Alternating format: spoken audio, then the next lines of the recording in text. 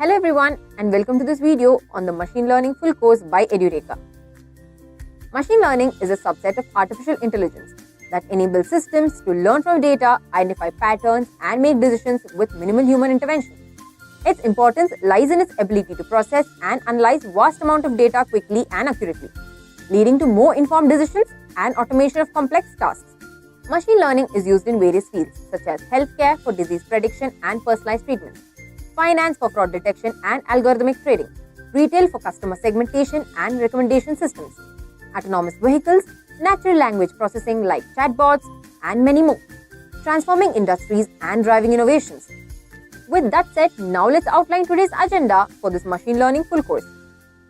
We'll start by understanding what machine learning is, followed by supervised, unsupervised, and reinforced machine learning techniques. Next, we'll explore the path to becoming a machine learning engineer, highlighting the necessary steps and skills required for this exciting career. Then, we'll explore essential algorithms like linear regression, logistic regression, and decision tree, which provide a solid foundation in machine learning models. Moving on, we'll get hands-on experience with random forest and k-nearest neighbors algorithms, enabling us to apply these techniques to real-world problems. Next, we'll cover classification techniques such as naive-based classifier and support vector machine, which are essential for various predictive tasks. After that, we'll discuss clustering algorithms like k-means and agglomerative. We'll also cover key concepts such as linear algebra, probability, and statistics in machine learning. We'll then learn about cloud-based machine learning platforms like Azure and AWS, essential for deploying and scaling machine learning models. Lastly, we'll highlight essential skills for a machine learning engineer and the top tools and framework used in the field. We'll conclude this full course with frequently asked machine learning interview questions and answers. But before we begin, please consider subscribing to our YouTube channel and hit the bell icon to stay updated on the latest tech content from Edureka. Also visit the Edureka website for the machine learning course master's program, the link to which is given in the description box below. Now, let's get started with our first topic. What is machine learning? As you know, we are living in a world of humans and machines. The humans have been evolving and learning from the past experience since millions of years. On the other hand, the era of machines and robots have just begun. In today's world, these machines or the robots are like they need to be programmed before they actually follow your instructions. But what if the machines started to learn on their own? And this is where machine learning comes into picture. Machine learning is the core of many futuristic technological advancement in our world. Today you can see various examples or implementation of machine learning around us, such as Tesla's self-driving car, Apple Siri, Sophia AI robot, and many more are there. So what exactly is machine learning? Well, machine learning is a subfield of artificial intelligence that focuses on the design of systems that can learn from and make decisions and predictions based on the experience, which is data in the case of machines. Machine learning enables computer to act and make data-driven decisions rather than being explicitly programmed to carry out a certain task. These programs are designed to learn and improve over time when exposed to new data. Let's move on and discuss one of the biggest confusion of the people in the world. They think that all the three of them, the AI, the machine learning, and the deep learning, all are same. You know what? They are wrong. Let me clarify things for you. Artificial intelligence is a broader concept of machines being able to carry out tasks in a smarter way. It covers anything which enables the computer to behave like humans. Think of a famous Turing test to determine whether a computer is capable of thinking like a human being or not. If you're talking to Siri on your phone and you get an answer, you're already very close to it. So this was about the artificial intelligence. Now coming to the machine learning part. So as I already said, machine learning is a subset or a current application of AI. It is based on the idea that we should be able to give machine the access to data and let them learn from themselves. It's a subset of artificial intelligence that deals with the extraction of pattern from dataset. This means that the machine can not only find the rules for optimal behavior, but also can adapt to the changes in the world. Many of the algorithms involved have been known for decades, centuries even. Thanks to the advances in the computer science and parallel computing, they can now scale up to massive data volumes. So this was about the machine learning part. Now coming over to deep learning. Deep learning is a subset of machine learning where similar machine learning algorithms are used to train deep neural networks so as to achieve better accuracy in those cases where former was not performing up to the mark. Right. I hope now you understood that machine learning, AI, and deep learning, all three are different. Okay, moving on ahead. Let's see, in general, how a machine learning works. One of the approaches is where the machine learning algorithm is trained using a labeled or unlabeled training dataset to produce a model. New input data is introduced to the machine learning algorithm and it makes prediction based on the model. The prediction is evaluated for accuracy, and if the accuracy is acceptable, the machine learning algorithm is deployed. Now, if the accuracy is not acceptable, the machine learning algorithm is trained again and again with an augmented training dataset. This was just a high-level example, as there are many more factors and other steps involved in it. Now let's move on and subcategorize the machine learning into three different types: the supervised learning, unsupervised learning, and reinforcement learning. And let's see what each of them are, how they work, and how each of them is used in the field of banking, healthcare, retail, and other domains. Don't worry, I'll make sure that I use enough examples and implementation of all three of them to give you a proper understanding of it. So starting with supervised learning. What is it? So let's see a mathematical definition of supervised learning. Supervised learning is where you have input variables x and an output variable y, and you use an algorithm to learn the mapping function from the input to the output, that is y equal fx. The goal is to approximate the mapping function so well that whenever you have a new input data x, you could predict the output variable, that is y, for that data. Right. I think this was confusing for you. Let me simplify the definition of supervised learning. So we can rephrase the understanding of the mathematical definition as a machine learning method where each instances of a training dataset is composed of different input attribute and an expected output. The input attributes of a training dataset can be of any kind of data. It can be a pixel of image, it can be a value of a database row, or it can even be an audio frequency histogram, right? For each input instance, an expected output value is associated. The value can be discrete, representing a category, or can be a real or continuous value. In either case, the algorithm learns the input pattern that generates the expected output. Now, once the algorithm is trained, it can be used to predict the correct output of a never seen input. You can see an image on your screen, right? In this image, you can see that we are feeding raw inputs as image of apple to the algorithm.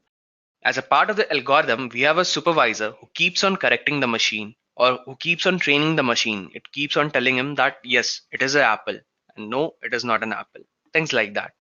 So this process keeps on repeating until we get a final trained model. Once the model is ready, it can easily predict the correct output of a never seen input. In this slide, you can see that we are giving an image of a green apple to the machine, and the machine can easily identify it as yes, it is an apple, and it is giving the correct result, right? Let me make things more clearer to you. Let's discuss another example of it. So in this slide, the image shows an example of a supervised learning process used to produce a model which is capable of recognizing the ducks in the image. The training dataset is composed of labeled picture of ducks and non-ducks. The result of supervised learning process is a predictive model which is capable of associating a label duck or not duck to the new image presented to the model. Now, once trained, the resulting predictive model can be deployed to the production environment. You can say a mobile app, for example. Once deployed, it is ready to recognize the new pictures. Right. Now you might be wondering why this category of machine learning is named as supervised learning. Well, it is called as supervised learning because the process of an algorithm learning from the training dataset can be thought of as a teacher supervising the learning process. We know the correct answers. The algorithm iteratively makes while predicting on the training data and is corrected by the teacher. The learning stops when the algorithm achieves an acceptable level of performance. Now let's move on and see some of the popular supervised learning algorithms. So we have linear regression, random forest, and support vector machines. These are just for your information. We'll discuss about these algorithms in our next video. Now let's see some of the popular use cases of supervised learning. So we have Cortana. Cortana or any other speech automation in your mobile phone trains using your voice. And once trained, it starts working based on that training. This is an application of supervised learning. Suppose you are telling, okay Google, call Sam, or you say, hey Siri, call Sam. You get an answer to it and the action is performed and automatically a call goes to Sam. So these are just an example of supervised learning. Next comes the weather app. Based on some of the prior knowledge, like when it is sunny, the temperature is higher. When it is cloudy, humidity is higher. Any kind of that, they predict the parameters for a given time. So this is also an example of supervised learning, as we are feeding the data to the machine and telling that whenever it is sunny, the temperature should be higher. Whenever it is cloudy, the humidity should be higher. So it's an example of supervised learning. Another example is biometric attendance, where you train the machine and after a couple of inputs of your biometric identity, be it your thumb, your iris, or your earlobe, or anything, once trained, the machine can validate your future input and can identify you. Next comes in the field of banking sector. In banking sector, supervised learning is used to predict the credit worthiness of a credit card holder by building a machine learning model to look for faulty attributes by providing it with a data on delinquent and non-delinquent customers. Next comes the healthcare sector. In the healthcare sector, it is used to predict the patient's readmission rates by building a regression model by providing data on the patient's treatment administration and readmissions to show variables that best correlate with readmission. Next comes the retail sector. In retail sector, it is used to analyze the product that a customer buy together. It does this by building a supervised model to identify frequent item sets and association rule from the transactional data. Now let's learn about the next category of machine learning, the unsupervised part. Mathematically, unsupervised learning is where you only have input data X and no corresponding output variable. The goal for unsupervised learning is to model the underlying structure or distribution in the data in order to learn more about the data. So let me rephrase you this in simple terms. In unsupervised learning approach, the data instances of a training dataset do not have an expected output associated to them. Instead, unsupervised learning algorithm detects pattern based on init characteristics of the input data. An example of machine learning task that applies unsupervised learning is clustering. In this task, similar data instances are grouped together in order to identify clusters of data. In this slide, you can see that initially we have different varieties of fruits as input. Now these set of fruits as input X are given to the model. Now once the model is trained using unsupervised learning algorithm, the model will create clusters on the basis of its training. It will group the similar fruits and make their cluster. Let me make things more clearer to you. Let's take another example of it. So in this slide, the image below shows an example of unsupervised learning process. This algorithm processes an unlabeled training dataset, and based on the characteristics, it groups the picture into 3 different clusters of data. Despite the ability of grouping similar data into clusters, the algorithm is not capable to add labels to the group. The algorithm only knows which data instances are similar, but it cannot identify the meaning of this group. So now you might be wondering why this category of machine learning is named as unsupervised learning. So these are called as unsupervised learning because unlike supervised learning, above there are no correct answers and there is no teacher. Algorithms are left on their own to discover and present the interesting structure in the data. Let's move on and see some of the popular unsupervised learning algorithm. So we have here K-means, Apriori algorithm, and hierarchical clustering. Again, these are just for your information's sake. We'll discuss about these algorithms in our next video. Now let's move on and see some of the examples of unsupervised learning. Suppose a friend invites you to his party and where you meet totally strangers. Now you'll classify them using unsupervised learning as you don't have any prior knowledge about them. And this classification can be done on the basis of gender, age group, dressing, educational qualification, or whatever way you might like. Now why this learning is different from supervised learning? Since you didn't use any past or prior knowledge about the people, you kept on classifying them on the go. As they kept on coming, you kept on classifying them. Yeah, this category of people belong to this group, this category of people belong to that group, and so on. Okay, let's see one more example. Let's suppose you have never seen a football match before, and by chance you watch a video on the internet. Now you can easily classify the players on the basis of different criterion, like player wearing the same kind of jersey are in one class, player wearing a different kind of jersey are in different class. Or you can classify them on the basis of their playing style, like the guy is an attacker, so he's in one class. He's a defender, he's in another class. Or you can classify them whatever way you observe the things. So this was also an example of unsupervised learning. Let's move on and see how unsupervised learning is used in the sectors of banking, healthcare, and retail. So starting with banking sector. So in banking sector, it is used to segment customers by behavioral characteristic by surveying prospects and customers to develop multiple segments using clustering. In healthcare sector, it is used to categorize the MRI data by normal or abnormal images.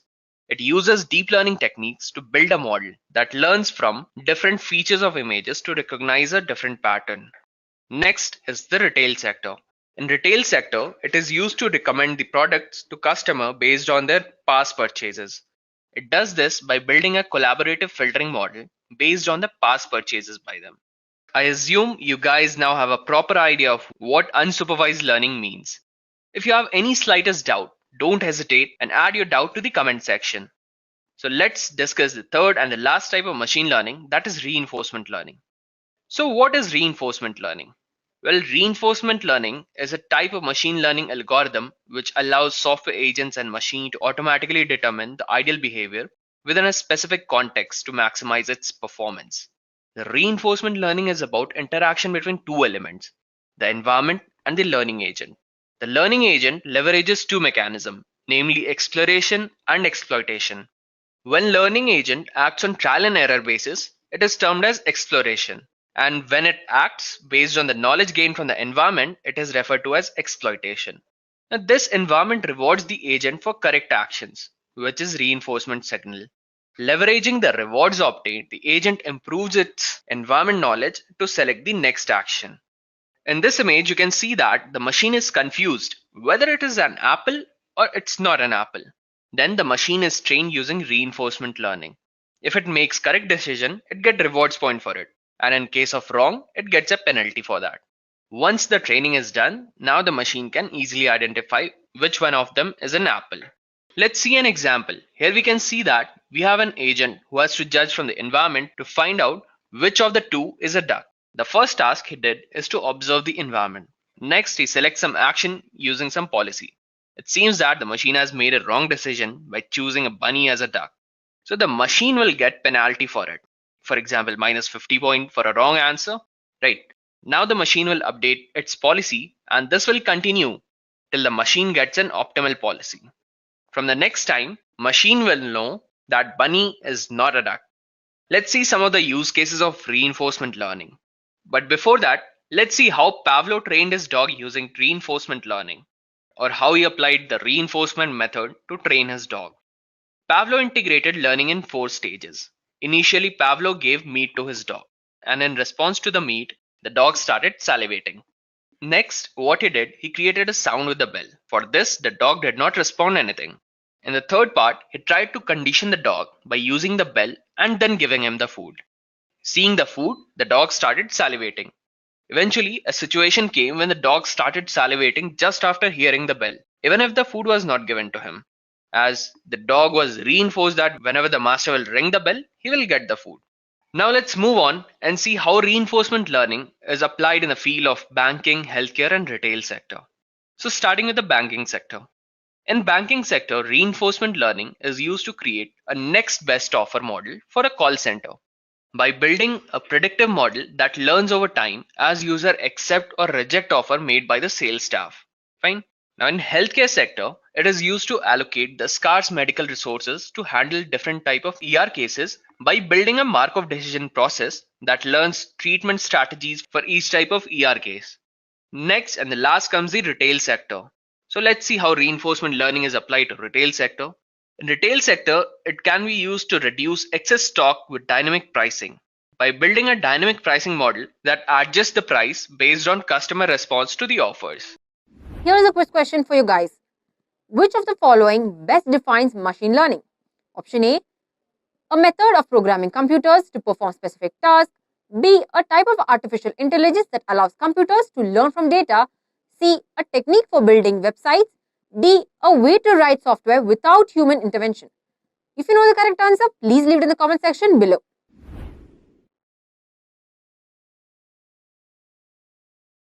Building on our understanding of machine learning, the next topic is how to become a machine learning engineer, where learners will learn about the necessary skills, educational pathway, and career prospects in this exciting field. Who is a machine learning engineer? Machine learning engineers are sophisticated programmers who develop machines and systems that can learn and apply knowledge without any specific direction. So they're basically just enthusiastic computer programmers, but their focus goes beyond specifically programming machines to perform tasks. So what they really do is they create programs that will enable machines to take actions without being specifically directed to perform those tasks. Now that we know who a machine learning engineer is, let us talk about what does an ML engineer do. Machine learning engineers are creators of the algorithms that allow a machine to find patterns in its own programming data, teaching it to understand commands and even think for itself. The artificial intelligence seen in automatic vacuums and self-driving cars is the thought children of these engineers. Researching new technologies and implementing them in machine learning programs is one of the many tasks that a machine learning engineer does. Finding the best design and hardware to use when building the robot or computer, developing tangible prototypes to show stakeholders, and also putting the machines through various number of rigorous tests to ensure they function as planned. So by now you must have an idea about what they do and who they are. So now let us understand what are the skills needed to become an ML engineer. The first most important skill is the programming skill. Computer science fundamentals are extremely important for machine learning engineers. They include data structures, algorithms, computability and complexity, and even computer architecture. You must be able to apply, implement, adapt, or address them when programming. Practice problems, coding competitions, and hackathons are a great way to hone your skills.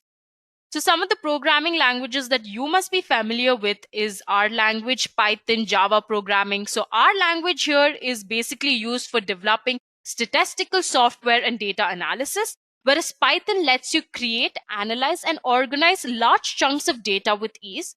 Also, Java helps in data description. Moving on, the next important skill is probability and statistics. A formal characterization of probability and techniques derived from it are at the heart of many machine learning algorithms. These are a means to deal with uncertainty in the real world. Closely related to this field is of statistics, which provides various measures like mean, median, variance, etc. Also distributions like uniform, normal, binomial, etc. and analysis methods like hypothesis testing that are necessary for building and validating models from observed data is extremely important. Many machine learning algorithms are essentially extensions of statistical modeling procedures. Moving on, the next skill that is really important is understanding data modeling and evaluation. Now, what is data modeling? Data modeling is simply the process of estimating the underlying structure of a given data set with the goal of finding useful patterns like correlations, clusters, etc., and predicting properties of previously unseen instances. A key part of this estimation process is continually evaluating how good a given model is.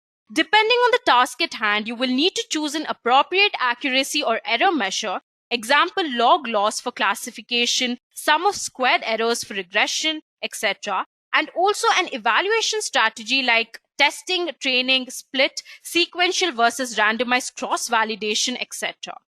Iterative learning algorithms often directly utilize resulting errors to tweak the model. Examples are backpropagation for neural networks, so understanding these measures is very important even for just applying standard algorithms. So also applying machine learning algorithms and different libraries are very important.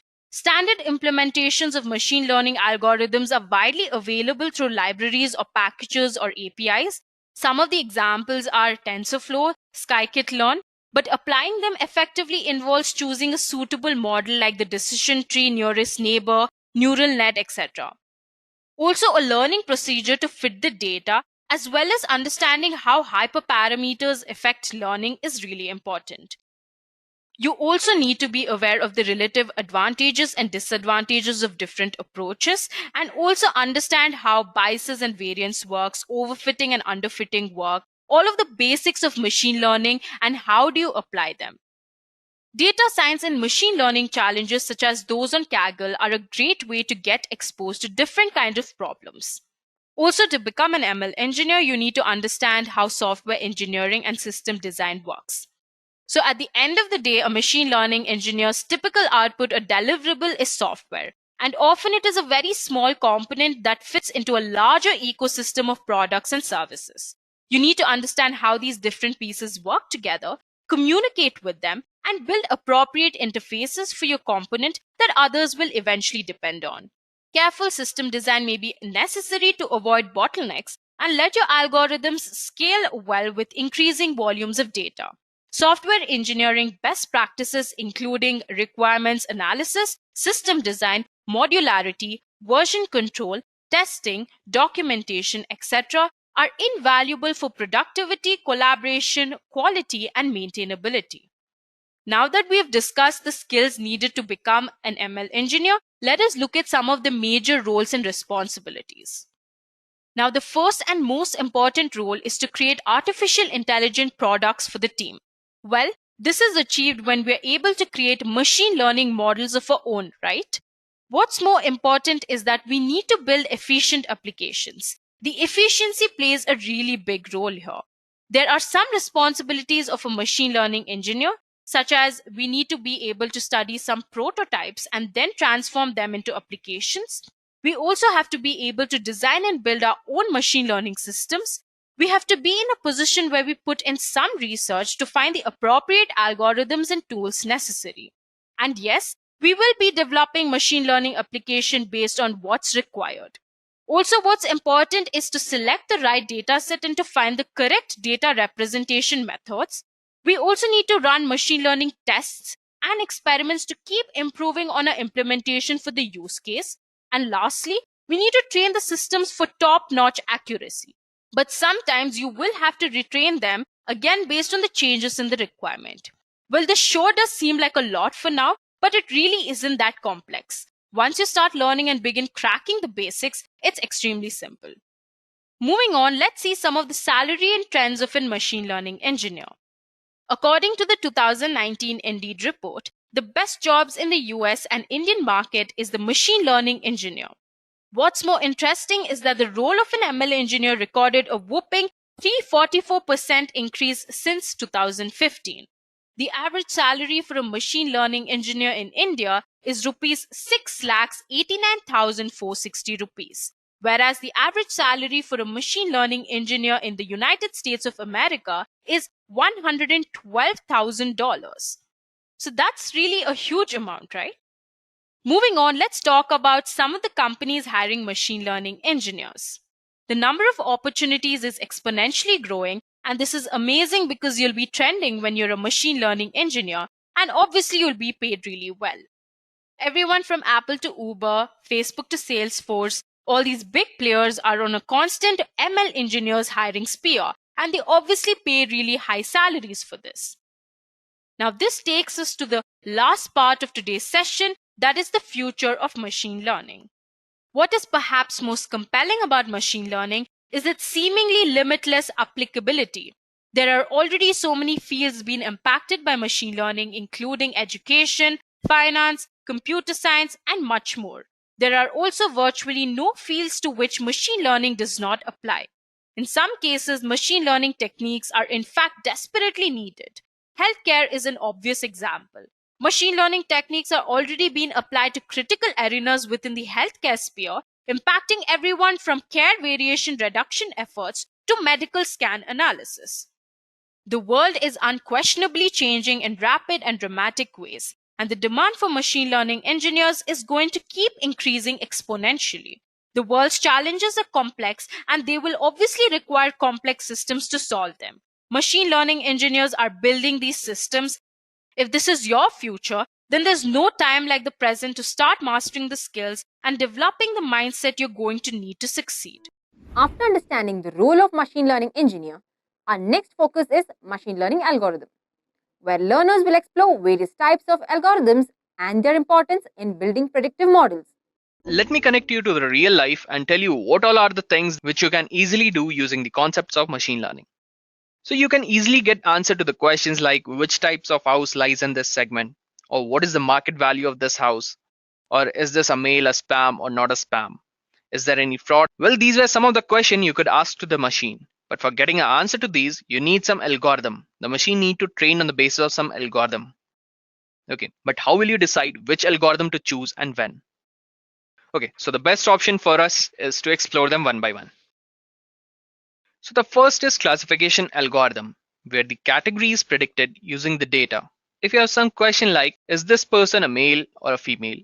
Or is this male a spam or not a spam? Then these category of question would fall under the classification algorithm. Classification is a supervised learning approach in which the computer program learns from the input given to it and then uses this learning to classify new observation. Some examples of classification problems are speech recognition, handwriting recognition, biometric identification, document classification, etc. Shall we move ahead? Okay. So next is the anomaly detection algorithm, where you identify the unusual data point. So what is anomaly detection? Well, it's a technique that is used to identify unusual patterns that do not conform to expected behavior, or you can say the outliers. It has many applications in business, like intrusion detection, like identifying strange patterns in the network traffic that could signal a hack, or system health monitoring, that is spotting a deadly tumor in the MRI scan. Or you can even use it for fraud detection, credit card transaction, or to deal with fault detection in operating environment. So next comes the clustering algorithm. And you can use this clustering algorithm to group the data based on some similar condition. Now you can get answer to which type of houses lies in this segment or what type of customer buys this product. The clustering is the task of dividing the population or data points into a number of groups such that the data point in the same groups are more similar to other data points in the same group than those in the other groups. In simple words, the aim is to segregate groups with similar trait and assign them into cluster. Now this clustering is a task of dividing the population or data points into a number of groups such that the data points in the X group is more similar to the other data points in the same group rather than those in the other group. In other words, the aim is to segregate the groups with similar traits and assign them into different clusters. Let's understand this with an example. Suppose you're the head of a rental store and you wish to understand the preference of your customer to scale up your business. So is it possible for you to look at the detail of each customer and design a unique business strategy for each of them? Definitely not, right? But what you can do is to cluster all your customers, say into 10 different groups based on their purchasing habit, and you can use a separate strategy for customers in each of these 10 different groups. And this is what we call clustering. Next, we have regression algorithm, where the data itself is predicted. Question you may ask to this type of model is like, what is the market value of this house? Or is it going to rain tomorrow or not? So regression is one of the most important and broadly used machine learning and statistics tool. It allows you to make prediction from data by learning the relationship between the features of your data and some observed continuous valued response. Regression is used in a massive number of applications. You know what? Stock prices prediction can be done using regression. Now you know about different machine learning algorithm. How will you decide which algorithm to choose and when? So let's cover this part using a demo. So in this demo part, what we'll do, we'll create 6 different machine learning models and pick the best model and build the confidence such that it has the most reliable accuracy. So for our demo part, we'll be using the IRIS dataset. This dataset is quite very famous and is considered one of the best small projects to start with. You can consider this as a hello world dataset for machine learning. So this dataset consists of 150 observation of iris flower. There are 4 columns of measurement of flowers in centimeters, the 5th column being the species of the flower observed. All the observed flowers belong to one of the 3 species of Iris setosa, Iris virginica, and Iris versicolor. Well, this is a good project because it is so well to understand. The attributes are numeric, so you have to figure out how to load and handle the data. It is a classification problem, thereby allowing you to practice with perhaps an easier type of supervised learning algorithm. It has only 4 attributes and 150 rows, meaning it is very small and can easily fit into the memory. And even all of the numeric attributes are in the same unit and the same scale. It means you do not require any special scaling or transformation to get started with. So let's start coding, and as I told earlier, for the demo part, I'll be using Anaconda with Python 3.0 installed on it. So when you install Anaconda, how your navigator would look like. So this is my homepage of my Anaconda navigator. On this, I'll be using the Jupyter Notebook, which is a web-based interactive computing notebook environment, which will help me to write and execute my Python codes on it. So let's hit the launch button and execute our Jupyter Notebook. So as you can see that my Jupyter Notebook is starting on localhost 8890. Okay, so this is my Jupyter Notebook. What I'll do here, I'll select new notebook Python 3. This is my environment where I can write and execute all my Python codes on it. So let's start by checking the version of the libraries. In order to make this video short and more interactive and more informative, I've already written the set of code. So let me just copy and paste it down. I'll explain you then one by one. So let's start by checking the version of the Python libraries. Okay, so there's the code. Let's just copy it, and let's paste it. Okay, first let me summarize things for you. What we are doing here, we are just checking the version of the different libraries. Starting with Python, we'll first check what version of Python we are working on. Then we'll check what are the version of SciPy we are using. Then NumPy, Matplotlib, then Panda, then scikit-learn. Okay, so let's execute the run button and see what are the various versions of the libraries which we are using. Hit the run. So we are working on Python 3.6.4, SciPy 1.0, NumPy 1.14, Matplotlib 2.12, Pandas 0.22, and scikit-learn of version 0.19. Okay, so these are the version which I'm using. Ideally, your version should be more recent or it should match. But don't worry if you lag few versions behind, as the APIs do not change so quickly. Everything in this tutorial will very likely still work for you. Okay, but in case you are getting an error, stop and try to fix that error. In case you are unable to find the solution for the error, feel free to reach out Edureka even after this class. Let me tell you this, if you're not able to run the script properly, you will not be able to complete this tutorial. Okay, so whenever you get a doubt, reach out to Edureka and just resolve it. Now, if everything is working smoothly, then now it's the time to load the dataset. So as I said, I'll be using the iris flower dataset for this tutorial. But before loading the dataset, let's import all the modules, function, and the object which we are going to use in this tutorial. Same, I've already written the set of code, so let's just copy and paste them. Let's load all the libraries. So these are the various libraries which we'll be using in our tutorial. So everything should work fine without an error. If you get an error, just stop. You need to work on your SciPy environment before you continue any further. So I guess everything should work fine. Let's hit the run button and see. Okay, it worked. So let's now move ahead and load the data. We can load the data direct from the UCI Machine Learning repository. First of all, let me tell you, we are using Panda to load the data. Okay, so let's say my URL is this. So this is my URL for the UCI Machine Learning repository from where I'll be downloading the dataset. Okay. Now what I'll do, I'll specify the name of each column when loading the data. This will help me later to explore the data. Okay. So I'll just copy and paste it down. Okay. So I'm defining a variable names which consist of various parameters including sepal length, sepal width, petal width, and class. So these are just the name of column from the dataset. Okay. Now let's define the dataset. So dataset equals panda.read_CSV. Inside that, we are defining URL and the names that is equal to name. As I already said, we'll be using Panda to load the data. All right. So we are using panda.read_CSV. So we are reading the CSV file, and inside that, from where that CSV is coming, from the URL. Which URL? So this is my URL. Okay. And names equal names. It's just specifying the names of that various columns in that particular CSV file. Okay. So let's move forward and execute it. So even our data set is loaded. In case you have some network issues, just go ahead and download the iris data file into your working directory and load it using the same method. But yeah, make sure that you change the URL to the local name or else you might get an error. Okay. Yeah, dataset is loaded. So let's move ahead and check our dataset. Let's see how many columns or rows we have in our dataset. Okay. So let's print the number of rows and columns in our dataset. So our dataset is dataset.shape. What this will do, it will just give you the numbers of total number of rows and total number of column, or you can say the total number of instances or attributes in your dataset. Fine. So print dataset.shape. What you are getting? 150 and 5. So 150 is the total number of rows in your dataset and 5 is the total number of columns. Fine. So moving on ahead, what if I want to see the sample dataset? Okay. So let me just print the first 30 instances of the dataset. Okay. So print dataset.head. What I want is the first 30 instances. Fine. This will give me the first 30 result of my data set. Okay. So when I hit the run button, what I'm getting is the first 30 result. Okay. 0 to 29. So this is how my sample data set looks like. Sepal length, sepal width, petal width, and the class. Okay. So this is how our data set looks like. Now let's move on and look at the summary of each attribute. What if I want to find out the count, mean, the minimum and the maximum values and some other percentiles as well? So what should I do then? For that, print dataset.describe. What it will give, let's see. So you can see that all the numbers are the same scales of similar range between 0 to 8 centimeters, right?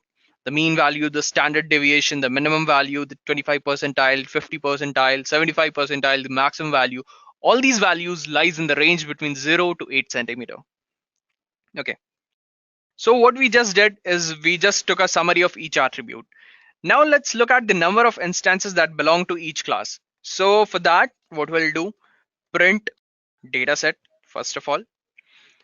So let's print dataset, and I want to group it, group by using class, and I want the size of it, size of each class.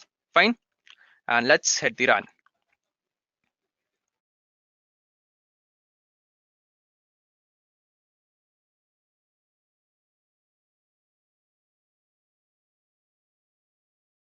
Okay, so what I want to do, I want to print what? Data set. How I want to get it? I want it by class. So group by class. Okay, now I want the size of each class. Find the size of each class. So group by class dot size. Execute the run.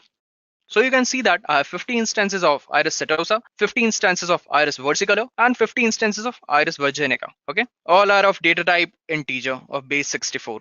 Fine. So now we have a basic idea of our data. Now let's move ahead and create some visualization for it. So for this, we are going to create two different types of plot. First would be the univariate plot, and the next would be the multivariate plot. So we'll be creating univariate plots to better understand about each attribute. And the next we'll be creating the multivariate plot to better understand the relationship between different attributes. Okay, so we start with some univariate plot. That is plot of each individual variable. So given that the input variables are numeric, we can create box and whiskers plot for it. Okay, so let's move ahead and create a box and whiskers plot. So dataset.plot, what kind I want? It's a box. Okay, and do I need a subplot? Yeah, I need subplots for that. So subplots equal true. What type of layout do I want? So my layout structure is 2 cross 2. Next, do I want to share my coordinates, x and y coordinates? No, I don't want to share it. So share x equal false. And even share y, that too equals false. Okay, so we have here dataset.plot kind equal box. My subplots is true, layout 2 cross 2. And then what I want to do it, I want to see it. So plot dot show, whatever I created, show it. Okay, execute it. Now this gives us a much clearer idea about the distribution of the input attribute. Now what if I had given the layout to 2 cross 2? Instead of that, I would have given it 4 cross 4. So what it will result? Just see. Fine. Everything would be printed in just one single row. Hold on guys, Arya has a doubt. He's asking that why we are using the share x and share y values. What are these? Why we have assigned false values to it? Okay, Arya, so in order to resolve this query, I need to show you what will happen if I give true values to them. Okay, so be with me. So share x equal true and share y that equals true. So let's see what result we'll get. You're getting it. The x and y coordinates are just shared among all the 4 visualization, right? So Arya, you can see that the sepal length and sepal width has y values ranging from 0.0 to 7.5, which are being shared among both the visualization. So is with the petal length, it has a shared value between 0.0 to 7.5. Okay, so that is why I don't want to share the value of x and y. So it's just giving us a cluttered visualization. So Arya, why I'm doing this? I'm just doing it because I don't want my x and y coordinates to be shared among any visualization. Okay, that is why my share x and share y value are false. Okay, let's execute it.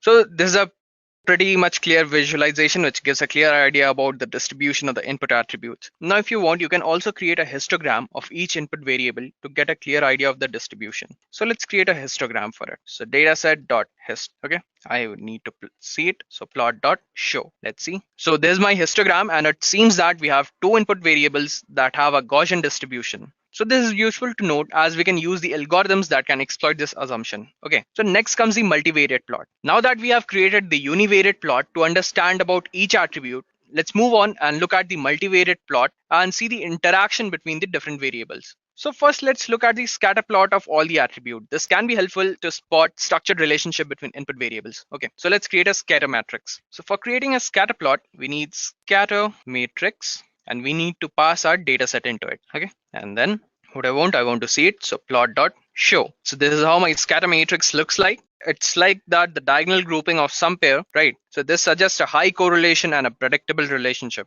All right, this was our multivariate plot. Now let's move on and evaluate some algorithm. Now it's time to create some model of the data and estimate their accuracy on the basis of unseen data. Okay, so now we know all about our data set, right? We know how many instances and attributes are there in our data set. We know the summary of each attribute. Now I guess we have seen much about our data set. Now let's move on and create some algorithm and estimate their accuracy based on the unseen data. Okay, now what we'll do, we'll create some model of the data and estimate their accuracy based on some unseen data. Okay, so for that, first of all, let's create a validation data set. What is a validation data set? Validation data set is your training data set that will be using it to train our model. Fine. All right, so how we'll create a validation data set? For creating a validation data set, what we are going to do is we are going to split our data set into two parts. Okay, so the very first thing we'll do is to create a validation data set. So why do we even need a validation data set? So we need a validation data set to know that the model we created is any good. Later, what we'll do, we'll use the statistical method to estimate the accuracy of the model that we create on the unseen data. We also want a more concrete estimate of the accuracy of the best model on unseen data by evaluating it on the actual unseen data. Okay, confused? Let me simplify this for you. What we'll do, we'll split the loaded data into two parts. The first 80% of the data, we'll use it to train our model, and the rest 20% will hold back as the validation data set that will use it to verify our trained model. Okay, fine. So let's define an array. This is my array. What it will consist of? It will consist of all the values from the data set. So dataset dot values. Okay. Next, I'll define a variable x, which will consist of all the column from the array from 0 to 4, starting from 0 to 4. And the next variable y, which would consist of the array starting from this. So first of all, we'll define a variable x that will consist of the values in the array starting from the beginning 0 till 4. Okay, so these are the column which will include in the x variable. And for a y variable, I'll define it as a class or the output. So what I just need the fourth column, that is my class column. So I'll start it from the beginning and I just want the fourth column. Okay, now I'll define my validation size, validation underscore size. I'll define it as 0.20 and I'll use a seed. I'll define seed equals 6. So this method seed sets the integer starting value used in generating random number. Okay, I'll define the value of seed equals 6. I'll tell you what is the importance of it later on. Okay, so let me define first few variables such as x underscore train test, y underscore train, and y underscore test. Okay, so what we want to do is select some model. Okay, so model underscore selection. But before doing that, what we have to do is split our training data set into two halves. Okay, so dot train underscore test underscore split. What we want to split is the value of x and y. Okay, and my test size is equals to validation size, which is a 0.20. Correct. And my random state is equal to seed. So what the seed is doing here, it's helping me to keep the same randomness in the training and testing data set. Fine. So let's execute it and see what is our result. It's executed. Next, we'll create a test harness. For this, we'll use 10-fold cross validation to estimate the accuracy. So what it will do, it will split our data set into 10 parts, train on the 9 part and test on the 1 part. And this will repeat for all combination of train and test splits. Okay. So for that, let's define again my seed, that was 6 already defined, and scoring equals accuracy. Fine. So we are using the metric of accuracy to evaluate the model. So what is this? This is a ratio of number of correctly predicted instances divided by the total number of instances in the data set multiplied by 100, giving a percentage. Example, it's 98% accurate or 99% accurate, things like that. Okay. So we'll be using this scoring variable when we run the build and evaluate each model in the next step. So our next part is building model. Till now, we don't know which algorithm would be good for this problem or what configuration to use.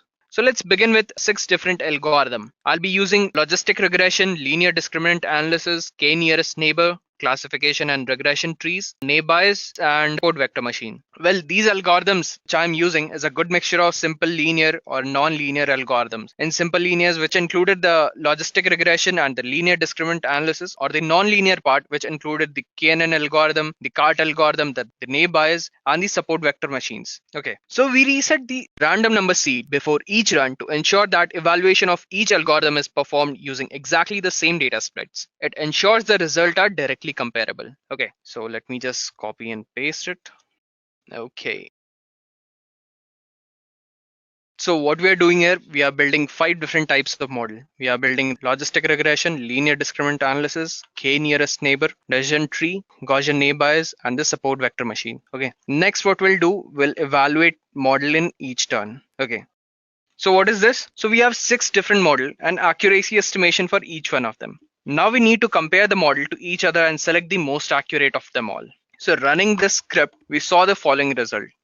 So we can see some of the result on the screen. What is this? It is just the accuracy score using different set of algorithms. Okay, when we are using logistic regression, what is the accuracy rate? When we are using linear discriminant algorithm, what is the accuracy, and so and so. Okay, so from the output, it seems that LDA algorithm was the most accurate model that we tested. Now we want to get an idea of the accuracy of the model on our validation set or the testing data set. So this will give us an independent final check on the accuracy of the best model. It is always valuable to keep a testing data set for just in case you made a overfitting to the testing data set or you made a data leak. Both will result in an overly optimistic result. Okay. You can run the LDA model directly on the validation set and summarize the result as a final score, a confusion matrix, and a classification report. It's time for another question. Which type of machine learning algorithm is used when the output variable is a category, such as spam or not spam? And the options are A. Regression, B. Classification, C. Clustering, D. Association. If you know the correct answer, please leave it in the comment section below. After learning various types of machine learning algorithms, the next topic is linear regression algorithm, where learners will explore one of the most fundamental and widely used algorithms in machine learning. Let us understand what regression in machine learning is. So what exactly is regression? The main goal of regression is the construction of an efficient model to predict the dependent attributes from a bunch of attribute variables. A regression problem is where the output variable is either real or a continuous value like salary, weight, area, etc. We can also define regression as a statistical means that is used in applications like housing, investing, etc. to predict the relationship between a dependent variable and a bunch of independent variables. For example, let's say in the finance application or investing, we can actually predict the values of certain stock prices or those values depending on the independent variables like how many years it takes for a stock to actually mature, or how many days will it take to grow, or those variables that you have in investing. And depending upon that, we can make a possible outcome or a possible prediction of how our stock is going to be invested in a profit state or a loss state or all those things. Or we can take another example like housing. We can take different parameters like number of years it's been there, how many people have used it, or what is the area of the house. Depending on all these factors or how many rooms does a house have, we can predict the price of a house. So this is basically what regression really is. So let us take a look at the various types of regression techniques that we have. We have simple linear regression, then we have polynomial regression, support vector regression, decision tree regression, we have random forest regression, and we have logistic regression as well. That is also a type of regression that we have. But for now, we'll be focusing on simple linear regression. So let's talk about how or what exactly is simple linear regression first. So one of the most interesting and common regression technique is simple linear regression. In this, we predict the outcome of a dependent variable y based on the independent variables x. So the relationship between the variables is linear, hence the word linear regression. Then comes the polynomial regression. So in this regression technique, we transform the original features into a polynomial feature of a given degree and then perform regression on it. So this is basically polynomial regression. After this, we have support vector machine regression, or we can also call it SVR. We identify a hyperplane with maximum margin such that the maximum number of data points are within those margins. It is also quite similar to the support vector machine classification algorithm. Then we have decision tree regression. A decision tree can be used for both regression and classification. But in this case of regression, we use the ID3 algorithm, which is iterative dichotomizer 3, to identify the splitting node by reducing the standard deviation. After this, we have a random forest regression, which is basically an ensemble of predictions of several decision tree regressions. So this is all about the types of regressions. For now, we are going to focus on simple linear regression. So let's take a look at what exactly is a simple linear regression. Simple linear regression is a regression technique in which the independent variable has a linear relationship with the dependent variable. The straight line in the diagram is the best fit line, and the main goal of the simple linear regression is to consider the given data points and plot the best fit line to fit the model in the best way possible. So if we talk about a real life analogy to explain linear regression, we can take an example of a car resale value. So we have different parameters, when we are talking about a resale value of a car, like how many years the car has been there in the market and how many kilometers it has been ridden, the kind of mileage the car gives, and then we have different parameters we can focus upon, and all these independent variables somehow are linearly connected or interconnected to the price of the car. So that is one example to understand linear regression. We'll be doing that in the use case. I'll be telling you about how you can predict the price of car. Now, talking about linear regression terminologies, there are a few terminologies you have to be thorough with to begin with linear regression. So first of all, we have to talk about cost function. So the best fit line can be based on the linear equation that is given here. So in this, the dependent variable that is to be predicted is denoted by y. A line that touches the y-axis is denoted by the intercept b0. The b1 is the slope of the line, and x represents the independent variables that determine the prediction of y. The error in the resultant prediction is denoted by e. Now talking about cost function, the cost function provides the best possible values for b0 and b1 to make the best fit line for the data points. We do this by converting this problem into a minimization problem to get the best values for b0 and b1. So with this, the error is minimized in this problem between the actual value and the predicted value, and we choose the function above to minimize. Now we square the error difference and sum the error over all the data points. The division between the total number of data points and the produced value provides the average square error for all the data points. It is also known as mean squared error, and we can change the values of b0 and b1 so that the MSE or the mean squared error value is settled at the minimum. So this is one terminology, that is cost function, that we use in linear regression.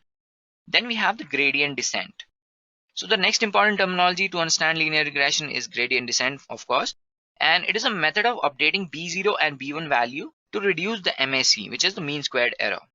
The idea behind this is to keep iterating the b0 and b1 values until we reduce the MSE to the minimum.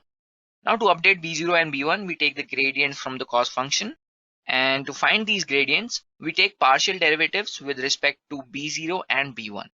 And these partial derivatives are the gradients and are used to update the values of b0 and b1. I'm sure guys this might be a little confusing for you guys if you are new to this, like gradient descent and cost function, but you don't have to worry about this, because in Python when we're using linear regression, we're going to be using the sklearn or the scikit-learn library, so you don't have to worry about this. You just have to integrate your model with the linear regression module that we have already over there, and you will be done with it. And when I'm implementing the linear regression model, you'll see how easy it is to actually implement linear regression in Python. So after this, let's talk about a few advantages and disadvantages of linear regression. So talking about the advantages first, linear regression performs exceptionally well for linearly separable data. And it is actually very easy to implement, interpret, and very efficient to train as well. And even though the linear regression is prone to overfitting, it handles it pretty well using dimensional reduction techniques, regularization, and cross-validation. And one more advantage is that the extrapolation beyond a specific data set. So these are all the advantages that we have with linear regression. Let's talk about a few disadvantages as well.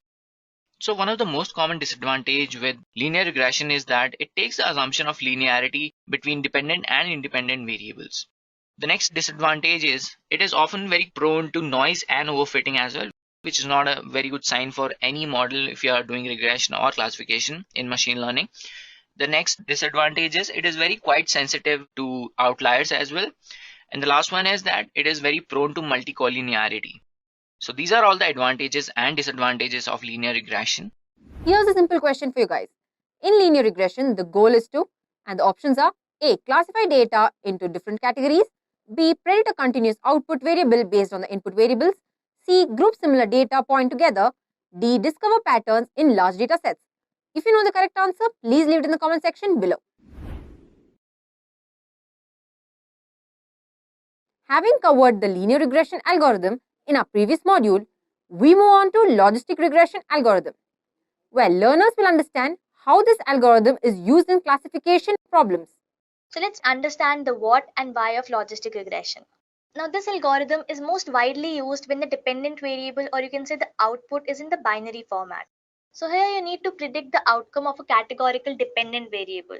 So the outcome should be always discrete or categorical in nature. Now by discrete, I mean the value should be binary, or you can say you just have two values. It can either be 0 or 1. It can either be yes or a no, either be true or false, or high or low. So only these can be the outcomes. So the value which you need to predict should be discrete, or you can say categorical in nature. Whereas in linear regression, we have the value of y, or you can say the value you need to predict is in a range. So that is how there is a difference between linear regression and logistic regression. Now you must be having a question, why not linear regression? Now guys, in linear regression, the value of y, or the value which you need to predict, is in a range. But in our case, as in the logistic regression, we just have two values. It can be either 0 or it can be 1. It should not entertain the values which is below 0 or above 1. But in linear regression, we have the value of y in the range. So here, in order to implement logistic regression, we need to clip this part. So we don't need the value that is below 0, or we don't need the value which is above 1. So since the value of y will be between only 0 and 1, that is the main rule of logistic regression, the linear line has to be clipped at 0 and 1. Now once we clip this graph, it would look somewhat like this. So here you are getting a curve which is nothing but three different straight lines. So here we need to make a new way to solve this problem. So this has to be formulated into an equation, and hence we come up with logistic regression. So here the outcome is either 0 or 1, which is the main rule of logistic regression. So with this, our resulting curve cannot be formulated. So hence our main aim to bring the values to 0 and 1 is fulfilled. So that is how we came up with logistic regression. Now here, once it gets formulated into an equation, it looks somewhat like this. So guys, this is nothing but a S curve, or you can say the sigmoid curve or sigmoid function curve. So this sigmoid function basically converts any value from minus infinity to infinity to your discrete values, which a logistic regression wants, or you can say the values which are in binary format, either 0 or 1. So if you see here, the values are either 0 or 1, and this is nothing but just a transition of it. But guys, there's a catch over here. So let's say I have a data point that is 0.8. Now how can you decide whether your value is 0 or 1? Now here you have the concept of threshold, which basically divides your line. So here threshold value basically indicates the probability of either winning or losing. So here by winning, I mean the value is equals to 1, and by losing, I mean the value is equals to 0. But how does it do that? Let's say I have a data point which is over here. Let's say my cursor is at 0.8. So here I'll check whether this value is less than my threshold value or not. Let's say if it is more than my threshold value, it should give me the result as 1. If it is less than that, then it should give me the result as 0.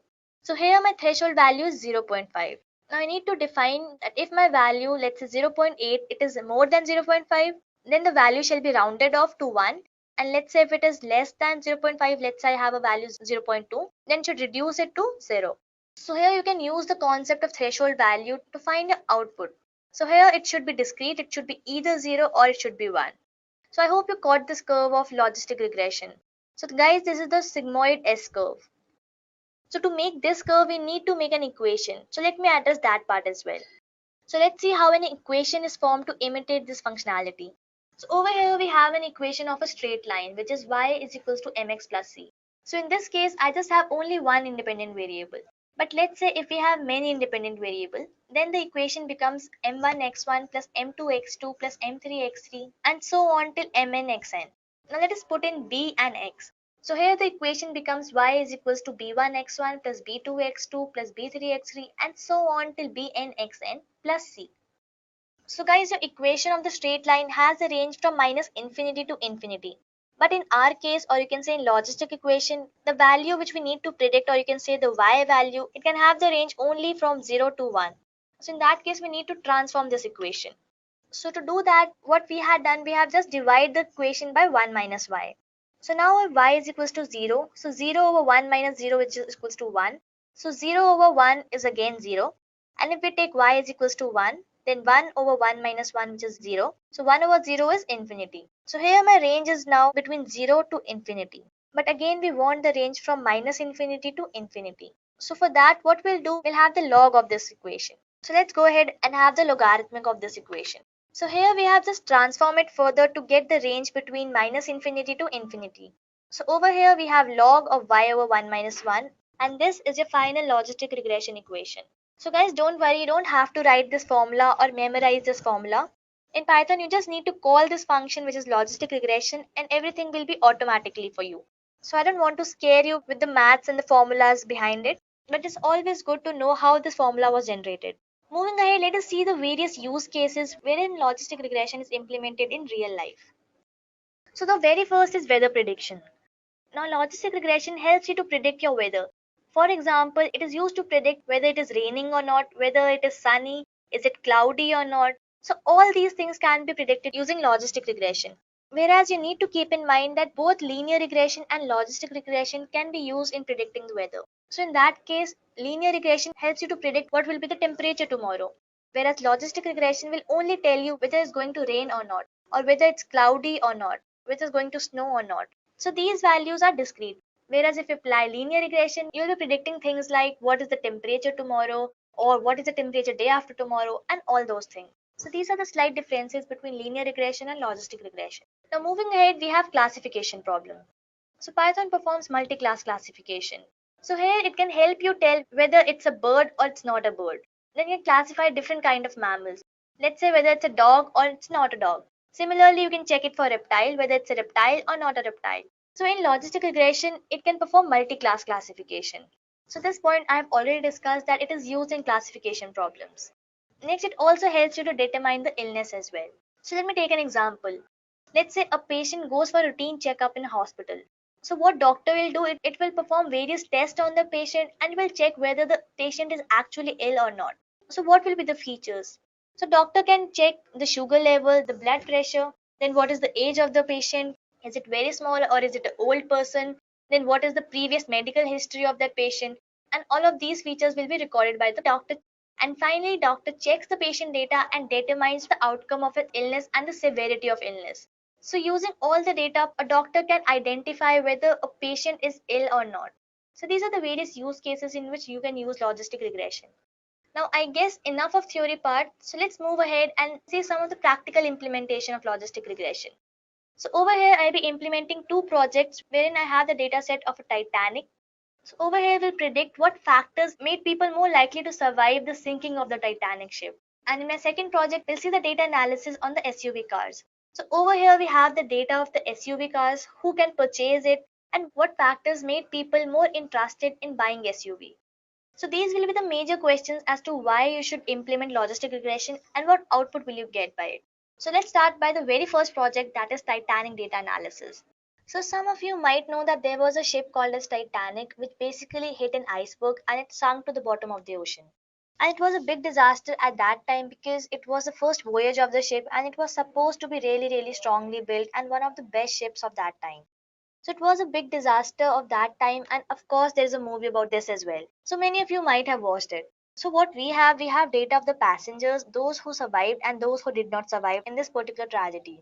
So what you have to do, you have to look at this data and analyze which factors would have been contributed the most to the chances of a person's survival on the ship or not. So using the logistic regression, we can predict whether the person survived or the person died. Now, apart from this, we'll also have a look with the various features along with that. So first, let us explore the data set. So over here, we have the index value. Then the first column is passenger ID. Then my next column is survived. So over here, we have two values, a 0 and a 1. So 0 stands for did not survive and 1 stands for survive. So this column is categorical where the values are discrete. Next, we have passenger class. So over here, we have three values, 1, 2, and 3. So this basically tells you that whether a passenger is traveling in the first class, second class, or third class. Then we have the name of the passenger, we have the sex or you can say the gender of the passenger, whether passenger is a male or female. Then we have the age, we have the 𝐓𝐫. So this basically means the number of siblings or the spouses aboard the Titanic. So over here we have values such as 1, 0, and so on. Then we have patch. So patch is basically the number of parents or children aboard the Titanic. So over here we also have some values. Then we have the ticket number, we have the fare, we have the cabin number, and we have the embarked column. So in my embarked column, we have three values. We have S, C, and Q. So S basically stands for Southampton, C stands for Cherbourg, and Q stands for Queenstown. So these are the features that we'll be applying our model on. So here we'll perform various steps and then we'll be implementing logistic regression. So now these are the various steps which are required to implement any algorithm. So now in our case we are implementing logistic regression. So our very first step is to collect your data or to import the libraries that are used for collecting your data and then taking it forward. Then my second step is to analyze your data. So over here I can go to the various fields and then I can analyze the data. I can check, did the females or children survive better than the males, or did the rich passenger survive more than the poor passenger, or did the money matter, as in who paid more to get into the ship, were they evacuated first, and what about the workers, does the worker survived, or what is the survival rate if you were the worker in the ship and not just a traveling passenger. So all of these are very interesting questions and you would be going through all of them one by one. So in this stage you need to analyze your data and explore your data as much as you can. Then my third step is to wrangle your data.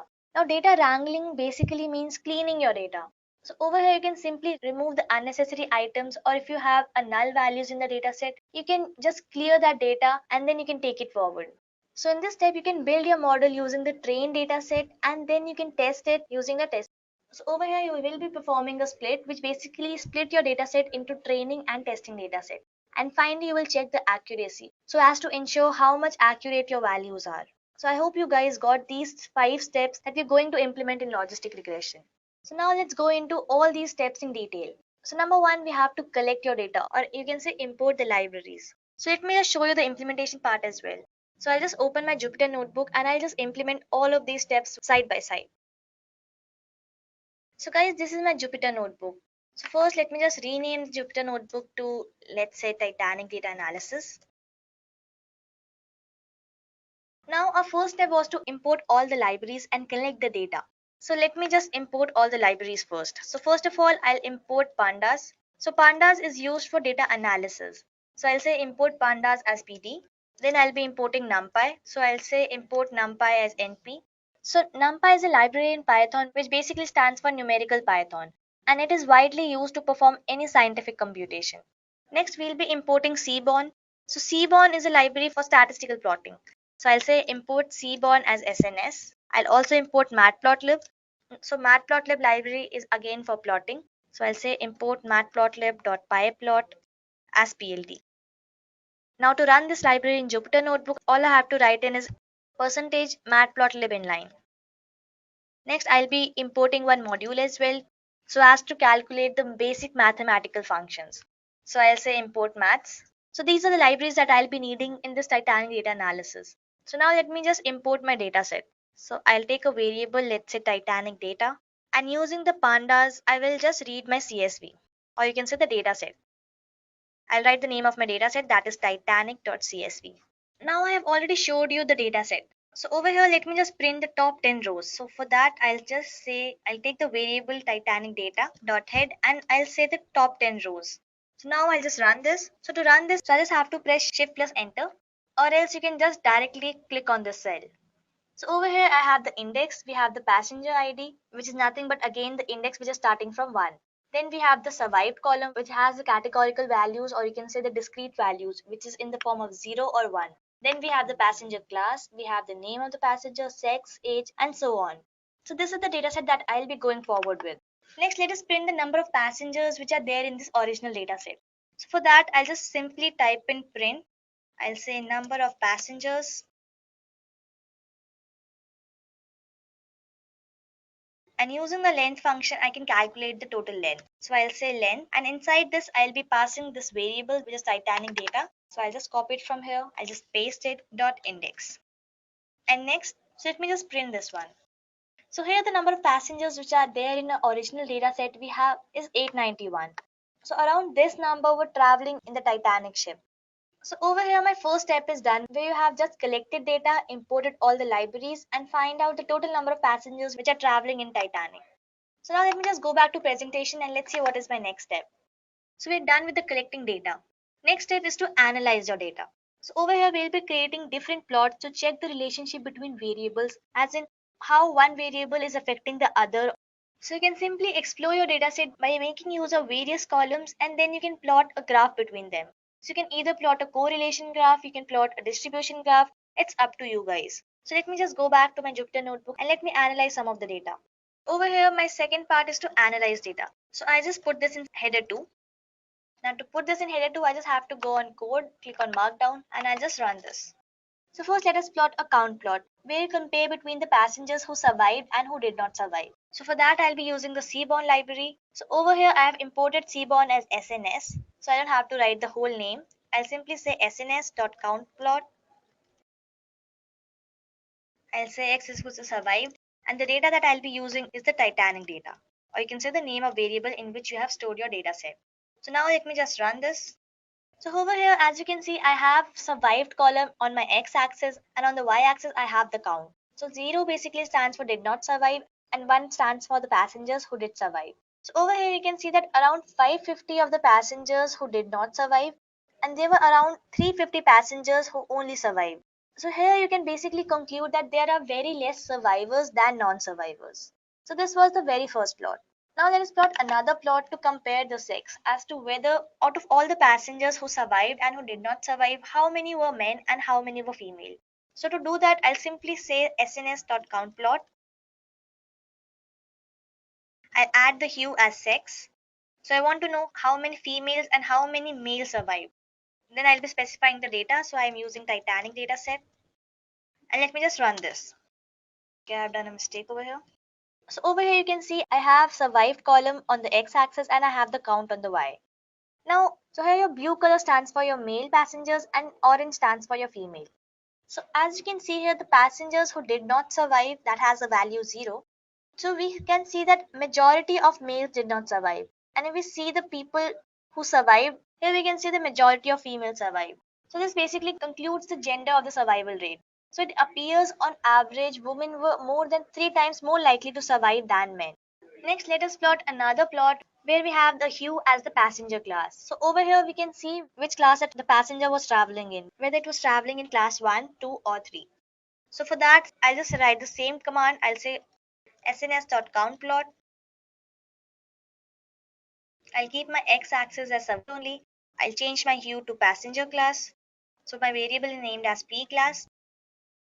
And the data set that I'll be using is Titanic data. So this is my result. So over here you can see I have blue for first class, orange for second class, and green for the third class. So here the passengers who did not survive were majorly of the third class, or you can say the lowest class or the cheapest class to get into the Titanic. And the people who did survive majorly belong to the higher classes. So here 1 and 2 has more rise than the passenger who were traveling in the third class.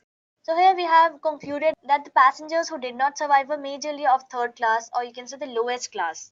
And the passengers who were traveling in first and second class would tend to survive more. Next, let us plot a graph for the age distribution.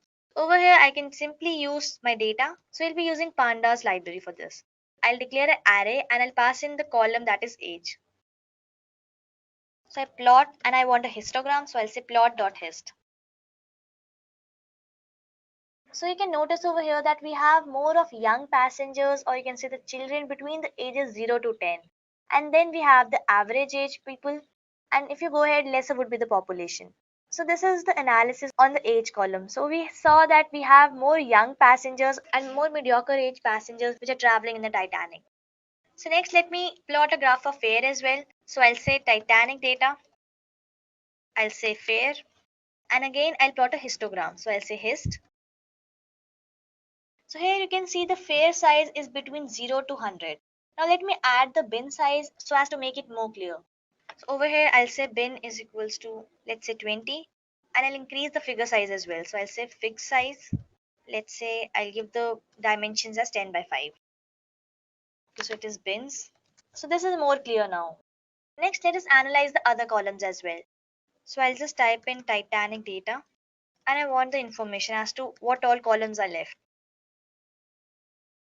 So here we have passenger ID, which I guess it's of no use. Then we have see how many passengers survived and how many did not. We also see the analysis on the gender basis. We saw whether female tend to survive more or the men tend to survive more. Then we saw the passenger class, whether passenger is traveling in the first class, second class, or third class. Then we have the name. So in name we cannot do any analysis. We saw the sex, we saw the age as well. Then we have SIB-SP.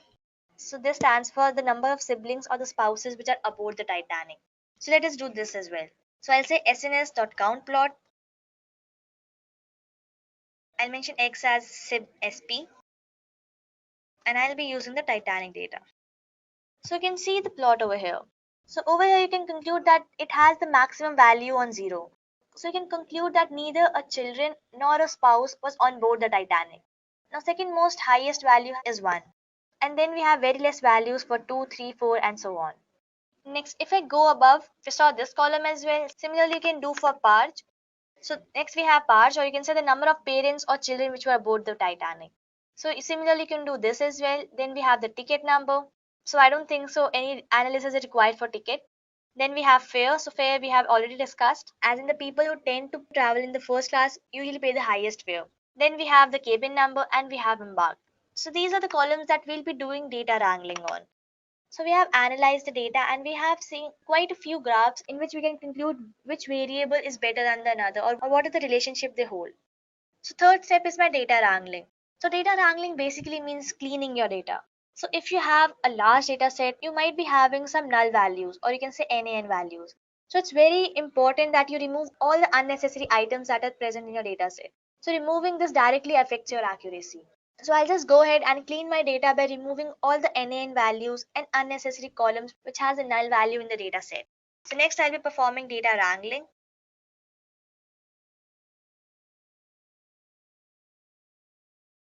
So first of all, I'll check whether my data set is null or not. So I'll say Titanic data, which is the name of my data set, and I'll say is null. So this will basically tell me what all values are null and it will return me a Boolean result. So this basically checks the missing data and your result will be in Boolean format, as in the result will be true or false. So false means if it is not null and true means if it is null. So let me just run this. So over here you can see the values as false or true. So false is where the value is not null and true is where the value is null. So over here you can see in the cabin column we have the very first value which is null. So we have to do something on this. So you can see that we have a large data set. So the counting does not stop. And we can actually see the sum of it. We can actually print the number of passengers who have the NaN value in each column. So I'll say Titanic underscore data is null and I want the sum of it. So I'll say dot sum. So this will basically print the number of passengers who have the NaN values in each column. So we can see that we have missing values in each column, that is 177. Then we have the maximum value in the cabin column. And we have very less in the embarked column, that is 2.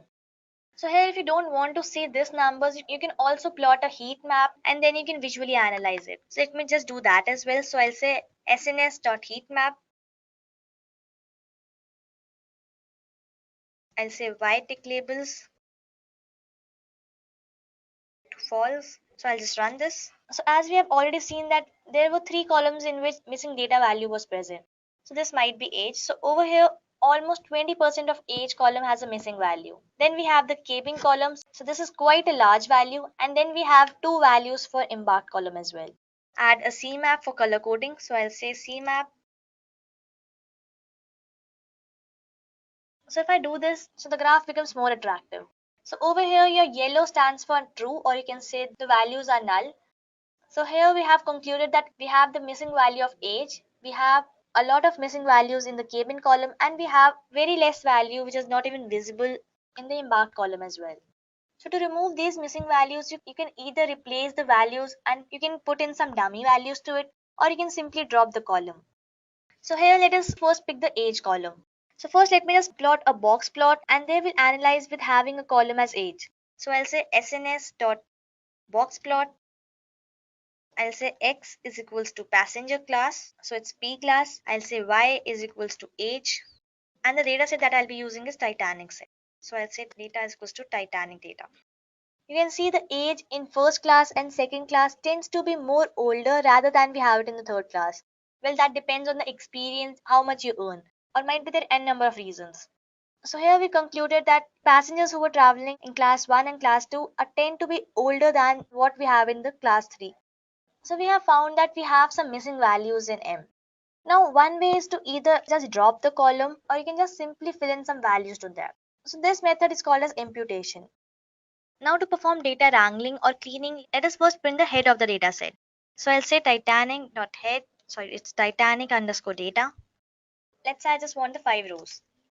So here we have survive, which is again categorical. So in this particular column, I can apply logistic regression. So this can be my Y value or the value that I need to predict. Then we have the passenger class, we have the name, then we have ticket number, fare, cabin. So over here we have seen that in cabin we have a lot of null values, or you can say the NaN values, which is quite visible as well. So first of all, we'll just drop this column. So for dropping it, I'll just say Titanic underscore data, and I'll simply type in drop and the column which I need to drop. So I have to drop the cabin column. I'll mention the axis equals to 1, and I'll say in place also to true. So now again, I'll just print the head and let us see whether this column has been removed from the data set or not. So I'll say Titanic.head. So as you can see here, we don't have cabin column anymore. Now you can also drop the NA values. So I'll say Titanic data dot drop all the NA values, or you can say NaN, which is not a number. And I'll say in place is equals to true. It's Titanic. So over here, let me again plot the heat map and let's say what the values which were before showing a lot of null values, has it been removed or not. So I'll say sns.heatmap, I'll pass in the data set. I'll check it is null. I'll say y tick labels is equals to false. And I don't want color coding, so again I'll say false. So this will basically help me to check whether my values has been removed from the data set or not. So as you can see here, I don't have any null values. So it's entirely black. Now you can actually know the sum as well. So I'll just go above. So I'll just copy this part and I just use the sum function to calculate the sum. So here that tells me that data set is clean, as in the data set does not contain any null value or any NaN value. So now we have wrangled our data, or you can say clean our data. So here we have done just one step in data wrangling, that is just removing one column out of it. Now you can do a lot of things. You can actually fill in the values with some other values, or you can just calculate the mean and then you can just fit in the null values. But now if I see my data set, so I'll say Titanic data.head. But now if I see over here, I have a lot of string values. So this has to be converted to categorical variables in order to implement logistic regression. So what we will do, we will convert this to categorical variable into some dummy variables. And this can be done using pandas, because logistic regression just take 2 values. So whenever you apply machine learning, you need to make sure that there are no string values present, because it won't be taking these as your input variables. So using string, you don't have to predict anything. But in my case, I have the survived column. So I need to predict how many people tend to survive and how many did not. So 0 stands for did not survive and 1 stands for survive. So now let me just convert these variables into dummy variables. So I'll just use pandas and I'll say pd.getDummies. You can simply press tab to autocomplete. I'll say Titanic data and I'll pass the sex. So you can just simply click on shift plus tab to get more information on this. So here we have the type data frame and we have the passenger ID, survived, and the passenger class. So if you run this, you'll see that 0 basically stands for not a female and 1 stands for it is a female. Similarly for male, 0 stands for it's not male and 1 stands for male. Now we don't require both these columns, because one column itself is enough to tell us whether it's male or you can say female or not. So let's say if I want to keep only male, now I'll say if the value of male is 1, so it is definitely a male and it is not a female. So that is how you don't need both of these values. So for that, I'll just remove the first column, let's say female. So I'll say drop first and true. So over here it has given me just one column which is male and has the value 0 and 1. Now let me just set this as a variable, let's say sex. So over here I can say sex.head. I'll just want to see the first 5 rows. Sorry, it's dot. So this is how my data looks like. Now here we have done it for sex. Then we have the numerical values in age. We have the numerical values in spouses. Then we have the ticket number. We have the fare, and we have embarked as well. So in embarked, the values are in S, C, and Q. So here also we can apply this get dummy function. So let's say I'll take a variable, let's say embark. I'll use the pandas library. I'll enter the column name, that is embarked. So let me just print the head of it. So I'll say embark.head. So over here we have C, Q and S. Now here also we can drop the first column because these two values are enough whether the passenger is either traveling for Q, that is Queenstown, S for Southampton, and if both the values are 0 then definitely the passenger is from Cherbourg, that is the third value. So you can again drop the first value. So I'll say drop and true. Let me just run this. So this is how my output looks like. Now similarly you can do it for passenger class as well. So here also we have three classes 1, 2 and 3. So I'll just copy the whole statement. So let's say I want the variable name, let's say PCL. I'll pass in the column name, that is P class, and I'll just drop the first column. So here also the values would be 1, 2 or 3, and I'll just remove the first column. So here we just left with 2 and 3. So if both the values are 0, then definitely the passenger is traveling in the first class. Now we have made the values as categorical. Now my next step would be to concatenate all these new rows into a data set. Or you can say Titanic data. Using the pandas, we'll just concatenate all these columns. So I'll say p.concat, and I'll say we have to concatenate sex, we have to concatenate embark and PCL. And then I'll mention the access to 1. And I'll just run this. Okay, I need to print the head. So over here you can see that these columns have been added over here. So we have the male column which basically tells whether a person is male or it's a female. Then we have the embark which is basically Q and S. So if it's traveling from Queenstown, the value would be 1, else it would be 0. And if both of these values are 0, it is definitely traveling from Cherbourg. Then we have the passenger class as 2 and 3. So if the value of both these is 0, then the passenger is traveling in class 1. So I hope you got this till now. Now these are the irrelevant columns that we have it over here. So we can just drop these columns. We'll dropping P class, the embarked column, and the sex column. So I'll just type in Titanic data dot drop, and I'll mention the columns that I want to drop. So I'll say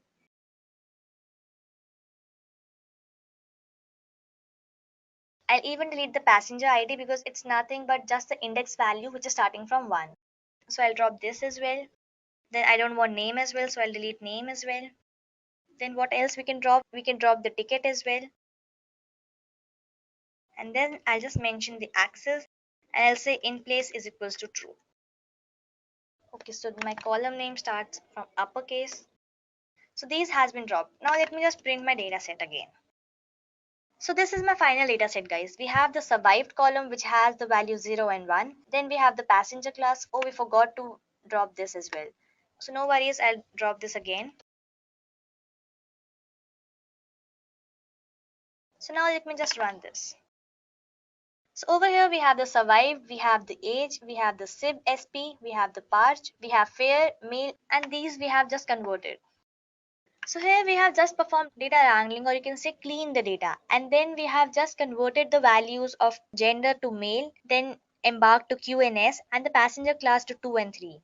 So this was all about my data wrangling or just cleaning the data. Then my next step is training and testing your data.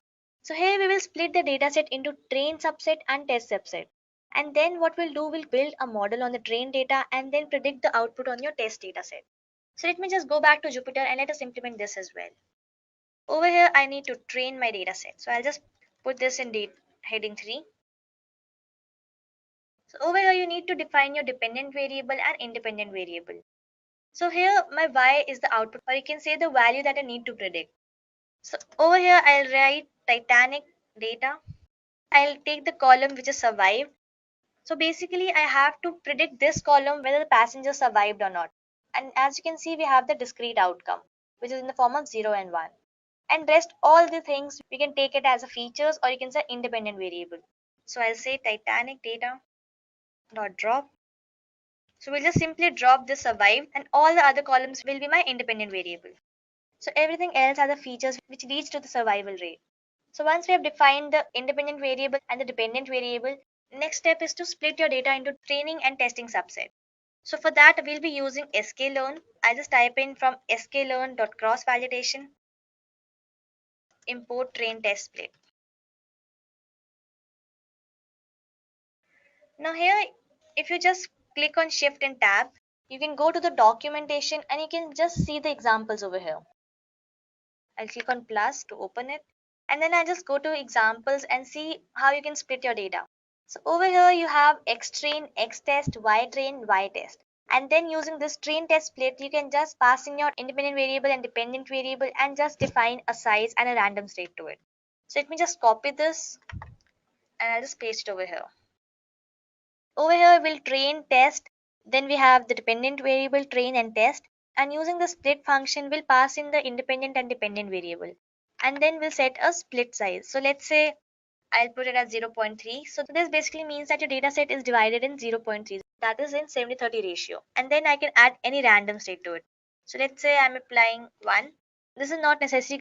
If you want the same result as that of mine, you can add the random state. So this will basically take exactly the same sample every time. Next, I have to train and predict by creating a model. So here logistic regression will grab from the linear regression. So next I'll just type in from sklearn.linear model, import logistic regression. Next I'll just create the instance of this logistic regression model.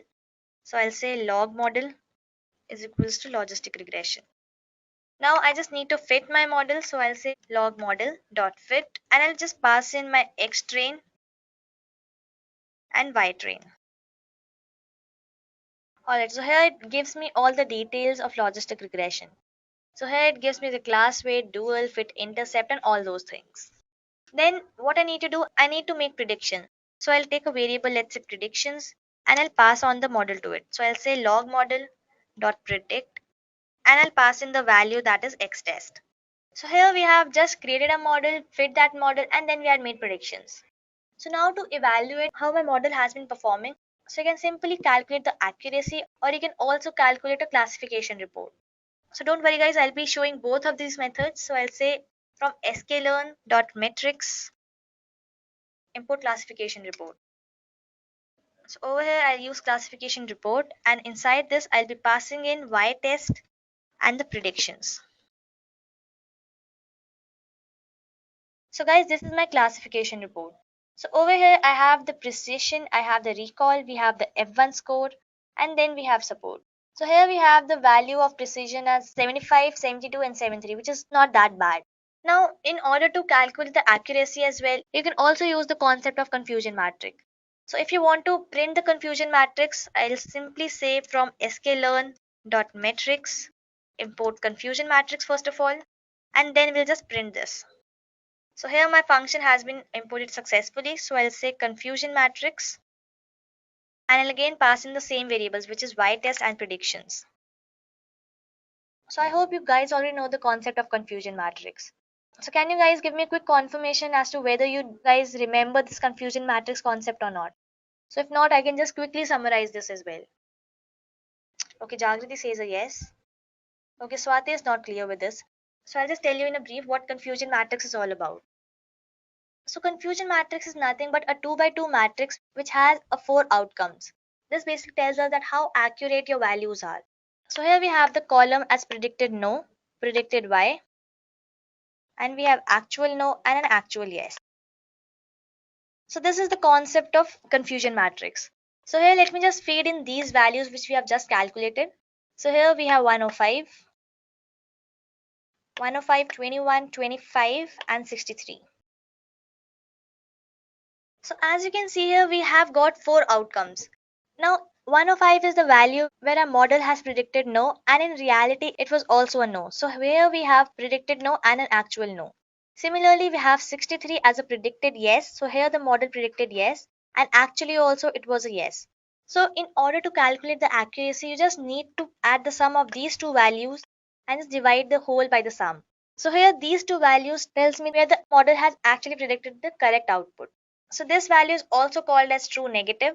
This is called as false positive. This is called as true positive, and this is called as false negative. Now in order to calculate the accuracy, you don't have to do it manually.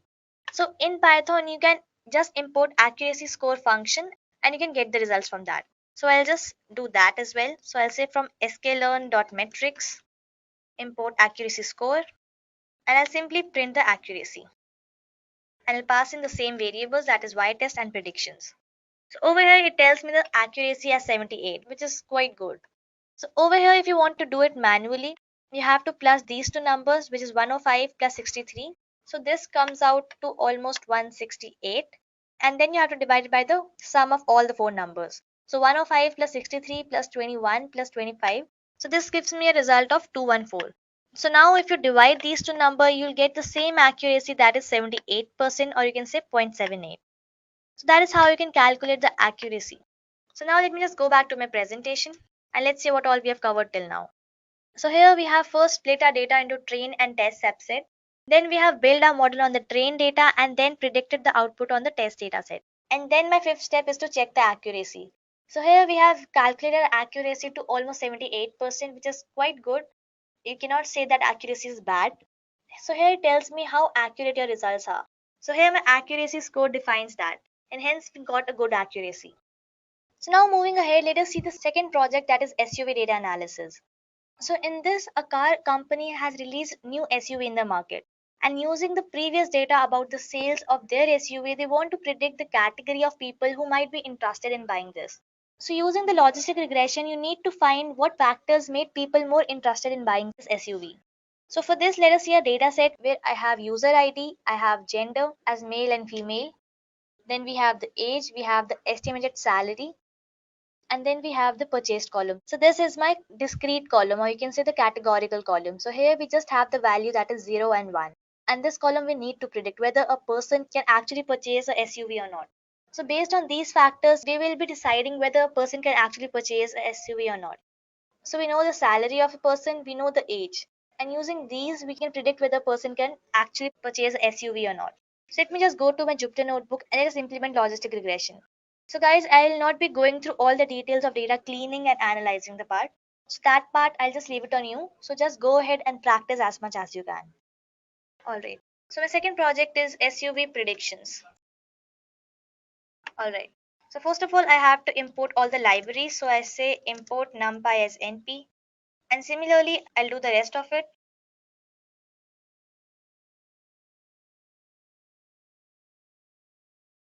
Alright. So now let me just print the head of this data set. So this we've already seen that we have columns as user ID, we have gender, we have the age, we have the salary, and then we have to calculate whether the person can actually purchase a SUV or not. So now let us just simply go on to the algorithm part. So we'll directly start off with the logistic regression, or how you can train a model. So for doing all those things, we first need to define your independent variable and a dependent variable. So in this case, I want my x, that is an independent variable. I say dataset.iloc. So here I'll be specifying all the rows. So colon basically stands for that. And in the columns, I want only 2 and 3 dot values. So here it should fetch me all the rows and only the second and third column, which is age and estimated salary. So these are the factors which will be used to predict the dependent variable, that is purchase.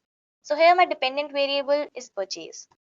And the dependent variable is of age and salary. So I'll say dataset.iloc. I'll have all the rows and I just want fourth column, that is my purchased column, dot values. Alright, so I've just forgot one square bracket over here. Alright. So over here I have defined my independent variable and dependent variable. So here my independent variable is age and salary, and dependent variable is the column purchase. Now you must be wondering, what is this iloc function? So iloc function is basically an indexer for pandas data frame, and it is used for integer based indexing, or you can also say selection by index. Now let me just print these independent variables and dependent variable. So if I print the independent variable, I have the age as well as the salary. Next, let me print the dependent variable as well. So over here, you can see I just have the values in 0 and 1. So 0 stands for did not purchase. Next, let me just divide my dataset into training and test subset. So I'll simply write in from sklearn.crosssplit.crossvalidation import train test. Next, I'll just press shift and tab. And over here, I'll go to the examples and just copy the same line. So I'll just copy this. I'll remove the points. Now I want the text size to be, let's say, 25. So I have divided the train and test split in 75-25 ratio. Now let's say I'll take the random state as 0. So random state basically ensures the same result. Or you can say the same samples taken whenever you run the code. So let me just run this. Now you can also scale your input values for better performing. And this can be done using standard scaler. So let me do that as well. So I'll say from sklearn.preprocessing import standard scaler. Now, why do we scale it? Now, if you see our data set, we are dealing with large numbers. Well, although we are using a very small data set, so whenever you're working in a prod environment, you'll be working with large data set where you'll be using thousands and hundred thousands of tuples. So their scaling down will definitely affect the performance by a large extent. So here, let me just show you how you can scale down these input values. And then the pre-processing contains all your methods and functionality which is required to transform your data. So now let us scale down for test as well as a training data set. So I'll first make an instance of it. So I'll say standard scaler. Then I'll have xtrain. I'll say sc.fit, fit underscore transform. And I'll pass in my xtrain variable. And similarly, I can do it for test, wherein I'll pass the xtest. Alright. Now my next step is to import logistic regression. So I'll simply apply logistic regression by first importing it. So I'll say from sklearn.linear model import logistic regression. Now over here I'll be using classifier. So I'll say classifier dot is equals to logistic regression. So over here I'll just make an instance of it. So I'll say logistic regression. And over here I just pass in the random state which is 0. And now I'll simply fit the model. And I simply pass in xtrain and ytrain. So here it tells me all the details of logistic regression. Then I have to predict the value. So I'll say ypred is equals to classifier, then predict function, and then I just pass in xtest. So now we have created the model, we have scaled down our input values, then we have applied logistic regression, we have predicted the values, and now we want to know the accuracy. So to know the accuracy, first we need to import accuracy score. So I'll say from sklearn.metrics import accuracy score, and using this function we can calculate the accuracy, or you can manually do that by creating a confusion matrix. So I'll just pass in my y test and my y predicted. Alright, so over here I get the accuracy as 89%. So if we want to know the accuracy in percentage, so I just have to multiply it by 100, and if I run this, so it gives me 89%. So I hope you guys are clear with whatever I have taught you today. So here I have taken my independent variables as age and salary, and then we have calculated that how many people can purchase the SUV. And then we have calculated our model by checking the accuracy. So over here we get the accuracy as 89, which is great. Here is another question. Logistic regression is mainly used for, and the options are A. Predicting a continuous variable, B. Solving clustering problems, C. Binary classification problems, D. Performing association rule learning. If you know the correct answer, please leave it in the comment section below.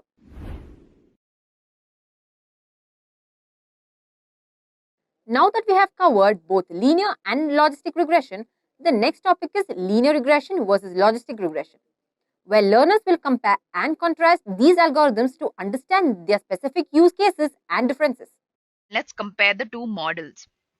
So first of all, let's look at the definition of linear regression and logistic regression. So the main aim of linear regression is to predict a continuous dependent variable based on the values of the independent variables.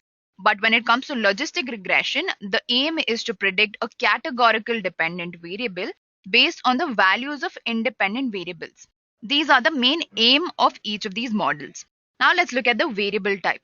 Now in linear regression, the dependent variable is always continuous. Alright, this is very important to remember because this is the main objective of linear regression. Okay, it makes use of continuous dependent variables to predict continuous values. Similarly, when it comes to logistic regression, you're going to use categorical dependent variable to predict a categorical value. Alright, now let's look at the estimation method. So guys, linear regression is based on the least square estimation, which basically says that the regression coefficients should be chosen in such a way that it minimizes the sum of the square distance of each observed response. Okay, now this is in depth about linear regression, so that's why I'm going to leave a link in the description. Now logistic regression on the other hand is based on maximum likelihood estimation. Okay, this basically says that the coefficients should be chosen in such a way that it maximizes the probability of y given some value of x. Next is the equation. Earlier we discussed this equation where for linear regression we have y is equal to b0 plus b1 into x plus e. Okay, similarly, this is the equation for logistic regression. So the next difference is the best fit line. So guys, linear regression aims at finding the best fitting straight line, which is also called the regression line. All right. But when it comes to logistic regression, if you try and map the relationship between the dependent and independent variable, you're going to get a curve, which is also known as the sigmoid curve. All right. So in linear regression, the relationship between the dependent and independent variable is represented using a straight line. But when it comes to logistic regression, the relationship between the dependent and independent variable is represented using a sigmoid curve. Now let's look at the relationship between dependent and independent variable. Now, when it comes to linear regression, there has to be a linear relationship between the two. So when I say linear, I mean that the variables have to vary linearly. Okay, that's how the straight line is formed in the first place. All right. When it comes to logistic regression, it's not necessary to have a linear relationship. Now, the output of linear regression is always going to be a predicted integer value, or basically a continuous value. So when it comes to logistic regression, the output has to be a binary value. Okay, so it should either be class A or class B, or it should be 0 or 1, something like that. Finally, we have applications. Now, linear regression is mainly used to predict outcomes like the expected number of sales, and it's always used to predict some continuous value. All right, but when it comes to logistic regression, it's mainly used in classification. So when you want to classify a data set into two different classes, then you use logistic regression. You can find a lot of applications of linear regression in the business domain, and logistic regression is mainly used in the cybersecurity, image processing, and classification domain. With a solid understanding of the regression techniques, our next topic is decision tree algorithm, where learners will learn about this versatile algorithm used for both classification and regression tasks. What is classification? And if I have to tell you about classification, like for example, what happens is like we have two type of, when we talk about machine learning is nothing but like a series of instructions you give it to the computer so that it can learn the patterns from your data set, right? To give you an example, imagine that there is a trending topic. For example, you want to find it out whether Prime Minister Modi will be the second Prime Minister, once again the Prime Minister for the country or not. Okay, so now what you will do is you will collect the data set from multiple different sources, and you will actually build it like a algorithm where you will get a label as yes or no. Yes, he will continue as the next prime minister, or no, he will not continue as a next prime minister. So you will collect the data set and you will feed this data set to the computer, and this process is called as a machine learning, right? So now in this case, what happens is so this is about the classification, right? So now machine learning is basically of two types. One is called as a supervised machine learning, another is called as a unsupervised machine learning, and the third one is a reinforcement machine learning. So when we speak about supervised machine learning, as the name suggests, it provides some supervision, right? For example, the teacher teaching the kid, it's a supervised machine learning, right? So we will give the trained examples, we will give the trained data set with the pure label on top of that. This is called as a supervised machine learning. So if I draw in front of you, this type of machine learning look like this, supervised machine learning, where what happens is like you would have the data set, which is a structured data set, and you would have one column which is called as a label, what you want to predict. Okay, and you would have a various predictors by which you want to predict. To give you an example, imagine that you want to predict a pricing of a community. Okay, you want to predict what would be the pricing of apartment in a particular community, right? Now these can be the variable, like you can see that what would be the number of how many floors it has. You can have a variable like what is a pollution level, how many educational institutions are nearby, right? So based upon that, the pricing will change. But this type of supervised machine learning, why it is called supervised machine learning? Because we provide the independent variable, or we provide the predictors, also we provide the label data set. Okay, now this supervised machine learning is basically of two type. So this supervised machine learning, one first is called as the regression based supervised machine learning. Okay, and the second one is called as a classification based supervised machine learning. Now, what is the difference between regression based and a classification based supervised machine learning? Regression based supervised machine learning is that machine learning where what you want to predict is continuous in nature. Okay, imagine you want to predict the community prices, right, which is a continuous value. If it is a continuous value, then we will go ahead with regression based supervised machine learning. Okay, whereas if you want to predict something which is the discrete outcome, to give you an example, you want to predict that whether I will win the match or not.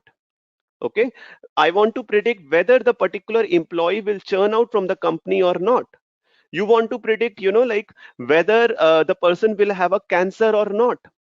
You're getting my point, right? So if you have the output which you want to predict is in the form of yes or no or true or false, right?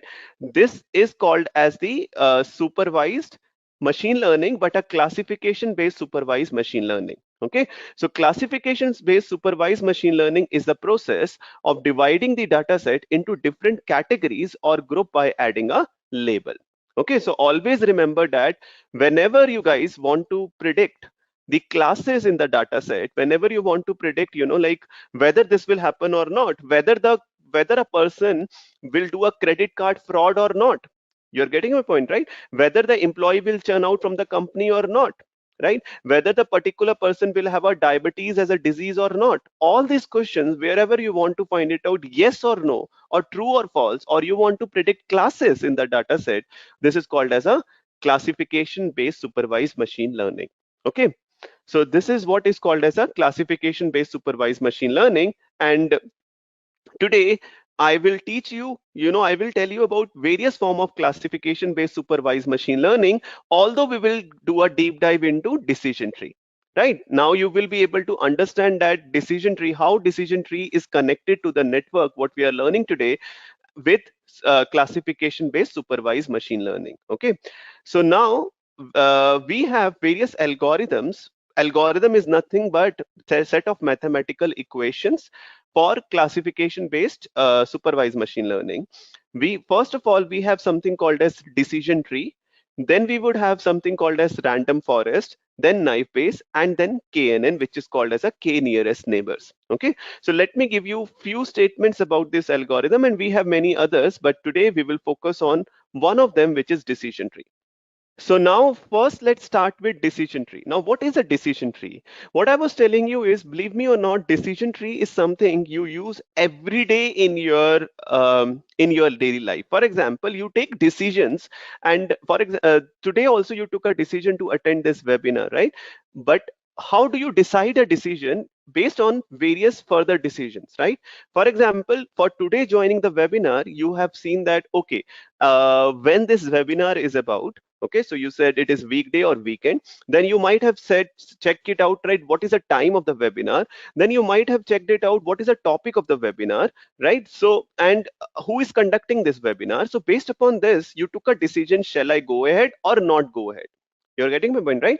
So this is what is called as a decision tree. We call it as decision tree because it is a graphical representation of all the possible solution to a decision. It's like a tree.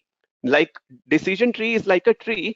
Why? Because a tree also start with a root and then it emerge into various branches. Similarly, you have a decision tree, which I'm showing to you here as a simplest algorithm, which is being used for machine learning purposes.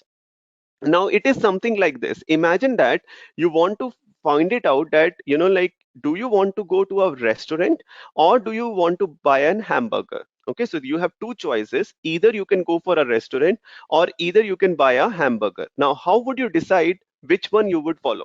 So you will start with what is called as a root node. You will start with the root node that whether I am hungry or not, right? If I am hungry, right, then only I will go for all these activity. If I am not hungry at all, then simply go and sleep. You got my point, right? So this is how you will start with the first node, which is to find it out whether I'm feeling hungry or not. If I'm feeling hungry, then I will decide that, well, I have money which is around $25 worth. If I have money, then I will go for a restaurant. If I don't have a money, then I will buy an hamburger. You understood this? This is simplest representation of decision tree. Basically, you decide something on the basis of the previous outcomes. And you can imagine any sort of example here. Imagine that you want to find it out whether the person will do a credit card fraud or not. Again, it will depend upon the previous circumstances that, for example, it will depend upon how much is the salary of the person. It will depend upon what is the job profile of the person. It will depend upon the fact that, like, for example, how many fraud or how many cards this person have, right? So on basis of, you will decide that whether this will do a credit card fraud or not. So this is the simplest form of classification based algorithm. Then we have the next algorithm, which is called as a random forest. Now, what is a random forest? As the name suggests, you built one decision tree in the last example, right? But one decision tree can sometimes be overfitting as a case, right? So people said that, like, why should I only trust one decision tree? For example, whenever you take a bold decision in your life, you don't trust only a single voice, right? You want to hear it from multiple different people to make your decision more stronger, right? Go to a doctor. If the doctor says to you that you have this type of a disease, you don't believe in that. What you do is you also talk to second doctor, third doctor, fourth doctor to confirm that this is true or not. Okay, so this is what is called as a random forest. As the name suggests, why it is called random forest? It is called random forest because now you're building the various number of decision trees here. It's like a forest of all the trees, right? It is no longer a single tree, it is a forest of complete trees. So for example, you can imagine that if it is my training data set, I will split my training data set into multiple examples, multiple decision trees will be built, and then based upon the majority, I will decide whether should I do this or not. Okay, so it is also called as a bagging sort of methodology where we bring the outcome of various models or we bring the outcome of various trees all together to make our powerful decision. Okay, so this is another example. This is another algorithm which is called as a random forest. Then after random forest, we have something called as naive Bayes. Okay, now what is a naive Bayes algorithm? Naive Bayes is also a simplest algorithm, but naive Bayes is basically based on the Bayes theorem. Okay, so this algorithm is basically based on the Bayes theorem, and Bayes theorem is based on the conditional probability, right? So it is based on the conditional probability, which is your naive Bayes. Now in naive Bayes, what happens is, like, we decide that whether something will happen or not on the basis of probability. So let me illustrate you with this example. Imagine that you want to find it out whether I would have a disease or not. Okay, so first of all, the probability of having a disease is 0.10 and the probability of not having a disease is 0.90. Okay, so if there is a probability of having a disease is 0.10, you will further find it out that what is the probability that my test will be positive given I am diseased. What is the probability that my test to diagnose the disease is negative given I have a disease, right? Similarly, if you go into this direction, if there is a probability of not having a disease is 0.90, you will find it out that what is the probability of having a disease, test being positive with no disease, and what is the probability of no disease given I don't have the disease, which is 0.90. So basically here you check the outcomes. Here you check the outcome of all the possible combinations. This is what is called as the naive Bayes algorithm or Bayes theorem, or conditional probability based theorem. Okay, then we also have something which is called as a key nearest neighbor, which is the one of the finest algorithm, which also helps you in deciding the classification, right? Now, what is k nearest neighbor? K nearest neighbor, as the name suggests, what happens in this case is we try to build, basically it's like a neighbor. So it's something like this. Like if I give you the data set, say I give you the customer data set, okay, and it is a transaction data set. So customer number one has bought a product number one, right, from a particular vendor at a particular rate, and this is a profit this customer has given to us. and this is the revenues. Okay, this is my customer number 1. Similarly, you would have customer number 2, customer number 3, customer number 4, right? Now if I ask you that which customer profiling is same, is nearby same, right? So what you can do is you can group your customers, or you will get to know that which customer behave in the similar way. So you can say that customer 1, customer 3, and customer 4, they behave in the similar way because they are giving us the high profit and high revenue margins. You understood? So this is what happens in the case of k nearest neighbor. So k nearest neighbor, what you generally do is you find it out that what I would be able to, find it out who is my nearest neighbor, like what are the similarities in the patterns we have, right? This is what we use for k nearest neighbors. And this you can see that, for example, the algorithm based on the distance based mechanism find it out that how many people or what type of audience is similar to the outcomes, right? So then moving further here, with the second topic, let's go into detail about what is decision tree all about, right? So far I have touched base on classification based algorithm, right? And I was teaching you different type of classification based algorithm, but since the focus of today's class is decision tree, let's take a deep dive into the decision tree. Okay, so let's get started with decision tree. A decision tree is a graphical representation of all possible solutions to a decision based on a certain condition. What does it mean? It means that it is as simple as that. Imagine that this is a tree, right? So it is like a tree where you have a problem statement that should I accept a job offer or not? Imagine that you want to find it out that should I accept a job offer or not? This is a problem statement which is there in your mind. Now, how would you solve this problem statement with the help of a decision tree? First of all, you will start with what we call as a root node. We will start with a root node, starting with, to find it out, what is a salary? Okay, what is the salary I'm getting? So if my salary is equal to or greater than equal to 50,000, I'll go here. If my salary is not greater than equal to 50,000, I will say I will not accept this offer.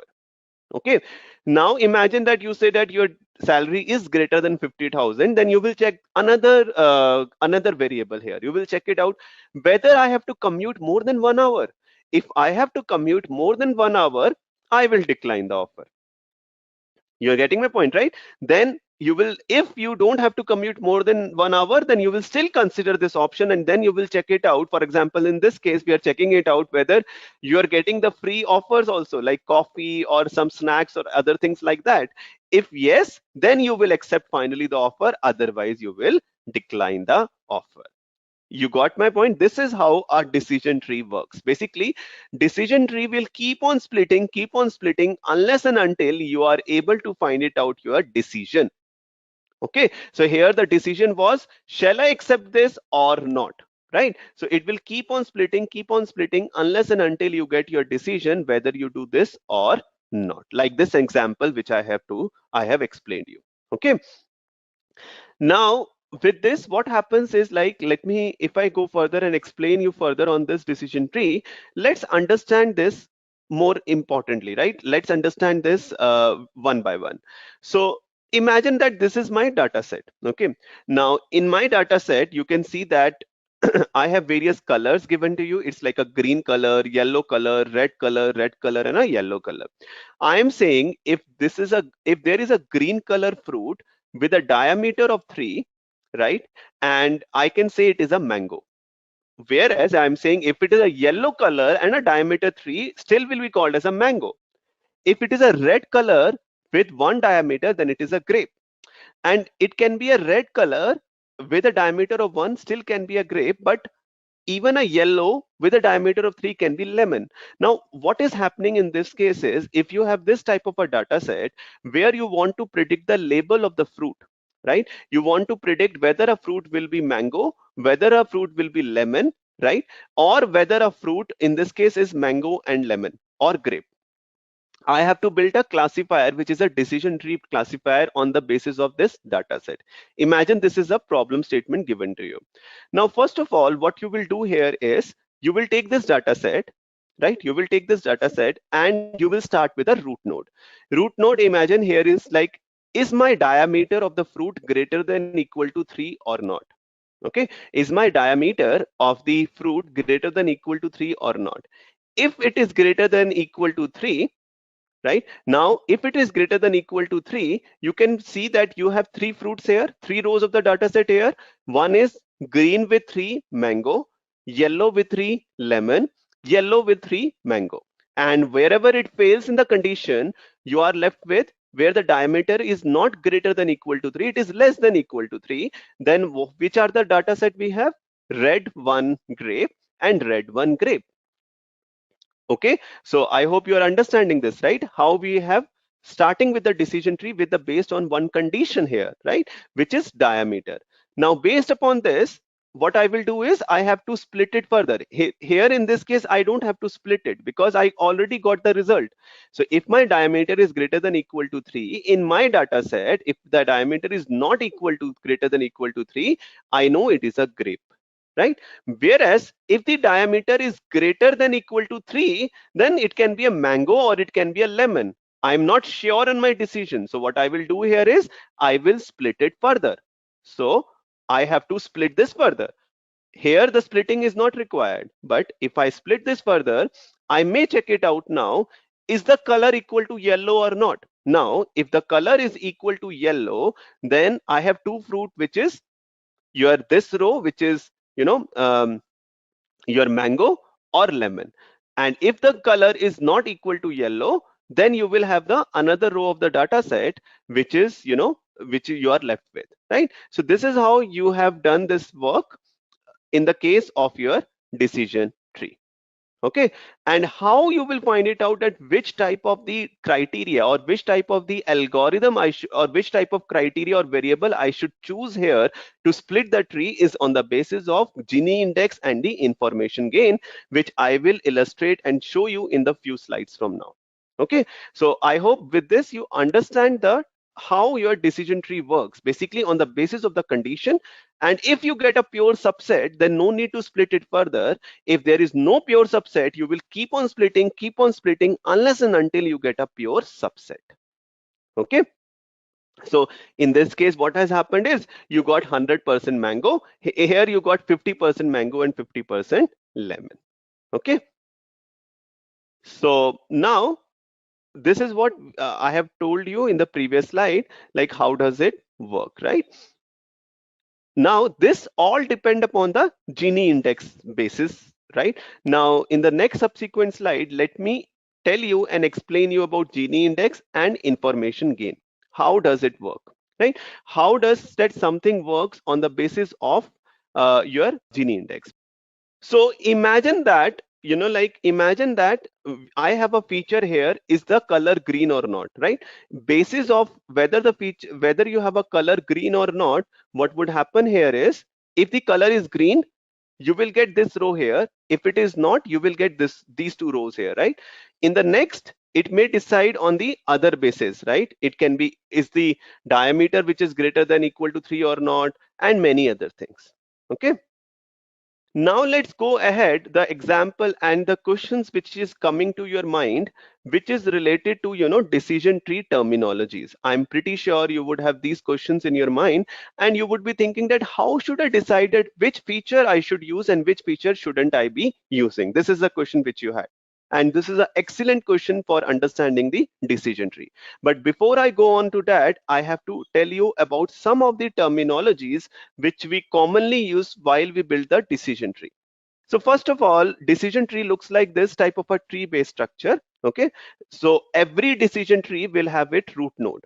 So root node is where the decision tree will start. So it represents the entire population or sample, and it is further get divided or into two or more homogeneous sets. So as you know that this will be the first feature on the basis of your tree will start. Like tree start with a root, in this case, your decision tree will also start with a root node. Okay, now once you have the root, after that in a tree, what happens is you will start getting the branches, right? I hope you understand what is branches. In this case, we will keep on splitting unless and until we get a decision whether this will happen or not. So it's like a branches. Okay, then we would also have a parent or a child node. So child node is nothing but when you have a branches, then the branches can also have the outcomes. So in the previous example, like for example, we have whether the diameter is greater than equal to 3 or not. You remember whether the diameter is greater than equal to 3 or not. If it is true, what is happening? If it is a false, what is happening? So this is a child or child node. Basically, this is an intermediate node. This is not the final decision which is being made. So this is called as a parent or the child node.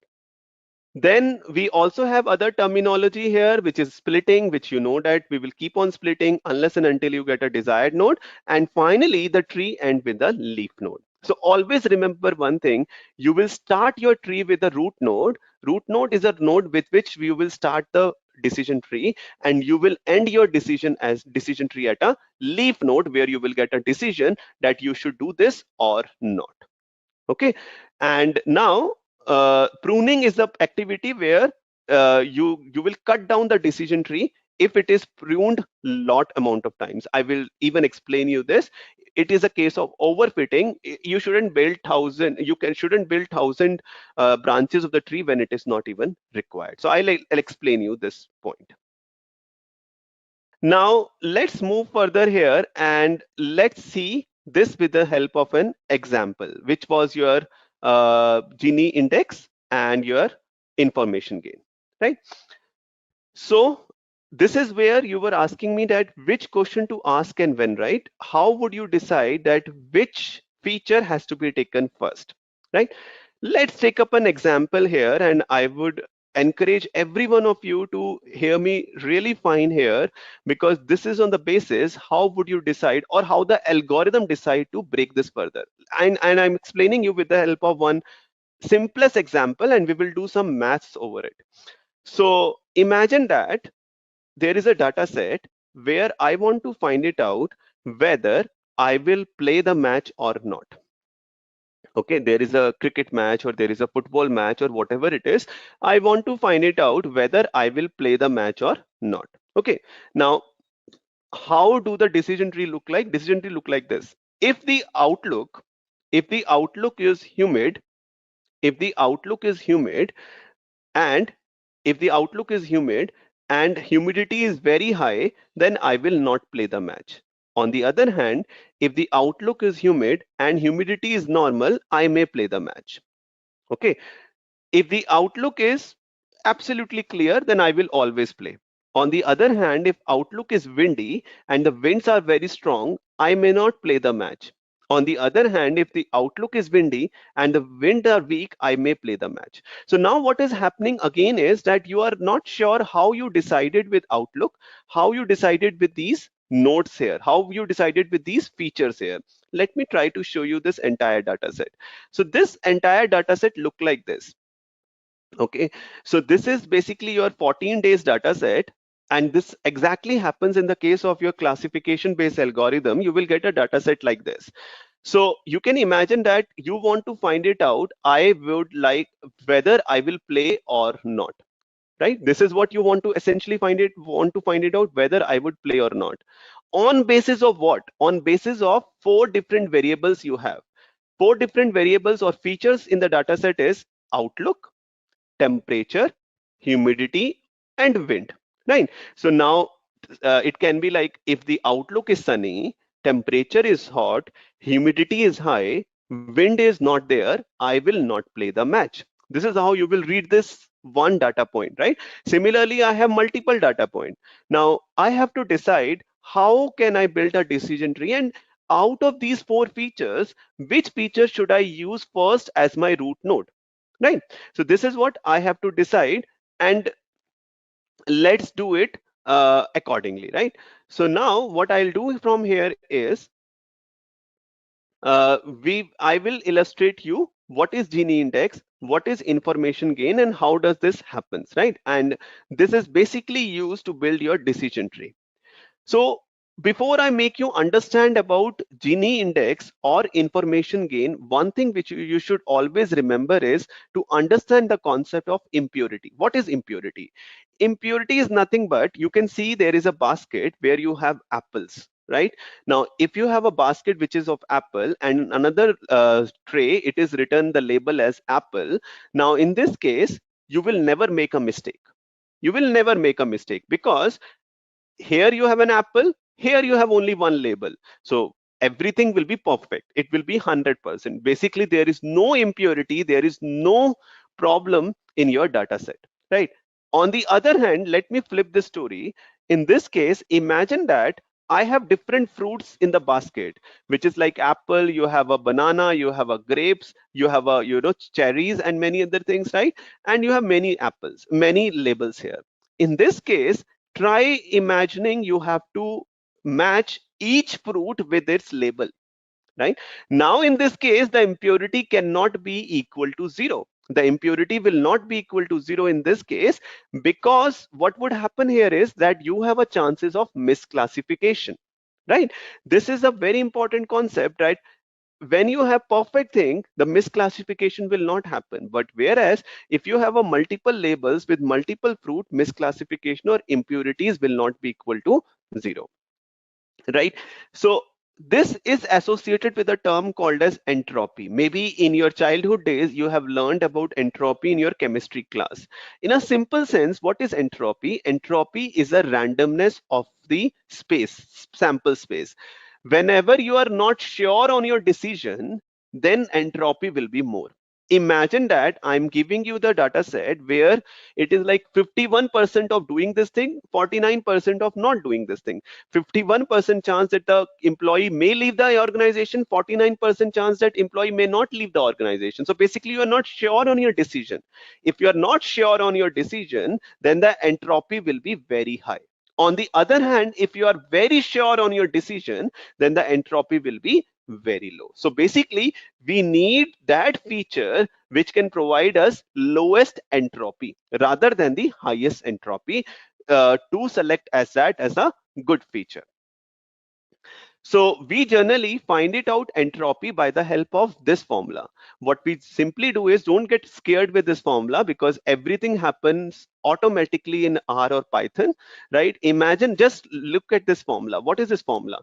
This formula says that what is the probability that something will happen, multiply by log base 2 probability that something will happen, subtract this with probability that something will not happen, into log base 2 probability that something will not happen. Okay, let's take up an example. Don't worry about it. Let's take up an example that probability that I will win the match you will apply here, and probability that I will not play the match or win the match you will apply here, and then you will calculate the entropy. Let's take an example how you can do this in our case. So in our case, let me show you. Yeah, how we will build the decision tree in our case. In our case, you just see here what is happening is that we have 14 instances or 14 rows of the data set, where 9 times if you see it, I will play the match, and 5 times I will not play the match. Okay, so if you see carefully, there are 9 labels where I'm playing the match, and there are 5 labels where I'm not playing the match, right? So first of all, I have to find it out the total entropy. How I will find the total entropy? This is being determined by probability that I will play the match, multiply this with log base power 2 probability that I will play the match. What are the chances that I will play the match? 9 out of 14. All of you will be with me, right? This is 9 out of 14. Multiply with log base 2, 9 out of 14. Subtract this with what is the probability that I will not play the match? 5 out of 14. Multiply this with log base 2, 5 out of 14.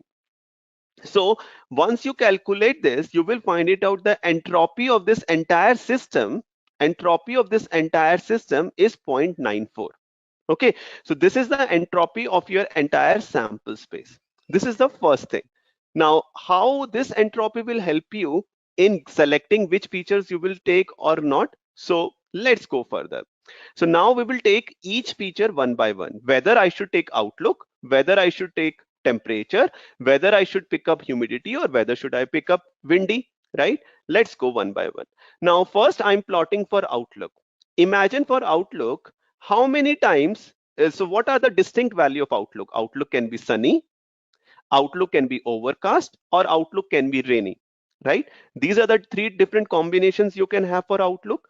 Now, if the outlook is sunny, 2 times I'm playing, 3 times I'm not playing the match. If the outlook is overcast, I'm always playing the match. If the outlook is rainy, 3 times I'm playing, 2 times I'm not playing the match, right? This is how I have bifurcated it. What I will do in the next iteration is, let me find it out the entropy of outlook. Okay, so if we start with outlook, remember this formula, which is, probability that I will play, multiply with the probability that I will play, right? And subtract with probability which I will not play, and log base 2 of not playing. So 2 by 5 is the chances that I will play, into log base 2 2 by 5. This is a subtraction here, right? With I will play and log 3 by 5 I will play, right? So you will calculate this entropy when outlook is sunny. Yeah, so you got this entropy when the outlook is sunny is 0.971. Accordingly, you will proceed with calculating the entropy when the outlook is overcast. Outlook is overcast, always you are playing, right? If the outlook is overcast every time you are playing, so it means that you will get a probability of 0. If you apply in that formula, you will get 0. And third, what would happen if the outlook is sunny? In that case, you will again multiply and you will put the formula and you will get it out 0.971, right? So you will find it out entropy for each and every distinct combination of your feature. You got my point, right? Outlook being sunny, outlook being overcast, outlook being sunny, overcast, sunny, and rainy. This should be replaced here, right? And then what you will do is you will finally calculate the information gain. Information gain is nothing but what you will do is you will pick it up the chances, you will pick it up the entire chances when you are playing, right? Which is 5 out of 14. You remember 5 out of 14 were the total chances that I will play, into if it is sunny, plus 4 out of 14 if it is overcast, 5 out of 14 if it is rainy, right? And you will calculate the information from this outlook. And once you calculate the information, you will subtract this information from your total entropy, which I found it out in the last slide, which was 0.94. You will subtract this and you will get the information gain, or this is also called as a information gain from a particular feature. So basically, these type of a calculation, first of all, don't get scared away that you have to do this calculation. But what I'm trying to explain you is this is how your algorithm will work. For each and every feature, it will calculate the information gain from your feature, right? If you have the more information gain, it means that this variable is of very, very important in predicting that something will happen or not. Okay, so for outlook, I got the information gain as 0.247 with all the calculation. Remember, then we will proceed with wind, if the wind is there or not, right? And then I will proceed with wind and I will calculate the information gain and say information gain I found it out is 0.048, right? Similarly, we will calculate for all the 4 of them. Let me put it together for all of you. So this is what happens here. Now, if I put in front of all of you, these were the 4 different variable I have: outlook, temperature, humidity, and wind, right? I am calculating the information gain for each one of them, and the information gain I got for outlook is 0.247. So if the information gain is highest in a particular feature, that feature will become your root node. You got my point. So therefore, we will pick it up outlook as our root node. Similarly, for when the tree gets started later on as a branch node also, your information gain will be calculated, and whichever feature is giving you more information gain, that will be picked up later in the your tree also. So this is how you will build your decision tree, and you will finally get a decision tree like this. Okay. So now what I will do is, I will quickly show you how do we do the decision tree in your Python. Okay. So I'll show you how do you do this in Python, and then I will summarize for all of you that why decision trees or tree-based algorithms are better than your other algorithm. Okay. So how do you choose? basically that which algorithm you will select and when. Okay, so I'll describe you this, but before, let's jump on to Python and go there. So what I have done here is, like, I had built the decision tree in front, already. So quickly, I will walk you through the commands. Okay. So what happens here is that in Python, as you would be well versed with this, that we generally import packages in Python. So I'm importing NumPy, I'm importing matplotlib for plotting the chart. I'm importing various packages from your sklearn, which is for machine learning purposes, right? So I am importing your label encoder, your decision tree classifier, classification report, and I'm importing your tree, right? So we have all this which I am importing, right? After I import, what I will do is I'm reading my data set. So I'm showing you this with the help of our iris data set, which is one of the very popular data set for building the a decision tree, right? For any particular source. So imagine that this is my data set, and I'm just showing you 6 rows of the data set where, I want to find it out whether a particular flower species will be Setosa, versicolor, or virginica. I have 3 different flowers which I want to predict, and on the basis of sepal length, sepal width, and petal width. So basically, I have different dimensions of flowers length and width, and based on that, I want to find it out whether the particular species will be Setosa, versicolor, or virginica. You got my point, right? So this is a data set. So what I will do is, as you know, with every machine learning data set, we play with the data set. So I'm checking the information here, what type of the data type it is. So sepal length, it is a float, petal length, it is a float, and species is a object. Why object? Because this is a categorical column. So after this, I'm also checking whether there is any null value present in the data set or not, because if there is any null value, then we have to get rid of that null value, or we have to replace that null value with some imputed value, right? This is what I'm checking here. Once I do that, I'm also plotting this because we usually do visualization, right, to understand the data set better. So what I'm doing here with the help of SNS, which is your SNS.pair plot, I'm plotting all the possible plots. So basically, sepal length with sepal width, what type of the combination look like. So Setosa, versicolor, and virginica, there are 3 different species you can see in the data set. And this is what I'm getting a trend between your sepal length and sepal width. Similarly, this is basically from sepal width to petal length, right? So this is how I'm understanding the patterns, or I'm understanding the relationship between the variables in the data set. So this is what I'm understanding here. I'm also checking whether there's a correlation or not. Higher the shade, it means there will be a strong correlation. So all of these things is being done as a part of exploratory data analysis before even you start your machine learning model, right? Once you do this, after that, what I have to do is, after that, what I'm trying to do is, I am taking your species column, what I want to predict, as my target variable, which is your dependent variable. And so this is the dependent variable, and with the help of what I want to predict will be my independent variable. So I'm calling X all my independent variable, and I'm calling target as my dependent variable. Once I do this, then you will also think about it that the variable which I want to predict is the flower species, right? But I want to convert this into 0 and 1 class, 0, 1, 2 class, because your computer cannot understand text, right? Computer can only understand the numbers. So what I'm doing here is I'm changing it to the class, right? So what I'm trying to do here is I'm saying wherever it is Setosa, it will become 0. Wherever it is Virginica, it will become 1. And it is versicolor as a third category, it will become 2. So now imagine my data set, my label to predict becomes 0, 1, or 2 instead of 3 flower, which was Setosa, versicolor, and Virginica. This is what I am doing with the encoder here. Once I convert this and this become my target, what I will do is, as I told you, that I will split this data set into training and test data set.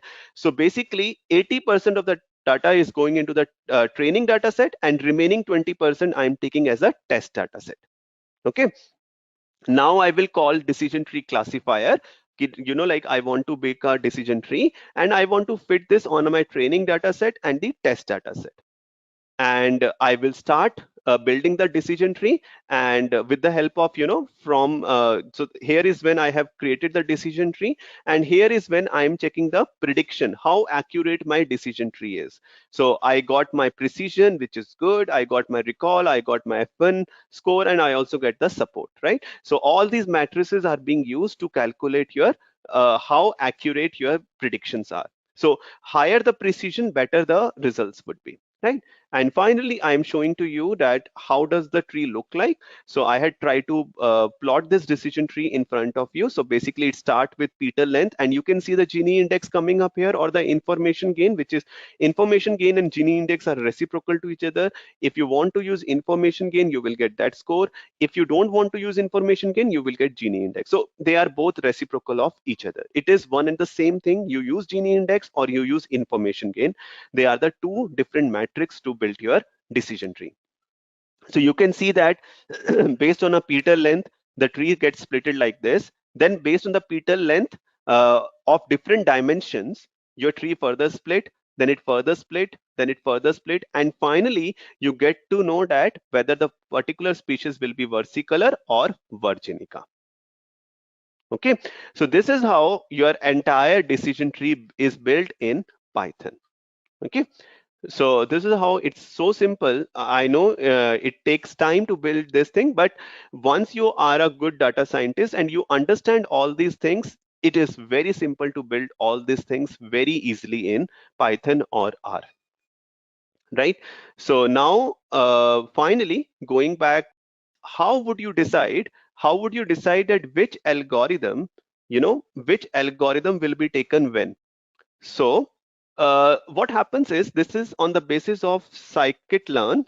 So it starts something like this. Okay, so it is on the basis of like this, that first of all you see here that um, whether how many samples you have, how many data points you have in a data set, right? If you have more than 50 samples, then you will go here. If you have less than 50 data point, then you will go here. So you will get more data set, right? So if you have more data, if you have greater than 50 data point, then you will go further, you split of your data set. If it is not, then you just the kind advice it, get more data set. Okay, so then you will decide that what you want to predict. If you have a labeled data set, then you will go here, right, and do clustering. If you don't have the labeled data set, then you will see whether you want to predict a quantity. If yes, you will go in regression. If you want to predict, if you just want to do exploratory analysis, you can do dimensional reduction. If you have a labeled data set, for classification, you can do all this classification. So basically, this is a cheat sheet which we generally use to decide that what we have to do with the data set and when. Here's a quiz question for you guys. In a decision tree, what do leaves represent? And the options are A. Input features, B. Decision nodes, C. Final outputs or classes, D. Branching conditions.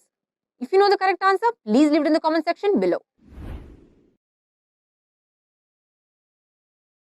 Building on a knowledge of decision trees. The next module is Random Forest, where learners will explore this powerful ensemble method that combines multiple decision trees to improve predictive accuracy. Let's understand what is a random forest. So random forest is constructed by using multiple decision trees, and the final decision is obtained by majority votes of these decision trees. So let me make things very simple for you by taking an example. Now suppose we have got 3 independent decision trees. Here we are just taking 3 decision trees, and I have got an unknown fruit, and I want that these trees would give me a result of what exactly this fruit is. So I pass this fruit to the first decision tree, the second decision tree, and the third decision tree. Now a random forest is nothing but a combination of these decision trees. So the results are being fed into the random forest algorithm. So what it sees is that, okay, the first decision tree classifies it as peach. The second decision tree says that it is an apple. And the third one says that it is a peach. So random forest classifier says that, okay, I've got the result as 2 peach and 1 for an apple. So I would say that the unknown fruit is an peach. Alright, so this is based on the majority voting of the decision trees.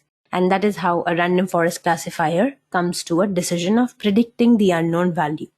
Okay, so this was a classification problem, so it took the majority vote. Now suppose if it was a regression problem, it would have taken mean of it.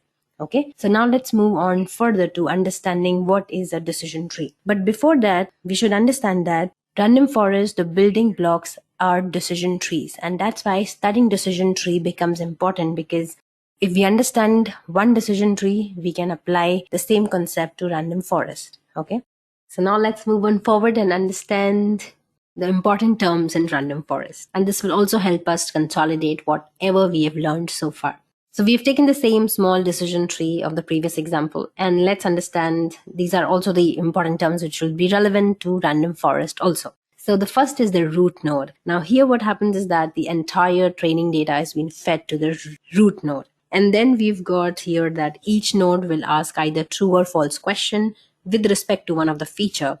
And then in response to that question, it will partition the data set into different subsets. That's what it is doing here based on the condition that if the body mass is greater than or equal to 3500, it asks a question either yes or no. And based on that, again, further partition is done. And if not, then it just classifies the species. And then again, what happens is that the splitting. Now, this is very important here. The splitting takes place either with the help of a Gini or entropy methods. And these helps to decide the optimal split. And we will be discussing about splitting methods very soon, right? Okay. And then we've got the decision nodes, which provide the link to the leaf nodes. And these are really important because then only the leaf nodes would tell us what actually the real predictions or to which class does this species belong. So now coming to the leaf node, and these are the endpoints where no further division will take place and we will obtain our predictions. Okay. So now coming up to another important thing here is working of random forest. So now for working of random forest, we will have to understand a few important concepts like random sampling with replacement, feature selection, and also the ensemble technique, which is used in random forest, and that is bootstrap aggregation, which is also known as bagging. So we will understand this with the help of an example, which will be very simple. And then we will go on understanding how feature selection is done in both the classification and the regression problem. Actually, how random forest select features for the construction of decision trees. Well, in random forest, the best split is chosen based on Gini impurity or information gain methods. So this also we will understand. Now let us first understand random sampling with replacement. Now what happens here is that we have got a small subset of the same penguin data set, wherein we have got some 6 rows and 4 features, that means 4 columns. And the arrows that you can see is that now we will be creating 3 subsets from this small subset, right? And these 3 subsets will become our decision trees. And then we'll be constructing decision trees from these subsets. So let us create our first subset. And you can see here that the subset is randomly being created. And for convenience sake, let me just also show you the different subsets here. Okay, so now for better understanding, let us understand this, that in the first subset, if we focus, we've got certain random rows here and we've got certain feature, but we do not know how this feature has been selected. We got island and we got body mass, but in the second subset, we got island and flipper length, and in the third subset, we got body mass and flipper length, right? Now let's look at the rows. Now, when I am talking about these features, I will say this is feature selection, and remember this term. Now coming to the second concept, that is random sampling. Now random sampling is nothing but selecting randomly from your subset. So I'm selecting randomly certain rows from my subset and creating further subset. Okay. So what is replacement here? Replacement can be seen here and can be understood with this second subset. We see here that the 𝐸𝐴 species, this row is being repeated again. And this is replacement. That means that when we are working with repeated rows and this row can be repeated again in the second or the third subset, then this is random sampling with replacement. That means my random forest can use a row multiple times in multiple decision trees, right? So this is the basic concept of random sampling with replacement and feature selection in random forest.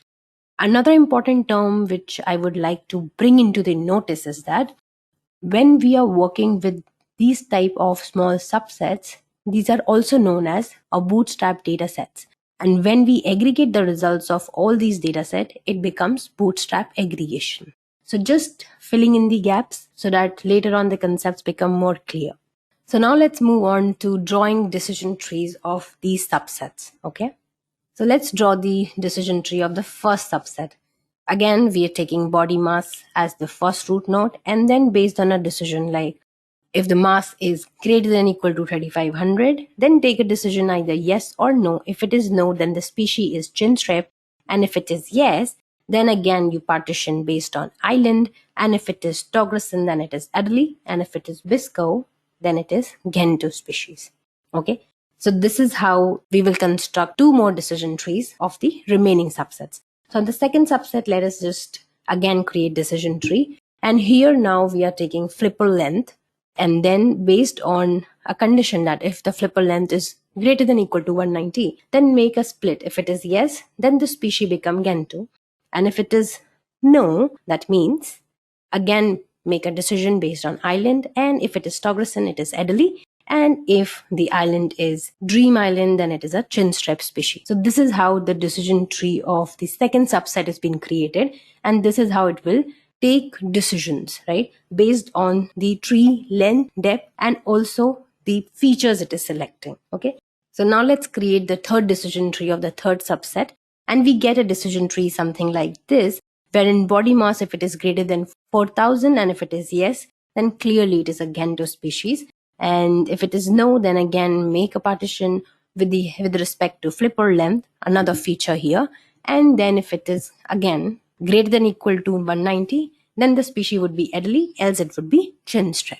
So this is how decision tree 3 will make a decision. Now let's just keep these decision trees with us, okay? And we will make sense of these trees just in a while, okay? But before that, let us understand how feature selection is done in a random forest. How am I selecting the columns? So for classification, by default, the feature selection is taken as the square root of total number of all the features. Now suppose I've got here 4 features. So it is a classification problem. I will take the square root of these 4 features, which becomes 2. So decision tree would be constructed based on 2 features each. If suppose I had 16 features, then it would be square root of 16. That would be 4. So 4 features would be taken in each decision tree. All right. And suppose if this would have been a regression problem, then by default, what would happen? The features would be selected by taking the total number of features and dividing them by 3. Okay. So this is how by default, the feature selection is being done by a random forest. Okay. Now let us move on forward to consolidating our learning. So now we are coming to ensemble techniques, that is also known as bootstrap aggregation. Random forest uses ensemble techniques. And what is ensembling? It just means that you are aggregating the result of the decision trees and taking the majority vote in case of classification and the mean in case of regression problems and giving the output. Okay. So now we have again plotted all our decision trees here. And below we can see that there's an unknown data and I want to predict the species of this data. So what will happen is that again, let us just feed this problem to each of the decision tree and let's see what each decision tree makes the prediction. So I just feed this unknown data to decision tree 1 and it says that, okay, the species seems to be 𝐶hIN_STREP. Okay. And then decision tree 2 says that based on the data, it has been found that this species is Adderley. And then decision tree 3 says that, no, I with my decision tree, this species is 𝐶hIN_STREP. Okay, now all these data is being fed to random forest classifier. And it says that, okay, for 𝐶hIN_STREP, I've got 2 votes. For Adderley, it's got 1 vote. So the new species would be 𝐶hIN_STREP, right? So this is how the bootstrap aggregation is done based on the majority voting and the decisions taken by different decision trees. They have been combined together, aggregated, and we get an ensembled result in the random forest. Okay, so this was a very simple concept of ensemble techniques which has been used in random forest. Okay, so now let's move on forward to splitting methods. So what are the splitting methods that we use in random forest? So splitting methods are many, like Gini impurity, information gain, or chi-square. So let's discuss about Gini impurity. So Gini impurity is nothing but it is used to predict the likelihood that a randomly selected example would be incorrectly classified by a specific node. And it is called impurity metric because it shows how the model differs from a pure division, right? And another interesting fact about Gini impurity is that the impurity ranges from 0 to 1, with 0 indicating that all of the elements belong to a single class and 1 indicates that only one class exists. Now value, which is like 0.5, this indicates that the elements, they are uniformly distributed across some classes, right? Now moving on forward to information gain. Now this is another splitting method which random forest can use, and information gain utilizes entropy. So entropy is nothing but it is a measure of uncertainty. So information gain, let's talk about that first. So the features they are selected that provide most of the information about a class, right? And this utilizes the entropy concept. So let's see what is entropy. This is a measure of randomness or uncertainty in the data, right? So we will understand this entropy with the help of a small example. So don't worry about it. So let's understand this entropy.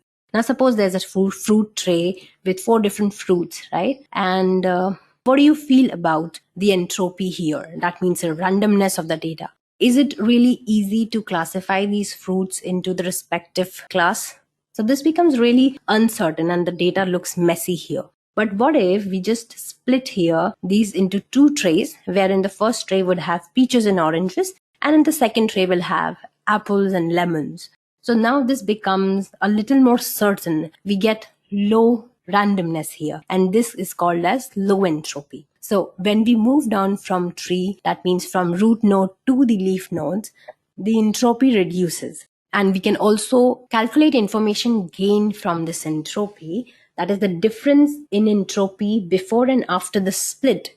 That is known as information gain. Okay. So once we move down the tree and start reducing the randomness from the data, the entropy becomes lower. And that is what we want in our data. If there's low entropy, that means we are likely that the predictions would be more accurate and we can make predictions very easily as compared to very messy data which has high entropy. Okay. So that was about entropy. And now let us just move on to the practical demonstration or a hands-on on random forest.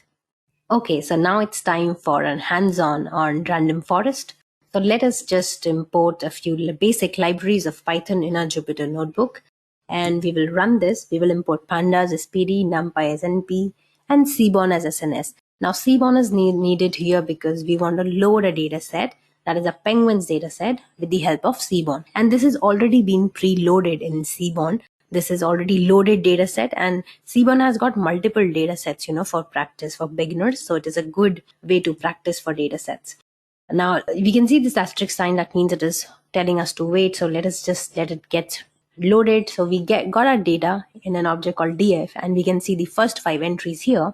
And this data frame is shown in the form of a table, rows and columns. And we see here some species, island, bill length, bill depth, flipper length, body mass, and the sex of the penguin.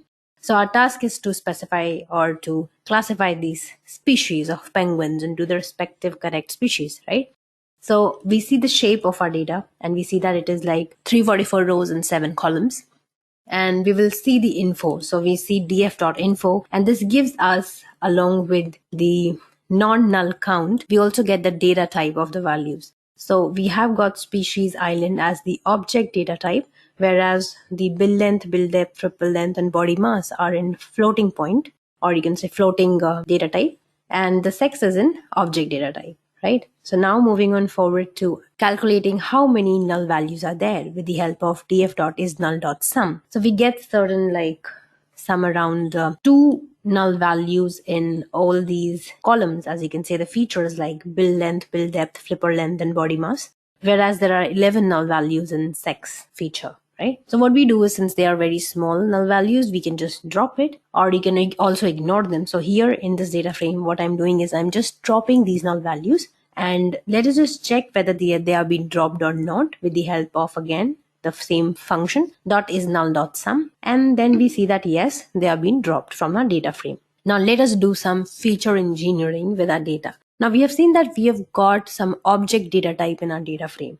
And before feeding it into algorithm that is random forest, we have to transform the categorical data or the object data type into the numeric.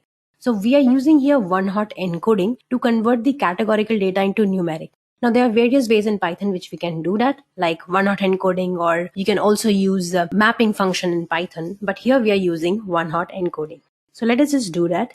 And we find here, first of all, let us apply it on the sex column. And here we see that we have got two unique values in sex, that is male and female.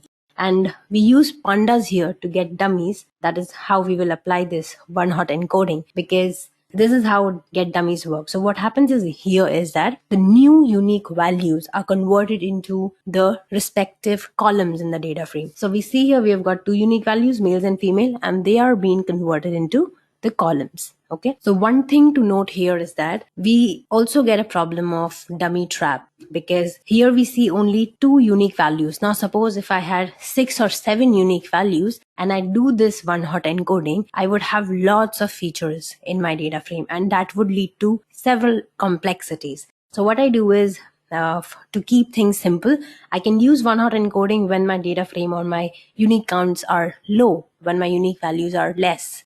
So since I had just 2 or 3, I can use it. So I'm using here.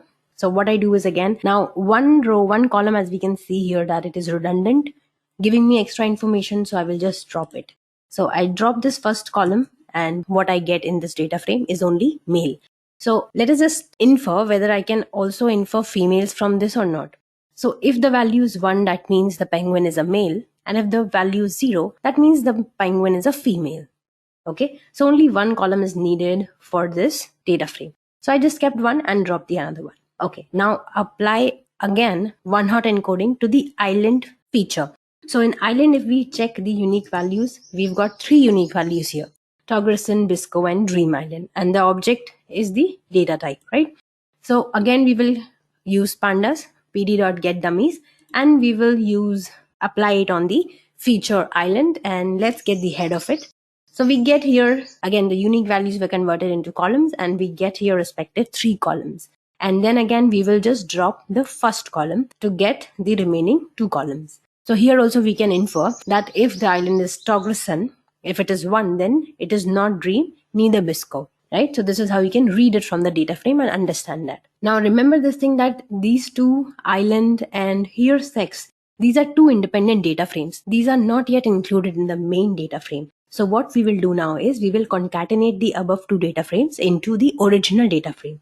So what we do, we again create a new data frame, that is new data, and let us just concat with the help of pd.concat function, and we will concat what? df, island, and sex. And access is 1, that means in the column. Okay.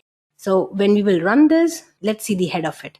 So everything gets concatenated in a single data frame, which is good for the feeding this data into, or splitting the data into test and train data. So now we have this new data frame, and we've got some repeated columns here which needs to be deleted. So what we do is we will delete sex and island here, which are just repeating, because we've got here male, and we have also got here Dream and Togresen. So we do not require this island column, neither this sex. So we just drop it with the help of new data.drop and the column names x is 1 in place equals to true, right? And let's see the head of this data frame. Head of the data frame gives me 5 unique values, right? And now it is time to create a separate target variable. And what we'll do is we will store in a variable called y only species. So what we do is from this new data.species, we will just store the species in this y. And we see this y.head, that is the first 5 species. And we got the values here. That means another target variable is being created now. So, and you can also see the y.unique values as Edureka, Chinstrap, and 𝐸𝐵. So now we see here 3 unique values of the penguin, that is Chinstrap, Edureka, and 𝐸𝐵, and the data type is object here. So again, we need to convert this object into the numeric data type. So now what we are doing is we are using the map function in Python, and what we do is we map Edureka to 0, Chinstrap to 1, and 𝐸𝐵 to 2. So this is how we see then all the values are being mapped to numeric. This is another way to convert a categorical value into a numeric value in Python. Now what we do is, let us just drop the target value species from our main data frame.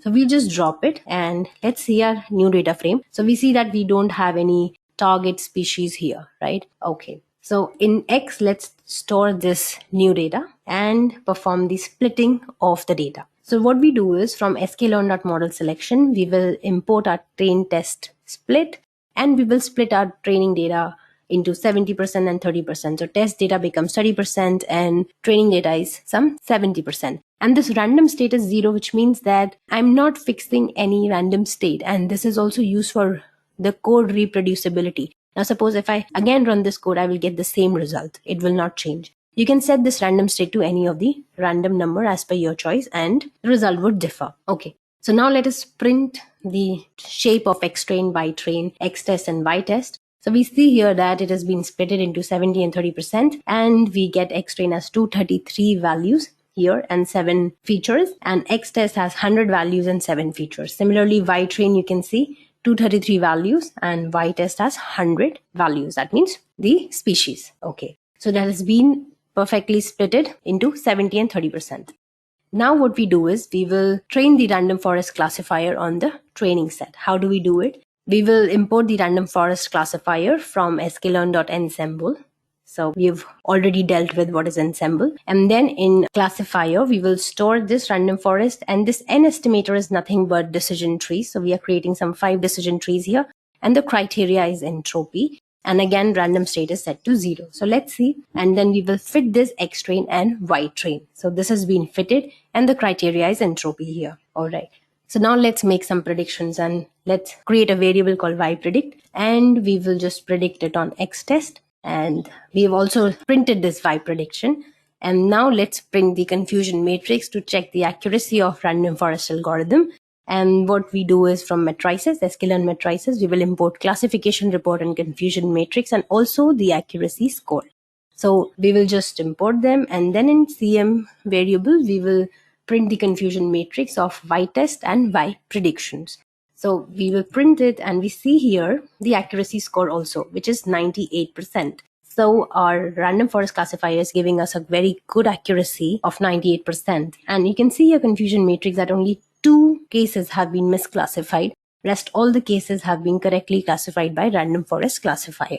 Okay, so now let's move on to printing the classification report of Y test and Y prediction. Let's see. And we get the precision as 96%. That means the true predictions by the algorithm is 96%. The recall or the true prediction rate is 100%, which is very nice. And F1 score is also good, which is 98%. So this is giving us a good result. But what if we change the criteria from entropy to Gini? So let's just experiment with that too. So let's try this with the different number of trees and change the criteria to Gini coefficient. So now again from sklearn.ensemble, we will import random forest classifier and fit it. Okay. And here what we are doing is just we are using 7 trees. Previously we used 5. And now in the criteria, we will use Gini coefficient and random state is 0. So let's run this and see whether there is a change in accuracy or not. And let's predict this. And let's check the accuracy score. What is the accuracy score for this random forest classifier with 7 trees? So we get 99% accuracy with changing the criteria and changing the number of trees. So you can just experiment with different number of trees and different number of decision trees. Let's just experiment with, 12 decision trees and see what happens. So you can see the accuracy reduced to 98%. Okay. With 7, we were getting 99. So let's just keep 7 because it is giving us really good accuracy. So this is about random forest classifier and how it works with several trees and different criteria to give us very good accuracy on our training and test data. Here is another question. What is the primary advantage of using a random forest over a single decision tree? And the options are A. It is faster to train.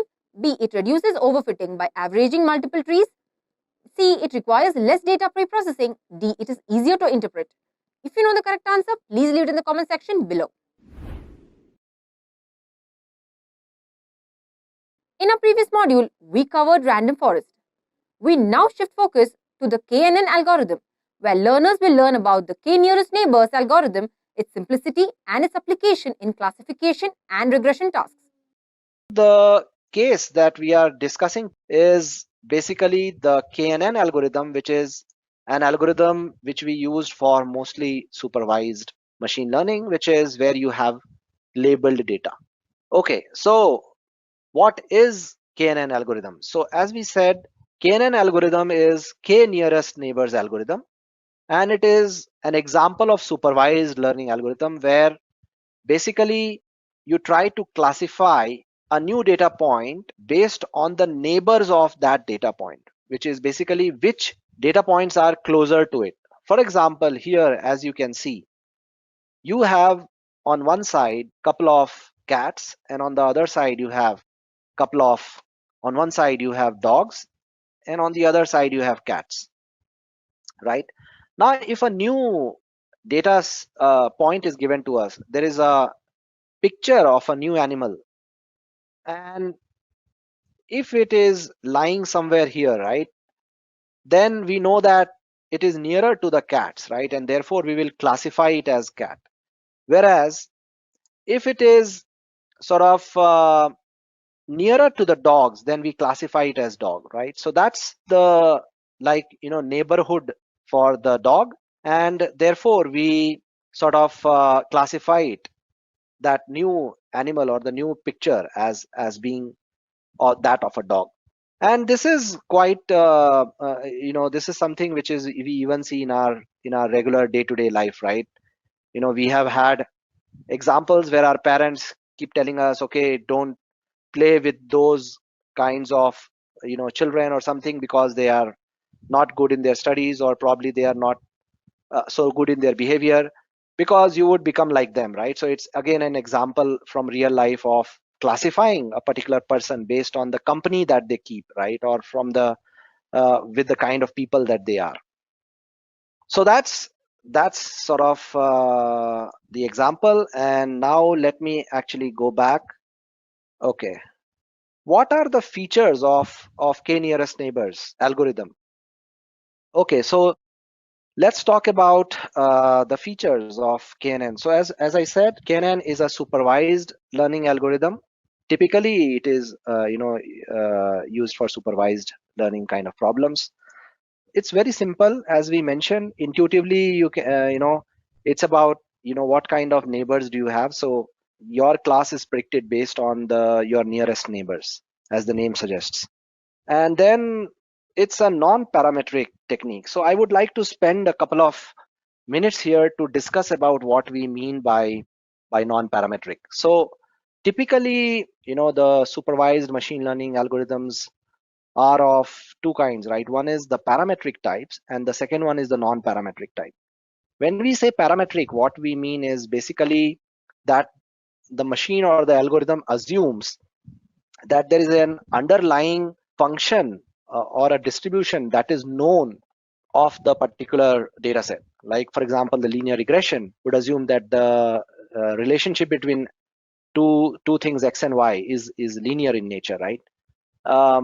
And similarly, for a distribution, a Gaussian distribution, it would assume a normal distribution of the data points, and so on. So a lot of the supervised machine learning algorithms, they assume some kind of function association between the predictor, which is basically the root causes which help you in predicting, and the variable that you are trying to predict.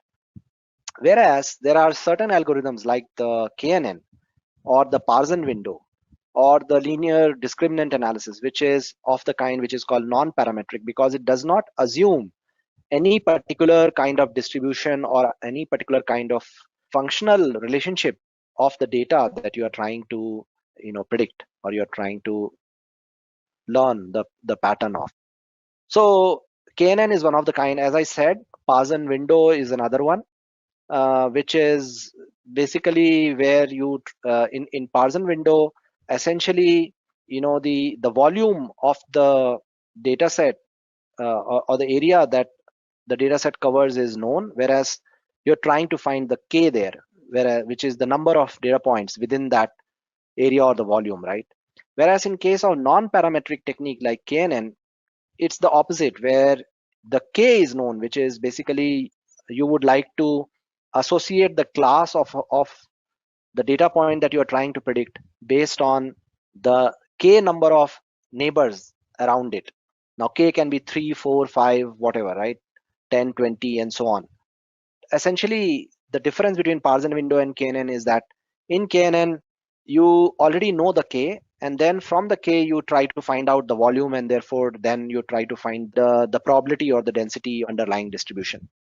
And then there is the discriminant analysis, which is of again two kinds, linear discriminant and multiple discriminant analysis, where basically what you do is you transform the underlying data, the features, into a higher dimension, and in such a way that in the new feature space, after you have transformed the data, you now try to apply a parametric approach. Like for example, you will try to project the features onto a line, or if it is on a subspace which is higher dimension than a line, then essentially it becomes multiple discriminant analysis. So basically, those are the three kinds of non-parametric techniques. So even if you were not able to sort of get the full hang of what these three types are, what you need to keep in mind is that non-parametric technique does not assume any kind of distribution or any kind of functional relationship of the underlying data, and therefore it gives us a lot of flexibility.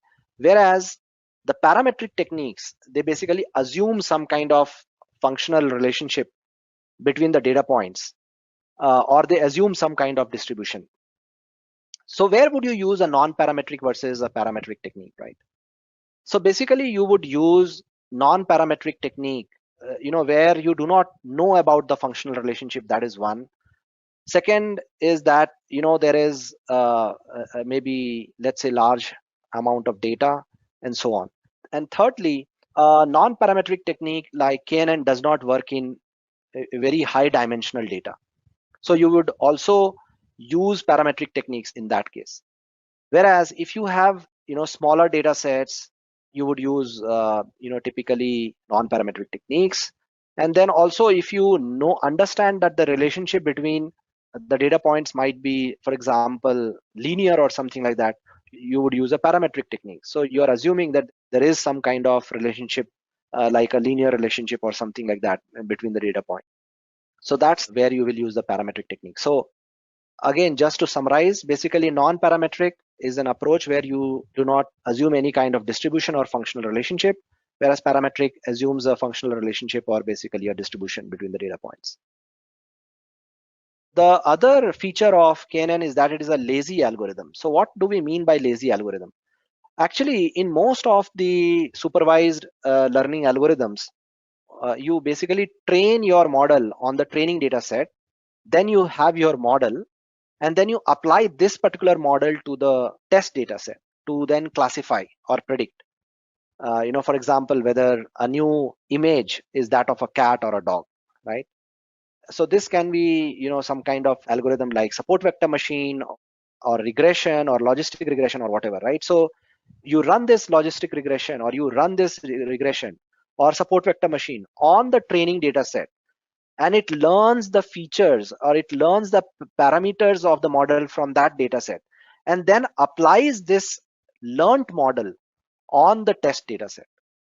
Whereas in case of KNN, actually there is no training step at all. That's why it's called a lazy algorithm, because what it does is, at the time that you are actually now want to predict, at that point in time, actually it will go and it will do all the calculations of the distance of the new data point, like for example, the new image of the cat or dog, from all the other data points that you have. So it will calculate all the distances, and then we'll check for those data points which are, or the k data points which are nearest to this. So that's why it's called lazy algorithm, because nothing happens till the point, or no calculations happen till the point you are actually trying to predict something. So there is no training step involved. Okay, and then it's used for both classification and regression, as we just mentioned. So it can be used to predict the values as well as be able to classify something like, okay, whether it is a cat or dog, or if you're trying to, let's say, predict some value, some forecast or something, that for that also you can use it. And then it is based on feature similarity, which is basically, what do we mean by feature similarity? So feature can be things like, if for example, you are looking at classifying cats versus dog, right? So is the eyes like a dog? That can be one of the features. How do the ears look? That can be one of the features. What about the tongue, the face, and so on? So there can be multiple such features. And how similar these features are between two data points, which is used basically by the KNN algorithm. And then, as I said, there is no training step involved. So these are the features of KNN algorithm. And therefore, now let's look at actually just some simple examples of how it works. So as you can see here in this slide, we have two classes of data. So one is all these blue data points, and there is another one which is the orange data points. Now, if you have a new data point, which is this pink one here, which class should it belong to? Should it belong to class A or should it belong to class B? So what you would do is you would actually start calculating the distance of this pink data point from every square or blue triangle data point. And then you will decide, you will have to assume a particular K. Let's say K is 3, right? Which is I'm looking at the nearest 3 data points.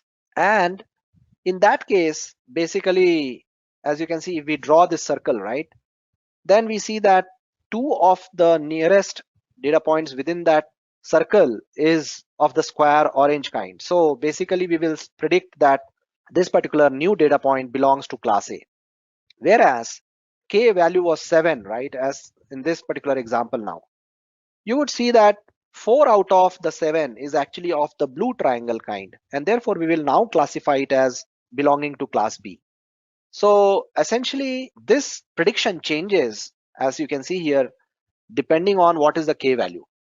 So therefore the question is, what should be the value of K, right? And typically what happens is you run a trial and error and basically you come up with, okay, what is the best K value? But essentially what one needs to understand is that as the value of K increases, basically the partition line starts moving towards becoming more and more linear. So it starts becoming less flexible and it starts assuming some kind of a linear dividing line or something like that. So what happens is that in that, as you increase the K, your bias basically increases, but your variation reduces. So we know that in classification problems or in machine learning problems, bias and variance are two things that we are trying to manage, right? Bias is basically how close you are to the actual class or to the actual value, whereas variation is how much variability is there in your prediction. So as the K increases, the bias sort of increases, but the variance reduces. And then it is vice versa. So if your K decreases, let's say at K is equal to 1, where you are only looking at just one nearest neighbor and then predicting based on that, actually the bias is the least, which means it is the most flexible. K is equal to 1 will give you the most flexible sort of demarcating line or function, whereas the variability will be the maximum. So that's the sort of the trade-off. And that's how we actually determine K. So we have to get a K value in such a way based on trial and error that sort of maximizes our sort of or reduces the bias as well as the variance. And that's the kind of optimization we are trying to do. Okay, so how do we calculate the distance itself, right? And distance typically can be of many kinds. So, you know, the example here is of the Euclidean distance, but you can have other kinds of distances like Manhattan distance or Mahalanobis distance, and you can look up references for other kinds of distances. Now, Euclidean distance is calculated for the point P1 and P2 as given here. Essentially, Euclidean distance is nothing but the square root of sum of the x coordinates of these 2 points P1 and P2, and then y coordinate square of these 2 points P1 and P2. And this is just an example of one kind of distance, and other kinds of distances like Manhattan or Mahalanobis are also there. And then calculating this distance becomes quite challenging, especially in cases where you are trying to, for example, calculate, let's say, how close two LinkedIn profiles are, right? Or trying to classify the category of electrocardiogram and so on and so forth. So there we have to bring in more creativity to just decide what kind of distance to use. Okay, now let's move ahead. We will now talk of some use cases where KNN can be used, and this is an example of how KNN can be used for book recommendation. So if you have purchased books on Amazon or wherever, right, some of these recommendations are based on KNN algorithm. And then, as we said, KNN is like based on features, right? So maybe let's say what will be the nearest neighbors of a particular book. It can be based on who is the author, what is the topic, and so on and so forth. And then there are other use cases like I mentioned. So for classifying satellite images, for classifying handwritten digits on image analytics, or for classifying electrocardiograms, etc. Typically KNN can be used. Okay, so now actually we will get into some hands-on. Okay, so to start the hands-on session, I'll go to this Jupyter notebook that I already have installed on my system, and I have a certain code written which we will take two examples. Both the examples are based on data sets which are available in the open source, so you can easily get access to that data. So what we do is we start by importing the necessary libraries. So we import pandas, Seaborn, NumPy, and Matplotlib. Basically, pandas and NumPy are there for doing the data manipulation and also for storing data as matrices or as arrays, and be able to perform some mathematical procedures on them. And then Seaborn is basically used for plotting, and Matplotlib for plotting as well. And this line here, get IPython, just helps us to run the images that we'll be creating in line with Jupyter Notebook instead of opening up a new window. So let's run this, and what it will do is it will import all these packages for us which we are going to use. And then we will first import the breast cancer data that is available in your scikit-learn datasets. So we import that, and then let's just initialize that data into a variable here called cancer. So cancer here represents all the breast cancer data. And now let's actually look at what this data is. It's a bunch of attributes in this dictionary here. So you have data, the target, which is basically nothing but whether it is a cancer or not. So whether it is malignant or benign. Malignant means it's a bad cancer, and benign means, well, it's just a tumor, it's not cancerous.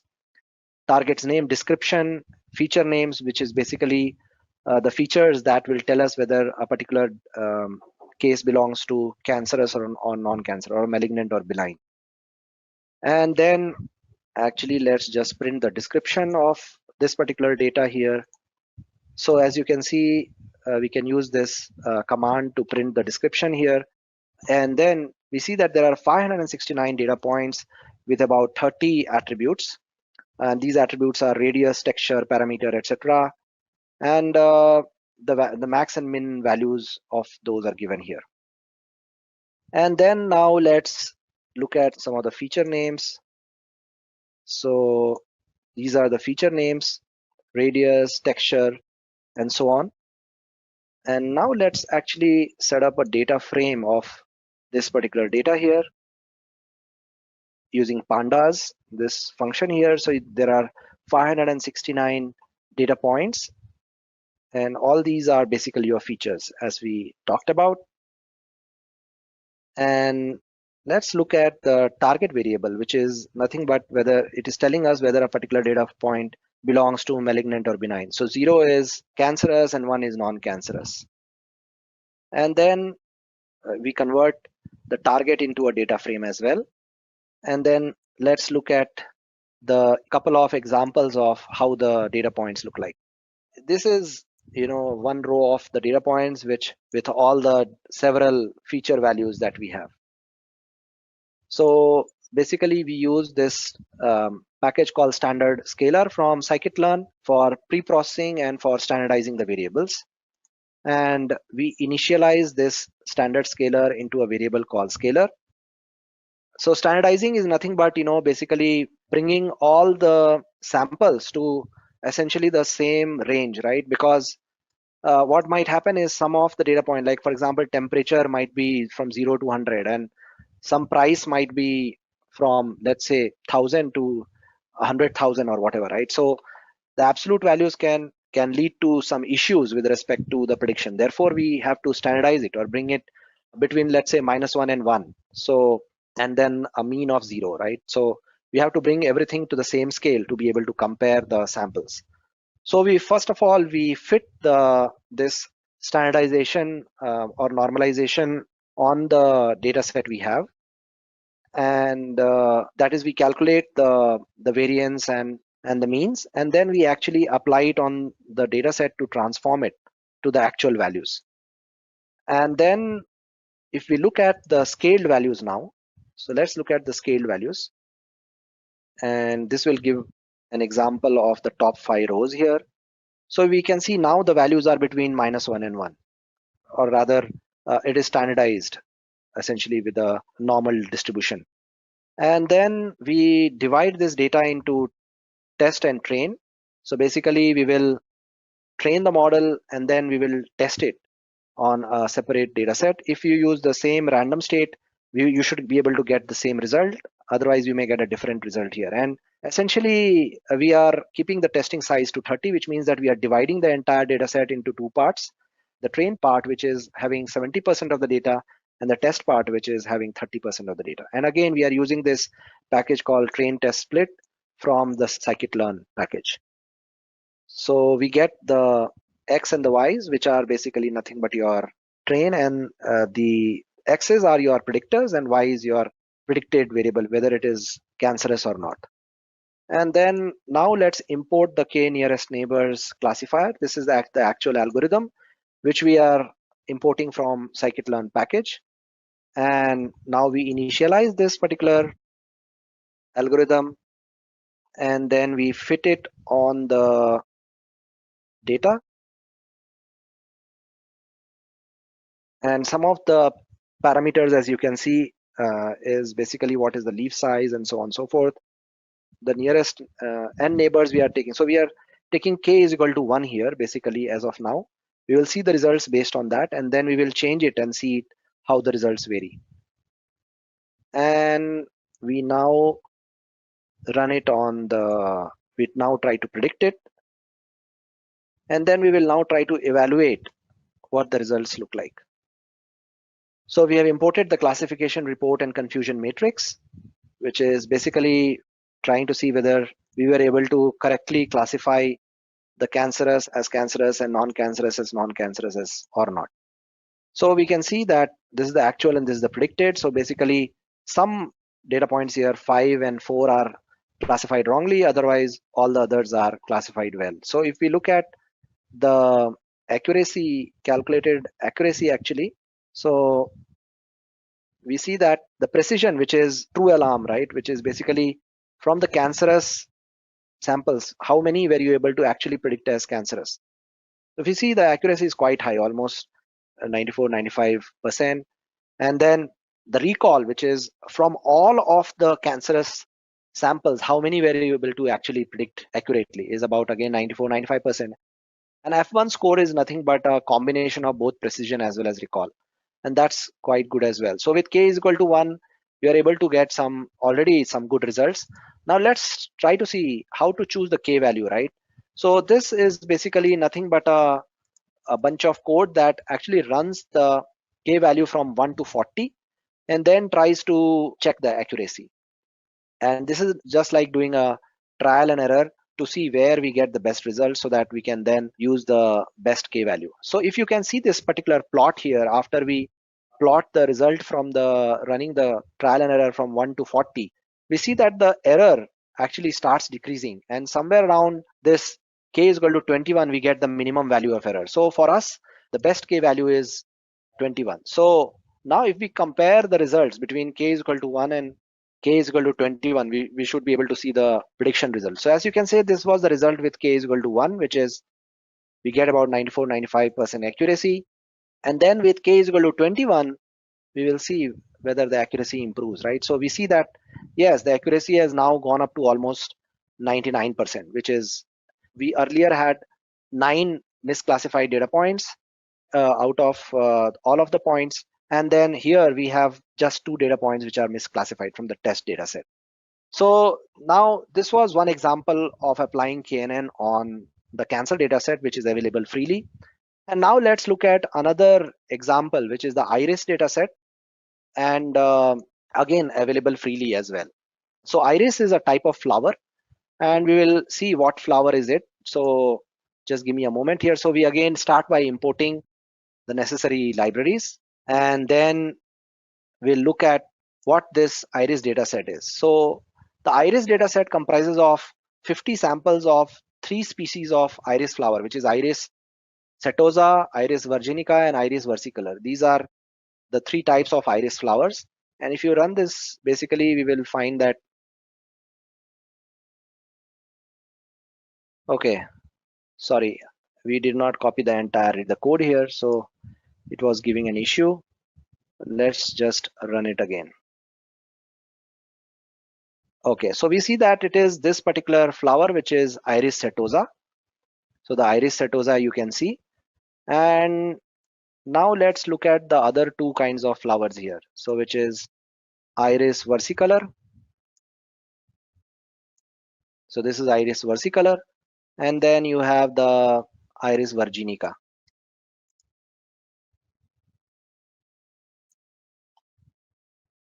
So we see that this one is iris virginica. So essentially we now will import the sort of data set. We have already done that, and we will now use the Seaborn package to actually plot some of this data and see how it looks like, which is basically do some kind of exploratory data analysis. So if we look at the data itself, so this is the top 5 rows from the data, right? So essentially the data consists of basically what is the sepal length, sepal width, petal length, and petal width. And this is nothing but basically your petal is your this colored part of the flower, and the sepal is basically your green part here, right? So it is talking about what is the sepal length, sepal width, and petal width of each of the species, whether it is setosa, virginica, or versicolor. And we will see whether we can use KNN to actually classify these flowers into the data points into these categories of flowers. So let's do some quick exploratory data analysis on this. So we are running a pair plot on the data set, and in the meantime I'll just copy another part of the code here. Okay, so now the plot has come up. So as we can see that the green is basically your setosa flower, and we can see that this pair plot actually just plots the sepal length, sepal width, and the petal length, petal width of each of the samples of setosa, versicolor, and virginica. And we see that the green dots, which are the setosa flower, is actually quite separable from the others. It's when you plot, let's say for example, sepal length and petal length, right? We see that this is quite separate from the other data points. So let's see whether we can actually be able to classify it using KNN or not. And here we are running a kernel density estimation function on the setosa flower to check what kind of distribution it has.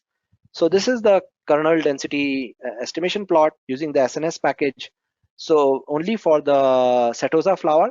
So if we plot the sepal length and sepal width, we get something distribution like this. So essentially we see that the maximum centered around here, and then there is a distribution, as you can see here. So there's some kind of a linear relationship here. Okay, so now we will again do the same standardization of the variables that we had done in the cancer dataset case. So we are importing the standard scalar function from the scikit-learn pre-processing. So we will initialize that. So we are again basically doing the standardization or normalization of the data. And we will do the standardization on everything except the species, which is a categorical value, right? So it's categorical whether it is which kind of flower it is.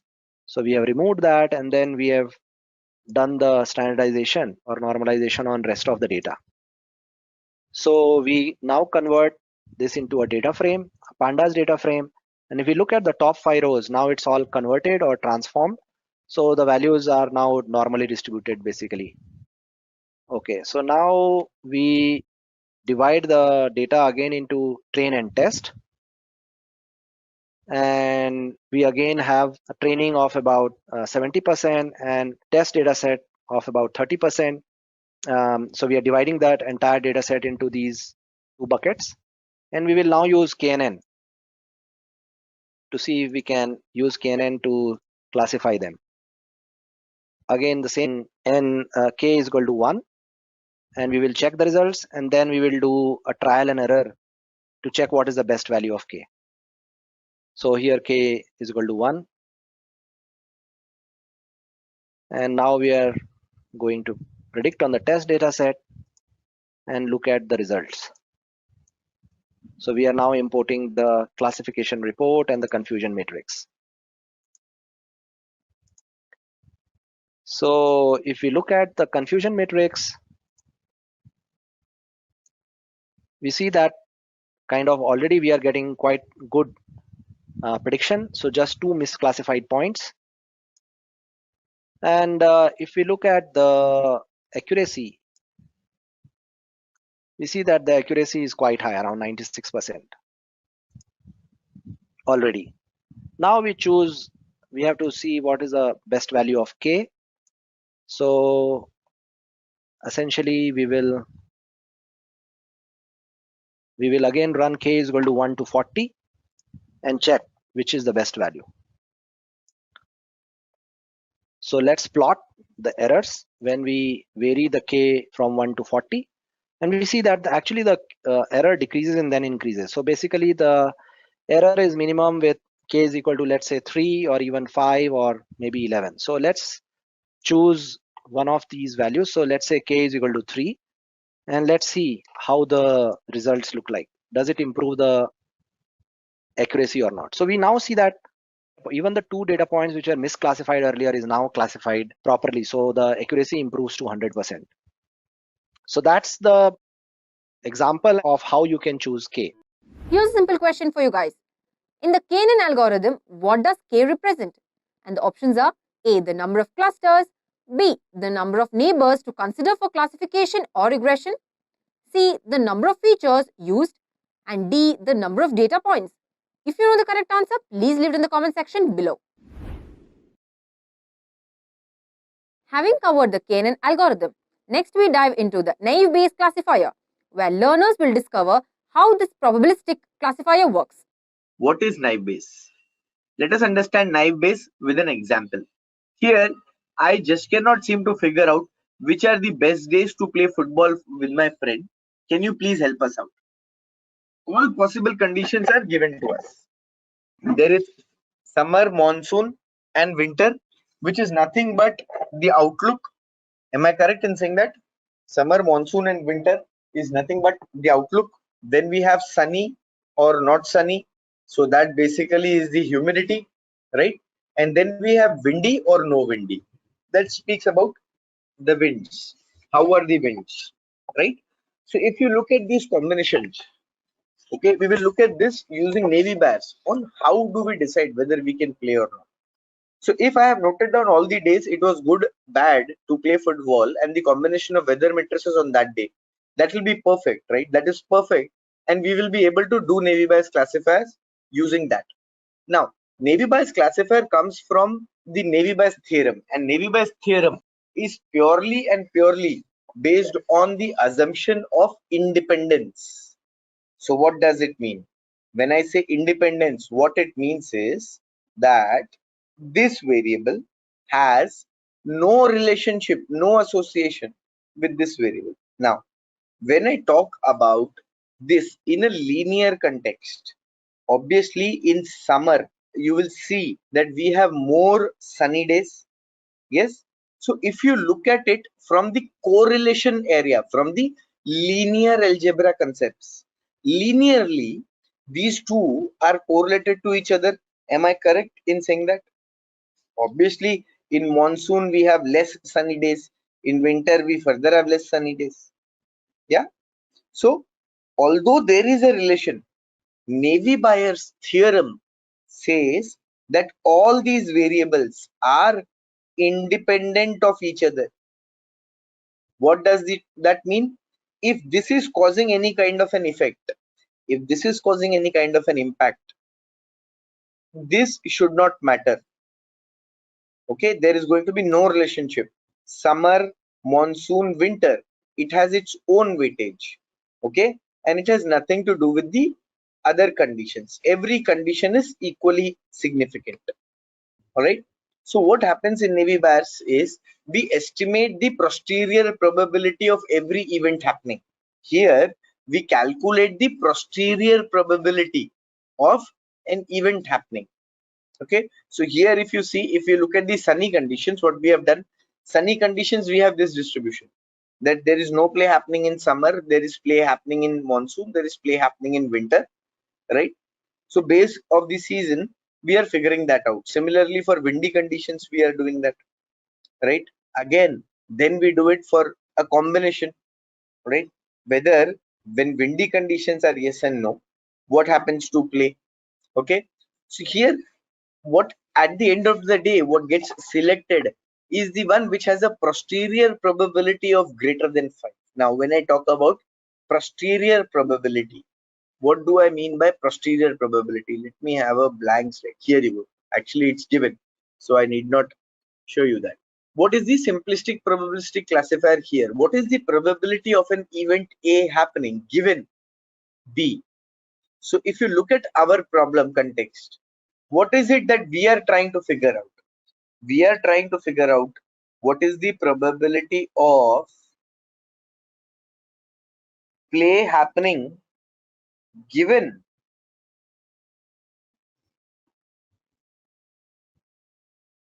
the outlook is sunny, comma, the winds are normal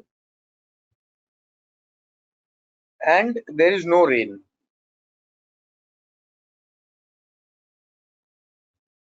On any given day, when there is no rain, there is no wind, and the outlook is sunny, whether play will happen or not.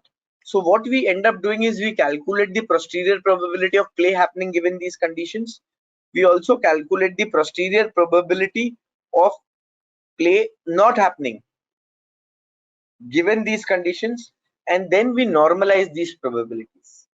Mathematically, we do all of these calculations to figure out Navy bias.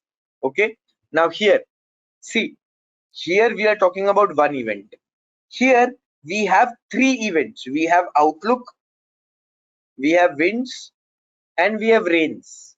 So what this becomes is probability of three independent events. So what we will do, we figure out what is the probability of play happening given outlook is sunny. We also figure out what is the probability of play happening, multiply this with the probability of wind as no, given no, then probability of play happening given rain is no.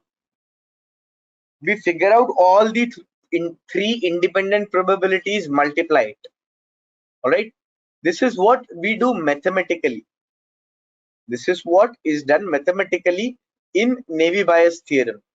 Ultimately, the posterior probability of an event A happening given B conditions is calculated by first calculating the class probability. What is the class probability here? Probability of it raining given play was happening in that day. This is multiplied by the total probability of play happening and divided by the total probability of sunny conditions.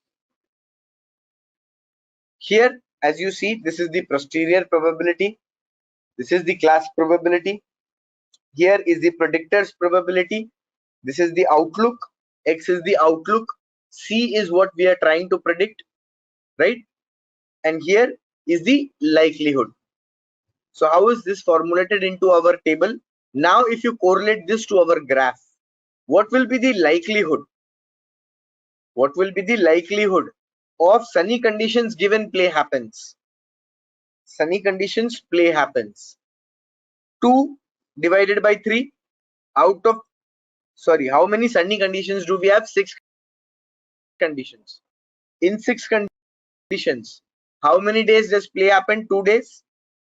2 by 6, 1 by 3. What is the class probability? So of all the events that are given to us, how many days does play happen? Okay, this is how this is calculated. So here you see what we have done is, let me go back to the previous slide. Here you go. Okay, here what we have done is we have calculated this table. Now it speaks about a data set. Where can you get this data set? You can look for golf play days data set online. You can look for golf play days data set. Okay, in this data set you will find all the data which is required for this particular example to be done. So what I will be doing is I will be doing this example, this navy bias classification with you in Python.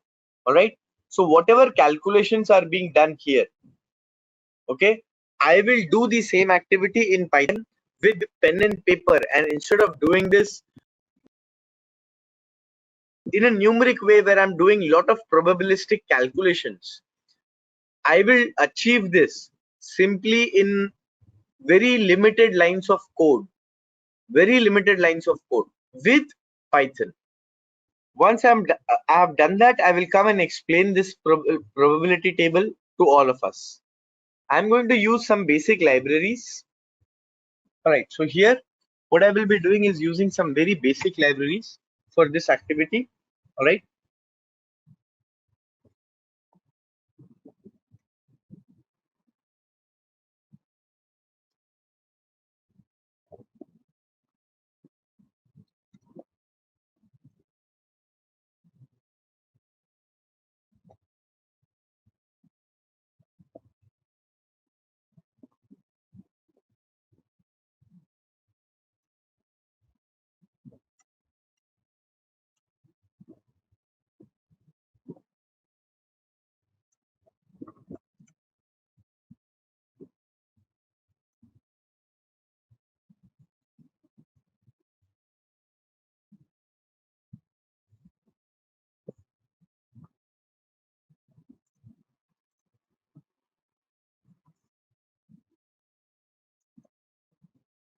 done.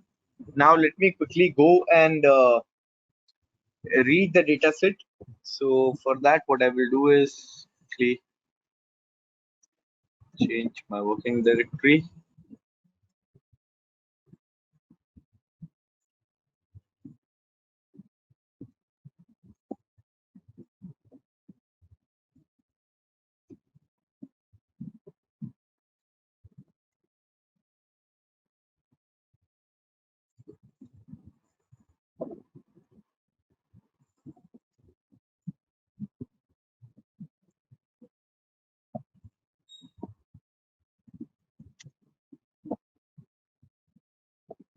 And now let me quickly go and read my data. So my data frame is pd dot.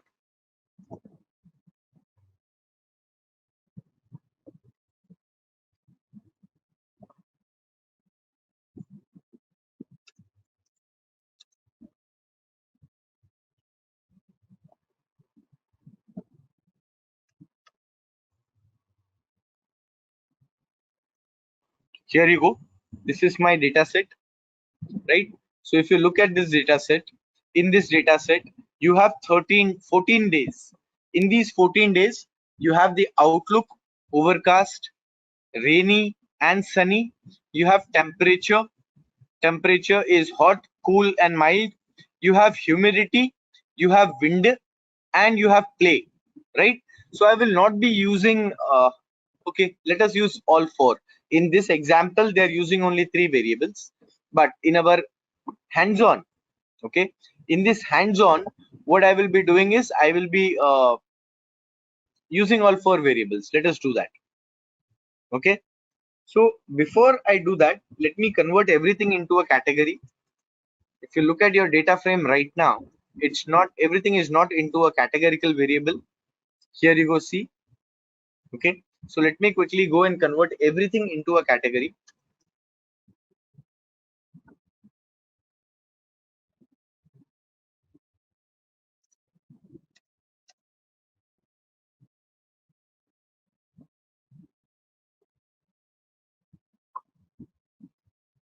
And once I have done this, let me create a new data frame in which I have everything as a category code, so that I have numbers. I'll show you what do I mean by this.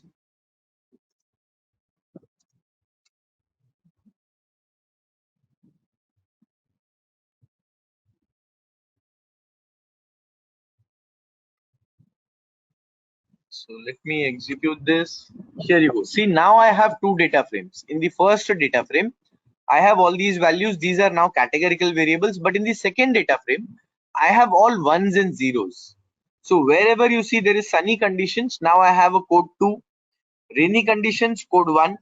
Similarly, when play happens, I have a 1. When play does not happen, I have a 0. This is what I have done. This data frame is available online. Okay, you can get this data frame online. All right, now my data frame is ready. So now what I'm going to do is I'm going to divide my data frame into training and testing. I have 14 records. So let's take 10 records for training. I will give 10 records as an input, and I will give 4 records, last 4 records,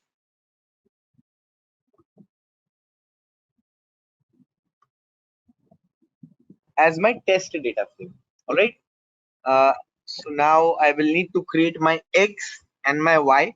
So how I will do that is I'll say Y underscore train is equal to, from train, I don't want the play variable. That play variable should be my Y. As simple as that. And I will say X underscore train is equal to train. Okay, and I will do the same thing for my test data frame also. Now those who are new to Python will find this a little bit strange. Please bear with me. But these are the only calculations, only steps which need to be performed every time you are trying to achieve Navy Bayes algorithm or any kind of an algorithm. Right? So here now you see this is my training data frame in which play variable is not there. Play variable is not there. This is my Y in which only play variable is there. This is my training data set. So both of them have 10 records with the matching index. Similarly, test data frame, 4 records with the matching index, right? So that we know which data frame is where. Now, multinomial Navy Bayes. Very simple, 3 lines of code and my model will be done. Okay, first I initialize my model. Here you go, I have initialized my model. In this model, I fit my data. In this model, I will fit my data. So to do that, what I say is fit X underscore train comma Y underscore train. Done. Your model object is now ready. And now you can simply get the classification outcomes. So we have in our test data frame, if you look at our test data frame, this is our test data frame. We have 4 conditions. All 4 are sunny, high temperature, low humidity, and windy, right? And if you look at their outcomes, these are their outcomes. On the first 2 days, play is not happening. On the next 2 days, play is happening. Let us look at what is the prediction of our model for this. So to do that, what I simply do is X out is equal to model.predict. To this, I give my X underscore test. Here you go. Okay. Now you have your y out variable. So this is the prediction for all the 4 inputs that you give, and this is the prediction. First day, we say play does not happen. Let us match it. Let us try to match it with our here. See, out of 4 records, 3 records we are predicting correctly. 3 records we are predicting correctly. If you want to check the accuracy, what is the accuracy of your model? What you can simply do is print. Let us print the accuracy on both training and testing.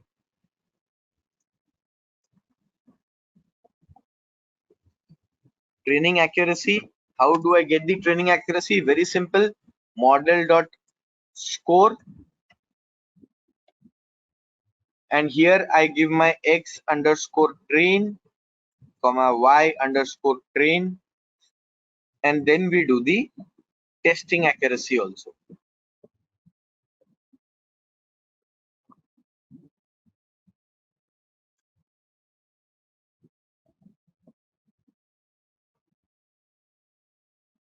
Here you go. So here you can see for our model training we have 80% accuracy, and for testing we have 75% accuracy. Okay, so this is the advantage of doing this activity in Python. But what is happening in the backend? Now let us go and also understand that in terms of naive Bayes classifier. We have successfully implemented the naive Bayes classifier in Python programming language. But here, let us try to understand Bayes theorem, what is happening. So from this data set, all the tabulated data, frequency tables are calculated. Once the frequency tables are calculated, they are substituted in our formula to calculate the probabilistic scores. So what is the probability of summer given it is playing conditions? Total, how many playing conditions are there? Total, there are 9 playing conditions. 9 days play happened. That becomes our denominator. Out of those days, how many days was summer is our numerator. That is how for this we get a probability of 0.33. Then we calculate the class probability, where we look at how many days was it summer. Out of total 14 days, 5 days was summer, so that's the probability, and the class probability is 0.64. Put everything into our equation, and this is what we get. Okay, so we do this for each and every condition. So here we calculated for winter. All right, once we have done it for all 3 days, winter, sunny and windy days, we substitute those here, and that gives us the probability which is more than 0.5. Thus now we can say that if it is winter, sunny, and conditions are sunny and there are winds, conditions are not sunny and there are winds, play can happen. Look at another example. If a single card is drawn from a standard deck of playing cards, the probability that card is a king is 4/52, since there are 4 kings in a standard deck. King is the event. This card is a king. This is the event. The prior probability of this is 1/13. If evidence is provided, for instance, someone looks at the card that the single card is a face card, then the posterior probability can be calculated using Bayes theorem.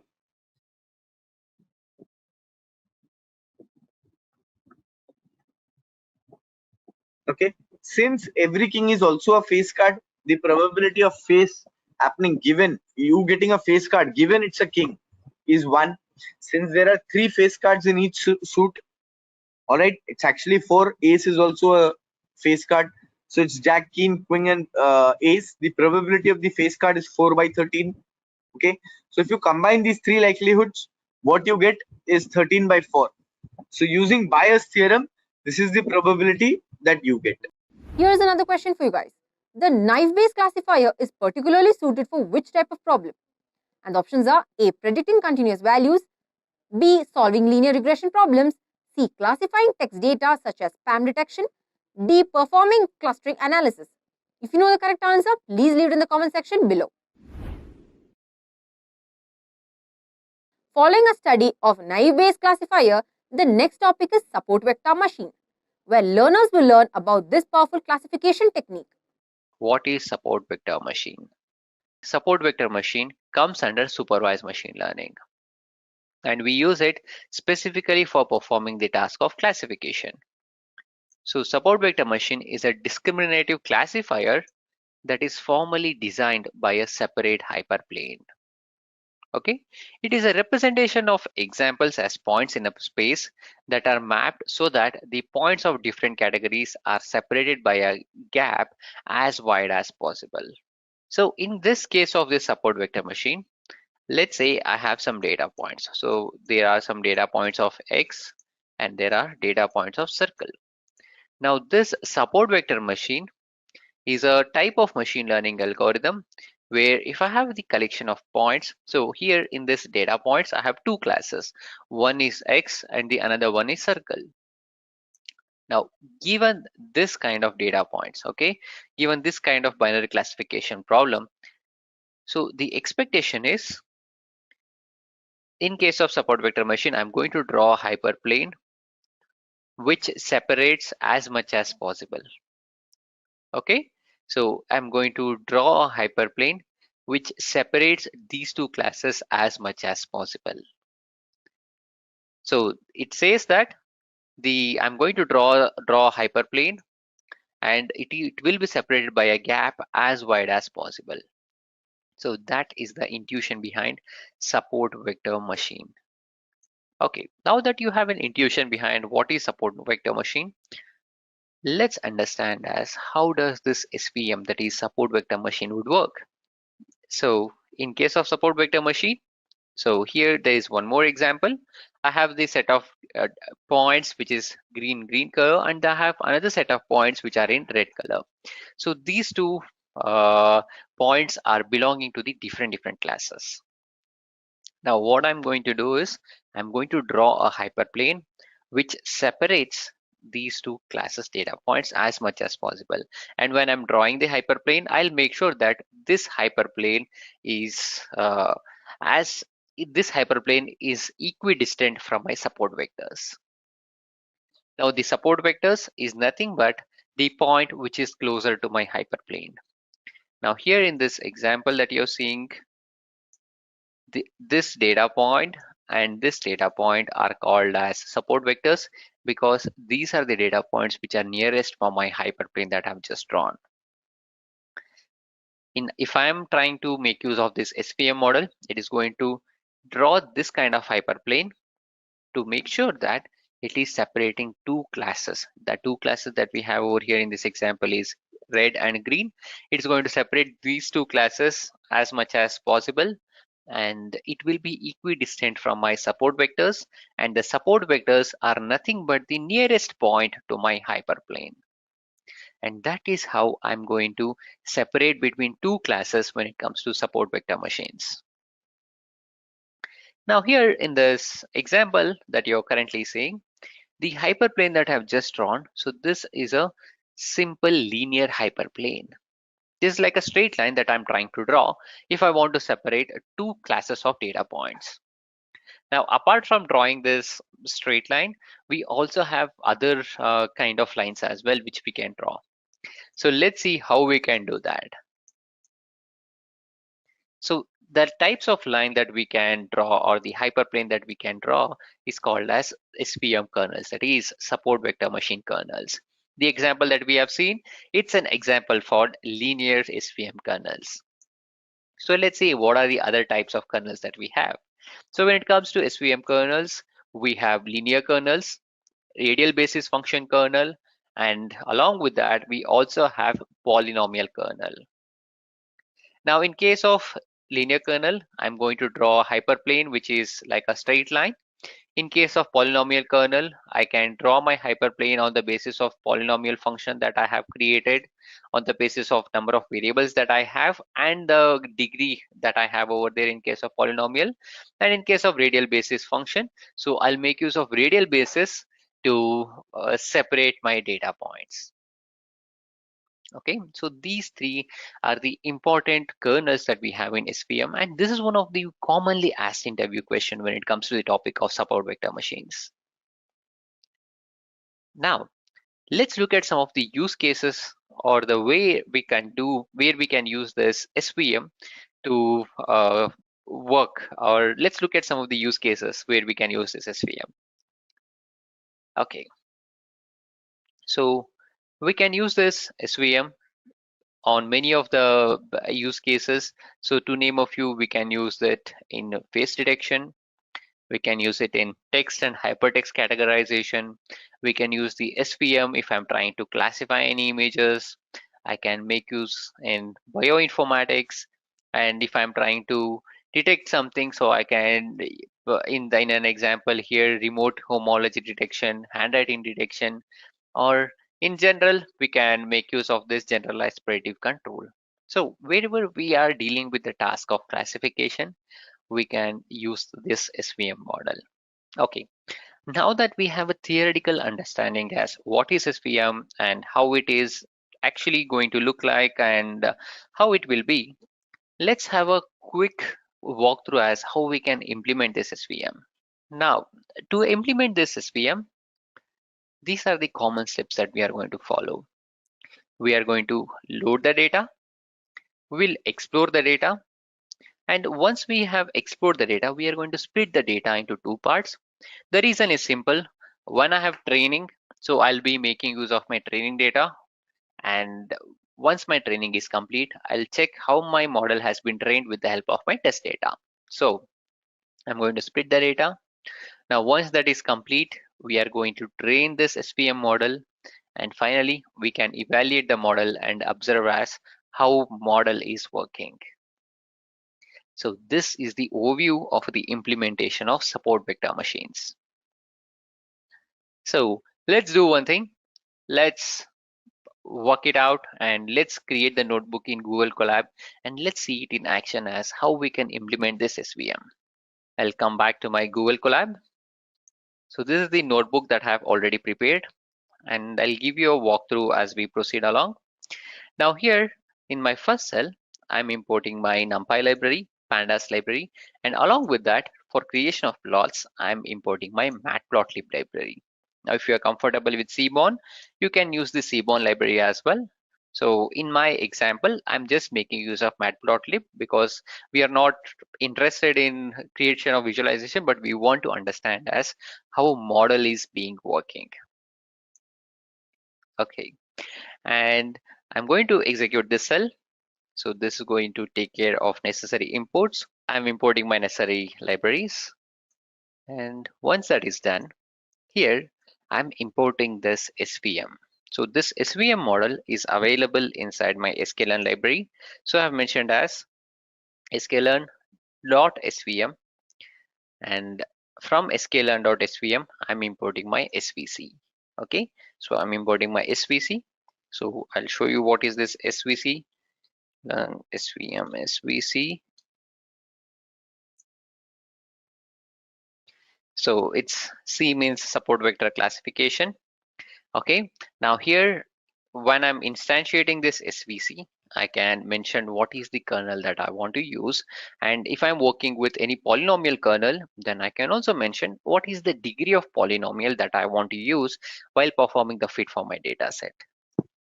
So I'm importing my SVC, and along with that I'm also importing the data sets. So in the sklearn library itself, we have a data set.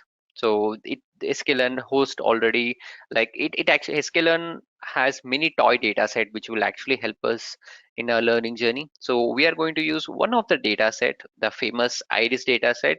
We use that for multi-class classification. So I'm going to load that iris data set, and I'm just going to extract only two features. So the two features that I'm extracting is petal length and petal width, because I don't want to complicate it. I just want to visualize the data. So in order to help in visualization, I'm just getting only two features of my given data, and I'm separating my y as iris target. So whatever the target variable that I had, I'm assigning to my variable of y. Then I'm going to do this check whether it is setosa or versicolor. That means this default data set, which is in multi-class classification, I'm just going to convert it into a binary classification task. You'll get a better understanding once I execute this next cell. So this is going to prepare my data set, and once the data set is prepared, if I create a scatter plot, so I'm just creating the scatter plot to show us what and how my data set looks like. So this is how my data set looks like. On my x-axis, I think I'm having petal length. On my y-axis, I'm having petal width. And here, the blue points refers to the class 0, and the orange points refers to the class of 1. Okay, so this is how my data set looks like. You can clearly see that I have one set of points in one region and I have another set of points in another region. Now this is a classic example to understand about the SVM. How does it draw a hyperplane? So we have the data set ready, and as I mentioned already, in order to fit this model, so when I say support vector machine, I'm going to draw a line. This line that I have drawn, it will be equidistant from my support vectors. Now here in this example, the support vector is this, because this is the only point which is nearest to my line. And here I think this is the data point which is nearest to my SVM line, that is this twisted line, hyperplane line. So I'll be placing this hyperplane such that it is equidistant from the support vectors. That is how I'll be drawing this support vector line. So we now have an intuition. Let's see whether we get the same outcome as we are expecting. So here I'm initializing my model. So for initialization, I'm saying it as SVC. Use the kernel as linear because I'm able to draw a line effectively. We just seen, and I'm using the C as infinity. That means it should be a hard classifier. So hard classifier means I want the 100% result. I mean, I don't want any loose ends. I want to draw a line which clearly separates two classes. So I'm saying it as C as infinity to mention this as a hard classifier. And once I initialize any model, here in this scenario SVM model, I am performing the fit on my data set. Now this is the common flow that we follow whenever we are performing the fit. So we'll initialize the model and then we perform the fit on a data set. Now since this SVM being a supervised machine learning model, I have to specify both my input X as well as my output Y. Hence SVM classifier.fit X, Y. So this is going to perform the fit for my data set. I'll just execute this. So this has performed the fit, and here it is giving me the confirmation as this is the parameter that are being used to perform the fit. Okay, now once I have drawn and once I have found this fit, next if I want to display the weight terms, so I can say it as SVM classifier.coefficients. So these are the weight terms. And if I want to display my bias term or the intercept, it is minus 3.78. Now this means the line that I have just drawn, so that line has the C term as, or the W0 term as minus 3.78, and W1, W2 are 1.29 and 0.82 respectively. So that's how the data is distributed for us. That's how the values has been found for our scenario. Next, in order to get the better visualization, here I have created a function that is called as plot SVC decision boundary, and this takes my SVM model, the Xmin and the Xmax. Now W and B I'm extracting from the coefficient and the intercept parameter that we have over here. So we are extracting from this attributes that we have from this model. And now if I want to draw a decision boundary, so I need the set of points. So in order to get the points, I'm saying it as x0 is equal to nb dot linspace xmax comma xmin comma xmax comma 200, and I'm specifying as how does my decision boundary should look like. My decision boundary is given by w0 into x0 plus w1 into x1 plus b is equal to 0. So this is what my decision boundary would look like. So I know what is x0, I know w0, I also have w1, and I also have b. So the only term that I do not have is my x1. Okay, so the only term that I do not have over here in this example is x1, and the x1 if I want it, so I just have to substitute it. So x1 is equal to minus w0 divided by w1 into x0 minus b divided by w1. Now I'm specifying the same equation over here for my x2. So my x0 and the distance boundary will give me the pair of input and output. Okay, now along with this, there is a property in SVM. Okay, so the property is given by whenever I have a margin, so that margin is given by 1 over w1. Okay, so the margin is nothing but the distance between my hyperplane and the support vector, so that is given by 1 by w1. Hence I have mentioned as gutter up and down. Gutter up means one line, or the one line where the support vector lies, so that is given by distance boundary plus margin, and one line below my below my hyperplane, that is where another support vector would lie, so I have mentioned as distance boundary minus margin. Okay, then I'm defining where exactly my support vectors are present. My support vectors, I can access the support vector coordinates by saying it as, by accessing the attribute of my trained model support underscore vectors underscore. Now I'm specifying where exactly those support vectors are present with the help of a simple scatter plot by highlighting my support vectors, and I'm specifying where exactly my distance boundary is present, and I'm also mentioning where is my line that is gutter up and gutter down. So let's do one thing. I'll just execute this. This is going to create me a function. I'm going to call my function support vector machine classification, and I will specify my range of x and y as here, yeah, x min and x max as 0, 5.5. I'll just execute this. So what we have done just now is we have created this hyperplane. So the middle one, the solid line that you're seeing over here, so this solid line is called as your hyperplane, and these points that you're seeing over here, so these 2 points which are highlighted, these 2 points are actually called as support vectors. Okay, so this dotted line that you're seeing, so this dotted line refers to my gutter up and gutter down, which I've found right here. Let's do one thing. I'll add some labels so that you'll get some more visualization in the plot itself. I'll say label, and I'll mention it as hyperplane. Okay, and there is one more, yeah.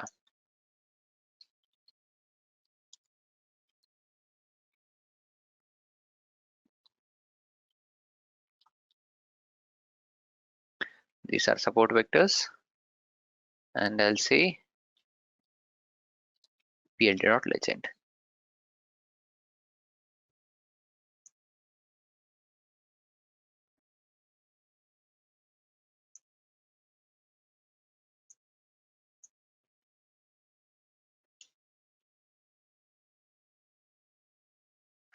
So this clearly says which are all my hyperplane and which are all my support vectors. So this is the intuition behind support vector machines. So we'll be drawing a hyperplane which separates the points that we have. Okay, and whichever the point which is nearest to my hyperplane, we call that point as a support vector. Now to access that support vector, we make use of the attribute. So let's do one thing. Let's explore the attributes svm dot support underscore vectors underscore. So this is going to tell me where exactly my support vectors are present. So one point is given by 1.9.0.4. I think this is the point that I'm talking about. And the another support vector that we have is at the location 3, 1.1. So 3 and 1.1. This is where we have another support vector. So using all these attributes, we have been able to create this visualization. Okay. Now, whenever we are working with the support vector machines, it's very important that we scale the data first. If I do not scale the data, I'll not be able to get a better fit of my SVM model. So here I've given one more example where I have my X is given as 1,50, 5,20, 3,80. As you can clearly see, it's not scaled. Okay, so I'm going to execute this cell.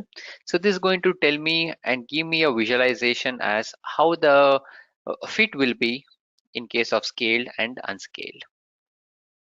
See, if it is unscaled, if it is not scaled, okay, that means if it is unscaled, we can clearly see that the hyperplane that I'm drawing and the distance from my hyperplane, it's very close to each other. And whenever I'm working, it will be difficult for me to separate those two data points. But if I scale them correctly, now here for scaling, I have made use of a scalar and standard scalar. Now, if I scale it correctly, then in that scenario, it will be easier for me and it would actually work better when I have scaled data. Okay, so this is about using the linear SVM model to perform the fit on my given data set. Now, if I go below, we have some more examples about nonlinear classifiers as well. Now, in order to test out the same, here I'm creating an example data set, and that data set that I'm generating is called as 𝐒𝐞-𝐻𝐻 data set, and this has been generated with the help of sklearn dataset generator. Now, as you can clearly see, I cannot make use of linear classifier. So linear classifier is nothing but a classifier, okay, which is an SVM model where I'm drawing or where I'm using a straight line to split my data points. I can clearly see that wherever I join or wherever I try to draw a line over here, I cannot split the data in an effective manner.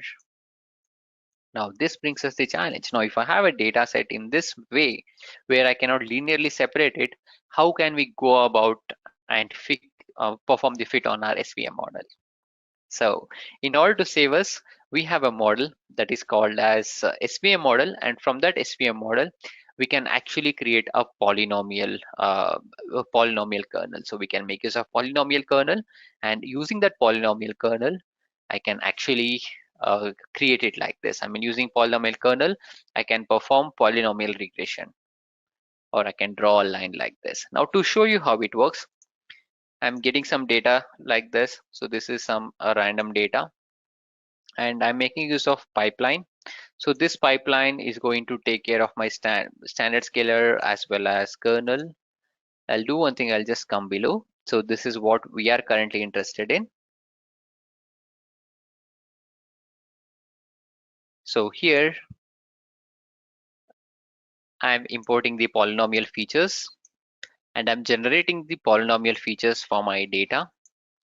I'm performing the fit and transform my polynomial data. That means I'm just modifying my existing data and I am sending it for my X.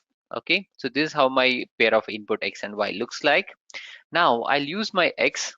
I'm going to transform it with the help of my polynomial features, and then I'm going to scale it with the help of my standard scalar, and I'm going to send it inside my classifier, that is SVM classifier.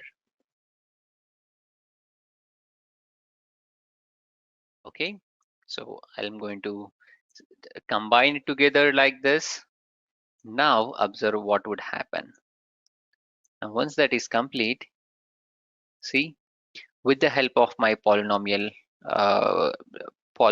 features that I have applied on my given linear data, so I have increased the degrees by which my model can learn. Now instead of straight line, my model is also having the ability to learn this complex representation as well, because I have increased the model complexity by adding my polynomial features. And while doing it, to make sure that we follow a clear path, so I have defined this sklearn pipeline. So if you're new to data science machine learning, I highly recommend you to learn this concept of sklearn pipeline. Now this sklearn pipeline helps us to combine multiple operations in a single call. So here we have created a pipeline. This pipeline is going to add some polynomial features for my input data, and on top of it, this is going to perform scaling, and then I'm going to perform this binomial classification using this SVM. And finally, I'm performing the fit on my data set. See, when I perform the fit, it takes my input X and it's going to do all these activities. It is going to chain all these activities together, and then it is going to perform the fit for my data Y. Once the fit has been complete, so we can validate how my model is performing. Here's a simple question for you guys. In support vector machine, what is the purpose of the kernel trick? And the options are A, to reduce the number of features, and B, to transform data into higher dimensional space, C, to initialize the learning rate, D, to simplify the decision boundary. If you know the correct answer, please leave it in the comment section below. After exploring classification algorithms, we turn to the k-means clustering algorithm, where learners will learn about this popular unsupervised learning method for clustering data points into distinct groups. K-means clustering algorithm is one of the very famous and most widely used. More than 90% of the people will end up with using K-means clustering algorithm, which is very, very famous in clustering techniques, right? Which is very, very famous in clustering techniques. So what are these clustering techniques? As I said, how this clustering technique will work. So K-means clustering is nothing but, always remember one thing, if any one of you are going to work in machine learning or anywhere, wherever you see a notation called K, by default K is nothing but you are supposed to, as a user, you are supposed to provide what is the input of K, which means wherever you see, there are multiple techniques that we have in machine learning, like K-means clustering technique, K nearest neighbor is one of the algorithm, K-fold cross validation. Likewise, wherever you see a notation called K, what does a K means? It's an input that you are supposed to provide. Always remember this. It's an input that you are supposed to provide to your algorithm. Your algorithm cannot identify that K value. Of course, everything else will be taken care by your algorithm. But whenever you see K, which means in K-means clustering, what is the meaning of K-means clustering? How many number of clusters that you want to provide? That is something that you have to input it to your algorithm. That is something that you have to input to your algorithm, right? Here, the meaning of K is how many clusters that you want to generate.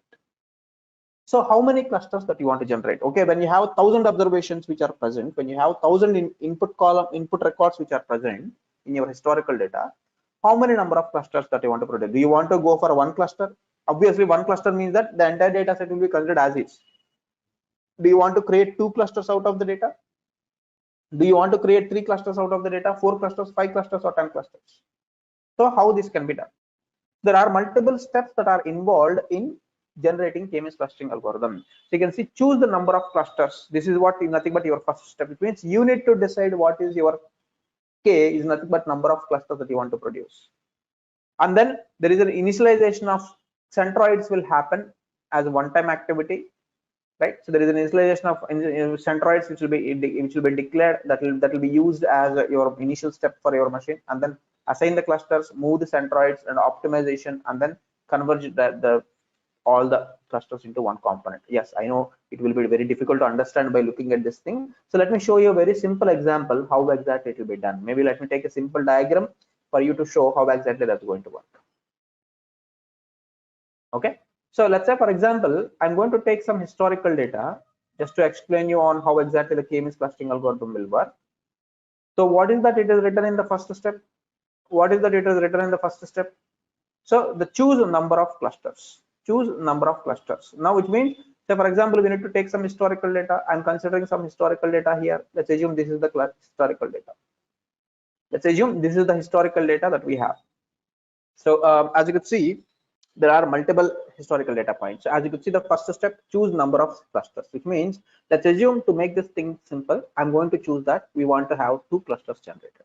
Okay, so this is, which means we want to have 2 clusters created. So because my number of clusters that I want to generate is 2, I'm going to consider that there are 2 centroids which are present. This is my first step. How this algorithm will do? How algorithm will come with the number of clusters? So this is how it will happen. So first step is to choose the number of centroid and then initialize your centroid. That's the second step. So now what is the third step? Let's assume this is observation number 1. This is our data point 1. So now what is the next step? we will take the distance from every observation to every centroid and every observation to every centroid, which means now tell me which observation for this observation number 1, which centroid is more closer? Is the green color centroid is more closer or the red color centroid is more closer for this? Centroid means that data points, the one which I have highlighted, that's what we call a centroid, data points.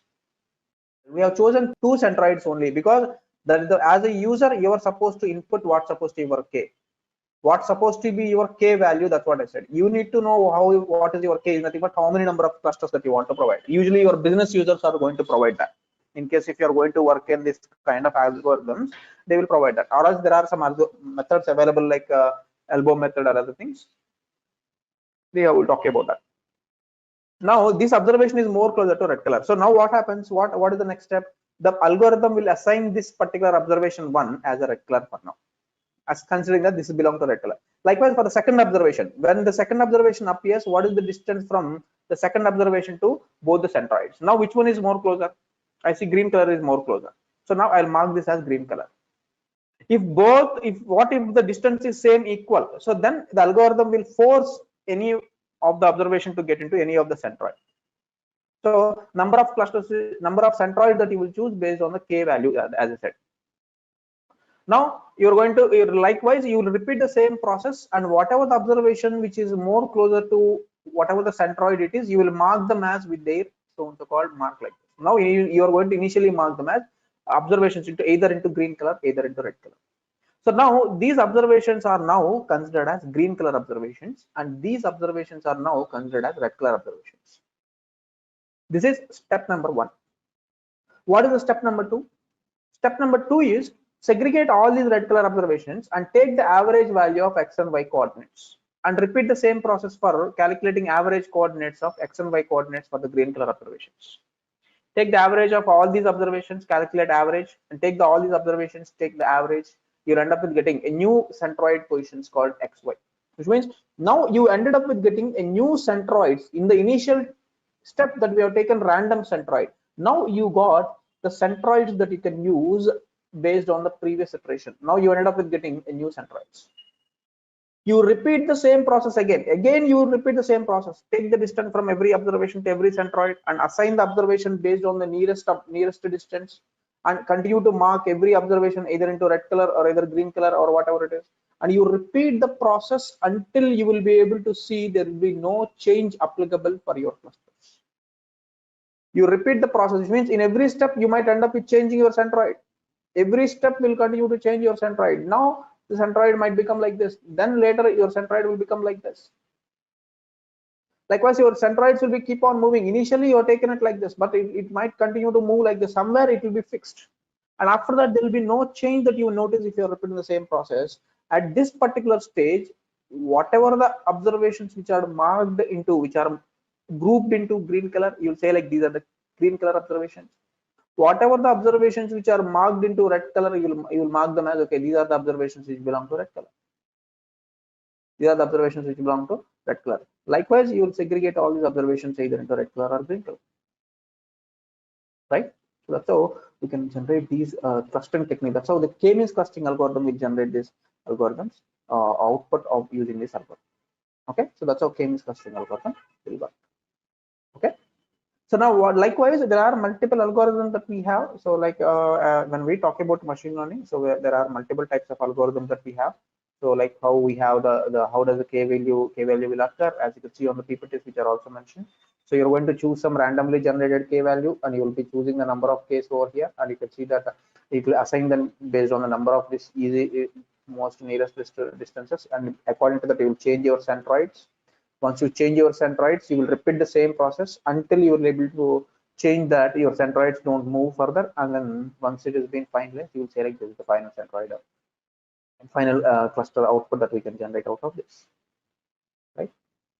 So likewise, we also have different types of clustering technique, and the second type of clustering technique that we have is fuzzy or C-means clustering. So what is fuzzy or C-means clustering? The output will remain same. So C-means clustering means that there are places that one or two observations can belong to one or two different clusters, like one or two different clusters, which means usually the primary difference between your C-means and K-means clustering technique is in case if there are any observations which are having equal amount of distance, usually in K-means clustering, what we will do, we will force this observation to be part of any of the cluster. But in C-means clustering, based on the distance that we see, there are chances that an observation can go to or can belong to one or two clusters. So it purely depends on the business use case, who is going to decide to either to go for K-means clustering or C-means clustering based on the business use case, based on our business outcome. So if people are going to decide whether to go for C-means clustering or K-means clustering. So there are a number of observations which might, it's not mandatory, which might can belong to one or more clusters that can happen. So the third is agglomerated clustering, so which is the third type of clustering technique that we have. Okay, so which is also one of the clustering technique that we have. Okay, so now which can also be used here. Okay, so now what is this agglomerative clustering? So this is what we also call it as hierarchical clustering. So in times you'll also call them as hierarchical clustering. These clustering techniques are built using H clustering. In short, we call it as H clustering. And also people will also call it as hierarchical clustering technique. So what are this? So based on the type of algorithm, they will try to, there is a mathematical expressions which are involved in it, but considering that the limited time that we have, I'm not going to take you through all the in detailed depth of it. So considering the way how the data points have been segregated, it will build a kind of dendrogram. So on top of this dendrogram, your observations can be classified here like this, as you could see on the screen. Is K-means clustering sensitive to outlier? You need to understand one thing. When we are talking about unsupervised learning algorithms, as I said, you may or may not have clarity on the data, which means your assumption is that at the least level, you don't have clarity on the data. Then if you don't, when you don't have clarity on the data, how can you say this is an outlier or this is not an outlier? When you have clarity on the data, especially when you're working on supervised learning algorithms, you can, but you don't have output column also. How you will be able to evaluate how the so-called output column can be evaluated, because this is not been classified properly, this is not been clustered properly based on the historical data, because there is no output column. So those type of concepts are something which you don't need to worry about when you are working on unsupervised learning. They will be constrained when you are working on supervised learning algorithms. And of course, in case if you see that there are outliers which are present, obviously it will be considered as one of the clustering any of the cluster, it belongs to the data. But anyhow, that's the characteristic of the data. You don't need to, you won't be taking care, because you might be killing the actual original values which are present in the data, but you cannot expect that outlier can be recognized for all the cases that you have in unsupervised learning.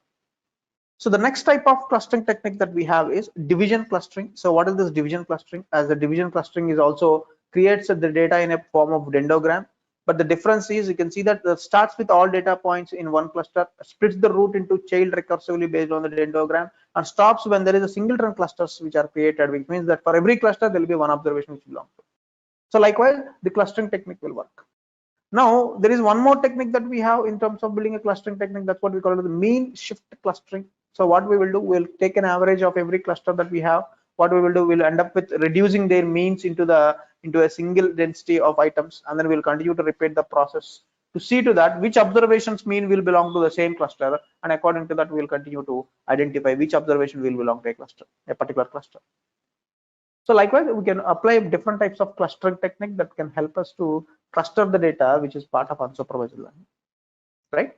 So now let's jump into something called a small hands-on. Okay, let's take a small Python example, and we will see how do we build that particular clustering technique on top of the data using one of the simple data that we have. Jupyter Notebook. Let me open how we can use scikit-learn using one of the example. So meanwhile, let me show you some of the data set also. Let me show you a data set that I'm going to use as well. So what I'm going to do is I'm going to take this movie metadata information. Let me open this data set. I'm going to take this example of movie metadata information where this data set has got a number of observations which are present. Okay, let me open this. Okay, you can see that there are a number of movies related information. As you can see, the movie names. So Avatar, Pirates of the Caribbean, Spectre, The Dark Knight, Star Wars, etc., etc., John Carter, Spider-Man 3, Tangled, or etc., etc. We have a lot of movies, and about every movie we got a lot of information which is present, like who is the director, who is the actor, what are the director Facebook likes, what are the actor Facebook likes. Likewise, we got a lot of information which is present as part of these particular every observation. So now what we will do, we will try to cluster these data points. You can see a lot of observations which are given. What is the gross of the movie? What is the number of reviewers? What is the IMDb rating? What is the so and so called IMDb score? What is the movie span? What is the gross? What is the budget and everything? So now what I'll be doing, I'll be reading this data set using one of the pandas library that we have. Okay, so I'll be reading this data set. Let me open the Jupyter notebook. I'll be using something called pandas. As you can see, read.pandas.csv. I'll be reading this data set where you can see that this is the data set that I am able to read. I got a number of observations that are present. I can see that director Facebook likes and actor 3 Facebook likes. So now what is that I want to do is, instead of building this clustering technique on top of every observation, so what I will do is, I will take these columns called number of Facebook likes on director and number of actor Facebook likes versus director Facebook likes. So where you can see that if I want to select a director Facebook likes alone, I'll be able to choose this director Facebook likes alone. You can see for every movie you got the number of director Facebook likes which are present. So if there are more number of Facebook likes, what does it mean? The director is famous person, correct? Or either if there are more number of famous Facebook likes that the actor has got, which means that the person is, or the actor is very famous person. So that's what you can understand. So now we can see that I'll try to extract these independent components that we're talking about. I will extract all the records in all the director Facebook likes versus actor Facebook likes, where I'm just going to form an object called new data by applying some iLocation as a filter. iLocations, ILOC stands for index location, where I can filter out what are the records that I wanted to, what are the columns that I wanted to, using this iLocation function. Now I got all the so and so called number of director Facebook likes versus actor Facebook likes which are present as part of this. Okay, so this is being loaded into an object called new data. So now what is that I'll be doing? After that, I'm importing something called sklearn k-means cluster. So this algorithm is available as part of this scikit-learn algorithm. Whatever the number of steps that we have discussed, you're not supposed to execute all these steps manually. And of course, if you want, you can also write such a program as well. But what is that we'll be doing? In scikit-learn library, there is a Python library called scikit-learn which has got most of the algorithms present, and we will be importing this k-means clustering algorithm. And for this k-means clustering, I'm providing the c is equal to number of clusters is equal to 5. So here, if you are aware of object-oriented programming using Python, you'll be able to correlate. I'm importing this k-means clustering, which is implemented as a class here, where I'm creating an object called k-means clustering by providing an input called n number scores clusters is equal to 5, which means that what is the meaning of 5? I want to build 5 clusters out of this.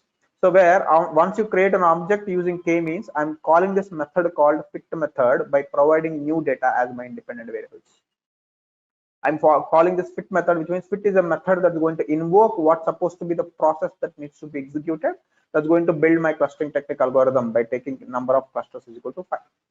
So now I'm able to generate my algorithm where by looking at my model, I'll be able to extract what are the centroids that I got, final centroids, because initially you'll be taking some random centroids, but at the end you'll end up with getting a final centroid position somewhere fixed to it. That is nothing but a center point for every cluster that we got. These are the final centroid that we got. Even if I want to print what is the labels which are generated, labels is nothing but it will extract the outcome. You can see that these are the label numbers which are added here. Out of 5,000 movies, we got the labels which are added as an array, but we won't be able to see it like that. What is it I'm trying to do? I'm trying to get all the unique values present in these labels with respect to counts. Now you can see that my data is now clustered into 5 different, all the movies are clustered into 5 different clusters. As you see, cluster number 0 has got 4,700. Most of the observations are moved into cluster number 0. 104 movies went into observation number 1. 11 movies are moved into cluster number 2. And 87 movies are moved into cluster number 3 and 67 into cluster number 4. So the data properties are being distributed, and that's how the clustering technique has divided the data into 5 clusters. Now you can see what is that I'm trying to do. I'm trying to put this into a new data of cluster, which means whatever the labels that are generated here. This is my output column. I'm going to create this into as a new column in my new data, where I'm using this lm plot that will print whatever the column that I have called director Facebook likes versus actor Facebook likes.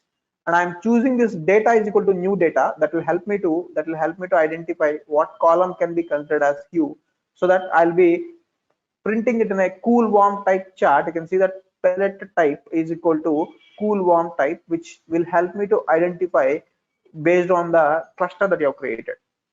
Now if I print this, you can see that pretty much every observation is now categorized into individual cluster. You can see these are the movies which are now graphical representation. This is the graphical representation that we are using to see how these movies are being segregated. I can see these movies are nothing but cluster number 0. You can see there are a few more movies which are extracted over here. This is nothing but based on the color indication. This is cluster number 3. And these movies are created as a cluster number 1, cluster number 2. These movies are something which are created as cluster number 1. And these movies are created as cluster number 4. 0, 1. This is nothing but 2, cluster number 3, cluster number 3, and cluster number 4, like this. Now you can clearly see that how the K-means clustering has came up. The movies which are made by new people with new directors, new actors are making films with new directors, or new directors are making film with new actors. These are all, you will see more number of movies will fall into this category, because you will end up with getting new people into the film industry most of the cases. A lot of movies are being made with new directors with new actors. And you can see that these movies are the clusters which are being segregated very clearly. The famous actors are making films with new directors. Very famous actors are making films with new directors.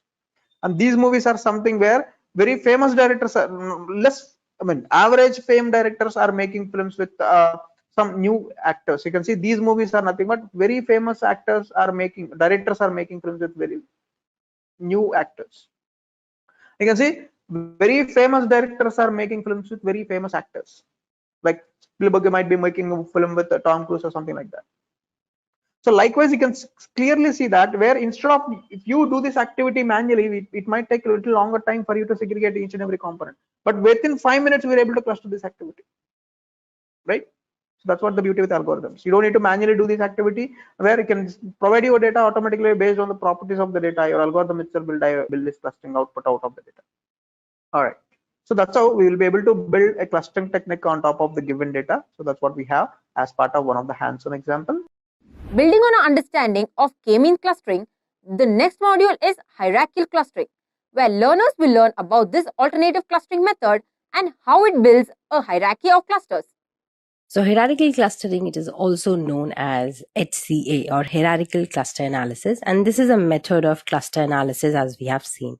So what happens here is that this clustering allows us to build the tree structure from data similarities, like we have built X and Y, and we have created trees, and these trees are actually known as dendrograms. So the way you represent a hierarchical cluster or hierarchical clustering is through dendrograms. So we actually drew a dendrogram. Okay, so this is how the clustering is being formed, and this is how the clusters are being made, and this is how the relationship among the clusters is being shown by a dendrogram.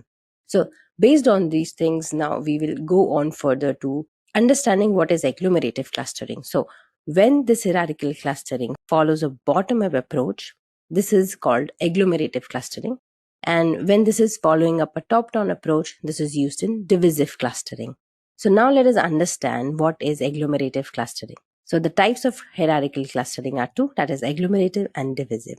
So now moving on further, what is agglomerative clustering? So agglomerative hierarchical clustering, this is also known as AGNES, which means agglomerative nesting hierarchical clustering. And it follows a bottom-up approach, which means that clustering or clusters, they are formed from the bottom and are again clustered till a complete single cluster is formed. And what happens then is that the clustering continues until we obtain a single cluster, and we will see how we obtain a single cluster, and we also represent it. So individual data points are clustered based on similarity, and we go on clustering until there's only one single cluster left. So let us just plot this agglomerative clustering and make things really simple for us. Now suppose I have got these data points scattered here, A to G, and these data points have to be clustered. So another important thing is that now we will form clusters. So how clusters are formed? So we can see that based on some similarity, like because of the distance, nearby distance, A and B can be grouped together in a single cluster. So I am just doing that. C and D, I form another cluster because they are near. So I just club them. And again, I would just club E and F based on their distance. And G is separate, so I will just form a separate cluster. Now what happens in agglomerative clustering is that I have to plot all these data points like A, B, C, right, D, E, F, and G. So these are separate clusters. The clustering starts from the bottom and each data point is treated as a single cluster, which we will also understand with the help of an example further. But now for simplicity, let's take A, B, C, D. So then what happens is that since A and B are grouped as one cluster, so this is how I just group them, all right? And C and D is grouped as one cluster. This is how I group them. E and F are grouped in one single cluster. This is how I group them. Now remains G, which is not being grouped into any of the cluster. So now clustering, I said that it continues until a single cluster is left. So now I would have to have another level of clustering. That means that E, F, G, since G is very close to E, F, I will cluster it in one single cluster. Okay. And since I can see that both these A, B and C, D pairs, these clusters are again together, so I will just cross this line and I will make one single cluster of these 4 points, right?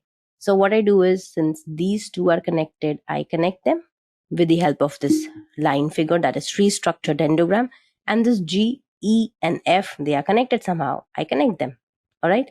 Now what happens is that I have got two big clusters, and clustering continues until a single cluster is obtained. So in the end, I will have to cluster everything into a single cluster. And this is how I do that. And to join it, I will again join this entire graph. So this is when it follows a bottom to up approach. This is called as agglomerative hierarchical clustering. Okay. So now we will go and see an example of this hierarchical agglomerative clustering, right? Okay. So let us understand what is agglomerative clustering with this example. Now we see that here the clustering takes place from bottom to up. And we have taken an example of population wherein we go on clustering until we get population. So here from the bottom, the individual professions are being plotted. And we see that, let's take for a convenience the left-hand side. And on the left-hand side, the red dots, as you see, this is individual profession in public sector. And on the another side, which we see in the brown circles, is the private sector employment. So somehow there's similarity between private sector. So they are being clustered as one single cluster and the private sector as another cluster. These again are being clustered into one single cluster, and that is employment cluster. Whereas on the another side, we can see another cluster which is different, and that is unemployed section of cluster of people. Now, they again share one similarity, and that is that they all belong to a single gender, that is male. So everything is being clustered into one single cluster, that is male. And then again, male and female clusters are being clustered together to form one single cluster, that is population. Similarly, we also divide on the right-hand side the individual professions of women clubbed into private and public sector. And then again, we have separate clusters of employed and unemployed women, and they have been grouped into one single cluster, and that is women. Again, we merge the two big clusters into one single cluster, that is population. So this is how the clustering is taking place. The levels are being increasing from bottom to up. So when we are using this bottom-up approach, this is agglomerative clustering. Here's a quiz question for you guys. In hierarchical clustering, what is the process of merging or splitting clusters called? And the options are A, iteration, B, dendrogram, C, agglomeration or division, and D, partitioning. If you know the correct answer, please leave it in the comment section below. Transitioning from clustering techniques, the next topic is Apriori Algorithm explained, where learners will explore this algorithm used for mining frequent item sets and discovering association rules in transactional datasets. Now, many of us have visited retail shops such as Walmart or Target for our household needs. Or let's say that we are planning to buy the new iPhone from Target.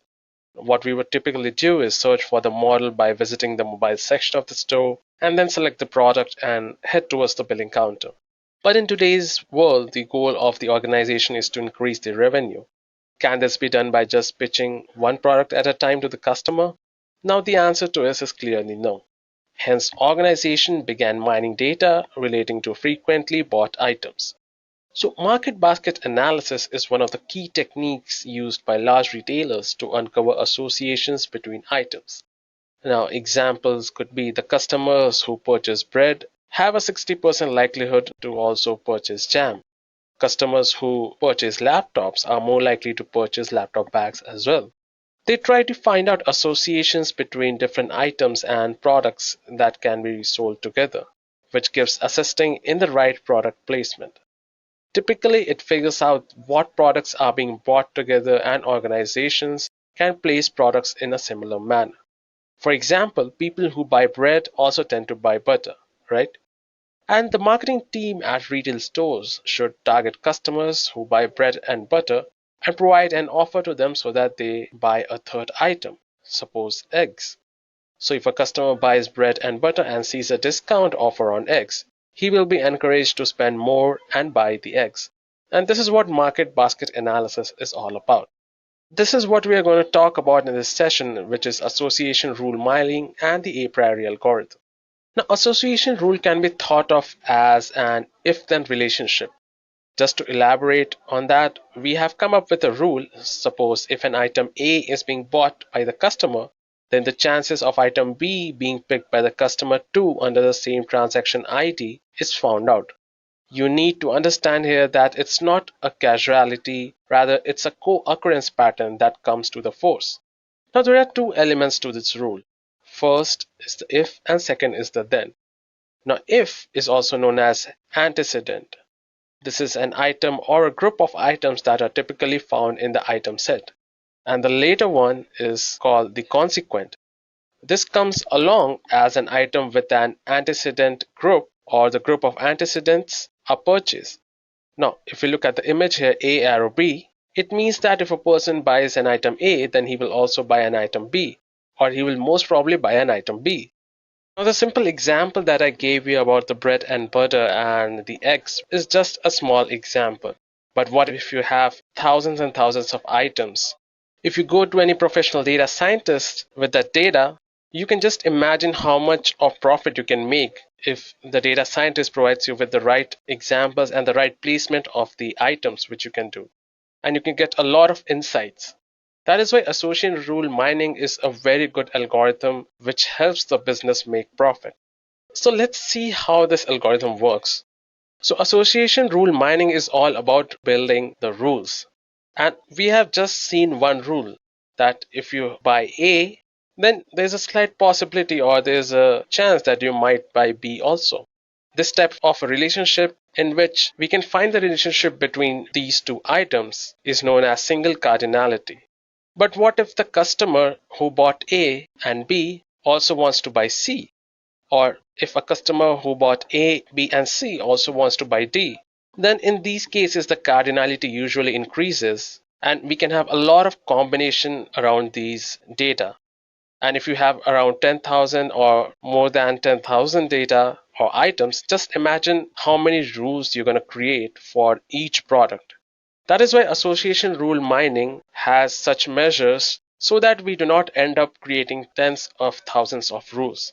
Now, that is where the Apriori algorithm comes in. But before we get into the Apriori algorithm, let's understand what's the maths behind it. Now, there are three types of matrices which help to measure the association. We have support, confidence, and lift. So support is the frequency of item A or the combination of item A or B. It's basically the frequency of the items which we have bought and what are the combination of the frequency of the item we have bought. So with this, what we can do is filter out the items which have been bought less frequently. This is one of the measures, which is support. Now what confidence tells us? So confidence gives us how often the items A and B occur together, given the number of times A occur. Now this also helps us solve a lot of other problems, because if somebody is buying A and B together and not buying C, we can just rule out C at that point of time. So this solves another problem, is that we obviously do not need to analyze the products which people just buy barely. So what we can do is, according to the sales, we can define our minimum support and confidence. And when you have set these values, we can put these values in the algorithm and we can filter out the data and we can create different rules. And suppose even after filtering, you have like 5,000 rules. And for every item, we create these 5,000 rules. So that's practically impossible.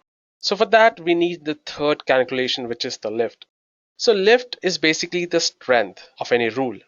Now let's have a look at the denominator of the formula given here. And if you see here, we have the independent support values of A and B.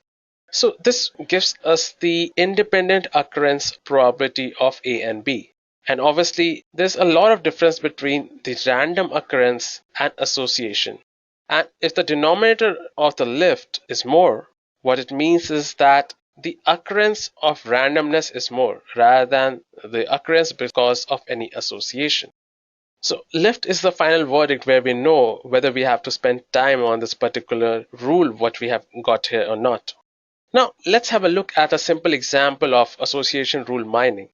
So suppose we have a set of items A, B, C, D, and E and a set of transactions T1, T2, T3, T4, and T5. And as you can see here, we have the transactions T1 in which we have ABC, T2 ACD, T3 BCD, T4 ADE, and T5 BCE. Now what we generally do is create some rules or association rules such as A gives D or C gives A gives C, B and C gives A. What this basically means is that if a person buys A, then he's most likely to buy D, and if a person buys C, then he's most likely to buy A. And if you have a look at the last one, if a person buys B and C, he's most likely to buy the item A as well. Now, if we calculate the support, confidence, and lift using these rules, as you can see here in the table, we have the rule and the support, confidence, and the lift values. Now let's discuss about Apriori. So Apriori algorithm uses the frequent item sets to generate the association rule. And it is based on the concept that a subset of a frequent item set must also be a frequent item set itself. Now this raises the question, what exactly is a frequent item set? So a frequent item set is an item set whose support value is greater than the threshold value. Now just now we discussed that the marketing team, according to the sales, have a minimum threshold value for the confidence as well as the support. So frequent item set is that item set whose support value is greater than the threshold value already specified. Now example, if A and B is a frequent item set, then A and B should also be frequent item sets individually. Now let's consider the following transaction to make the things a little easier. So suppose we have transactions 1, 2, 3, 4, 5 and these items are there. So T1 has 1, 3 and 4, T2 has 2, 3 and 5, T3 has 1, 2, 3, 5, T4, 2, 5 and T5 1, 3 and 5. Now the first step is to build a list of item sets of size 1 by using this transactional data. And one thing to note here is that the minimum support count which is given here is 2. Let's suppose it's 2. So the first step is to create item sets of size 1 and calculate their support values. So as you can see here, we have the table C1 in which we have the item sets 1, 2, 3, 4, 5 and the support values. If you remember the formula of support, it was frequency divided by the total number of occurrence. So as you can see here, for the item set 1, the support is 3. As you can see here, that item set 1 appears in T1, T3 and T5. So as you can see, its frequency is 1, 2 and 3. Now as you can see here, the item set 4 has a support of 1 as it occurs only once in transaction 1. But the minimum support value is 2, that's why it's going to be eliminated. So we have the final table, which is the table F1, in which we have the item sets 1, 2, 3 and 5 and we have the support values 3, 3, 4 and 4. Now the next step is to create item sets of size 2 and calculate their support values. Now all the combination of the item sets in the F1, which is the final table in which we discarded the 4, are going to be used for this iteration. So we get the table C2. So as you can see here, we have 1, 2, 1, 3, 1, 5, 2, 3, 2, 5 and 3, 5. Now if you calculate this support here again, we can see that the item set 1, 2 has a support of 1, which is again less than the specified threshold. So we're going to discard that. So if we have a look at the table F2, we have 1, 3, 1, 5, 2, 3, 2, 5 and 3, 5. Again, we're going to move forward and create the item set of size 3 and calculate their support values. Now all the combinations are going to be used from the item set F2 for this particular iterations. Now before calculating support values, let's perform pruning on the dataset. Now what is pruning? Now after the combinations are being made, we divide C3 item sets to check if there is another subset whose support is less than the minimum support value. that is what frequent item set means. So if you have a look here, the item sets we have is 1, 2, 3, 1, 2, 1, 3, 2, 3 for the first one. Because as you can see here, if we have a look at the subsets of 1, 2, 3, we have 1, 2 as well. So we are going to discard this whole item set. Same goes for the second one. We have 1, 2, 5. We have 1, 2 in that, which was discarded in the previous set or the previous step.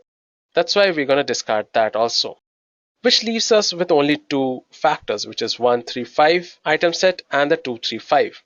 And the support for this is 2 and 2 as well.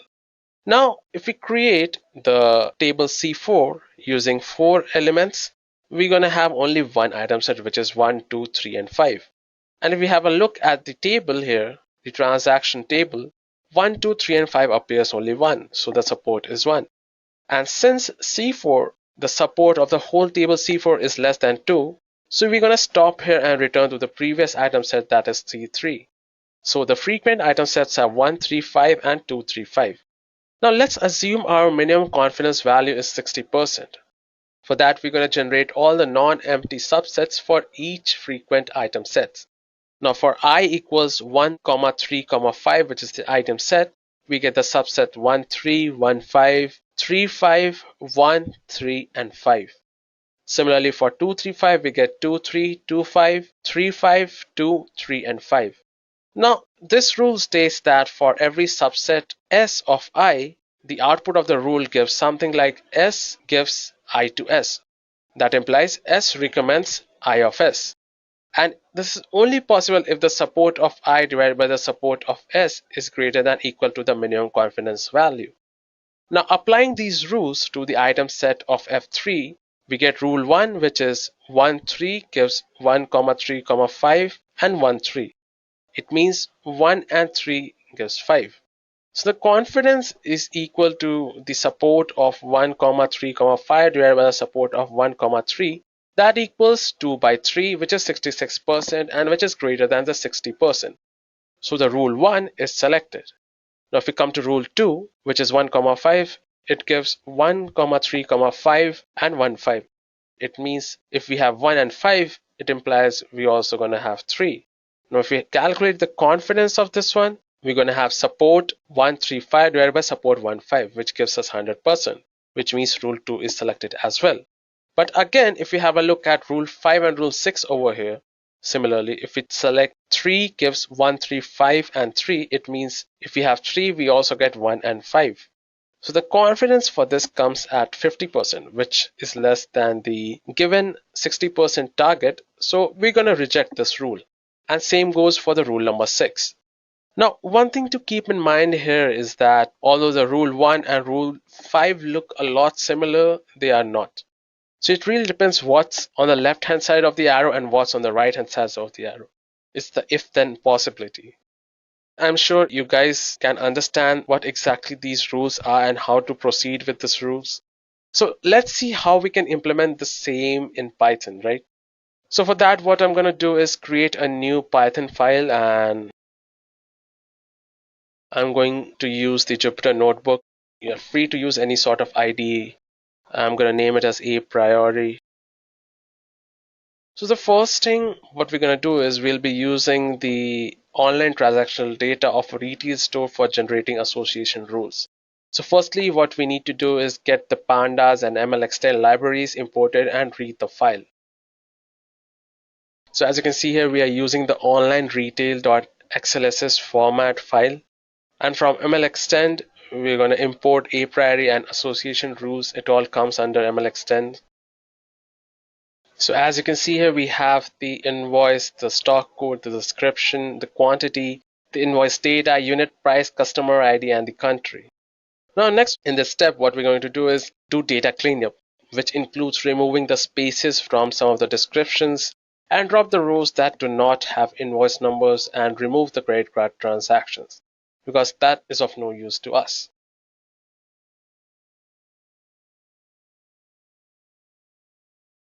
So as you can see here, the output in which we have like 532,000 rows with 8 columns. So after the cleanup, we need to consolidate the items into one transaction per row with each product. For the sake of keeping the data set small, we are only looking at the sales for France. So as you can see here, we have excluded all the other sales. We are just looking at the sales for France. Now there are a lot of zeros in the data, but we also need to make sure any positive values are converted to 1 and anything less than 0 is set to 0. So as you can see here, we have still 392 rows. We're going to encode it and see. Check again. Now that you have structured the data properly, in this step what we're going to do is generate frequent item sets that have support at least 7%. Now this number is chosen so that you can get close enough and generate the rules with the corresponding support, confidence, and lift. So guys, as you can see here, the minimum support is 0.7. Now what if we add another constraint on the rules, such as the lift is greater than 6 and the confidence is greater than 0.8. So as you can see here, we have the left hand side and the right hand side of the association rule, which is the antecedent and the consequence. We have the support, we have the confidence, the lift, the leverage, and the conviction. So guys, that's it for this session. That is how you create association rules using the Apriori algorithm, which helps a lot in the marketing business. It runs on the principle of market basket analysis, which is exactly what big companies like Walmart, you have Reliance and Target do. Even IKEA does it. After covering various algorithms, we now move on to mathematics for machine learning, where learners will delve into the essential mathematical concepts that underpin machine learning techniques, including linear algebra, calculus, and probability. Why mathematics in machine learning? Aspiring machine learning engineers often tend to ask me, what is the use of mathematics in machine learning when we have computers to do it all? Well, that is true. Our computers have become capable enough to do the math in split seconds where we would take minutes or even hours to perform the calculations. But in reality, it is not the ability to solve the math. Rather, it is the eye of how the math needs to be applied. You need to analyze the data and infer information from it so that you can create a model that learns from the data. Math can help you in so many ways that it becomes mind-boggling that someone could hate this subject. Of course, doing math by hand is something I hate too, but knowing how I use math is enough to explain my love for math. So allow me to extend this love to you guys too, because I won't be teaching you just the mathematics for machine learning, but the various applications you can use it for in real life. So what math do we need to learn for machine learning? Here is a pie chart which comprises of all the needed math. Linear algebra covers a major part, followed by the multivariate calculus. Statistics and probability also play a big role, and you need to know the knowledge of algorithms and much more. This is the requirement that is needed to master machine learning. So now that we have developed this understanding, let's do some math. We shall kick off with linear algebra. Linear algebra is used most widely when it comes to machine learning. It covers so many aspects, making it unavoidable if you want to learn mathematics for machine learning. Linear algebra helps you in optimizing data, operations that can be performed on pixels such as sharing, rotation, and much more. You can understand why linear algebra is such an important aspect when it comes to mathematics for machine learning. So let's move over to the first topic in linear algebra, scalars. So what is a scalar? A scalar is basically a value. It represents something, right? So scalars are just values that represent something. Suppose we had a laptop on sale and it is priced at 50,000 rupees, right? So this 50,000 rupees is the scalar value of that laptop. What are the operations that can be performed on scalars? It is just basic arithmetic. So for example, we have addition, subtraction, multiplication, division. All of those operations can be applied on scalars. Okay. For example, over here, we are buying a laptop and the accessories. What is the total price? It will be the addition of both the prices. So 50,000 for the laptop and 5,000 for the accessories brings it up to 55,000 rupees. What happens if you're buying a laptop at a 50% discount? So it is half the price, right? It is 50,000 divided by 2, that becomes 25,000 rupees for the laptop. So this is just a brief introduction and all that is required from scalars. So once we are clear with this, let's move over to vectors. So vectors can get a bit complicated as they are different for different backgrounds. Let me tell you how. Computer science people can interpret vectors as a list of numbers that represent something. Physicists consider vectors to be a scalar with a direction and it is independent of the plane. Mathematicians take vectors to be a combination of both and try to generalize it for everybody. All of these standpoints are absolutely correct, and that's what makes it so confusing for anyone learning about linear algebra, for mathematics, for machine learning. In machine learning, we usually consider vectors in the standpoint of a computer scientist, where the data is in the tabular form consisting of rows and columns, right? And when our data is in the form of pixels or pictures, we consider them as vectors that are bound to the origin and transform them to matrices and perform operations that we shall discuss later. So now that you have a brief idea about vectors, let's jump over to the operations that you need to know when working with vectors.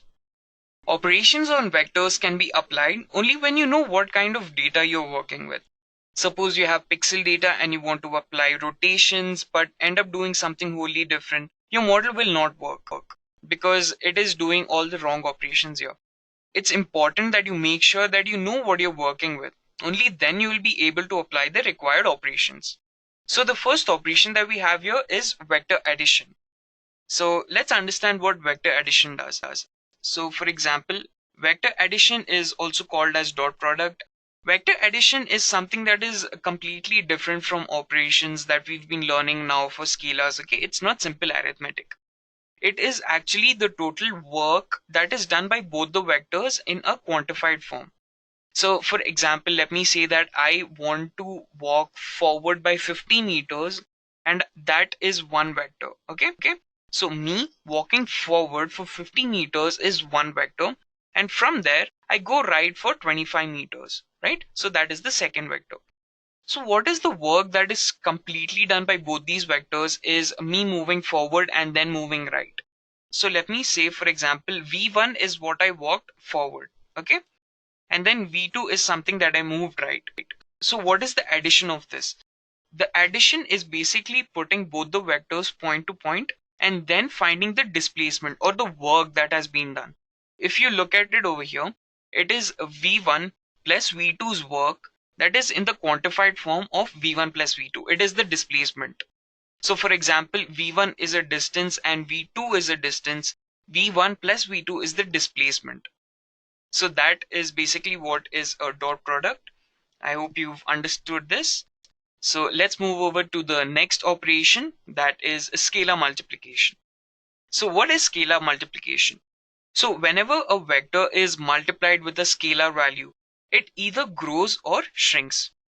What this means is that you have a particular value, a scalar value, which is either positive or it is negative.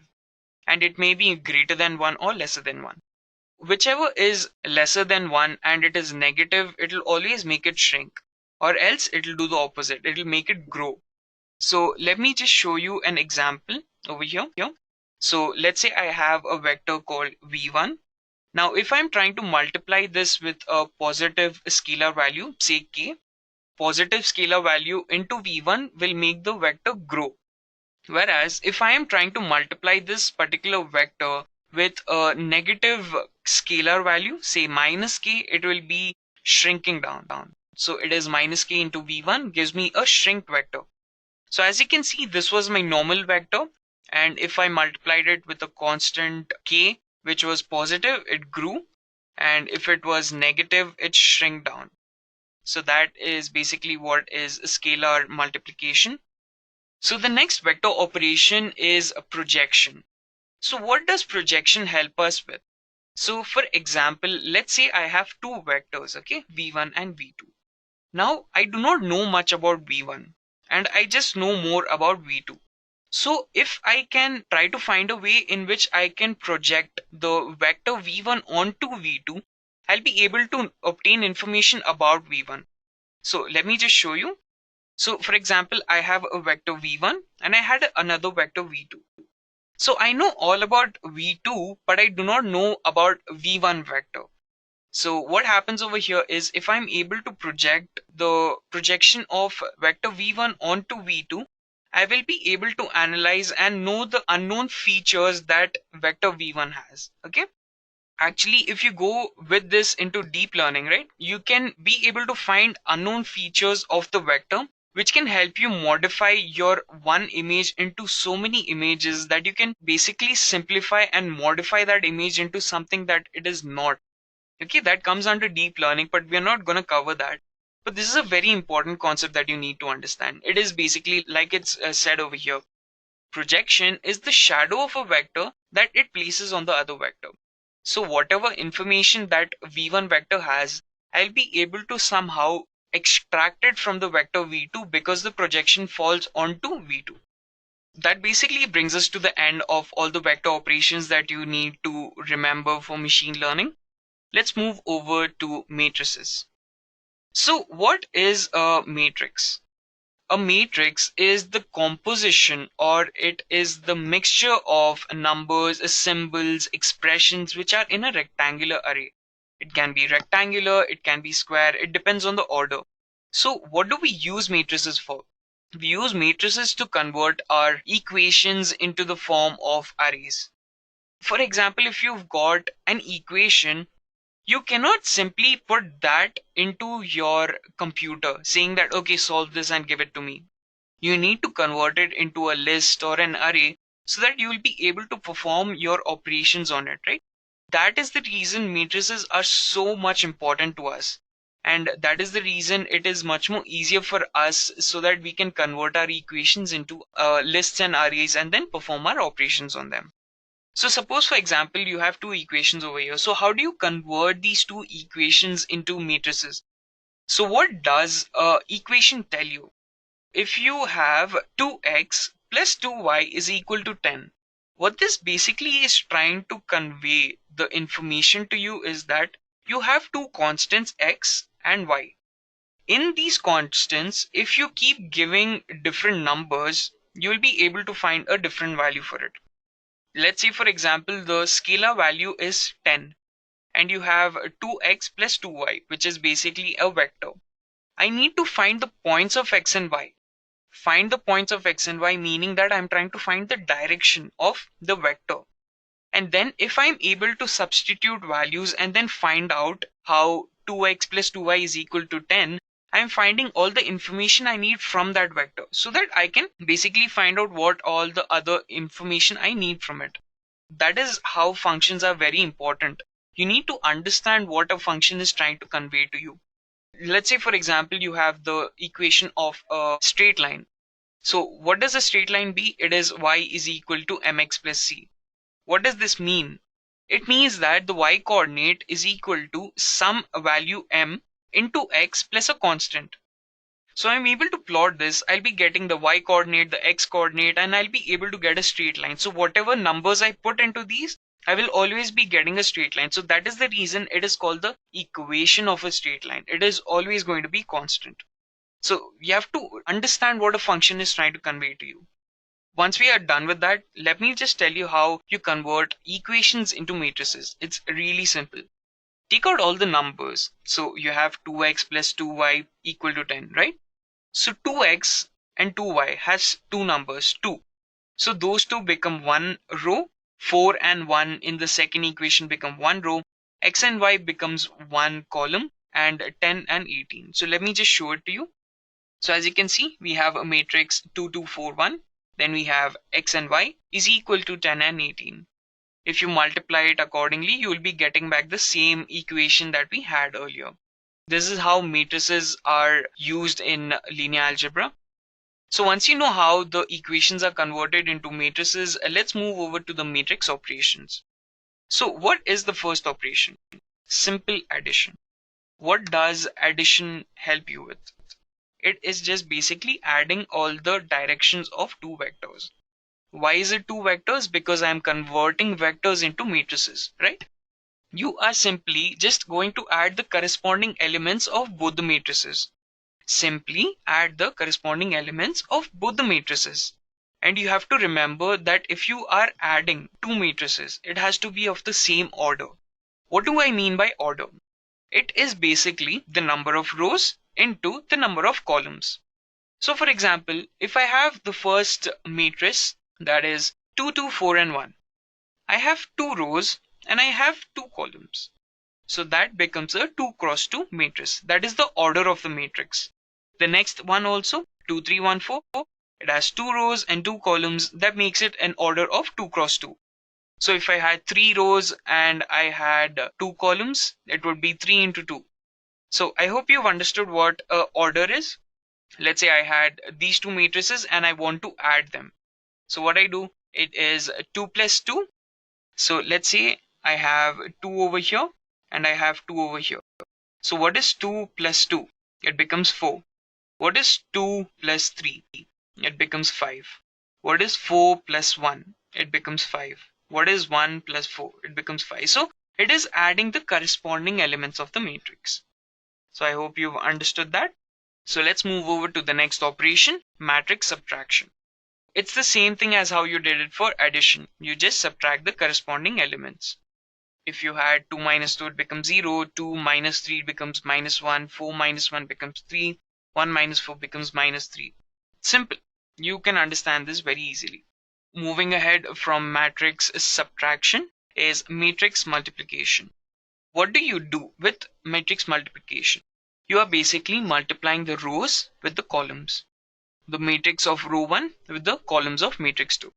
What happens? You have to remember that the number of rows in matrix 1 has to be equal to the number of columns in matrix 2.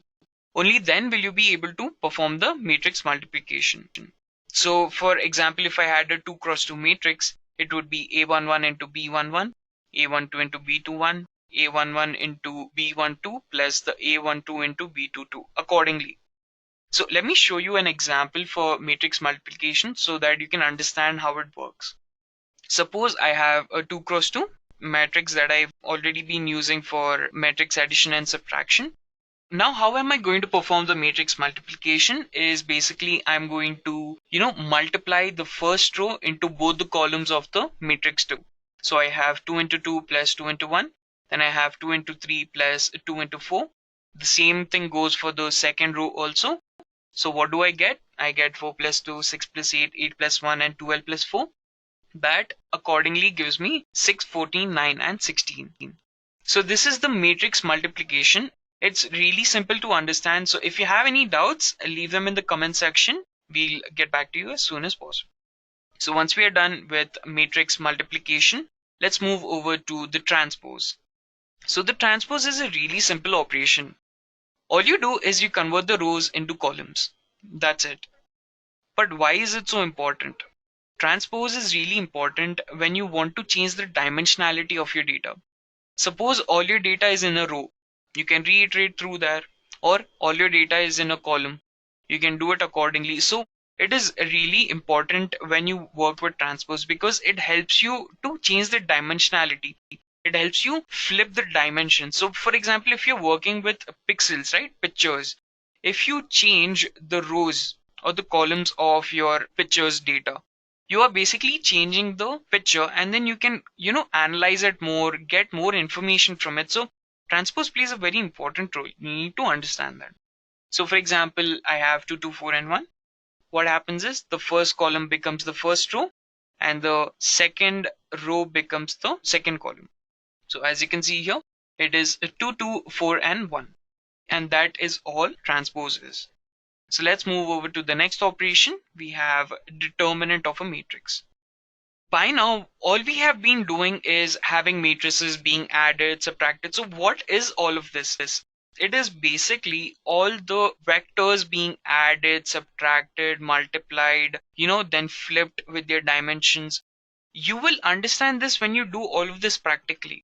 Because all of this is something that we do not do it in our daily lives. But when you're learning with machine learning, when you're performing machine learning, all of these operations come into picture. So all that you've learned by now is basically adding values of vectors, subtracting vectors, multiplying two vectors, then transpose, that is the flipping of vectors. And now you're going to learn about determinant. What is a determinant? All the matrices that we had till now, they are basically directions. They are basically directions and values of all the vectors. Now, all these vectors are definitely going to have a scalar value in them so that you can understand the weight, you can understand the depth of that particular matrix. What is the determinant helping you with? The determinant helps you with understanding the weight or the sensitivity that it can provide on the data set. That is the reason determinant is really important. It is the scalar value of the matrix and it can help you give the eigenvalues of the matrix.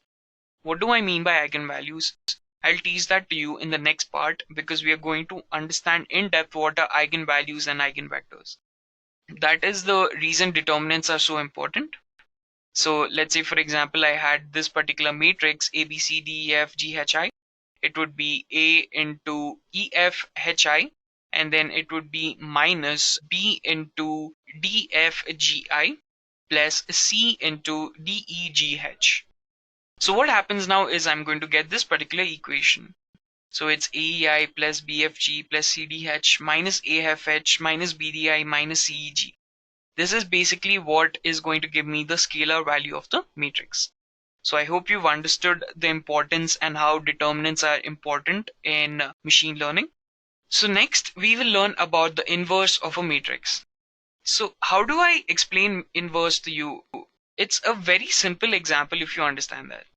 Suppose I am walking on a road and I walked straight for 50 meters. But then I remember that I had to get back something from the place I started. So I walked back 50 meters. What is the distance that I traveled? The distance that I traveled was 100 meters. Why? Because I went 50 meters forward and 50 meters backward. But what is the work that I have done? It is 0. Why is that? It is because I am at the same place that I started from. That is not the work done. If I move from one place to another place, that is the work done. That is some displacement that my body has achieved. But I have not achieved that over here. Why? It's because I have gone straight and come back straight for 50 meters, making my work done 0. So just the same way, inverse of a matrix works. Suppose you have a vector that moves in the forward direction. You will have the inverse of that particular vector that comes in the negative direction and it makes all the work done 0. Sometimes there is no inverse of a matrix that exists. That's because the vector does not have all the information that is required to obtain its inverse. So I hope you have understood what is an inverse. Let's see how do you find an inverse of it. Okay. For a 2x2 matrix, this is how you're going to find it. It is finding the determinant into the transpose, or finding the inverse of the matrix. So it is A and D that is going to be switched over, and minus B and minus C. This gives you the inverse of the matrix. So for orders 3 and above, what do? You find the determinant of A and then you accordingly find all the different determinants inside of it. So that is basically how you find the inverse of a matrix. Let's move over to how a vector can be used as a matrix. Okay. So by now that I've been telling that vectors can be easily translated into matrices, and I've already shown it to you. And why is it so important? It's because they help you apply operations on the data very easily. And then you have certain well-known operations such as scaling, rotation, sharing, and much more. All of this come under computer graphics. Okay. Making these operations on your image or your vectors becomes really easy when you're working with matrices. So that's the reason matrices are so important. So for example, right now I've shown you that if there was an equation V1 as 3x plus 4, it would be 3 and 4. And then you had x and y, then you would have x plus 2y, which would become 1 and 2, and then x and y. That is how vector as a matrix works. What are some of the well-known operations, right? I'm assuming that there is going to be a 2x2 matrix. Whenever you're scaling, it is basically increasing the size. So how do you increase the size? It is Sx and Sy, which are the scaling factors which you perform on your x and y coordinates. Then you have sharing, which is basically moving or reshaping your particular object that you're working with. So it can be M, which is the sharing factor. And then you have the rotation. So how do you rotate your particular object in which direction? So all of that can be done using these particular matrices. So let's move over and understand how matrices can help you solve equations and obtain solutions much more easily. So that is basically vector as a matrix. we have two methods over here.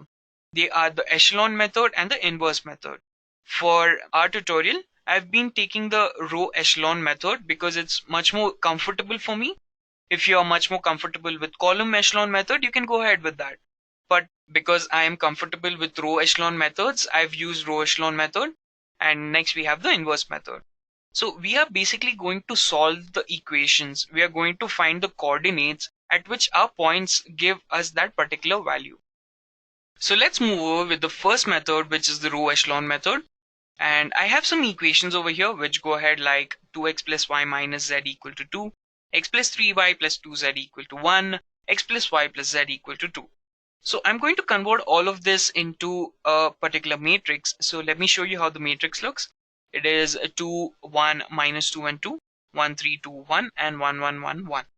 So all the information about the equations have been put into the matrix form. And the answers that we are going to get are x is equal to 2, y is equal to minus 1 and z is equal to 1. So this is the reason I'm going to get all these particular values, that is 2, 1 and 2, which I'm getting from the equations. Whenever I put the x, y and z values into them, I'm going to, get those particular coordinates. Now let me just tell you why we are solving equations, okay? So if I am telling that there is this particular vector that goes like this or comes in this direction or something like that, I want to find the x, y and z coordinates so that I can obtain the information, visualize it and then learn more about that particular vector. Now say for example, this is just 2x plus y minus z equal to 2. Let's say for example, what if it was a 2 boxes plus 1 candle minus 1 chocolate is equal to giving me a profit of 2 rupees. Okay. So as you can see, these are just simple equations and these are the coordinates that we get. X is equal to 2, y is equal to minus 1 and z is equal to 1. But what is the importance of this? Okay. Let me just give you a simple example so that you can understand what we are actually trying to find out over here. Okay. Suppose I have a factory and I want to get a profit of 2 rupees. And I have boxes, I have candles, and I have chocolates. So if I take the first equation, I'm saying that if I have 2 boxes, 1 candle minus the chocolate, it is going to give me 2 rupees profit. So what is X, Y, and Z exactly? X, Y, and Z are the investment costs. How much do I need to invest into them so that I can get back what I really required? So for boxes, I need to invest 2 rupees. For chocolates, I need to invest nothing. For candles, I need to invest minus 1 or something like that. Okay. If I invest so much, I'm going to get 2 rupees profit. So this is like a real life example which is being converted into some equation and then we just need to solve it. That is the reason vectors are so important and how they can be converted into matrices and then, solved very easily. How does the row echelon method work? I'm going to be taking the step 1, which is R1 divided by 2. R1, when we divide it by 2, we get 1, half, minus half and 1. So what's the step 2? We will do R2 minus R1. So we have R2, which is the minus of R1.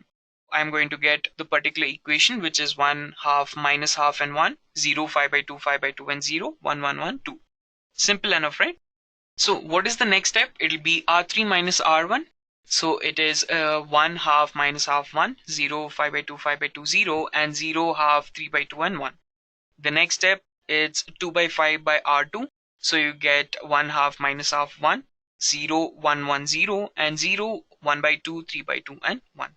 So what's the step 5? Step 5 is basically R1 minus half of R2. So I get 1, 0 minus 1 and 1, 0, 1, 1, 0 and 0, 1 by 2, 3 by 2 and 1. Step 6 is R3 is equal to R3 minus half of R2. So I have 1, 0 minus 1 and 1, 0, 1, 1, 0 and 0, 0, 1, 1. Step 7 is R1 plus R3. So I have 1, 0, 0, 2, 0, 1, 1, 0 and 0, 0, 1, 1. Step 8 is R2 is equal to R2 minus R3. So I have 1, 0, 0, 2, 0, 1, 0 minus 1 and 0, 0, 1, 1. If you put all of this back into the equation, you will find out that for the first row, 1, 0, 0, 2 is equal to x plus 0 is equal to 2. the value of x is equal to 2. The value of y is equal to -1 and the value of z is equal to 1. So this is how the row echelon method works. And what do you have to actually perform in row echelon? It is basically the first row has to start with the value 1. The second row has to have a 0, and then somewhere in the middle it has to have a value of 1. And then the third row should be starting with zeros and then getting some value where it starts with 1 only. So row echelon or column echelon, whatever method you use, you have to make sure that whichever element is the first starting element of the row, it has to have a 1 or it has to be preceding with zeros. So as you can see here, the first row has 1, 0, 0, 2, and then you have 0, 1, 0, -1, and then you have 0, 0, 1, 1. So that is how you are performing the row echelon method to solve your matrix. So if you remember, we had x is equal to 2, y is equal to -1, and z is equal to 1. Those were the answers that we wanted. Once we are done with row echelon method, let's move over to the inverse method. So suppose we have some equations, 4x plus 3y is equal to -13 and -10x minus 2y is equal to 5. What does the inverse method tell us? Let me show it to you. So this is the matrix that you come up with. So it is a 4, 3, -10 and -2. Then you have x and y, and which is equal to -13 and 5. So what does the inverse method actually tell us? For example, we know that A into A inverse is equal to 0 work done, right? It is the identity matrix, I matrix. So if I have A into the A inverse, so it is like I'm doing the work and I don't do the work, is equal to no work done. So A into A inverse gives me the identity matrix. If A into B is equal to C, so A is my, all the numbers, then B is my x and y, and C is the output value. If I do A into A inverse into B is equal to C into A inverse, I am going to get B is equal to C into A inverse. Because A into A inverse gets cancelled, so B is equal to C into the A inverse of it. So that's what I'm going to do. So what is the inverse of the 2 cross 2 matrix? The inverse is found by this formula, and the inverse is actually 1 by 22, -2, -3, 10, and 4. So that's the inverse of the matrix. So let me show you how it works. What happens is I'm having A into A inverse into B is equal to C into the A inverse. So A into A inverse is obviously going to get cancelled out because it's an identity matrix. So I'm just going to be left with x and y is equal to 1 by 22 into -13 and 5, -2, -3, 10 and 4. So what I do later, I'm going to just multiply, and this is what I get. So it's basically 1 by 22 and 11 by -110. So if I do 1 by 22 into the particular matrix that I found, it is going to be x is equal to half and y is equal to -5. So that is how I'm going to be using the inverse method to find or solve the equations. I hope that was simple to understand. So once we've done all of that, we are now capable enough to understand what an eigenvector is. Eigenvectors are really important when you're working with data. All of that, what vectors, matrices, what all we've been doing by now, think of it as the data you're working with in your machine learning algorithm, right? What is an eigenvector? Eigenvector does not change the direction even if a transformation is applied to it. What does a eigenvector really give us? So for example, I have a data. If I am trying to do any transformation on it, it should not change from what it was really. It should not change from what it was initially. It should not become something that is totally irrelevant to me. If I have such data that even if I apply transformations to it, it does not change what it was supposed to be, that is an eigenvector. What does an eigenvector give me? They are the most sensitive parts of my data set, and I can use them and I can trust them for my analysis purposes. So that is why eigenvectors are so important. Eigenvectors help you transform and make your data much more careful. So for example, let me show you what an eigenvector looks like. Okay. So I have a particular rectangle and I have a lot of vectors, but for my example, I'm just going to be using 2 vectors. Okay. I have a v1 and v2. These vectors are basically trying to explain all the data that is there in the particular rectangle. What happens if I perform the sharing operation? When I perform the sharing operation, my v1 vector has changed its direction completely. It was at some other direction, and after sharing or after performing some operation, it has completely changed its dimensionality, its direction. All the information that it held initially has now completely been changed. Whereas my v2, it has not changed its direction. Yes, it has moved forward. It has multiplied, but it gives me the same information that it was giving me earlier also. So that becomes an eigenvector. Think of this now in the form of a matrix. If my matrix is changing so drastically, how will I be able to perform operations on it? It becomes really difficult. Okay, so for example, think of the vector v2 as a list, which is then just multiplied by 2.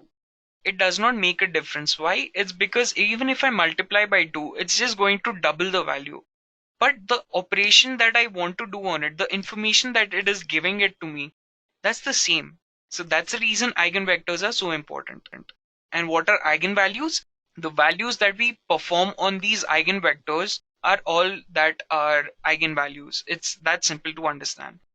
So that is all you need to know about eigenvectors. All the data which is not transforming anything is basically the data that you should be learning with. What are the applications that linear algebra helps us with? You have the first and foremost, which is the principal component analysis, PCA. It is used for dimensionality reduction and it helps increase the quality of data. Then you are working with applying transformations. It helps in encoding. It helps in the single value decomposition, where it is again reducing the dimensionality of a single value data. And then it is used for natural language processing, for latent semantic analysis, optimization of your deep learning models. All of this can be achieved through linear algebra. So it is a very important aspect of machine learning. Once we are done with all of this, let's start our coding for PCA. We will now be coding for principal component analysis. Let me show you how it really works. So I am having all the programs already prepared for you guys, so we do not extend this big tutorial even more further. Let me go to the presentation mode. So what happens over here is I am having these important libraries, which are import numpy as np. Then I have the pyplot as plt. And then from sklearn.decomposition, import the PCA. So principal component analysis is already present. I'm just going to import it from sklearn. So I'm going to get a range of around 200, 300, how much ever it is. After I'm getting that particular range, I'm going to get data. I'm going to get all of that data and then I'm going to put it into my particular list.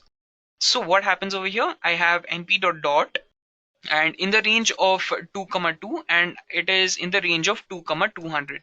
So in the range of 2, 200, whatever numbers that you can randomly generate, please give it to me. And then dot t. Why is it dot t? It's because all of this which I'm going to get is basically in the form of a column. I do not want it in the form of a column. I want it in the form of a row. So that is the reason I'm using dot t. Dot t is used to transform it.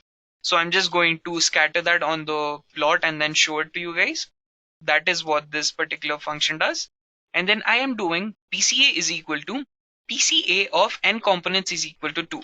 And then I'm going to fit the data into it. And then I have a function which is to draw the vector.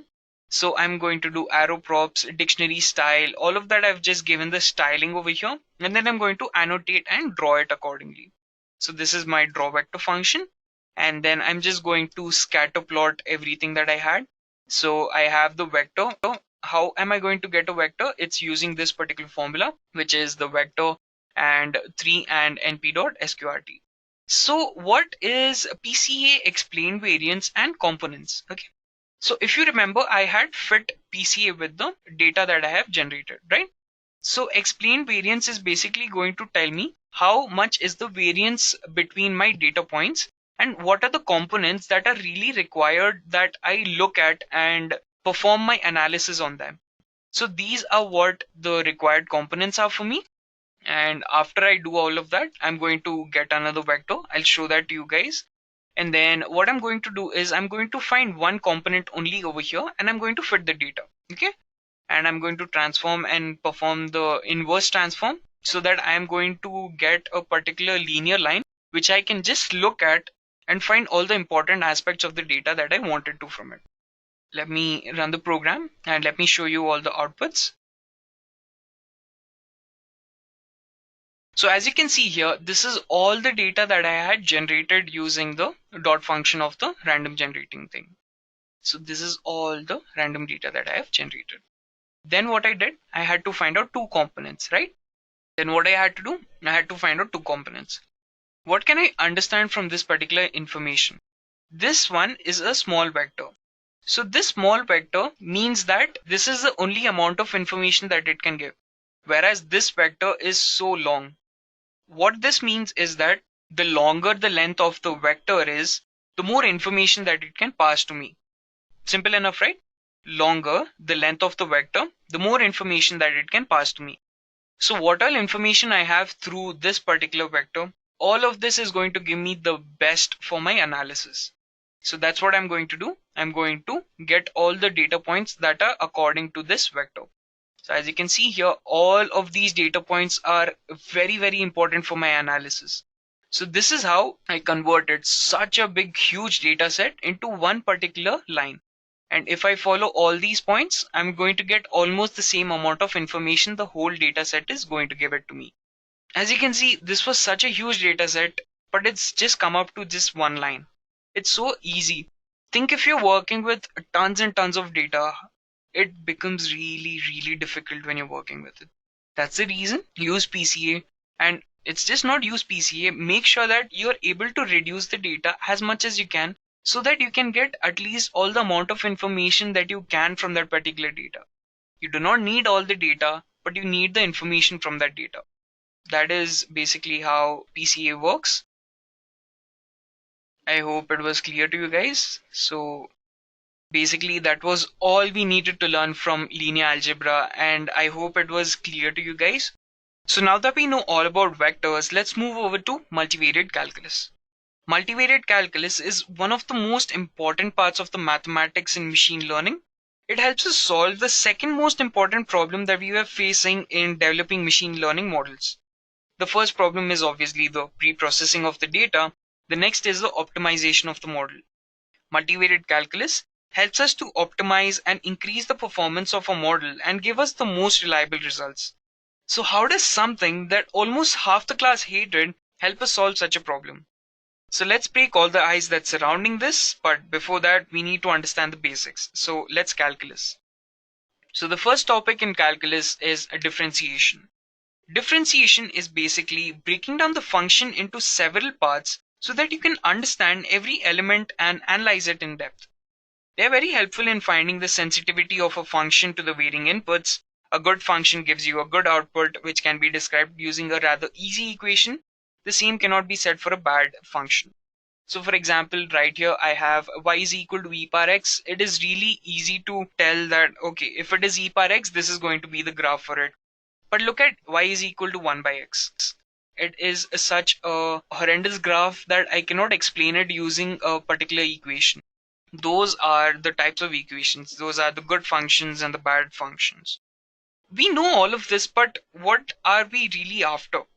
So let's do all of that right now. Okay, so most of us already know all of this, but what are we really after? So let's understand that with a really simple example. So let's assume that we have a car moving in a single direction only and is already in motion.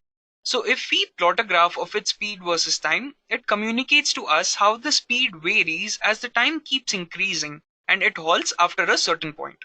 Now if we want to know the rate at which the speed varies with respect to the time, it turns out to be that we are actually finding the acceleration. The acceleration of the car can be plotted as follows.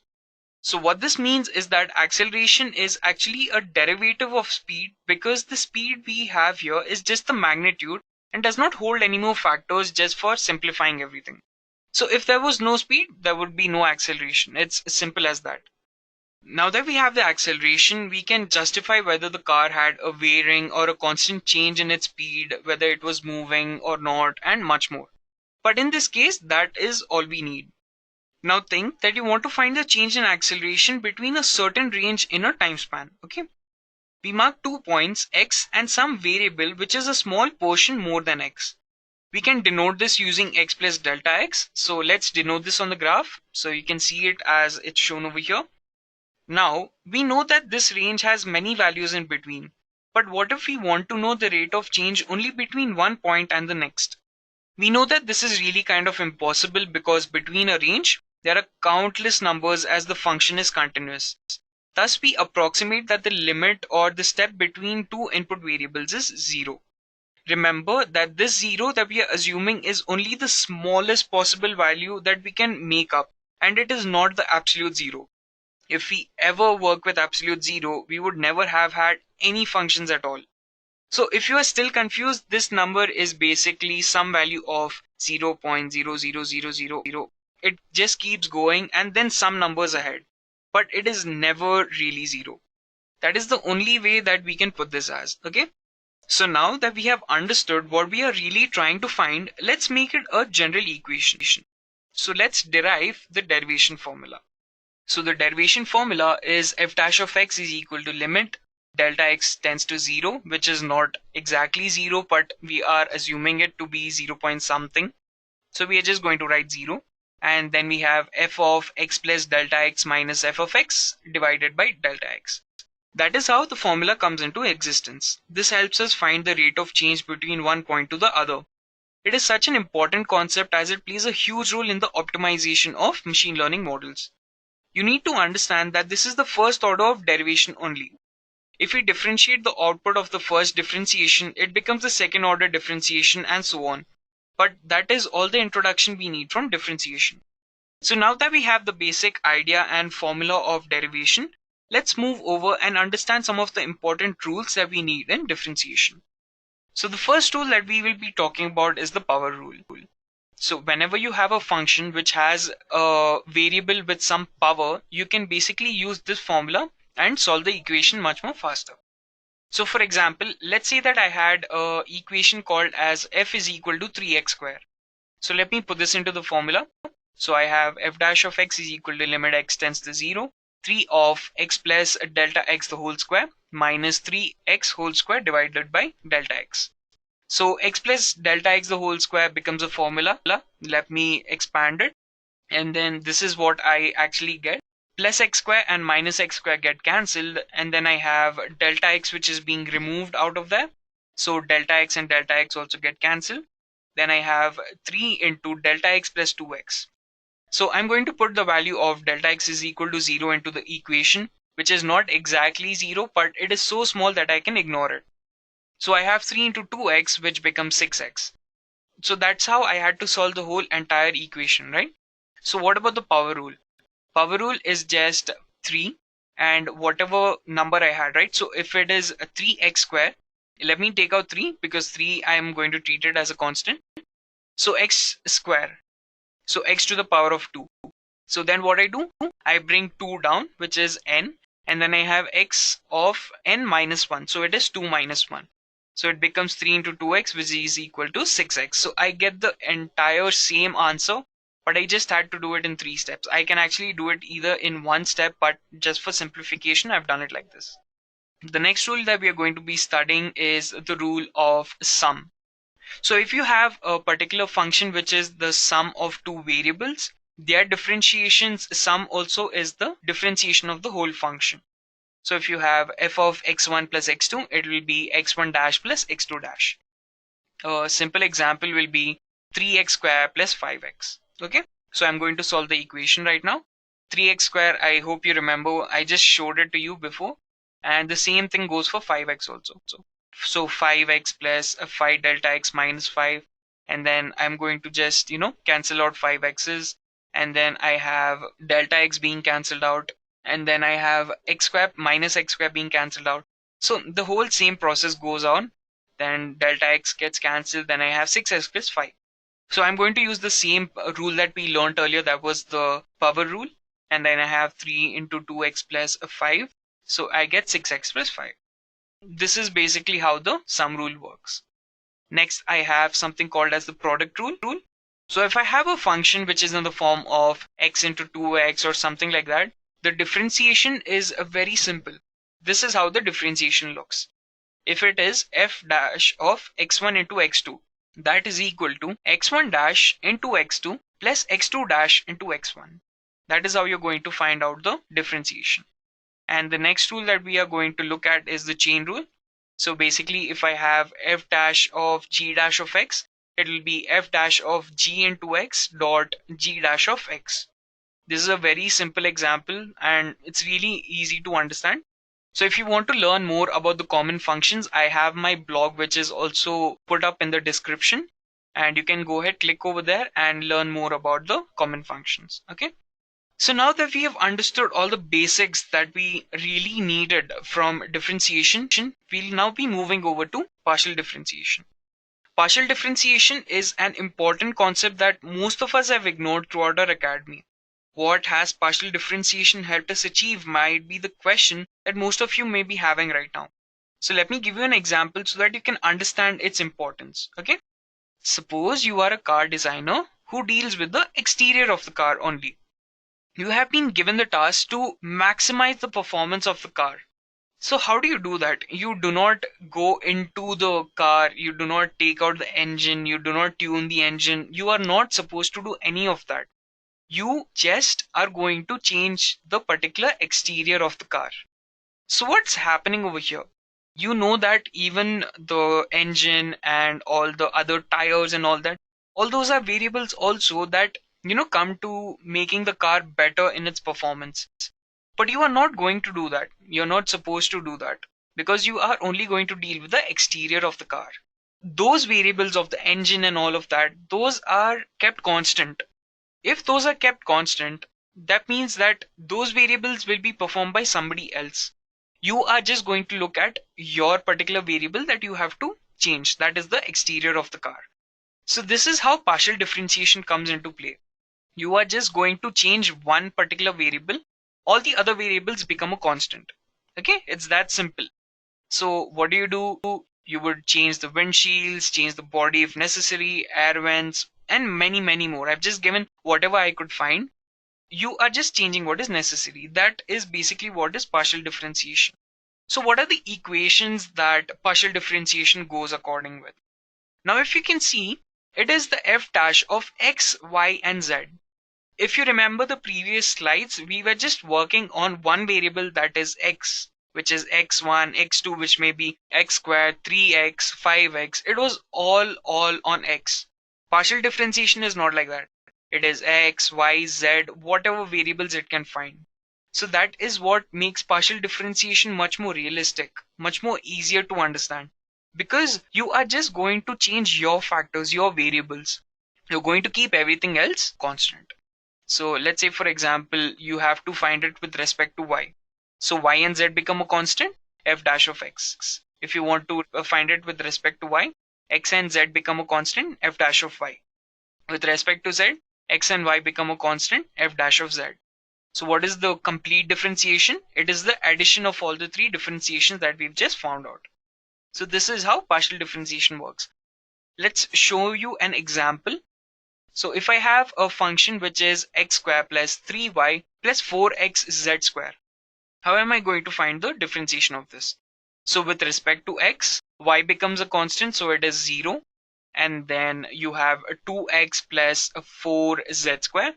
So with respect to y, x square plus 4xz square become a constant, so I'll just have 3. So with respect to z, it will become x square becomes a constant, 3y becomes a constant, and then 4xz square is what I am going to differentiate. So I will have 8xz. So what is the total differentiation? It is a 2x plus 4z square plus 8xz plus 3. So I hope you've understood this really simple example of it. So this is how partial differentiation works. So what are the applications that multivariate calculus comes into play? We have something called as the Jacobian vector. Now what is the Jacobian vector? It is basically differentiating the vector once. Jacobian is basically differentiating the vector once and then putting it into the form of a matrix. That becomes the Jacobian vector. It helps in finding the global maximum of the data set. It is pointing to the maximum data that is there in the data set. And it also helps in linearizing a non-linear function to a linear at a particular point. So that's how the Jacobian helps. So differentiating the Jacobian or differentiating the actual vector twice gives us the Hessian, and it is used in minimizing the errors. It is used in deep learning models, gradient descent for optimizing all the weights and all of that. So that is how multivariate calculus helps us in real life. Let me show you how the gradient descent works. I already have code ready for you guys. Let me go back to the presentation mode. I have a particular import, which is the NumPy. And then I have the sigmoid function, which is basically 1 divided by 1 minus e to the power of minus SOP. So this is what I'm going to return back to it. And then I have the error, that is a predicted minus target whole square, or x to the power of 2. This is what the error is basically. And then I have the errors derivation, which I'm going to use over here. So that is basically 2x, or 2 into predicted minus the target part. And then I have the actual function over here, which is sigmoid into 1 minus sigmoid, which is the activation function, which is basically trying to find if my particular model is working or not. And then I have the derivation of it, which is just basically x. And then I have the updating function of the weight. So I'm just going to get the weight, I'm going to get the gradient, and I'm going to get learning rate. And I'm going to basically keep trying to, find out the best way that I can find my weight. So here's my function. I have x is equal to 0.1, which is my input. And then I have the target, which is 0.3. And I'm going to have a learning rate of 0.01.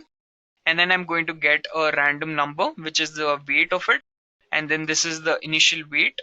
What I'm going to do then is I'm going to find the value of y and x, and I'm going to find the errors also. And then I'm going to find all the gradients, and then I'm going to pass the gradient into it and then update the weight. Let me show you an example now how increasing the number of steps is going to make me reach my target much more better. So as you can see, my initial weight was 0.50 thing and all that, and I have just run this for 10 times, right? Let me change this to 1000. My input is 0.1 and this is 0.3. I have to make 0.1 as 0.3, right? So let me run this again. It is still at 0.50. Let me add another 0, which is 10,000 times. Let me run this. So as you can see, it has now become 0.47, which is much more better than what we were actually doing. Let me add another 0 over here. So this is going to take a lot of time because the amount of, steps to be performed are more.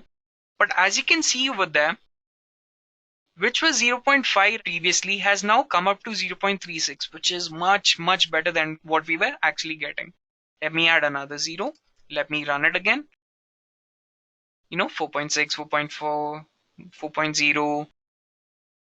As you can see, it is reducing. It's just reducing. The input and our output is almost close enough.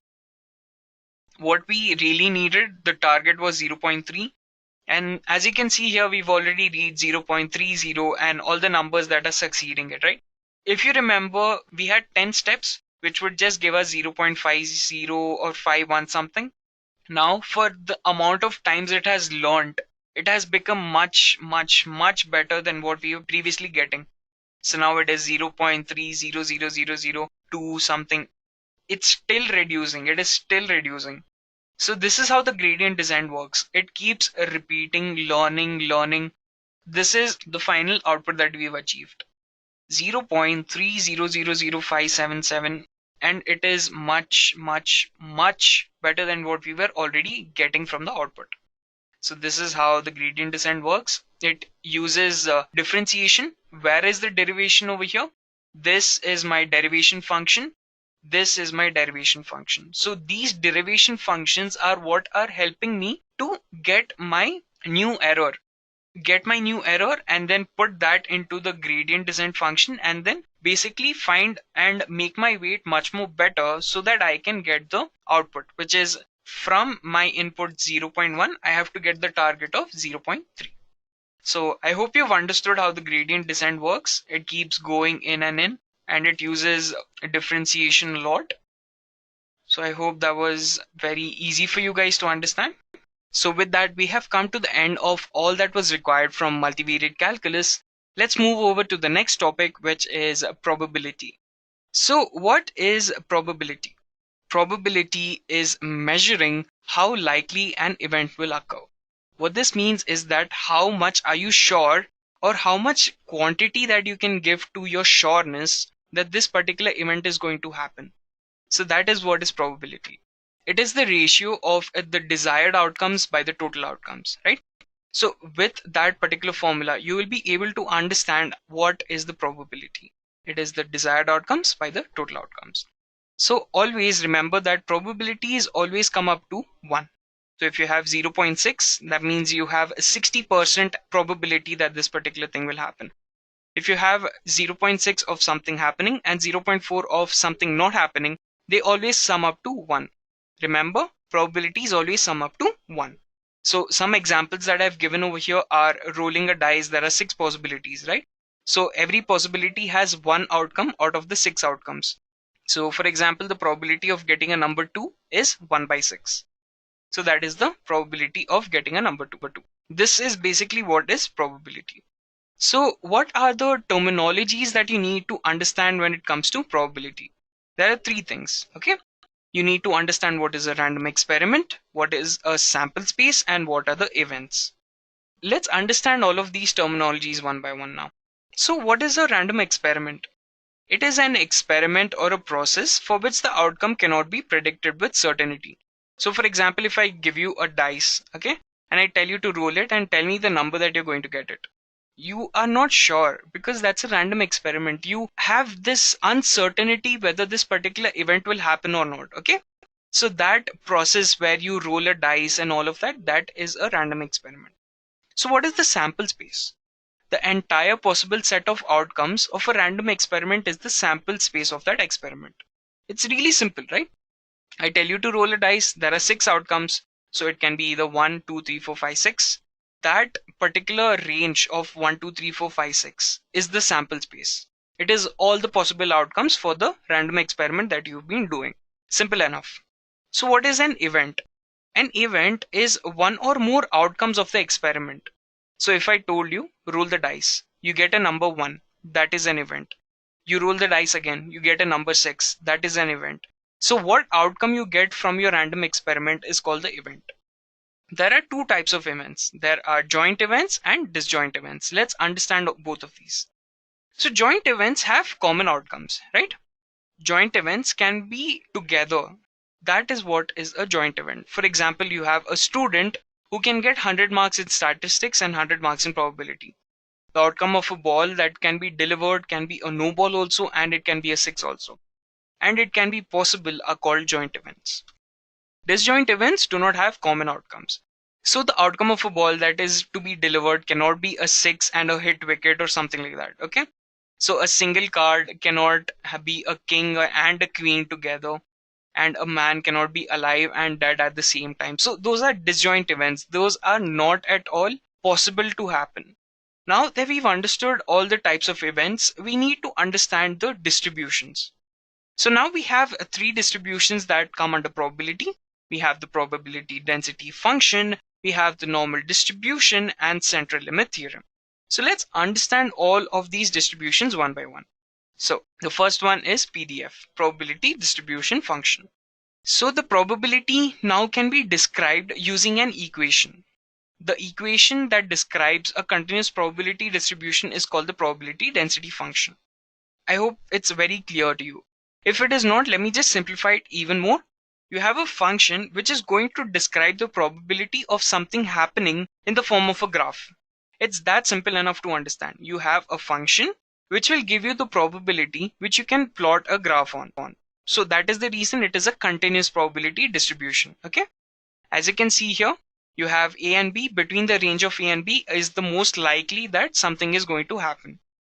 So now that you've understood what a PDF is, let's understand the properties of the PDF. The graph of the PDF will always be continuous. It's simple enough to understand that. Then the area bounded by the curve of the density function and the x-axis is always going to be 1. And the probability that a random variable assumes a value between A and B is equal to the area under the PDF bounded by A and B. What this means is basically if you have any particular value or any particular probability that is between A and B, it is going to be equal to the area that is bounded by A and B, the probability value. So that is basically what a probability density function is. So next we have the normal distribution. So what is a normal distribution? It is a probability distribution that associates the normal random variable x with a cumulative probability. So how do you find this particular cumulative probability? It is using this formula, which is y is equal to 1 by sigma into the square root of 2 pi into e to the power of minus x minus mu into 2 divided by 2 sigma 2, where x is the normal random variable that we have just taken up, then mu is the mean and sigma is the standard deviation. And this is how the normal distribution looks like.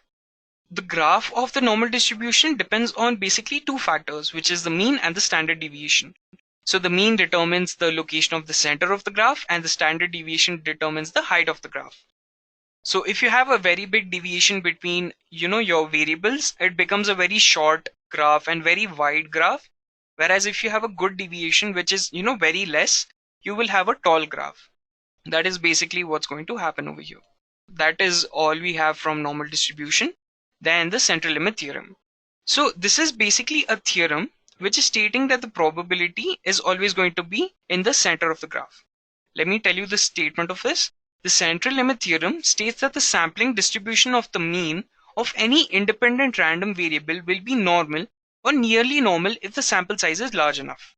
So what this basically means is that the distribution of your mean or your samples are always going to be near the center or always going to be near the mean of your graph if your sample size is much large enough.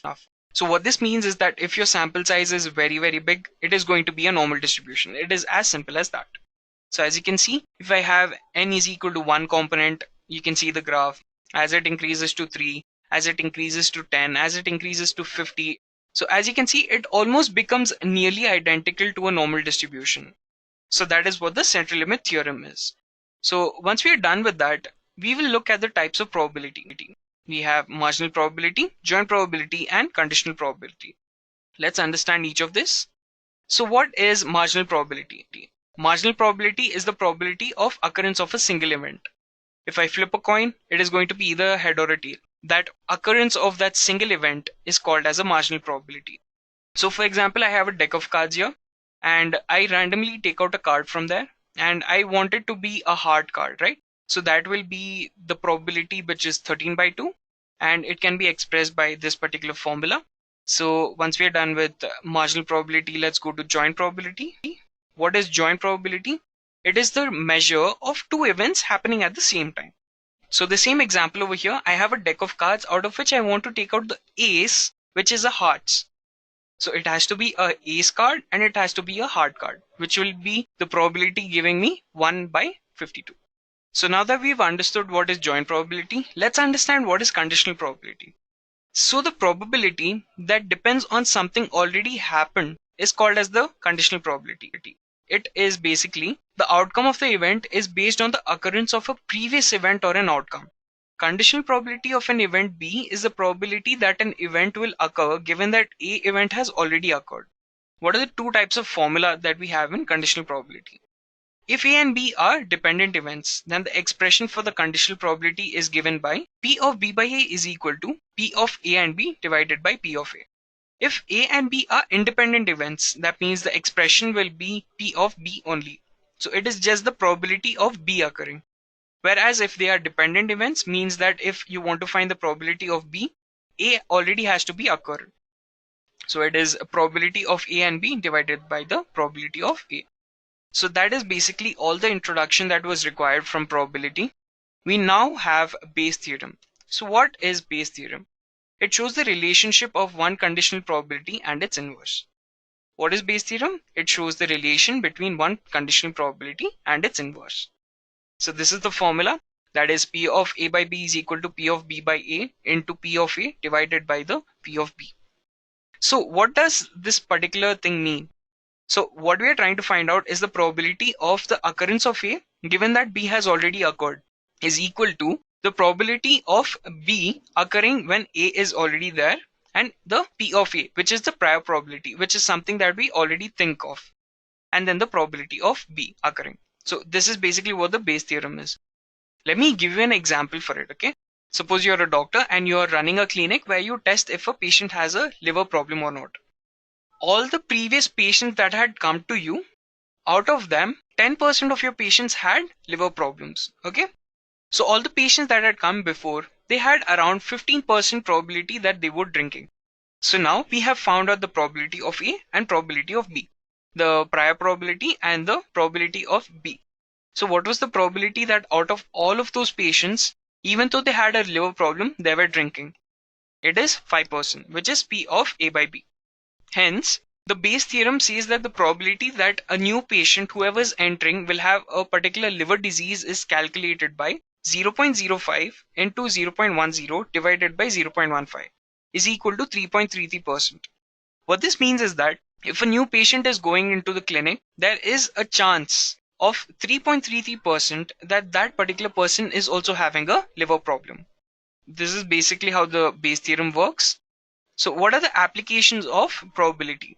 Probability helps you to optimize your model. Classification of our algorithms also requires probability. The loss can also be calculated using a probability. Then models are built on probability. So let me show you how the naive Bayes classifier works over here. So let me go to naive Bayes. This is the naive Bayes classifier. So let me tell you what I have done over here.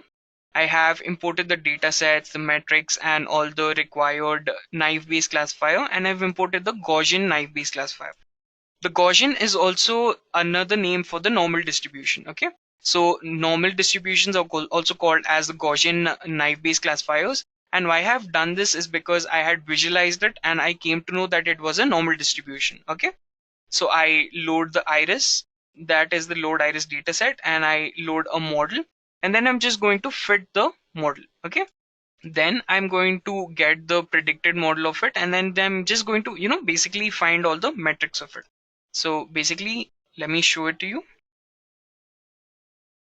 What is the precision, recall of all of that? So this is all the accuracy. Then my model has an accuracy of 96%, and this is the confusion matrix, which means that out of 50 it was able to classify all the 50 correctly.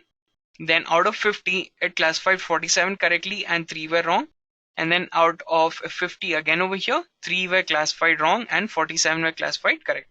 So this is the naive Bayes classifier. So as you can see, probability is actually being used in all of this. The Gaussian naive Bayes classifier already does all of that. So we do not need to worry about it much more.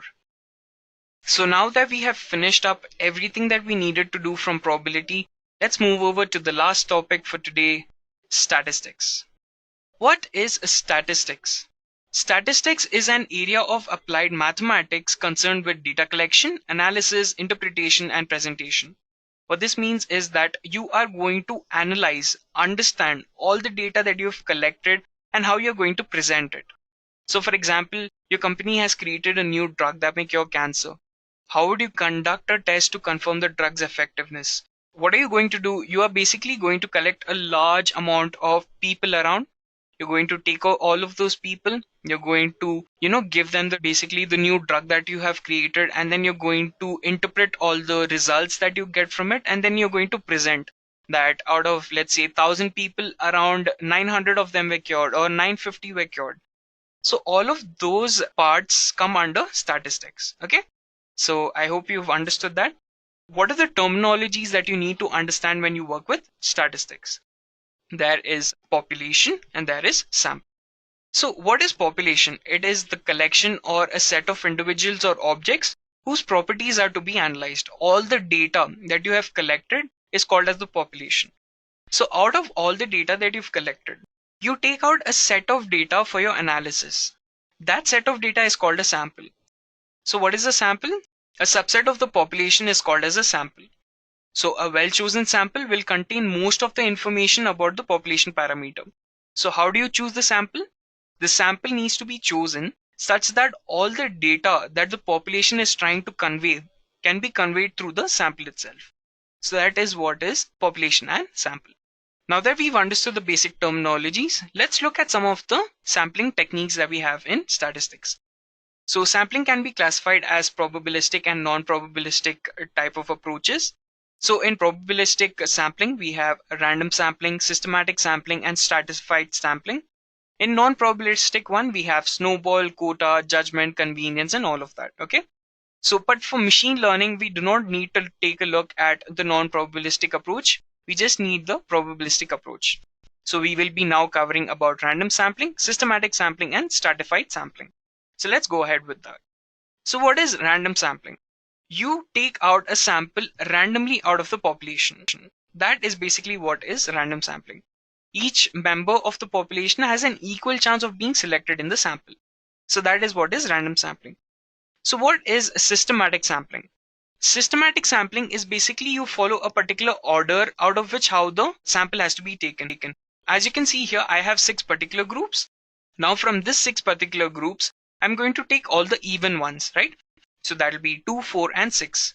That is basically how the systematic sampling works. I follow a system. I follow an order of how I'm going to take the sample. So once we are done with that, what is stratified sampling? What is a stratum, first of all? A stratum is basically a subset of the population that shares at least one common characteristic, which is the gender, which I have taken over here. So as you can see here, I have the whole population, out of which I have found out one property that is common between all of them. That is gender. They are either male or female. So I'm going to break the whole population based on that. I'm going to break my population into the male subset and the female subset. So after that, I'm going to apply the random sampling and I am going to take out all the samples that I am going to be needing. Okay. So once I have now broken down my particular subsets, now I'm just going to be using random sampling and take out all the samples that are required by me. So this is what is stratified sampling. So what are the types of statistics that we need to infer from? We have descriptive statistics and inferential statistics. So let's understand each of these right now. Okay. So what is descriptive statistics? Descriptive statistics is mainly used to focus upon the main characteristics of the data. It provides the graphical summary of the data. So as you can see over there, descriptive statistics uses the data to provide descriptions of the population, either through numbers or calculations or graphs or tables. Okay. So as you can see here, I have my shirt and there can be either 3 particular sizes. There can be the most minimum one, the most average one, and the most maximum one. And all of that is based on the weight of the person. Suppose, for example, if a person weighs 60, he's going to get the maximum one. If the person weighs 40, he's going to get the average one. The person weighs 20, he's going to get the minimum one. So that is how I am describing my data and I'm going to infer data from it. So that is descriptive statistics. So what is inferential statistics? Inferential statistics makes inferences and predictions about a population based on the sample that is being taken from it. So what this means is basically I'm going to generalize a large data set and apply probability and draw a conclusion to it. So it allows me to, infer data parameters based on the statistical models which is using the sample data. I have a whole bunch of population out of which they can tell me they have either the large size or the medium size or the small size. So according to their sizes, I'm going to supply them the t-shirts. So this is basically what are the 2 types of statistics. There are descriptive statistics and inferential statistics. Descriptive statistics, what does it do? It describes the data. Whereas inferential statistics takes information from the data and then analyzes accordingly to however we want it to. So these are the 2 types of statistics. Let's go in depth with descriptive statistics. What is descriptive statistics?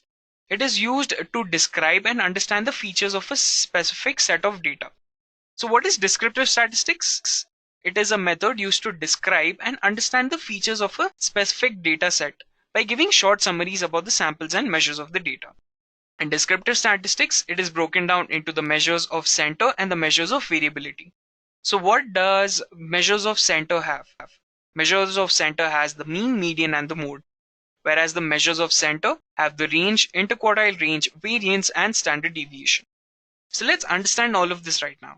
So for example, here you can see that I have a data set of a car which contains the variables, the car, the mileage, the cylinder type, the displacement, the horsepower, and the real axle ratio. So I'm going to find out the mean. So what is a mean? Mean is the average of all the samples. So for example, if I want to find the mean of the horsepower, I'm going to just add the values and divide it by the number of values. So I get 103.625. This is the mean of the horsepower. So what is the median? It is the measure of the central value of the sample set. That is what is a median. So let me show you how to find it for the miles per gallon. To find the order of the center value, you have to basically arrange it in the ascending order. Okay.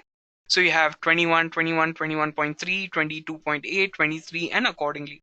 Now I have to take the two middle values. Okay.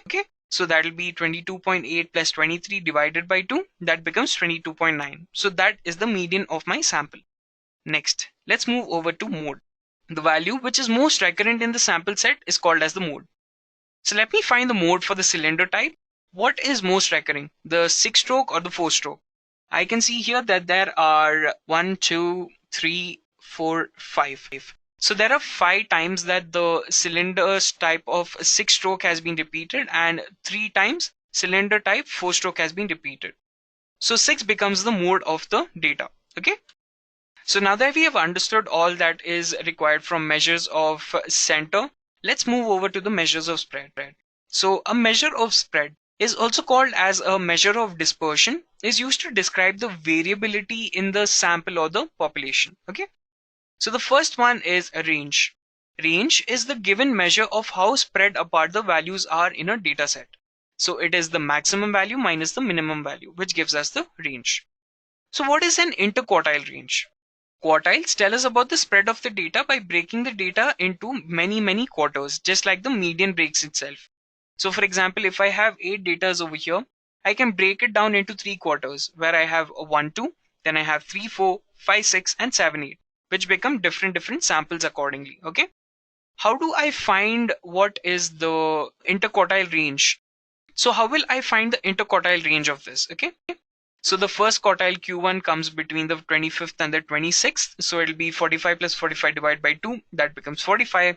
The second one comes under 50 and 51st. And that will be 58 plus 59 by 2. That will be 58.5. And the next one comes at 75 and 76. That is 71 plus 71 divided by 2, which is always 71. So that is basically what is an interquartile range. It is the measure of variability based on the dividing set into the quartiles. So that is basically how you break down the interquartile range, and it is the measure of variability based on dividing the set into quartiles. So quartiles divide a rank ordered data set into 4 equal parts, which would be Q1, Q2, and Q3 respectively. And the interquartile range is measured by Q3 minus Q1. So if you can see this, you have the whole data, which is 100%, and you have broken down the data into 25% each. So the quartiles come in between the first Q1, Q2, and Q3. So those are the interquartile ranges. So now that we've understood that, let's move over to variance. So variance describes how much a random variable differs from its expected value. It entails the computing squares of the deviations. So that is how you find the variance, which is S square is equal to the summation of 1 to n is equal to 1, xi minus x bar, the whole square divided by n. So xi is the value and x bar is the mean. I hope that's simple for you to understand. What does a variance mean? It means the difference between the data which it should have actually been. So what does the variance actually try to tell you? Okay. It basically means that the data which should have been something and what it really is, what is the difference between them, how much it differs from each other. So that is what is the variance. So what is a standard deviation? Deviation is the difference between each element from the mean. So I have xi and I have the mean. What is the difference between each of them is the deviation. So what is the population variance?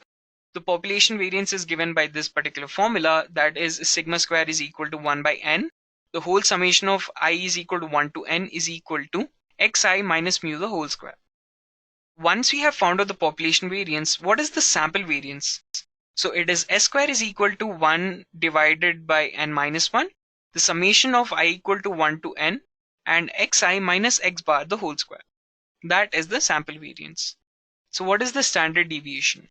Standard deviation is the measure of the dispersion of a set of data from its mean. What the standard deviation is trying to tell you is basically that how much this data is trying to disperse from its actual data. So how is that given by? It is given by 1 divided by n, summation of I equal to 1 to n xi minus mu the whole square, which is basically the variance's square root. So that is standard deviation. So how do you find the standard deviation? I'm just going to give you an example over here. So say for example, Daenerys has 20 dragons and they have the numbers accordingly. So how do you work out the standard deviation? So the mean is given by adding all the numbers, dividing it by 20. So mu is equal to 7. And then what is the standard deviation? So it'll be xi minus mu the whole square. So it'll be 9 minus 7 the whole square is equal to 2 square is equal to 4. Then you have 2 minus 7, all accordingly. You keep on going and you get the following results, which is 4, 25, 4, 9, 25, 0 accordingly. Once you have done that, put that into the formula. So you have this formula accordingly. So we get the variance square is equal to 8.99 and the standard deviation will just be the square root of 8.9, which will be 2.983. What this means is that with a value of 2.983, the values are differing from the mean. So if you are trying to add 2.983 to all the other values, you will be getting something which is much more similar and much more realistic and much more, closer to the mean of the. So that is how standard deviation works.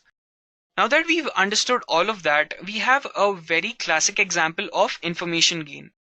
So what does information gain help us with? This is an ideology that comes into picture for decision trees. So let's understand the basic concepts of what we require in information gain. So the first topic that we need to understand is entropy. So what is entropy? Entropy measures the impurity or uncertainty that is present in a data, and it is given by the formula h of s is equal to minus summation of minus 1 to the power of n p of I log base 2 p of I, where s is all the instances in the dataset, n is the number of the distinct class values, and p of I is the event probability. Because entropy is the impurity that a data has. So what is information gain? Information gain is how much information a particular feature will give to the final outcome. So that is given by gain of A of s is equal to h of s, which is the entropy, minus summation of j is equal to 1 to v, s of j divided by j into h of s of j is equal to h of s minus h of a by s. H of s is the entropy of the whole data set. S of j is the number of instances with j and a value of attribute a. S is the total number of data sets. V is the distinct value of attribute a. H is the entropy of the data set with value a and entropy of attribute a. So these are all the requirements. So let me give you an example of information gain. You can see the data set over here, which is for 14 days and the particular, attributes that are given to it. So the forecast is to find out whether the match will be played or not according to the weather conditions. So this is what we are trying to find. Here we have 5 no's and 9 yeses. So we have the outlook, and then we have sunny, overcast, and rainy. So in sunny, we have 3 no's and 2 yeses. In overcast, we have 4 yeses and 0 no's. And in rainy, we have 3 yes and 2 no's. So how are we going to find out which particular node is going to, attribute the most to it? So let's find out the entropy first for the whole data, which is 9 instances say yes and 5 instances say no. So we have minus 9 by 14 log base 2 of 9 by 14 minus 5 by 14 log 2 of 5 by 14 is equal to 0.940. So what this means is that the data that we have has 0.940 times bad data. Means it cannot give us much information. There is much more impurity in the data. So let's move over. The first step in information gain is to find the root variable. So how are we going to find the root variable? We are going to take all of the attributes and find the information gain from them. We have outlook, we have windy, humidity, and temperature.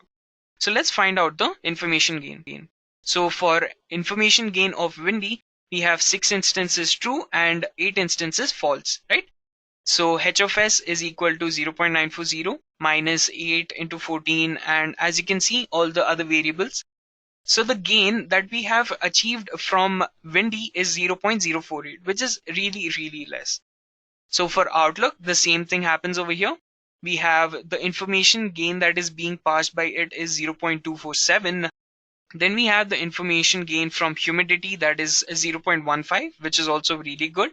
And then we have temperature, which is 0.029. You can pause and look at the steps if you want to. Out of all the gains that we have, the variable with the highest information gain is used to split the data. So Outlook has 0.247, Windy has 0.048, gain has 0.151, and gain of temperature is equal to 0.029. So what are we going to choose? We are going to choose Outlook. Why is that? It's because it has the highest information gain. So that becomes our root node. That is a simple example of how statistics is used in the information gain. Next, let's move over to the confusion matrix. So what is a confusion matrix? Confusion matrix is a table that is often used to describe the performance of a classification model. So it is a table that is used to describe the performance of a classification model on the set of test data. So how are you going to calculate the accuracy of this? It will be true positives plus true negatives divided by true positive, true negative, false negatives. So if you are confused with what is true positive, true negative, false positives, false negatives, let me explain that to you right now. Let's say, for example, there are two possible predictor classes which are yes or no. The classifier made a total of 165 predictions. That means 165 predictions were total. So out of the 165 cases, the classifier predicted yes 110 times and no 55 times. So in reality, 105 patients only had the disease and 60 patients did not. So how are we going to put this into the table? So as you can see here in the table, we have n is equal to 165. Then we have predicted no and predicted yes, actual no and actual yes. So if our classifier predicted it no and it was actually no, that is the correct output. If it predicted yes and it was actually yes, that is also the correct output. But it predicted it as yes and it was actually no, that means it has made a mistake. And it predicted no but it was actually yes, it has still made a mistake. What are the correct values over here? Which is 50 and 100. So 50 and 100 are the correct values and 10 and 5 are the wrong values. What is a true positive? True positive are which it was predicted as yes and they actually have the disease. True negatives are predicted no and they did not have the disease. False positives are classifier predicted it as yes but they did not have the disease, and false negatives we predicted no but they also had the disease. So this is basically what a confusion matrix is, and it is helpful in finding out the performance of the classifier that you are working with. So that is what is a confusion matrix. Next comes inferential statistics. It is a method where we infer and understand what the data is trying to communicate with us. So it is broken down into 2 points. It is point estimation and interval estimation. So let's understand about point estimation. Point estimation is concerned with the use of a sample data to measure a single value which serves as an approximate value or the best estimate of an unknown population parameter. So you have such a huge population of India, right? Out of that, you're just going to randomly take out some sample of it. You're going to find out the sample mean, and this sample should be so good enough that it is going to estimate the whole mean of the population. So this is how you use point estimation and try to approximate it for the whole, population. So what are the different methods? We have methods of movement, methods of likelihood, Bayes estimator, and best unbiased estimators. So estimates are found out by equating the first k sample movements to the corresponding k population movements, which is the method of movements. And then we have the maximum of likelihood, which uses a model to maximize a likelihood function. Bayes estimator minimizes the average risk, and it is an expectation of all the random variables. And then we have the best unbiased estimators, which is used to find out the best depending parameter. So that is all that we require from point estimation. Let's move over to interval estimates. So an interval or a range of values is used to estimate the population parameters. So we have a point estimate and we have an interval which gives us the low confidence and the high confidence limit. How is this going to happen? There are 3 things that you need to remember. There is something called as the confidence interval. and it is the measure of your confidence that the interval estimate contains the population mean mu. So statisticians use a confidence interval to describe the amount of uncertainty associated with a sample. Technically, a range of values are so constructed that it is specified probability of including the true value of a parameter within it. So for example, let's take a sample where we have 10,000. So let's say that we have something called as a supermarket. So out in that supermarket, we have collected a lot of data. And in that data, I'm saying that this particular items, okay? So item 1 and item 2, if they both are kept together, they are going to be sold together. And I say that with 90% confidence. So that 90% confidence, okay, is what is my confidence interval. It can be in between this range. It can be between 90 to 95%. And between 90 to 95%, it is highly likely that that particular thing is going to happen. So that is my confidence interval. So what is the sampling error? It is the difference between the point estimate and the actual population parameter, which is the sampling error. Okay. So when mu is estimated, the sampling error is mu minus x bar. It is mean minus the point. What is the margin of error? So for a given level of confidence, it is the greatest possible distance between the point estimate and the value of the parameter it is estimating. What this basically means is that it is the greatest possible distance between what you have predicted and what it actually is, and what level of confidence you are giving to it. Okay, so that is the margin of error. How much error you can allow for the predicted model is what is the margin of error. So I hope you have understood that. So the level of confidence is the probability that the interval estimate contains the population parameter. So as you can see here, all the parameters that come under C, right, are what we are allowing. Okay, that is the margin of error that is allowed. But whatever comes in minus ZC and plus ZC, we are not going to take that.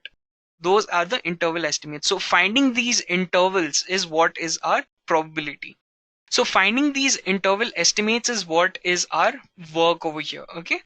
So for example, if the level of confidence is 90%, this means that you are 90% confident that the interval contains the population mean.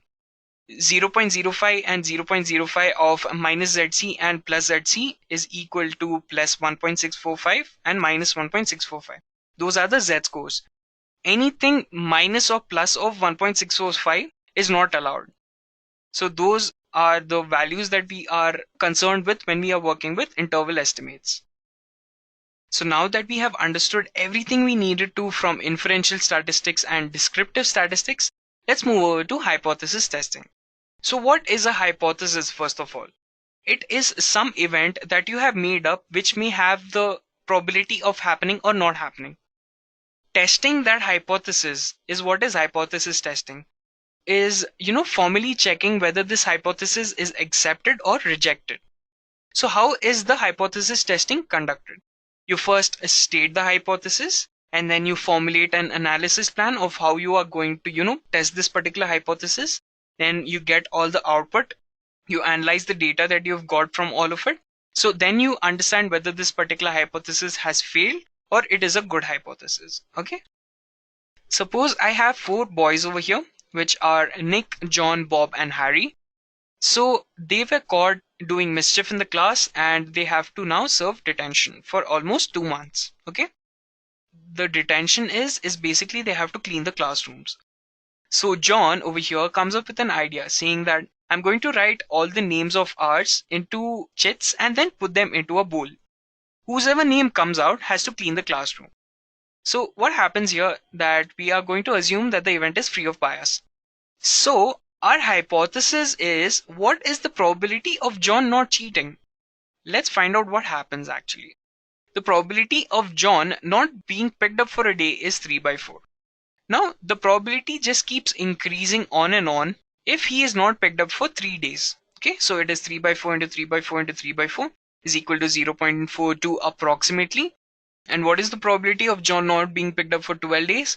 It is 3/4 into 12 is equal to 0.032, which is equal to 3.2%, which is less than 0.05, which is 5%.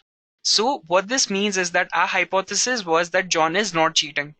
But actually John is cheating over here because it has come down and it has come below the threshold value of 5%, which is 3.2%.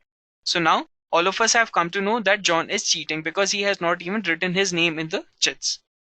So this is how the hypothesis works.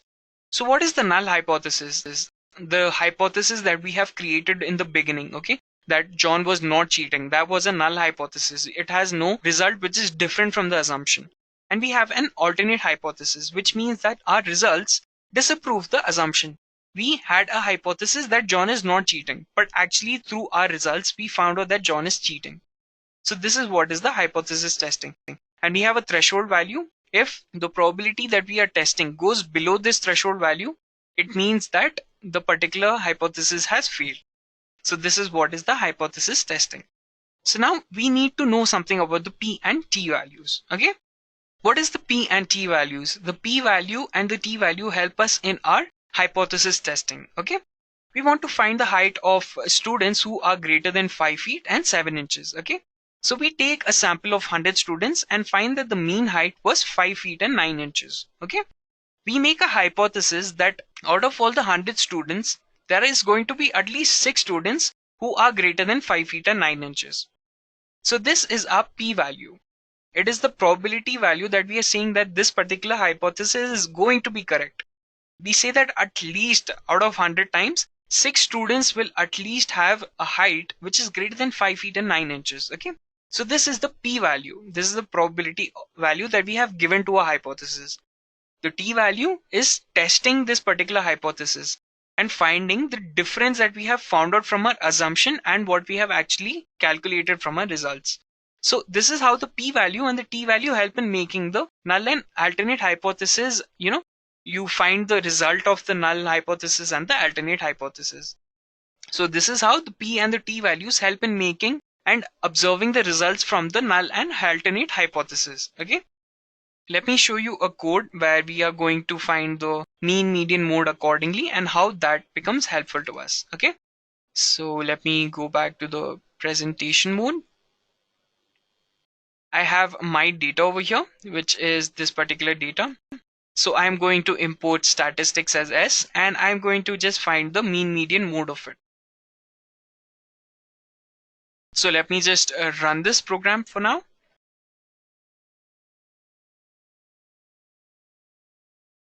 So as you can see here, the mean is 33.43 and the median is 3 and the mode is 2. 2 has been repeated the most number of times. So that is the reason it is the mode. And the variance is 5124 and the standard deviation is 73. That is how the mean median mode is calculated. Let me run the program now so that you can understand what we are trying to do. So let me close this out. What's happening over here is I have the iris data, which is the load iris, and then I am creating it into a data frame. Okay, simple enough. After that, I am saying that the species is the target and the data of species is equal to, I am going to just apply all the lambda parts of it. Okay, and then I am going to get the description of the data. And after that, what I'm going to do is I'm going to take this data and I'm going to pair plot it. And then I'm going to show the plot to you. So let me run the program. Let me show you the figure first. So I had 4 features over here, right? So that was the petal length, petal width, sepal length and sepal width. So if you can take a look at this data, you can see that there is a normal distribution here. There's a normal distribution here. Also, there's a normal distribution over here with some exclusions over here. And there is a normal distribution here too, but with some exclusions here. So looking at this, I will be able to understand if I want to, apply the Gaussian naive-Bayes classifier or accordingly to however I wanted to. So this is how statistics has helped me to understand what is my data looking like. Now let me go back over here. So as you can see, this is the count of a 150, right? Simple enough. Then what is the mean? What is the standard deviation? What is the maximum length and maximum width that you can find over here? All of this is done using the describe part of it. Okay. And describe is a function that is already available in pandas. So that was a very simple example of how I was able to understand how I have to use the Gaussian naive-Bayes classifier for my iris data, which I showed in the probability part, right? Now we are done with this.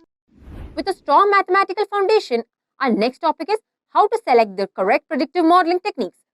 In this topic, learners will learn how to choose the most appropriate modeling techniques based on the nature of their data and problem requirements. So what exactly is predictive analysis? Predictive analysis is the branch of data analysis which is mainly used to predict future events or outcomes. It is solely based on data-driven approaches and techniques to reach to conclusions or solutions. The analysis mainly makes use of analytical techniques and predictive modeling in order to find relevant patterns in large datasets. In turn, these patterns can be used to make various opportunities in the businesses by identifying risk and benefit points, etc. Predictive analysis is an anticipatory technique for forward-looking solutions and insights to assess any situation. Most of the processes in the predictive analysis incorporates the machine learning terminologies and algorithms for model building, especially to train the models. So it is significantly important to understand how to choose these predictive techniques for model building. And as a beginner, it can help you a lot along the way. So let us quickly take a look at why we do predictive analysis, and I'm sure most of us are aware of the significant increase in the generation of data all around us. It has seemingly become quite clear since we are seeing a lot of data-driven approaches. But humankind has been storing data since a very long time. Documenting every detail has been a prevalent practice. With the digital age, it has become to process the data a lot more easier as well. But it has also opened a lot of opportunities for the years and years of long and unprocessed data to understand the relationship between various aspects of the data and make use of it in real life as well. We can use this data for various purposes. We have like risk and fraud detection, then there is market analysis, operational movements, operational improvements, campaigning, etc. And one simple example is to use the weather data to study the patterns and use predictive analysis based on the insights to predict the future events. So let's take a look at a few predictive analysis techniques as well. First of all, we have regression, guys. So the main goal of regression is the construction of an efficient model to predict the dependent attributes from a bunch of attribute variables. A regression problem is when the output variable is either real or a continuous variable. That can be weight or area or salary, etc.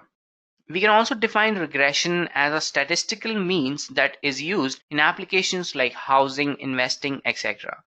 It is basically used to predict the relationship between a dependent variable and a bunch of independent variables. And simple linear regression is a regression technique in which the independent variable has a linear relationship with the dependent variable. It is basically a technique to analyze data set which has a dependent variable and one or more independent variables to predict the outcome in a binary variable, meaning it will have only two outcomes. And the dependent variable is categorical in nature. Dependent variable is also referred as target variable, and the independent variables are called as the predictors. Logistic regression is basically a special case of linear regression where we only predict the outcome in a categorical variable.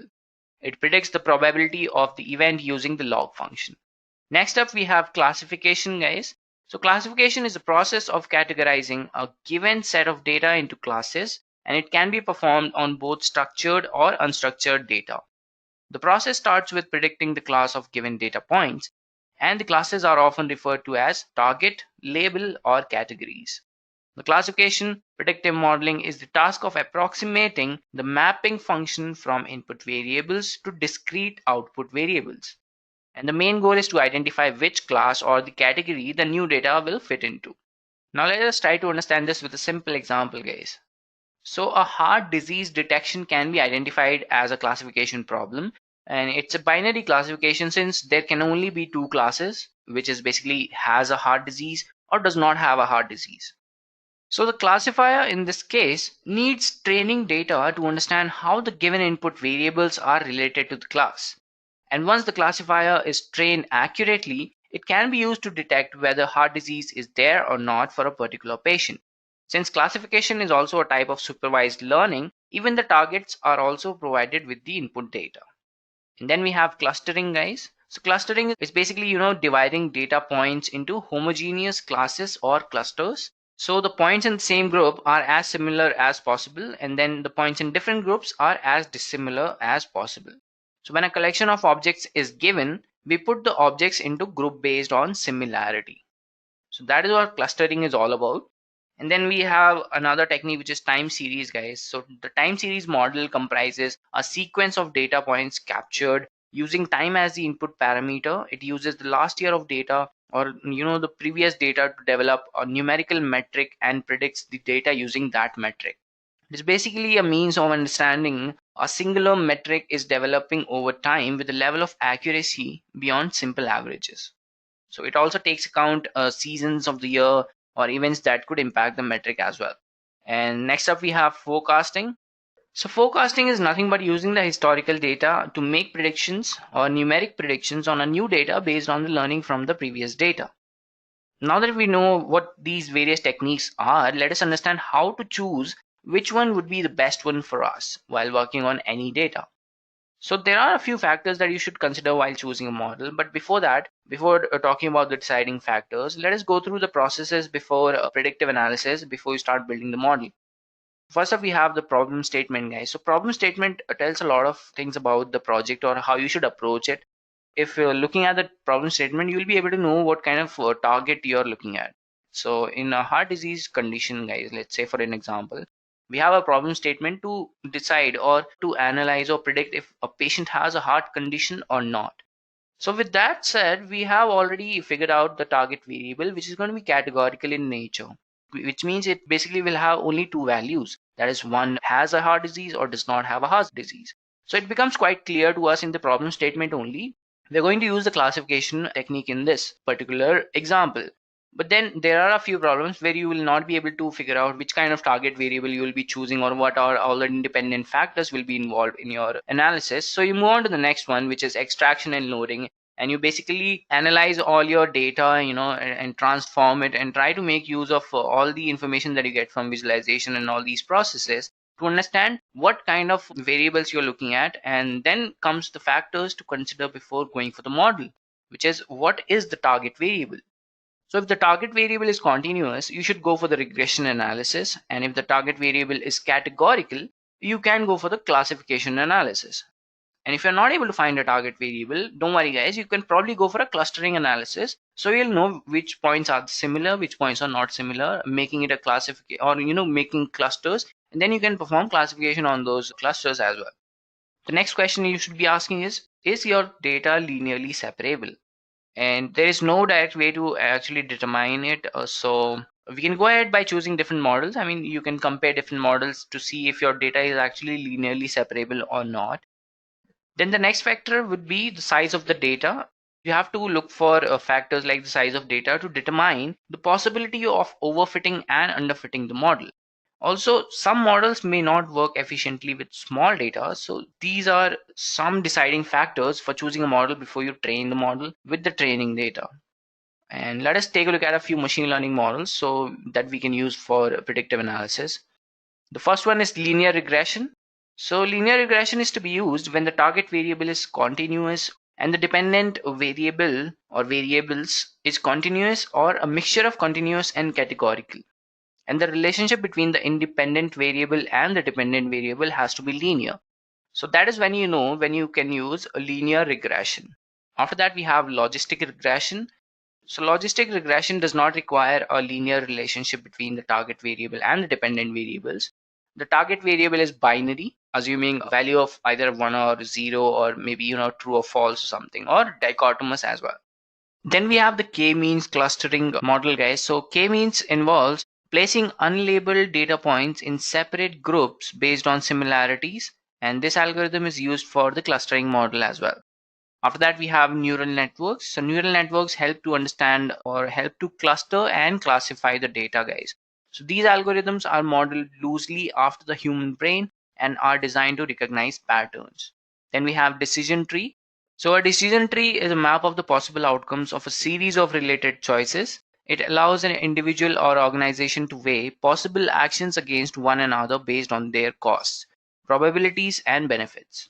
As the name goes, it uses a tree-like model of decisions and they can be used either to drive informal discussion or to map out an algorithm that predicts the best choice mathematically. After that, we have time series, guys. So the time series regression analysis is a method for predicting future responses based on response history.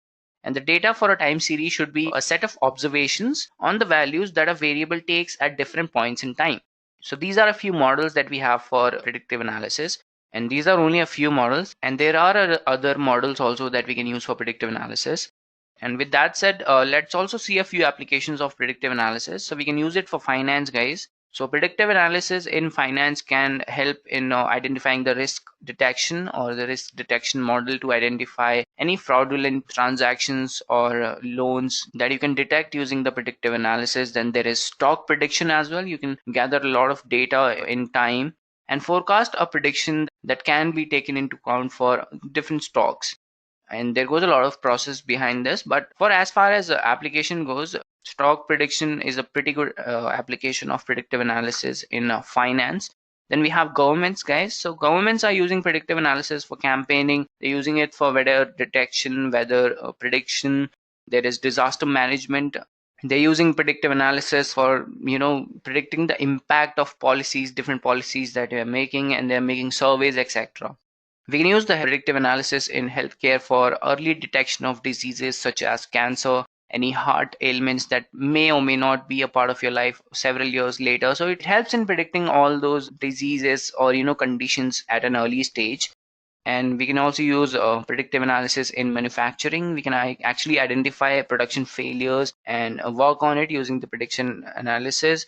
Then there is sport franchisees using predictive analysis to predict the outcome of certain events in the leagues or something like that. They're trying to make sense of what kind of match they have the best probability or the best prediction of winning, the chances of winning they have, or if they don't have any winning chances, what are the the basic points or basic insights that they're getting from the data that they should work on to win that particular game or a match or a league.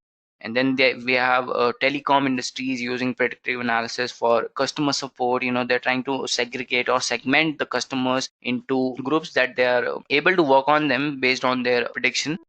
Having understood predictive modeling techniques, we now move on to Azure Machine Learning, where learners will learn about the Microsoft's cloud-based platform for building, deploying, and managing machine learning models.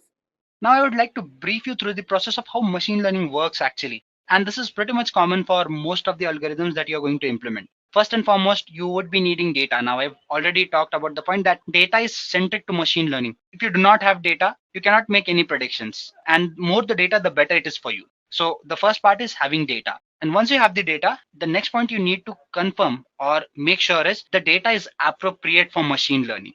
And this is where pre-processing steps in. What pre-processing does is it helps you process the data that you have and prepare it for machine learning. I mean, your data might not always be clean. There might be some missing values, some repetitive values, which you do not want in your data when it is getting processed, right? So in this case, we filter out this data, we clean it, we fill in certain values, we predict certain values, and we put in those values there. And once this data is up and ready for working, then we pass it on further, and then we provide a particular machine learning algorithm to it. Now, this again is a trial and error kind of method where it seems simple at times because we've discussed all those machine learning algorithms, right? So to naked eye or to naked mind, basically, we might think in this direction where we would think that, okay, this is the kind of problem I'm dealing with, so this is the algorithm I might use. But that is not the case. At times, the data is misleading. We are not sure what kind of algorithm I want to use, what kind of data I want to pass, and how much data I want to pass. In that case, what we do is we first allot a particular algorithm, use it, implement it, then we test the values, then we try out some other algorithms as well, and then we come to a conclusion as in, okay, this is the best algorithm, and using which I've generated a model which is best to meet my needs. And while doing that, there are quite a few processes that happen, processes like training, testing, validating, where you pass in certain amount of data, you build the model, you train the model, and then again you pass or keep some data behind, which you later pass to test these models, as in, are they working properly or not? So this is an iterative process, and this might take in more than one iterations to actually go ahead and jot down or settle down onto a particular point.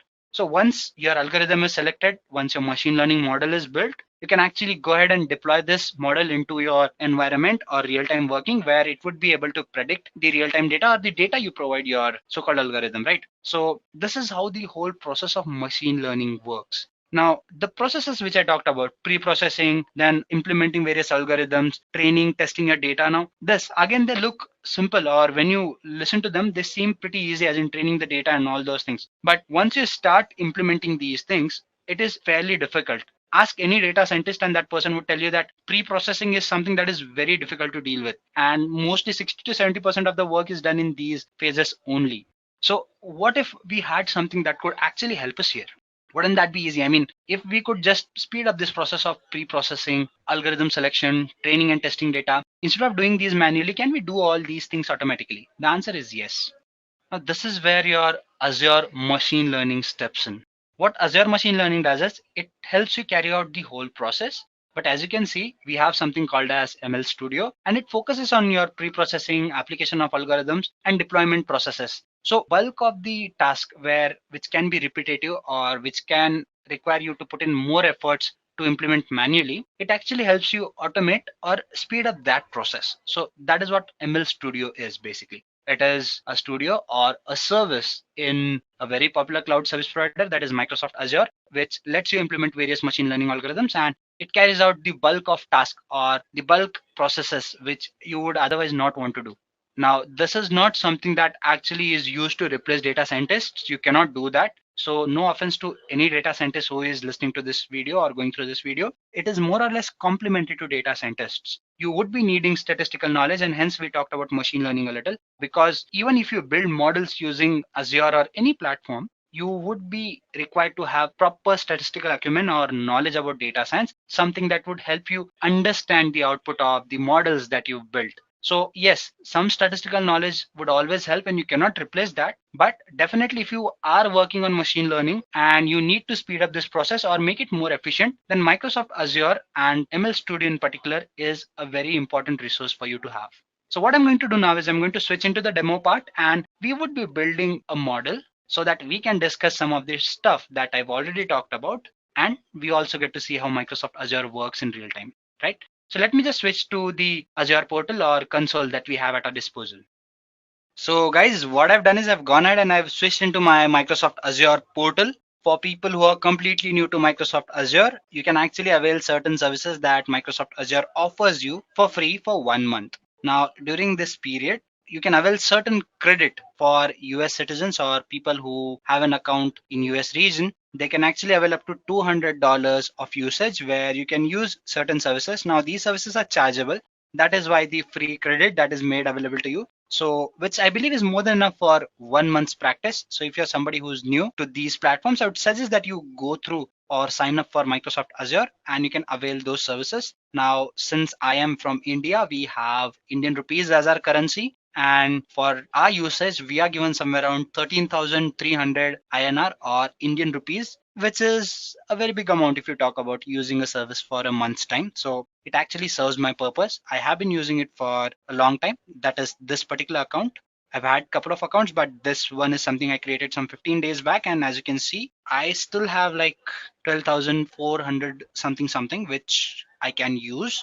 And we would be not needing this much today. Somewhere maybe 10-20 rupees to the max. So yes, you can go ahead and create this account. Once you do have this account, then you'd be having access to all the services that Microsoft Azure has to offer to you. You can go ahead and create all the resources you can have or utilize its compute services, storage services, database services, and all the services that it has to provide to you. But since we are talking about machine learning, we would be sticking to those applications as well. So in order to use your Azure Machine Learning, you need to create a workspace where you can actually go ahead and put in all your data. And once you create your workspace, you actually need to go ahead and sign into the Microsoft Azure ML Studio, which is an interface or IDE where you can actually go ahead and create all those models. So in order to go ahead and create a workspace, you just need to come here and type machine learning.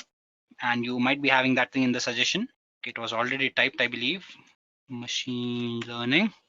And you have this place where it says machine learning studio workspace or service workspace. You can click on these The studio workspace is something I've clicked on, and you need to put in some details, as in what is the name of your workspace, what subscription are you using, resource group. You can use the one if you already have one. If not, you can create one. Just give in some name. Now, resource group is something that holds in details about your resources that you're using, and then what kind of storage account you are using. You can create a storage account as well. It's not a big deal. It is nothing but think of it as a storage place where you can store in your data. That's it. So you do go ahead and put in these details, and then you say create. Before that, you have to put in what pricing tier are you using, and you'd be entering the region where you want your workspace to reside. Now, what cloud does is it stores your data in particular locations on the globe, right? So you can choose the location that is closer to you or closer to your business, depending upon your needs. For now, I'm gonna stick to the basic one that is here because we are just creating a simple demo. In fact, I'm not gonna go ahead and create a workspace because I already have my own workspace. But I would suggest that you put in these details and create one. Once this workspace is created, you can actually just open it, and at the bottom you would be seeing an option called as Machine Learning Studio. Else, what you can do is you can type in this URL and you would be redirected to this page where you have to sign in with your Microsoft Azure portal account. And once you do that, you would be redirected to the ML Studio that I'm talking about. So the workspace would be created. Once the workspace is there, you log into your Azure ML Studio. And once you do that, this is what you'd be having at your disposal. Now, these are some of the experiments that I might have worked out or worked on in last week or so. Some of them are finished, some are still in drafts. So you can actually go ahead and create these workflows or these kind of workflows. Now you have so many options here. What are the projects that you create? Experiments, which we just saw, different web services that are made available to you. You can actually go ahead and create web services as well. You have your notebooks. Now, you might not always go ahead and start from the scratch, right? You might have your code written in maybe R or some other language like Python. So you want to import that code, you can do that as well. Or you can use the existing notebooks which Microsoft Azure has offered to you, where you have ready to use codes or ready to use models as well. And then we have data sets. Now, again, you can import your data sets that you have. There was one financial sample data set which I imported recently. You can actually go ahead and use sample data sets as well. Now you can see there are quite a few data sets that are made available here, which you can use and implement your own algorithms or implement the algorithms that Microsoft Azure has to offer to you, right? So you can do that as well. So it pretty much depends upon what do you want to do and what kind of processing do you want to do. As you can see, if you come here, you have some, this is somewhere you can see your trained models as well, as in the work you've done or some models that you've implemented. So you can have that here. In this case, we are going to go ahead and implement one of the algorithms or algorithms that are implemented by Microsoft Azure. So if I come here to experiments and I go to samples, you can see that we have so many implementations. So we would be taking a look at one of these and then we would be implementing that on our own. Do not worry, we won't be copying it right away. So we have quite a few options here, as you can see. Okay, let's just go ahead and do one thing. Let's build our own model here. So for that, we need to go to experiments, or rather we can come down here and say new, and I say add a blank experiment. Let's just go ahead and try to build a recommender system or something like that. So to do that, let's call it, say, my recommender. There you go, and save it. Okay, there are no modules, so you cannot save it. So first, let's get started. Now, in order to create a recommender, for people who do not know what a recommender is, it is nothing but you pass in certain data and it might suggest, or the model might suggest you as in what you might like or what you might want to do. Say, for example, when you shop on Amazon or any other website that is there, you normally have some suggestions, right? I mean, you may like this, you may like that. Same as with YouTube, you go through certain videos and it gives you suggestions as in you preferably might like these videos as well. So that is a recommender system. So let's go ahead and create one recommender system. Let's create one for movies. So let's just go ahead and practice or play with the data that we have. For that, we would be needing a data set first, right? Now, if you talk about ML Studio, it is very simple. You just drag and drop stuff, just like creating workflows. It is as simple as that. Now, in order to use a particular data set, we have these saved data sets here. Samples. Let's make a recommender systems for movies maybe. Yep. So movies. Do I have something in movie? Yeah, there you go. Movie ratings. So we would be using this data set. Now, once you put in this data set, it is available. You can just go ahead and take a look at it. So let's just visualize this data. And as you can see, the information is here. It has certain values like user ID, movie ID, ratings, and timestamp. Timestamp is something that people do not use frequently, but yeah, these are things that are important to us. We have factors like your ID, that is your movie ID, user ID, and rating. It's somewhere around up to 10. So I believe it has started from 0 or 1 maybe. So we have ratings from 1 to 10, which we would be using. So this is the data that we've just visualized, but at times this data is not as simple and as managed. It might have some missing values and you might be required to play with it or make some changes to it. You can actually go ahead and put in some factors here as well. Now here you have so many options that are made available to you, right? So you can actually go ahead and process your data a little, manipulate your data a little, like you can take a look at statistical analysis and all those things. But this being a clean data, we do not need to do that. So we're just going to stick to the recommender system part here. So we have the data set now. I need to select the columns that I want to use. So I'm going to project certain columns out of it. So for that, we have a module here called as project columns. Okay, I don't see it here. I believe they've changed the name. Select columns to, okay, so this is the one. They've changed the name. It's called as select columns in dataset. So we drag it and place it here. And we hold on to the circle that is there on the previous module or the tab we had, and we pull it down so we can connect these two. Now they are connected, but since I've connected them, there's an error here. It says value required. Now I need to pass in some values, as in what are the columns I need to focus on, right? So I would be clicking on this icon here or tab which says launch column selector, and it gives me options. So I'm going to put in certain rules. Now what are the columns that I want? First, I would say that get in all columns and just exclude the ones that I don't want. So what are the columns that I do not want? Timestamp was something that won't be very handy, so I'm going to remove that. So I would be excluding that and I would be saying okay. Once you do that, the error is gone. So we have the data set, we've selected the columns. Now next phase is I need to go ahead and pre-process the data, but data is already pre-processed, so I don't need to do that either. So in this case, I would be going ahead and splitting my data into two parts, my training data and my testing data. Training data is something that we would be passing on to the model and we would be training a model based on the data, and test data is something that we would be holding back, and then we would be using that testing data to test our models or to predict the outcome or to see whether the model is working fine or not. So to do that, we need to split our data. So come here.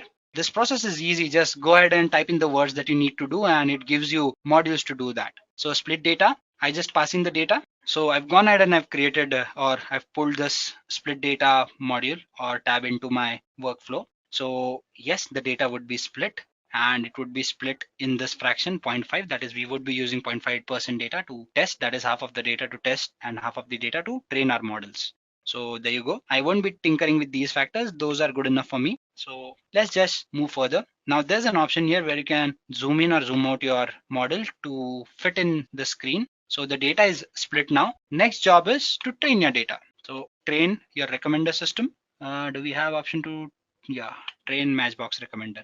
So we select this and pull it here. Now what we do is we pass in one of these branches here, first one, and the split data is passed on to this training module or tab. Now I'm not too good with the nomenclature, that is why this confusion. Let's call it tab. So yes, so I've pulled in this data into the tab. So this is something that would get trained here, and I need to score it as well.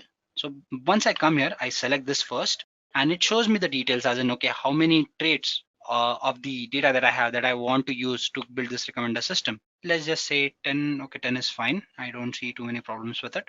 Maybe let's do it 20. Number of recommendations I want. Okay, no, this can also stay to 5. No problem. Training batches 4 is fine. So we just move further, and next what we do is we just go ahead and score the data that we have. So I say score and I pick in this thing. So again, to this I would be passing in my training data here, and I would also be passing in my split data, that is the testing data. There you go. So the data that has been trained, that would come here, and also the testing data would be here.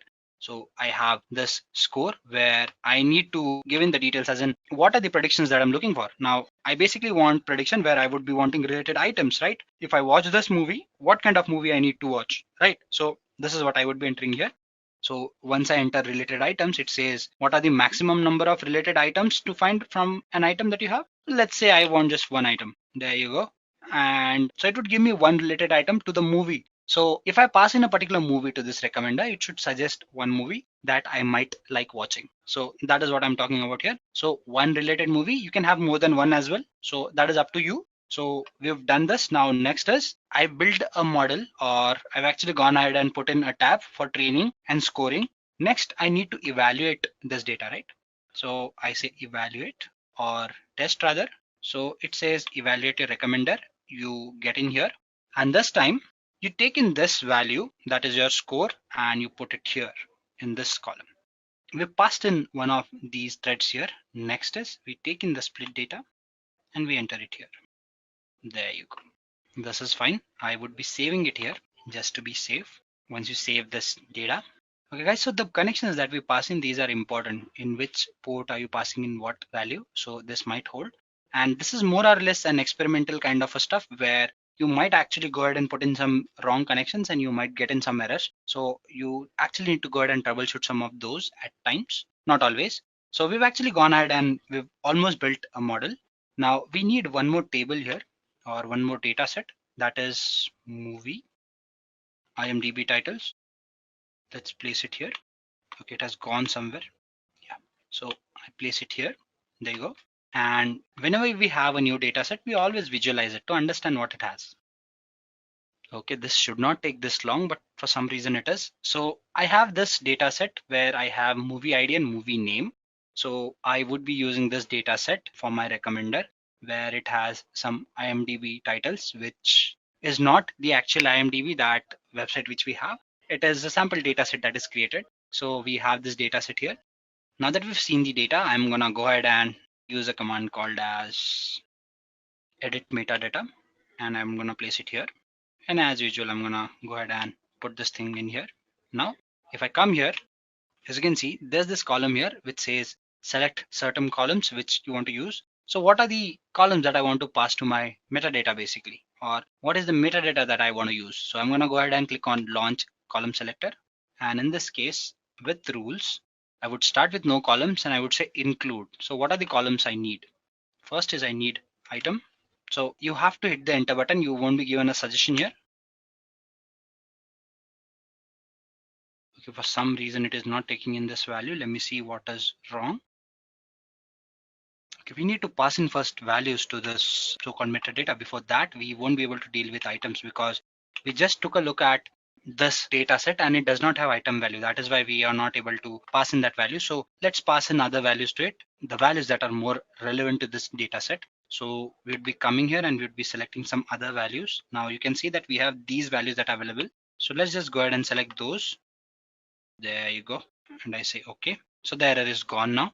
Now we have a metadata which is made available to us, and I have a model which is up and running here. Now I need to put in joins here. Now if you all know what joins do is, they basically help you select data from one table to the other. So we have two tables here, or two data sets. So I want to combine the data that these two tables have. Now I won't be getting into the details of joins and all those things, but we would be using them here for the general reference sake. So I have these two data sets here and I want to predict or compare the table with the table that is here. So what I'm going to do is I'm gonna build a model or create a join that lets me compare the movie names from one data set with the other, or give me recommendations from one of the two data sets, right? So for that, I would be needing a join here. So let's just come here and say join.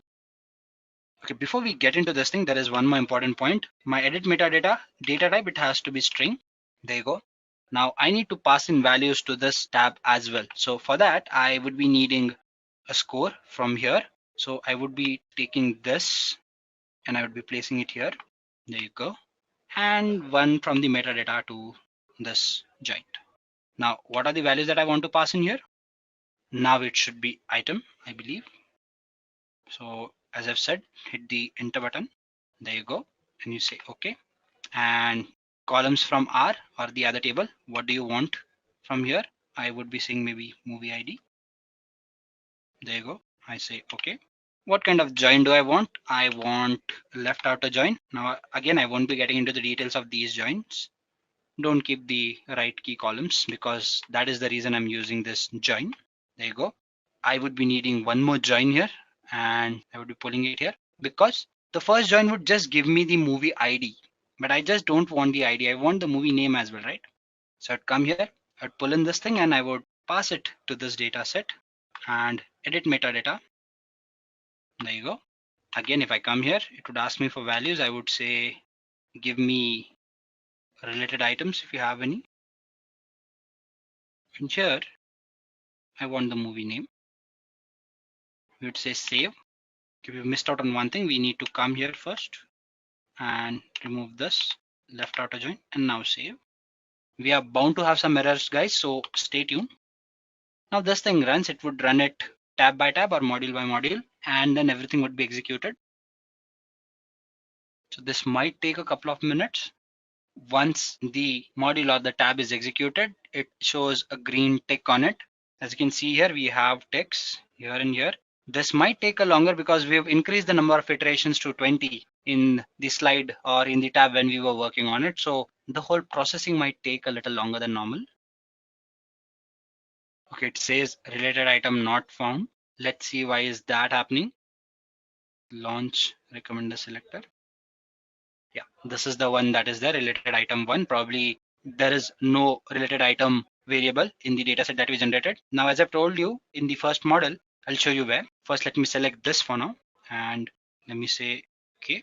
Here in the score match box, I had passed in number of related items, right? It was 1. So by default, it was given a name called as related items 1. So that is something which we are passing in here, or something that we would be displaying.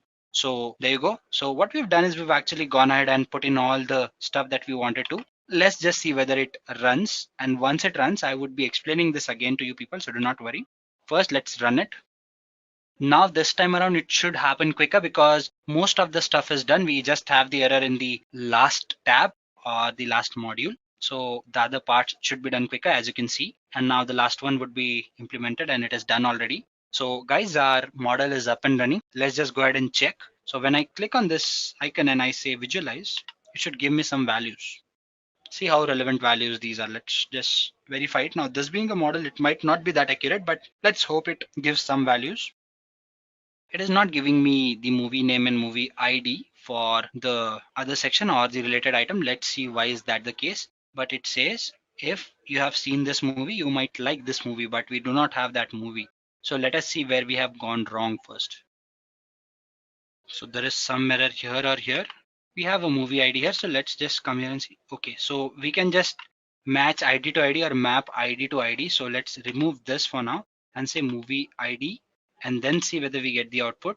So I say save, not save as. I would say save, and I would run this. So again, it should run quicker than the last time. There you go. Now let's just see what is the output that we get. So I say visualize. And there you go, guys. It's as simple as this. I mean, we put in or pulled in some values and we've edited certain values and we have the result here. Now this is an Indian movie called as Talash, and it says that if you like this, you might like this. Oblivion, probably Jack Reacher. I haven't seen either of this. Iron Man, you might like Stand By Me. So I don't think this recommender is that accurate, but probably I'm sure that there would be some movies in it which are more relatable. So, and for people who are big movie fans, they probably would be able to relate a lot more to the movies that are here. So again, you can actually go ahead and select the number of related items that you want to select, and you might actually go ahead and tinker and tailor your algorithm a little more. For that, you have to play with the values that are there you have in this algorithm. You can just come here and switch in these details, and probably the answer might vary depending upon the inputs that you pass to this algorithm. So this was my basic aim. I wanted you to get some hands-on on Azure Machine Learning Studio and nothing more than that. But as far as this model goes, or this particular session goes, we've actually gone ahead and taken in 2 data sets. We've actually gone ahead and built a model, trained it, tested it, and then we've used a join to actually go ahead and see what would be the possible movie that you might want to watch if you liked one of those movies. So again, as I've already mentioned, it might not be that accurate. You are free to go ahead and play a little more with it. You can pass in your own data sets as well. Following our exploration of Azure, the next module is AWS Machine Learning, where learners will discover Amazon's suite of machine learning tools and services and how to leverage them to build scalable models. Now, what exactly a chatbot is? A chatbot, as you know, is a complete conversational, we can say, toolkit, right? Which is basically written in natural language. Like we have the concept of NLP, natural language processing. Now, the main purpose of this one is, again, where it simply understands the intent of the user. That means the context, right? Because again, if we talk about NLP, natural language processing, It simply revolves around the idea of different context, because the same thing can be said in different manner. The same thing can be said in different manner when we are talking about the context here, right? So different users, they can simply say things in different contexts, and that is exactly what we have to focus on here, correct? Because then because again, just like we have Alexa, we have Google Assistant, we have Siri. Now, for performing the same task, we can order these assistants in different manner, right? And again, it doesn't matter in which context we say them. We give them the order, they will perform the activities, right? Because again, they are able to judge on the context, right? They are able to evaluate in which context that particular thing has been said and how they have to process it. And that is what a complete concept for natural language processing is, right? And basically, it is simply used for understanding the intent of the user and sending a response back based on the business rules of the organization. That's the main concept of chatbots running on NLP, natural language processing here. All right. And for now, the first chatbot called as Eliza was built in 1966 to mimic the human conversation altogether. That was when the first chatbot Eliza was built, right? And in terms of chatbot applications, here they are extensively used in online shopping, in booking tickets, in news reports, in ordering foods, right? So there are multiple use cases available for chatbot application that we can think of, right? And again, basically in terms of types of chatbots, we have command bots and then we have learning bots. So command bots works on the concept of predefined text that has been defined inside these chatbots again, and based on those predefined responders, they can respond accordingly. Or here we have learning bots. So based on the users, how they are interacting, they can learn their pattern, they can learn their language, and then only they can get started, right? Depending upon the context in which they have been said here, you can simply start understanding the users' languages in which context they are saying things, and then only they can get started. All right. And Amazon Lex here is basically a service for building conversational interfaces into applications using voice and text-based support, right? So basically now here it simply uses NLP, natural language processing, along with the ASR called as automatic speech recognition. So these are all two different components that we have. We have these Amazon Lex based on NLP as in natural language processing, and then we have ASR called as automatic speech recognition as a part of ASR itself, right? So basically this is used for building the conversation interfaces into any application using voice and text-based results altogether. That exactly we have Lex for, right? We have Amazon Lex altogether as a part of the entire discussion here. Now the main purpose of Lex, as we have discussed, is it is basically used for building the chatbots for handling the customer support, or we can say customer contacts the bank. Now, for example, if we are implementing this on top of any banks, right? So in here, customers can contact the banks for the account balance, right? They can simply send the message, or they can simply use the chat-based system that the bank has been, or that bank has opted in for. Bank customers, they have opted in for, right? And then now we can use Lex, we can use AWS Lex as a part of Amazon Web Services, right? And then we can allow Lex to understand the context of the user based on the request, what they have generated, right? And after this request here, we have Amazon Poly, right? So again, here what they can do is they can simply respond to user in speech, right? Poly is again a service offered by Amazon where we can deliver the results as a part of speech itself. We can deliver the results as a part of speech as well, right? So again, they can simply revert back, okay, savings account or checking account balance. Again, they can simply revert using the Amazon Poly service as well, right? And for sending the notification, we can simply use Lambda service. Now, Lambda is a serverless computing services offered by AWS. So basically, we do have the costs for launching the full-fledged server. We have EC2, right? The concept for which we have discussed so far.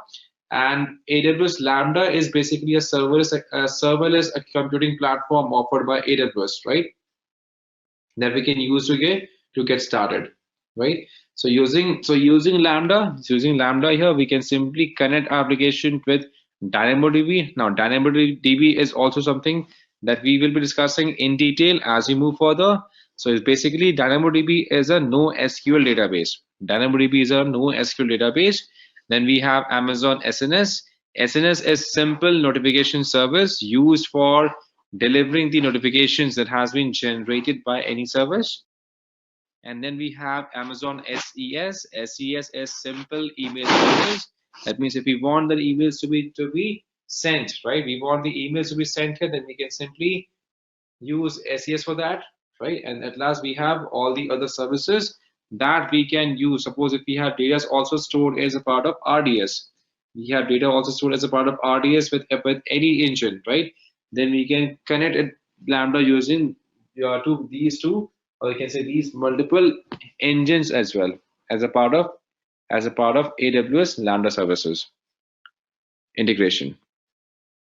And once they have got the data, then again they can send the data back to Lex, right? And again, these now whatever is happening here, the logs for these will be stored and events are also kept a track of. Now this is also done using a service called as CloudTrail.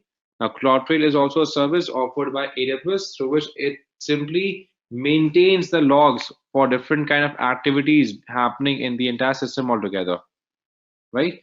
So that any kind of activity happening here, this can be reported. This can be reported back, and we can say well here as a part of AWS,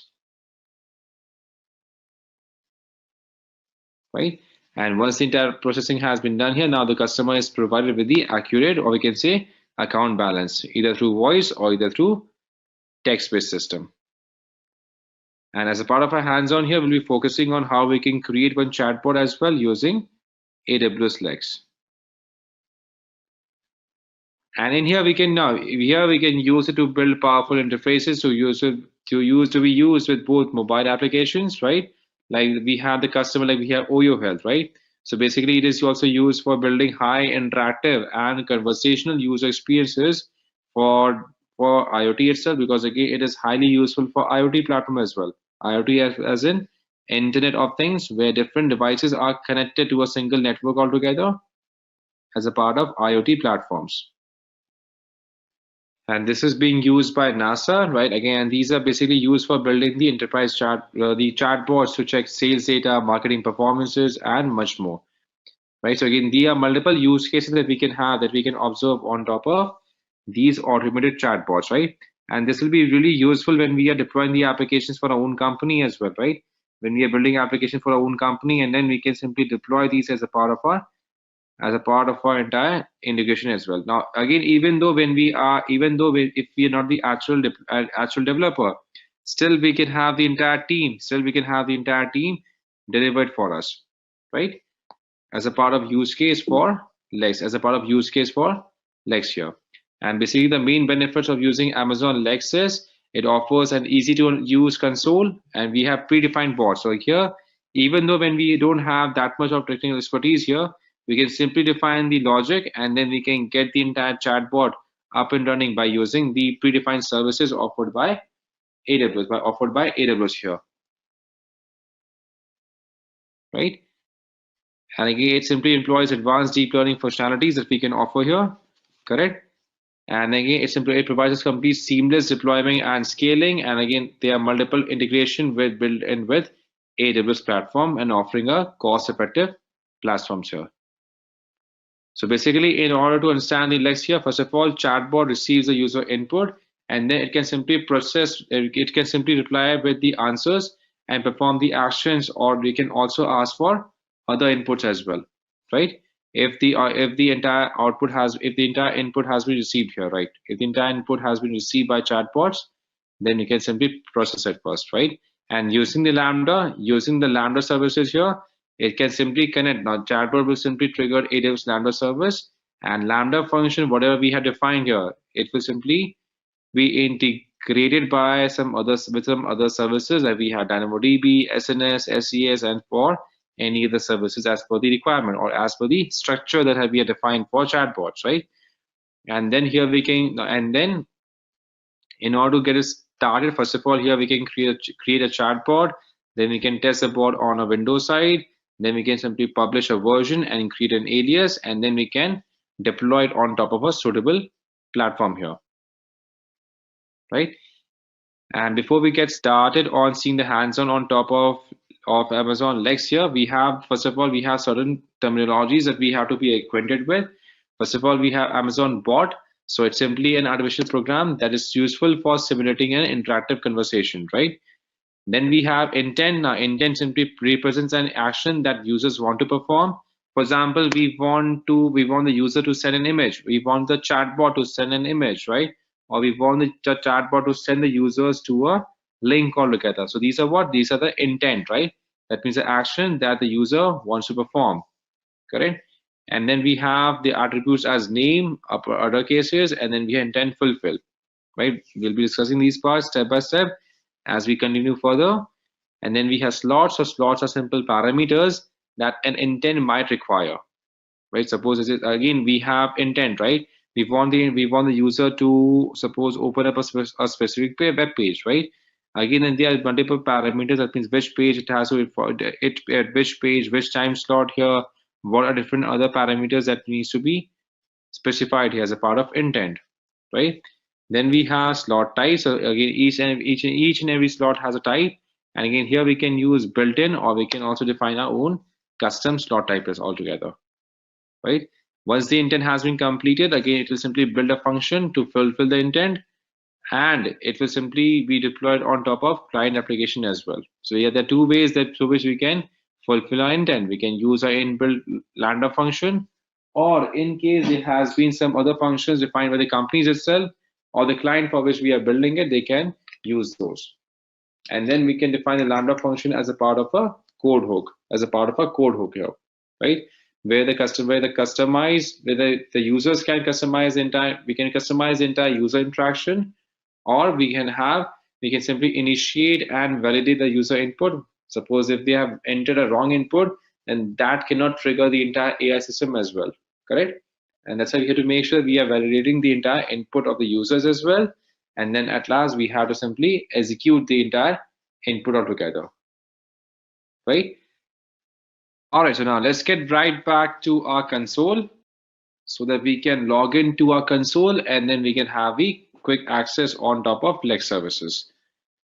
Okay, here we have to enter the MFA code. Let's fetch our MFA code as well. Just a moment.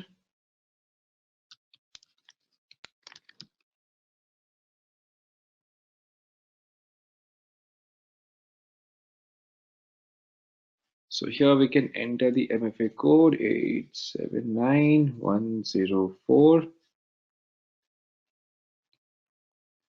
Okay, it hasn't changed. 169996. So once we log in into our console here, we would be able to see the same portal for which we have signed up.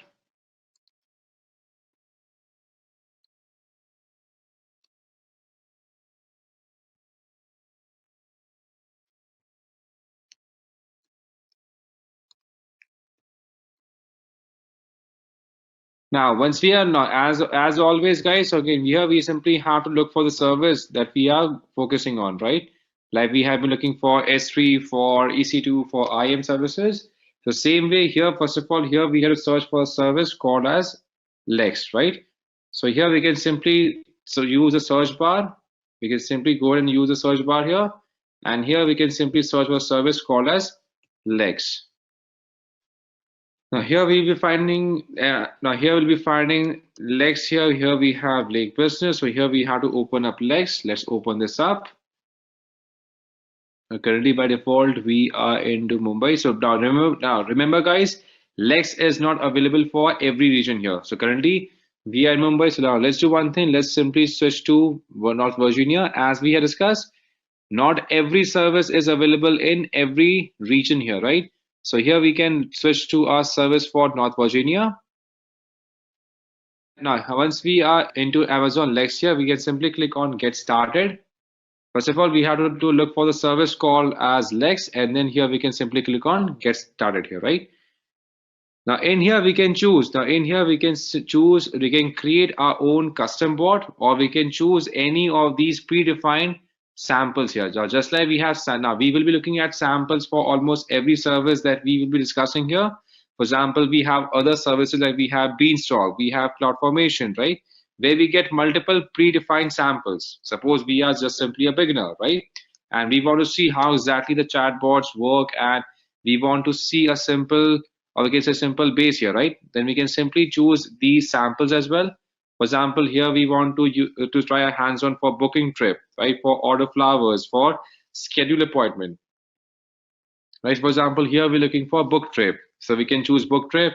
We want to look for order flowers, right? We can see a sample for order flowers. We can look for schedule appointment as well, right? So based on our, now as you can see here, as soon as we are making changes here, the responses and the questions are also being changed here, as you can observe.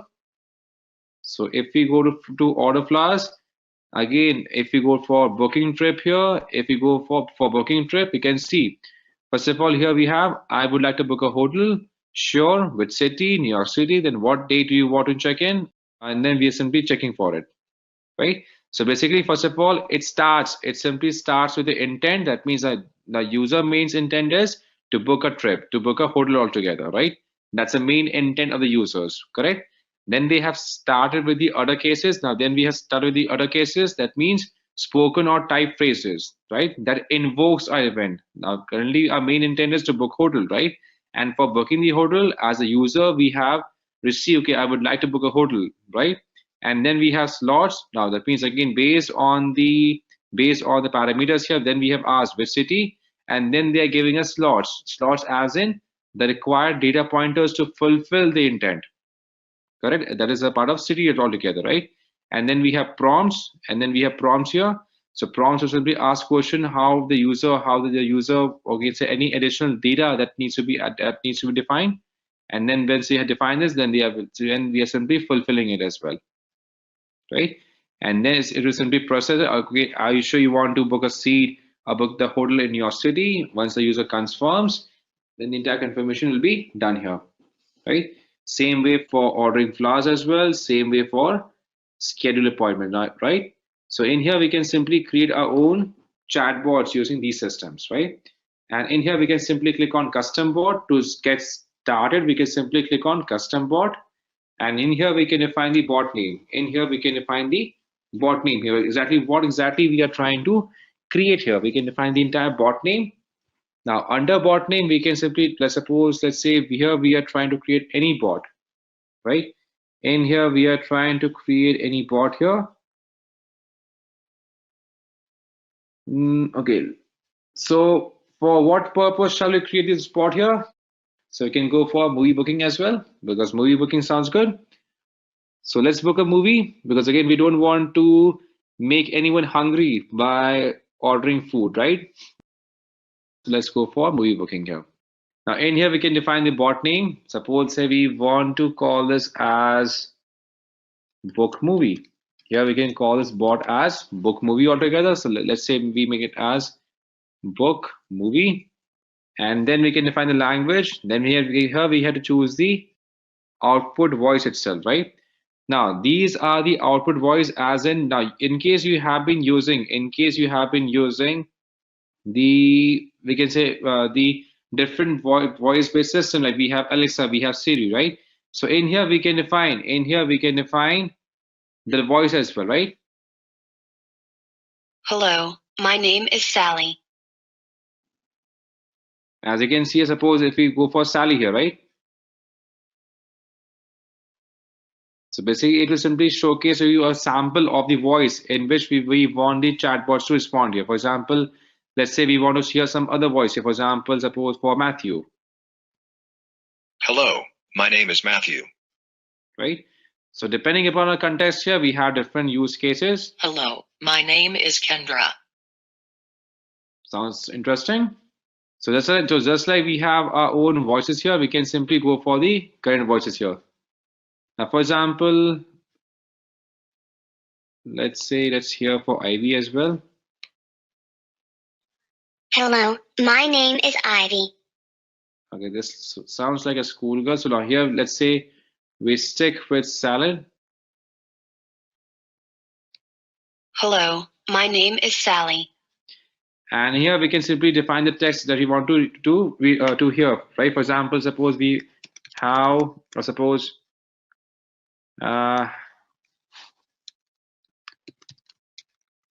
which movie do you want to book? Or suppose which movie, as simple as which movie, right? Let's suppose we simply type which movie itself. So this will simply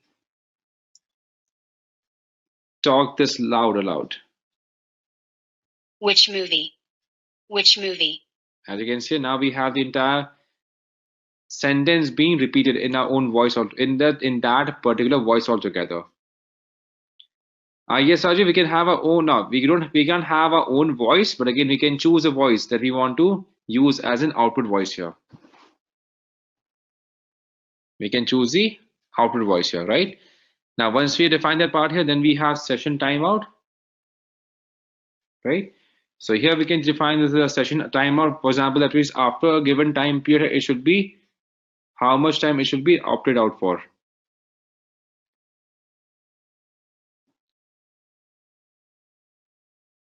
Because again, now as you can see, now Siri has an Indian version, right? Siri do have an Indian version. So currently it is being developed as a part of the entire development for every possible assistant, because they have already know that this is going to be a big market, and that's why they are customizing this. All right. Now once we define this part here, now next is we can simply define the IAM role. We can keep it to by default. We can choose the default IAM role for this entire service. Now here, depending upon a rule here, we can simply make it yes, or we can simply define the no as well, right? Suppose here we don't want to. Now here we are not following the entire COPAPA rule, mostly applicable for Europe. Or if we are, again, we can simply keep it to yes, and then we can simply have to define the rule altogether, right? So in here we define the timeout as opposed 2 minutes. We define the session timeout to be 2 minutes as a part of standing timeout, and then we have create. Once we define it here, we can click on create, and this may take a second. Okay, let's refresh. Now once we define the intent here, now once we have the bot created, then we have to define. Then we have to start by defining the user, we can say user intent altogether, right? So here we have to click on this option which says create intent. Now once you click on create intent here we have to simply define, okay, if you already have the intent created from the past, then we can simply work on importing the intent, or we can simply click on create intent here. We can click on create intent, and then we can define the intent. For example, let's say here our main intent is to book movie ticket. Here our main intent is to book movie ticket. We can define book movie ticket, right? That is our main intent, book movie ticket. And once we add this here, now here we have to define the utterances. That means, now for example, suppose the first attempt here, that means the first component that the user will be typing here as a part of utterance here, right? The first thing that user will be typing in. So here we can simply define, suppose say here we get ask the user, suppose as I would like to book a movie ticket. We can define I would like to book a movie ticket, right?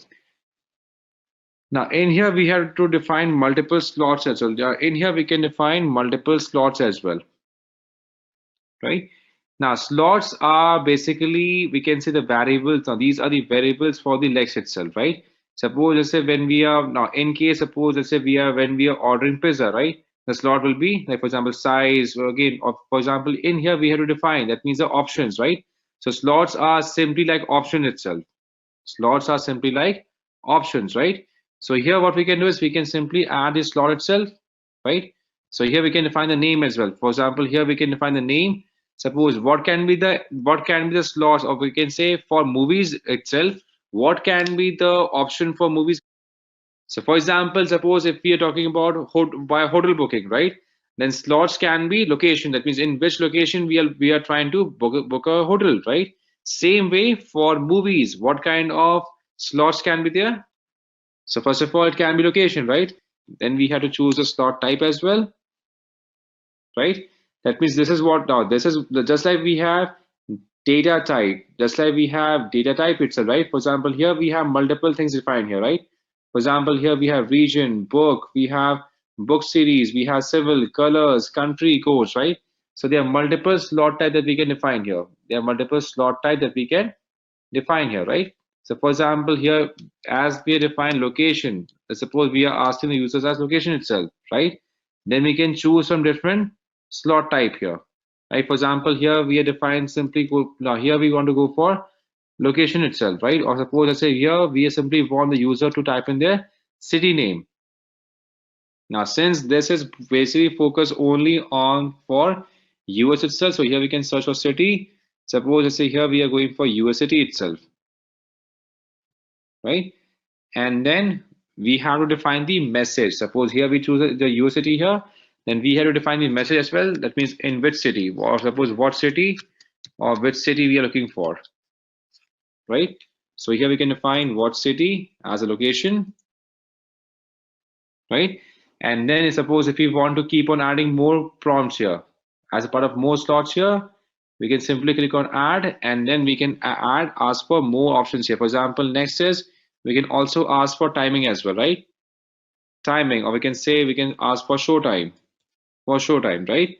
And then we can define again we can choose between the slot itself. We can choose from the slot itself, right?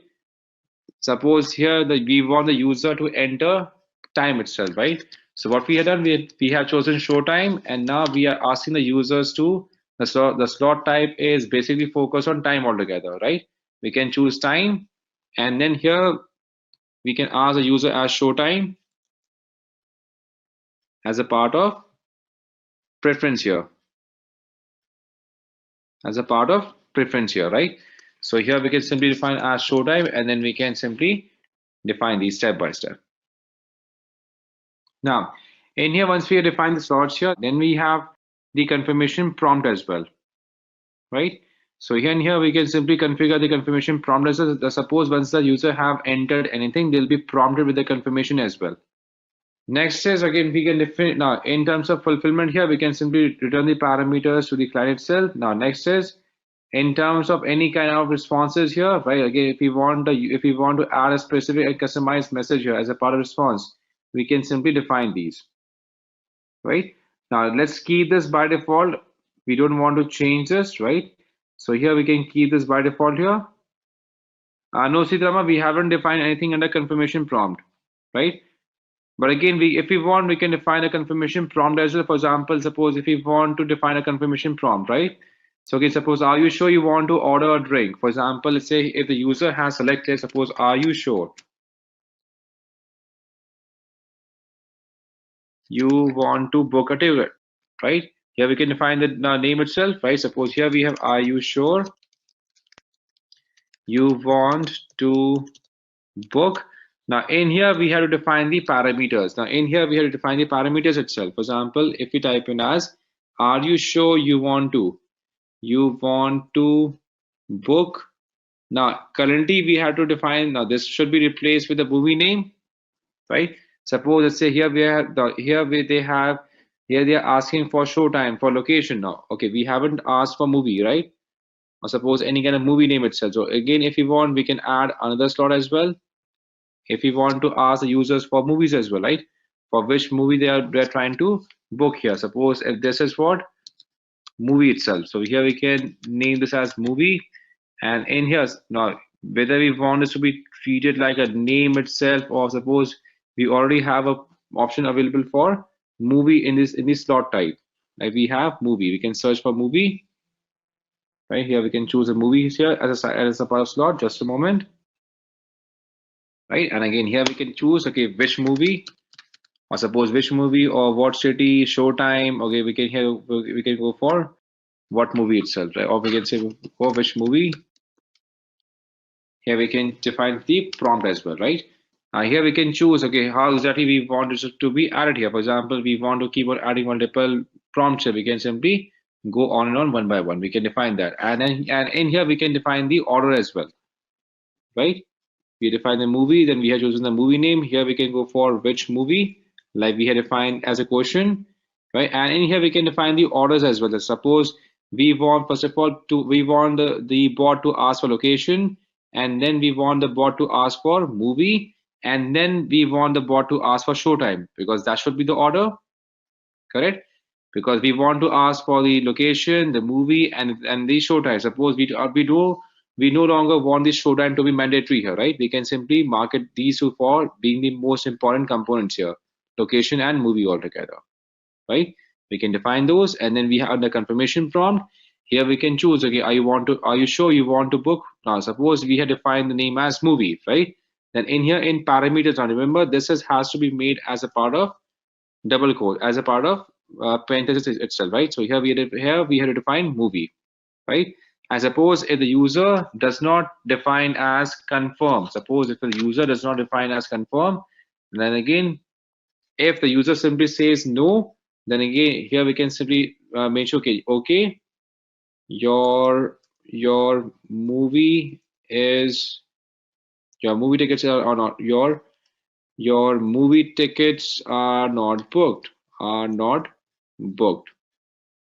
We can simply showcase them complete message like this one, right? Okay, your movie tickets are not booked, right? So in here we can have a complete control of how exactly we want to create the bots here, right? This is how we can customize the entire bot as well. Here we can customize the entire bots exactly as per our requirement, right? Now, next is we can define the response as well. Now, by default, we can simply return the parameters to a client itself, or we can simply send it to a Lambda function, right? Now, currently, as we have not discussed on Lambda function yet here, we can simply keep it to return to parameters to client for now. Then we'll be coming back to the Lambda function in a while. All right. Now, in terms of response, we can keep it to blank as of now, because again, here we can keep this option blank altogether. We don't want this one, right? Now, in here, we can simply click on save intent. Once we are done, we can simply click on save intent. Now, once we are done here, now what we can do is, now to see this in live action here, we can simply click on build. Okay, I think we missed on the hook URL here. I think this will generate a simple error as we have missed the hook URL.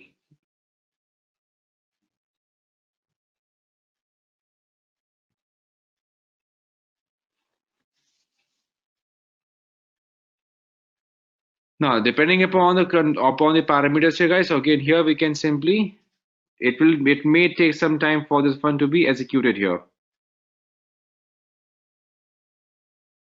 All right, so now once we have the bot created here, now once the bot has been successfully created here, now here in the right section of the screen here, we can see a sample test bot, right?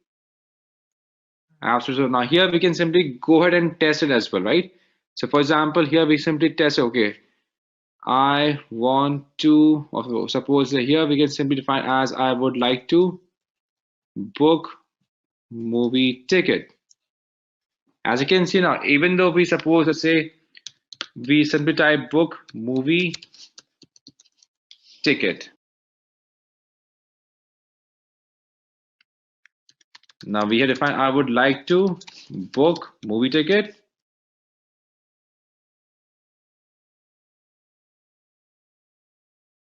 As you can see, can you all see this? We have the what city here, right? So now in here we can simply define, suppose we want to define this as, suppose we want to book this up in New York. We want to book a ticket in New York altogether, right? Then it will automatically ask which movie. Suppose if we name the movie as any name here, for example, like Shawshank Redemption. Again, then it is asking us for showtime, for example, let's say for 8 p.m. right? And again, since we had defined for the confirmation as well, this will ask, okay, are you sure you want to book for Shawshank? As you can see, can you all see this? All 3 slots has been filled here, correct? So we had defined location, we had defined show time, and then we had defined movie name itself, right? So all these slot details has been completely booked. And as you can see, all of these 3 details has been booked here, right? So suppose if we simply revert this with yes, as you can see now, intent movie ticket is ready for fulfillment. That means now we can simply define the fulfillment, right? So currently we have defined, okay, we want this to be returned to the user itself, right?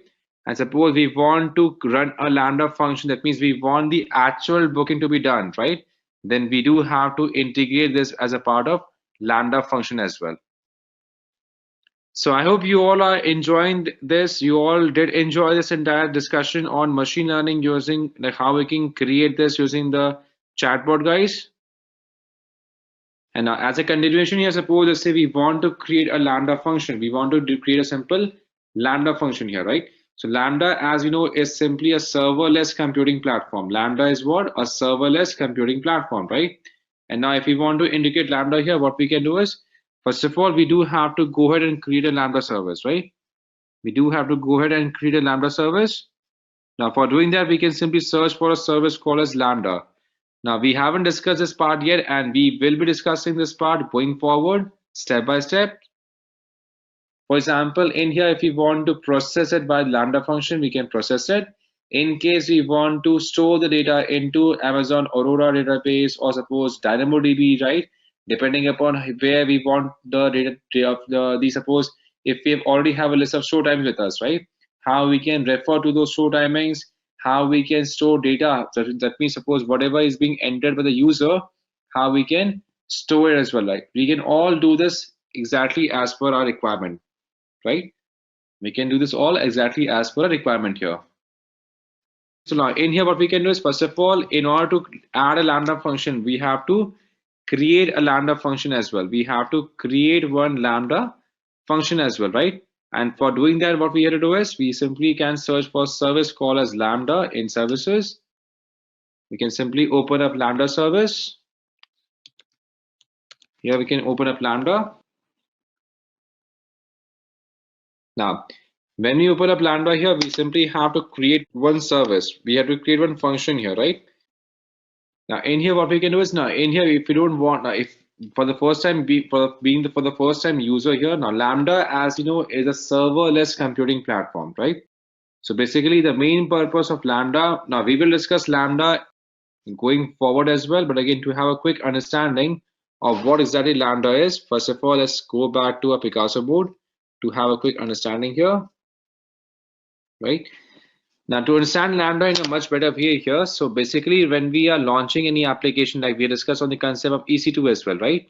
When we are launching any particular application altogether, we have to deploy, we have to create one server. We have to create one server on top of EC2, right?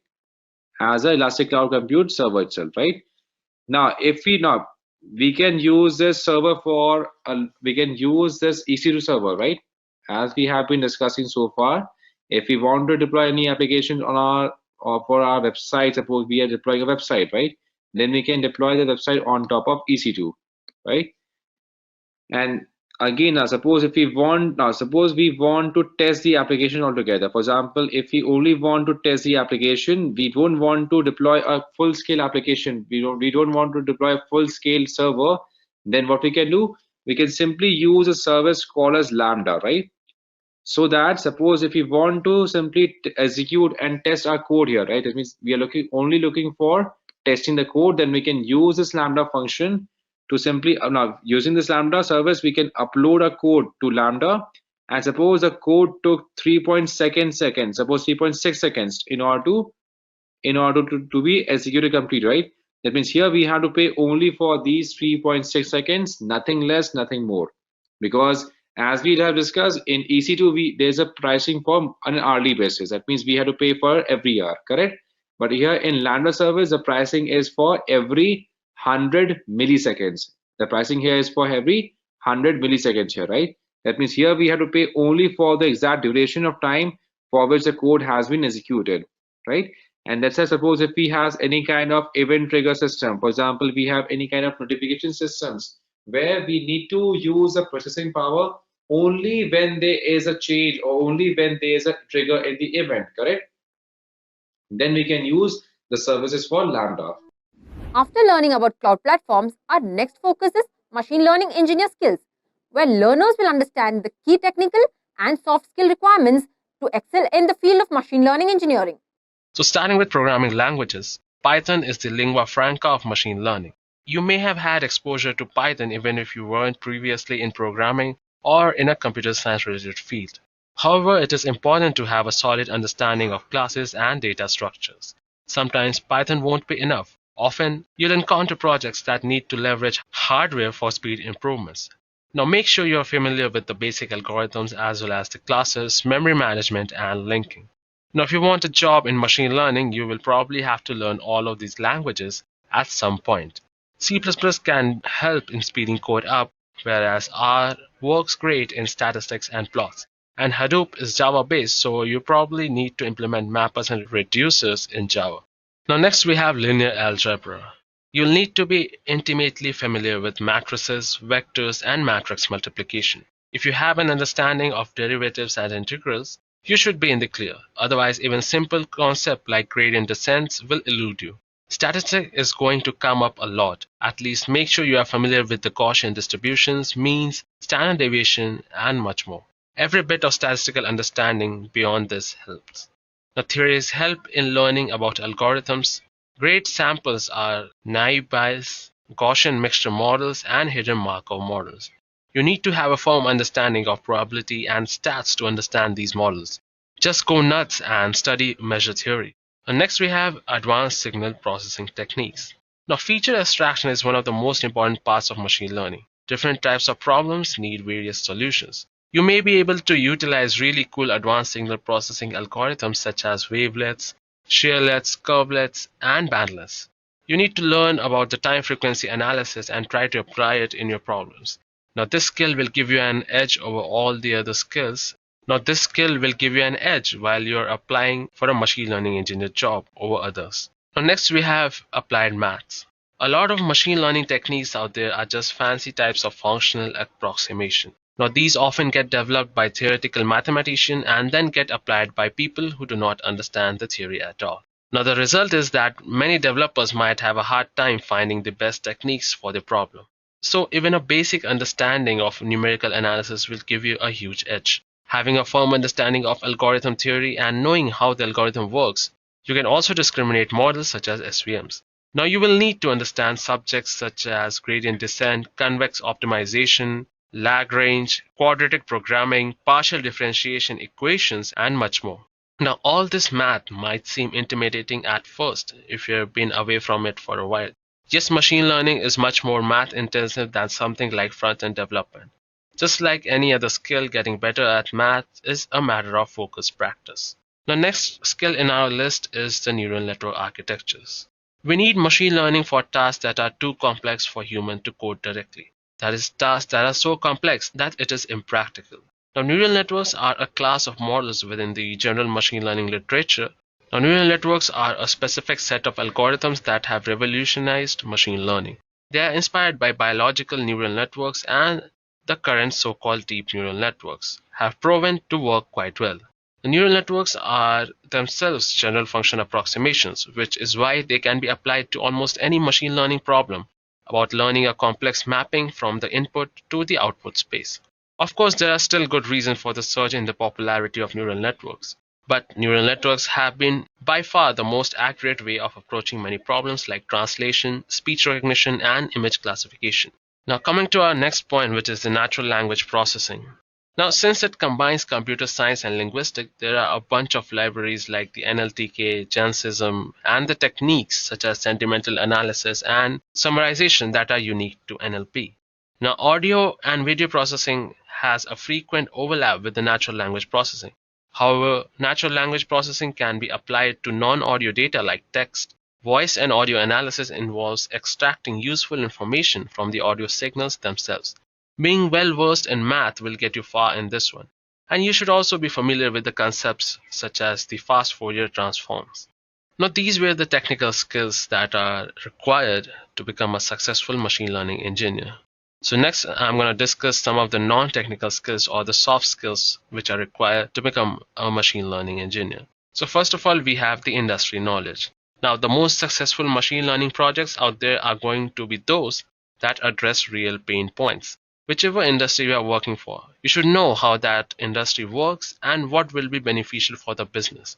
If a machine learning engineer does not have business acumen and the know-how of the elements that make up a successful business model or any particular algorithm, then all those technical skills cannot be channeled productively. You won't be able to discern the problems and potential challenges that need solving for the business to sustain and grow. You won't really be able to help your organization explore new business opportunities. So this is a must-have skill. Now next we have effective communication. You'll need to explain the machine learning concepts to the people with little to no expertise in the field. Chances are you'll need to work with a team of engineers as well as many other teams. So communication is going to make all of this much more easier. Companies searching for a strong machine learning engineer are looking for someone who can clearly and fluently translate their technical findings to a non-technical team, such as marketing or sales department. Now, next on our list, we have rapid prototyping. So iterating on ideas as quickly as possible is mandatory for finding one that works. In machine learning, this applies to everything from picking up the right model to working on projects such as A/B testing. You need to do a group of techniques used to quickly fabricate a scale model of a physical part or assembly using the three-dimensional computer-aided design, which is the CAD. So last but not the least, we have the final skill, and that is to keep updated. You must stay up to date with any upcoming changes. Every month, new neural network models come out that outperform the previous architecture. It also means being aware of the news regarding the development of the tools, the changelog, the conferences, and much more. You need to know about the theories and algorithms. Now, this you can achieve by reading the research papers, blogs, the conferences, videos, and also you need to focus on the online community, which changes very quickly. So expect and cultivate this change. Now this is not the end. Here we have certain skills, the bonus skills, which will give you an edge over other competitors or the other persons who are applying for a machine learning engineer position. On the bonus point, we have physics. Now you might be in a situation where you would like to apply machine learning techniques to a system that will interact with the real world. Having some knowledge of physics will take you far. Now next we have reinforcement learning. So this reinforcement learning has been a driver behind many of the most exciting developments in the deep learning and the AI community. From the AlphaGo Zero to the OpenAI's Dota 2 bot, this will be critical to understand if you want to go into robotics, self-driving cars, or other AI-related areas. And finally, we have computer vision. Out of all the disciplines out there, there are by far the most resources available for learning computer vision. This field appears to have the lowest barriers to entry, but of course this likely means you'll face slightly more competition. So having a good knowledge of computer vision, how it works, will give you an edge over other competitors. Building on the required skills, the next topic is top machine learning tools and frameworks, where learners will explore the most popular tools and frameworks used by professionals to develop and deploy machine learning models. The first tool which I'm going to talk about is scikit-learn. It's not exactly a tool, it's a library, but it's the initial steps which one should follow. So scikit-learn is a free software machine learning library for the Python programming language. It is a simple and efficient tool for data mining and data analysis. It is built on NumPy, SciPy, and Matplotlib. It provides a range of supervised, unsupervised machine learning algorithms in Python like classification, regression, clustering, dimensionality reduction, and much more. So this is one of the basic steps or the basic building block of any machine learning project or application out there. So you need to know scikit-learn. This is one of the most important tools. Next I'm going to talk about is KNN, which is Constants Information Miner. It is a free and open source data analytics, reporting, and integration platform which is built for powerful analytics on a GUI-based workflow. This means you do not have to know how to code to be able to work using the KNN and derive the insights. What you can do is you can work all the way from gathering the data and creating models to deployment as well as production. It consolidates all the functions of the entire process into a single workflow. You can gather and wrangle the data, you can model and visualize, you can deploy and manage, and you can consume and optimize as well. So it's an all-in-one package, and the most important aspect is you do not need to know how to code. So the next library which I'm going to talk about is one of the best library out there for machine learning, which is TensorFlow. It is created by Google Brain team, and TensorFlow, it's an open source library for numerical computation and large-scale machine learning. When it comes to artificial intelligence framework showdown, you will find TensorFlow emerging as a clear winner most of the time. Now, what makes it so special? So TensorFlow provides an accessible and readable syntax, which is essential for making these programming resources easier to use, and being a low-level library provides more flexibility. And with the new version of 2.0, it is just going to be on the top of any machine learning or deep learning purposes. It is one of the best machine learning tools available, and it also uses Keras and other high-level APIs to make things a little smoother. And the most important thing is it can run on both CPU as well as GPU, and it really helps in graphical purposes, like if you're dealing with images, videos, TensorFlow is the way to go. Now, 𝐓𝐫𝐞𝐬, which is the 𝐓𝐫𝐞𝐡 environment for knowledge analysis, it is an open source Java software that has a collection of machine learning algorithms for data mining and data exploration tasks. It is one of the most powerful machine learning tools for understanding and visualizing machine learning algorithms on your local machine. It has both a graphical interface and a command line interface.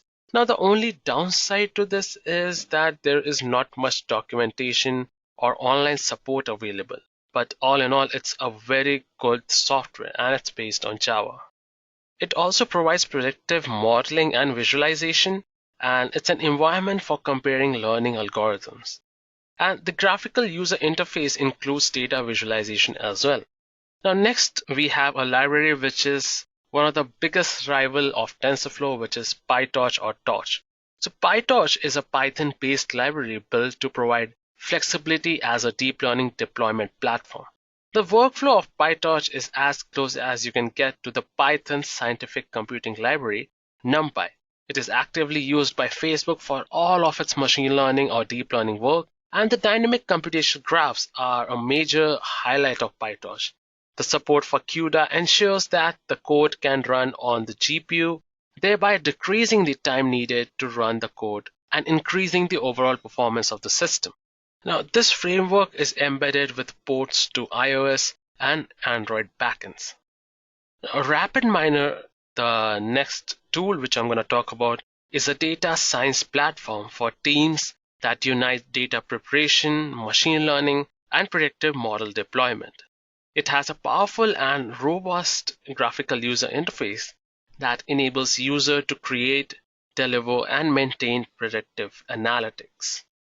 With RapidMiner, uncluttered, disorganized, and seemingly useless data becomes very valuable, as it simplifies data access and lets you structure them in a way that is easy for you and your team to comprehend. Now, few of the features are that it results in visualization a lot. Through GUI, it helps in designing and implementing analytical workflows. One of the downsides is that the tool is very costly. Now, Google is not very far behind. Apart from TensorFlow, we have the Google Cloud AutoML. Now, Google Cloud AutoML makes the power of machine learning available to you even if you have limited knowledge of machine learning. The Google's human labeling service can put a team of people to work annotating or cleaning your labels to make sure your models are being trained on high quality data. Now, how cool is that? They have various products for different purposes, which makes it a very good machine learning tools. For example, we have AutoML Vision, which is used for images. We have the AutoML Video Intelligence, which is specifically designed for video. We have the AutoML Natural Language, which is used to structure and get the meaning of text. We have the AutoML Translation, which dynamically detects and translates between different languages. And we have the AutoML Tables, which builds the models on your structured data. Now, we have the Azure Machine Learning Studio as well. Now, Microsoft Azure Machine Learning Studio is a collaborative drag and drop machine learning tool you can use to build, test, and deploy predictive analytics solution on your data. You drag and drop datasets and analysis modules into an interactive canvas and connecting them together to form an experiment, which you run in the Machine Learning Studio, and there is no programming required, just visually connecting datasets and modules to construct your predictive analytic model. And finally, you just have to publish it as a web service. Now, Accord.NET is a .NET machine learning framework combined with audio and image processing libraries, which is completely written in C#. Now, the tagline being machine learning made in a minute. That's an amazing tagline, guys. And it is a complete framework for building production-grade computer vision, computer audition, signal processing, and statistics application. Libraries are made available from the source code and through executable installer and the NuGet package manager. The only drawback is that it supports .NET, that it only supports the .NET supported languages. It provides algorithm for numeric linear algebra, numeric optimization, statistics, artificial neural network. It also provides supports for graph, plotting, and visual libraries as well. And it has more than 38 kernel functions. It contains more than 35 hypotheses tests, including one-way and the two-way ANOVA test, non-parametric tests like Kolmogorov's-Smirnov test, and many more. Now, this is rather an interesting product by Google, which is the Core Laboratory. It is a free Jupyter Notebook environment that requires no setup and runs entirely on the cloud. It is a Google research project created to help decimate machine learning education and research. That's a good step forward by Google. It is by far one of the top machine learning tools, especially for data scientists, because you don't have to manually install any of the package and libraries. Just import them directly by calling them. You can directly save your project on the Google Drive, GitHub, or any location in various formats as well. And it also supports libraries of PyTorch, Keras, TensorFlow, as well as OpenCV. These are pre-installed. Now, this is a major step forward in the machine learning education department by Google, so hats off to them. Now, NLTK is another tool which I'm going to talk about, which is the Natural Language Toolkit, and it's an extensive library for natural language tasks. It is a go-to package for all your text processing needs, from word tokenization to lemmatization, stemming, dependency parsing, chunking, chinking, removing the stop words, and many more. Text processing is an extremely important part for any NLP task like language modeling, neural machine translation, or name entity recognition. And it also provides a synonym bank called the WordNet. Now, these are a few of the tools, basically the libraries and the frameworks, which are really necessary if you are going for machine learning or if you're going for deep learning, as a matter of fact. And these list of tools are enough for anyone to get started in the machine learning world. Next, we differentiate between related field with data science versus machine learning, where learners will learn about the key distinction and overlap between these two disciplines and how they complement each other in the data landscape. Let's understand how data science came into existence. Do you guys remember when most of the data was stored in Excel sheets? There were simpler times because we generated lesser data and the data was quite structured. Back then, we used simple BI or business intelligence tools to analyze and process the data. But times have changed. Over 2.5 quintillion bytes of data is created every single day, and this number is only going to grow from here. It is estimated that by 2020, 1.7 MB of data will be created every second for every person on Earth. Can you imagine how much data that is? How are we going to process this much data? Not only that, the data generated these days is mostly unstructured or semi-structured. So in order to process such data, we need more complex and effective algorithms. We need a more advanced field. This is exactly where data science comes in. Data science is all about uncovering findings from data by exploring data at a granular level to mine and understand complex behaviors, trends, and inferences in the data. It's about surfacing hidden insights that can help enable companies to make smarter business decisions. For example, I'm sure all of you have binge watched on Netflix. Now, Netflix data mines movie viewing patterns of its users to understand what drives user interest. And then it uses this data to make decisions on which Netflix series to produce. Similarly, there is Target. Now, Target identifies each customer's shopping behaviors by drawing out patterns from their database. All right, this helps them make better marketing decisions. So guys, before we start comparing between machine learning and data science, let's try to understand the different fields which are covered under data science. Now, data science covers a wide spectrum of domains, including artificial intelligence, machine learning, and deep learning. Data science uses various AI, machine learning, and deep learning methodologies in order to analyze data and then extract useful insights from it. To make things more clear, let me define these terms for you. So, artificial intelligence is basically a subset of data science which lets machines to stimulate human-like behavior. Okay, so they try to mimic human-like behavior.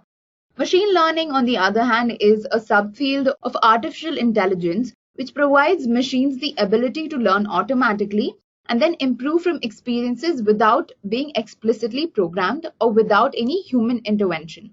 Now, deep learning is a part of machine learning that uses various computational measures and algorithms inspired by the structure and function of the brain called the artificial neural networks.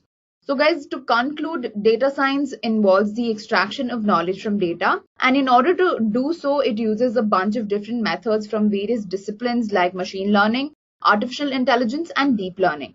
A point to note here is that data science is a wider field and does not exclusively rely on these techniques.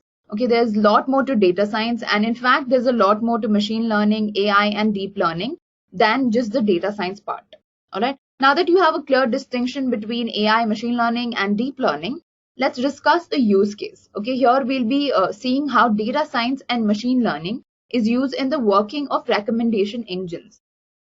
So before we start off by comparing data science and machine learning, let's look at what exactly a recommendation engine is. So I'm sure all of you have used Amazon for online shopping. Okay, so guys, have you noticed that when you look for a particular item on Amazon, you get recommendations of similar products, right? So how does Amazon know this? How does it show you items which are relevant to your interests? The reason why companies like Amazon, Walmart, and Netflix are doing so well is because of how they handle the user-generated data. All of these companies are data-driven companies. So the key to their business has always been data, and that's the reason why they're growing so much. Now, a recommendation system basically filters down a list of choices for each user based on their browsing history, based on their ratings, based on their profile details, transactional details, card details, and so on. Now, such a system is used to get useful insights about customers' shopping patterns. It provides every user a particular view of the e-commerce website based on their profile, okay, and it allows them to select relevant products. For example, if you're looking for a new laptop on Amazon, there is a possibility that you might want to buy a laptop bag too. Now, Amazon will decide this possibility by studying the details of similar transactions. All right, it maps similar transactions together and then it suggests relevant items to you. All right, now let's see how data science and machine learning are used to build a recommendation engine. So guys, this is the entire data science lifecycle. Now, it starts off with the business requirements. Now, before you even start on a data science project, it is very important that you understand the problem that you're trying to solve. All right, so in this stage, you're just going to identify the central objective of your project. In our case, the objective is to build a recommendation engine that will suggest relevant items to each customer based on the data generated by them. Now, the second stage is data acquisition or data gathering. So after you define the objectives of your project, it's time to start gathering the data. This process is also known as data mining. Data mining is basically the process of gathering your data from different sources. Now, one more thing to note here is that data sources can be of two types. There is explicit data and implicit data. Now, when it comes to a recommendation engine, the explicit data includes all the data which is entered by the users, such as the users' ratings and comments on the products. Implicit data is the purchase history, like your card details, your search history, and all of that comes under implicit data. Now, collecting such data is easy because the users don't have to do any extra work since they're already using this application. All right. Now, the next phase after data acquisition is data processing or data cleaning. So guys, usually you'll never have data stored directly in a database. Okay, if you're very lucky, only then that's going to happen. Otherwise, you'll need to scrape the data. All right, this is where you transform your data into the desired format so that you can read it.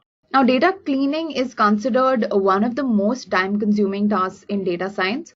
According to a recent survey, it was found out that about 50 to 80% of the time goes in data cleaning. Alright, this can be a very tedious task because you don't know what are the relevant items and what are the missing values. Okay, so you have to remove all the irrelevant items or all of the inconsistent data. Okay, these inconsistencies have to be identified and fixed in this stage itself. For example, if you're filtering the needful logs from the less needful ones, or if you're trying to identify fake reviews, or if you're trying to remove unnecessary comments or missing values, all of that is dealt with in this stage. All right. So after you're done with your data cleaning and your data processing, your next stage is the data exploration. This is a very critical stage because here you try to understand the patterns in your data and you try to retrieve any useful insights. Now, in our case, since each user might have a different taste or they might have a different opinion about an item, their respective data sets will be different. Okay, so each user will have a different data set depending on his likes and his dislikes. This is how you perform data exploration over here. You need to find patterns or behaviors of a particular customer, and such information is used to grow the business. So only after you know what a customer likes or dislikes, you'll be able to suggest or recommend something to them. Alright, this is exactly how data exploration works when it comes to a recommendation engine. You're just going to study the shopping behavior of each customer and then try and suggest relevant items to each customer. Alright, now let's move on to the next stage, which is the data modeling stage. So guys, there's this one important thing I want to tell you all. There is no actual distinction between data science and machine learning. In fact, machine learning is a method which is used by data science in order to retrieve useful information. Alright, so there's no actual distinction between them, but they do have different processes or they do have different steps in the processes. So the next stage that I'm going to talk about in the data science lifecycle is known as modeling. And at this data modeling stage is where you incorporate machine learning. Alright, so basically the entire data modeling stage is the machine learning process. Okay, so let's look at the machine learning process. So guys, the 5 stages that I've defined over here are basically the steps in the data modeling phase. Okay, now in the data modeling phase is where machine learning is implemented. So let's look at how machine learning works, okay, step by step. So there are 5 distinctive stages in machine learning. It begins with importing your data. So guys, the data that we already gathered in the previous stages, you're going to import that data for the machine learning process. Now this data has to be in a readable format. Okay, it can be in the table format, or you can also use formats like the comma separated versions. Alright, after you've imported the data, the next step is data cleaning. Now I know that we already performed data processing and data cleaning, but guys, data cleaning is a very iterative process. You cannot just clean everything at once. You'll have to do this repetitively and iteratively. So after you import the data, you might notice a lot of duplicate values or a lot of missing or null values. So such inconsistencies in the data can cause wrongful predictions, okay, and they have to be dealt with or they have to be removed at this stage itself. Now the next stage in machine learning is creating a model. Over here you perform the data splicing. Now data splicing is basically splitting the data set into 2 sets. One is for training your model and the other is for testing your model. Okay, after this you build the model by using the training data set. Now how do you create these models? These models are nothing but your machine learning algorithms like K-nearest neighbor algorithm, support vector machines, linear regression, and so on. So for a problem statement like recommendation engine, you can make use of clustering and classification algorithms. Alright, you can make use of the k-nearest neighbor or the k-means algorithm. So after you've built the algorithm and you've built your model, your next stage is going to be model training. So over here, the machine learning model is trained on the training data set. Earlier, I told you that we perform data splicing wherein we split the data set into the training set and the testing set. So in model training, obviously, you're going to use the training data set. Also, let me tell you that a large portion of the data set is used for training so that the model can learn to map the input to the output on a set of varied values. Next step in machine learning is the model testing. Now, after you've trained the model, it is then evaluated by using the testing data set. At this stage, the model is fed new data points and it must predict the outcome by running the new data points on the machine learning model that was built in the earlier stage. Now, the last stage is improving the efficiency of the model. Right, so after you create the model and you evaluate it using the testing data, its accuracy is calculated. So guys, a lot of methods can be used for improving the accuracy. You can make use of cross-validation techniques and all of that. So after you improve the accuracy and the efficiency of your model, you can finally come back to the last phase of the data lifecycle, which is deployment and optimization. Okay, so the aim of this stage is basically to deploy the model into the production environment. So basically, this is your endpoint wherein you deploy the recommendation engine on your e-commerce website or on any sort of data-driven website. All right. So apart from deploying it to production, you must also check the performance of your model. Okay, so the users must validate the performance of the model. And if there are any issues with the model, then the issues have to be fixed in this stage itself. All right. So guys, that was it for our use case. We basically studied the entire data science lifecycle and the machine learning process. So guys, I want to conclude that data science and machine learning are interconnected. Okay, since machine learning is a part of data science, there isn't much comparison between them. Okay, they are separate cycles, but they are used together. Okay, so machine learning aids data science by providing a suite of algorithms for data modeling, for decision making, or even data preparation. Okay, on the other hand, data science, what it does is it stitches together a bunch of ideas or a bunch of algorithms drawn from machine learning to create a basic solution. Having covered various aspects of machine learning, our next topic is Machine Learning Roadmap, where learners will get a comprehensive guide to planning their learning journey and career path in the field. Well, it's finally time to lift up the curtain on roadmap. Okay, so why don't we get started? Here's the roadmap. First, programming languages and libraries. Well, there are many programming languages to choose from, but we highly recommend Python because it's very useful when it comes to machine learning, and the whole world is using Python. But regardless of the programming languages that you choose, you should be able to understand how to do file operations like read and write, and how to load files into memory. You should know how to work with functions and object-oriented programming. You should know how to use modules for reusability of the code so you don't end up writing the same code again and again. You should know how to handle exceptions. And if you're using Python, you should know Python libraries like NumPy, Pandas, Matplotlib, scikit-learn, TensorFlow, and so on. So there are so many useful resources. If you want to get started with the first step, we actually have a certification in Python just specifically for this so that you can learn it for machine learning. Or you can even check out our YouTube videos that will give you some of the tutorials. If you need more help, then again, go down in the description and find the link to that certification. It's going to be Python certification for machine learning. Moving on. Second, mathematics for machine learning. Let's get into what kind of math do you actually need for machine learning. So these are the areas that you need to work on: linear algebra, calculus, probability, and statistics.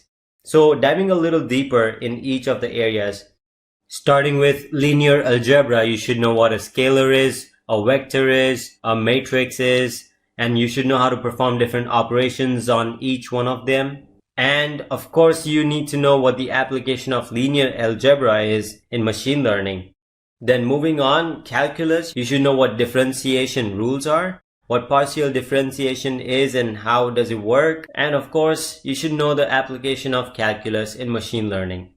Probability. So you should know all the terminologies in probability. You should know what distribution in probability is and how it works, the types of probability, Bayes' theorem, and application of probability in machine learning. Lastly, for statistics, you should know all the terminologies, of course. You should know what different sampling techniques are, types of statistics, and hypothesis testing. So that was all about what to learn. But what about where to go to find all of this? We have excellent blogs on our Edureka website that you can access for free. It covers end-to-end of what we just discussed and more. We have a collection of full-length YouTube videos to help you learn this math. But if you do need more help with this stuff, as it happens, people could be coming from various educational backgrounds where math was not taught to them. Then we do have statistics courses on our websites, and we will be happy to leave the links to them in the description. Okay, moving on. Step number 3, data science and machine learning fundamentals. In data science, you should know stuff like what is data science, data analysis pipeline, data extraction, types of data, techniques like data wrangling, exploratory data analysis, data visualization, and so on. And when it comes to machine learning, you should know what are the types of machine learning models.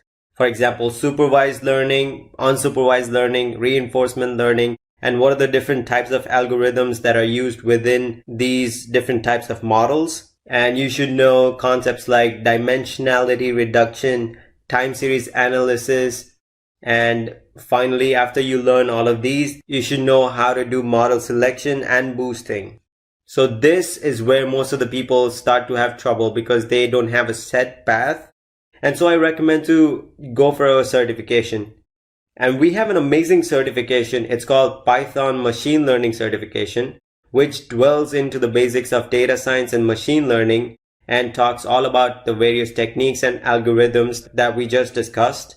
And it prepares learners with the help of a dozen or more case studies. And with many hands-on projects, you'll be building machine learning models yourself in no time. So I'll be happy to leave the link to that certification in the description. Do check it out. You can thank me later. Moving on. Step number 4, natural text processing. So after you're done with data science and machine learning fundamentals, algorithm techniques, and you build a couple of hands-on projects, so you get a good grasp on the basics of machine learning and you can actually build practical models out of it. Next step is to start learning about natural language processing. Here you should learn about text mining and what natural language processing is. You should learn how to extract, clean, and pre-process text.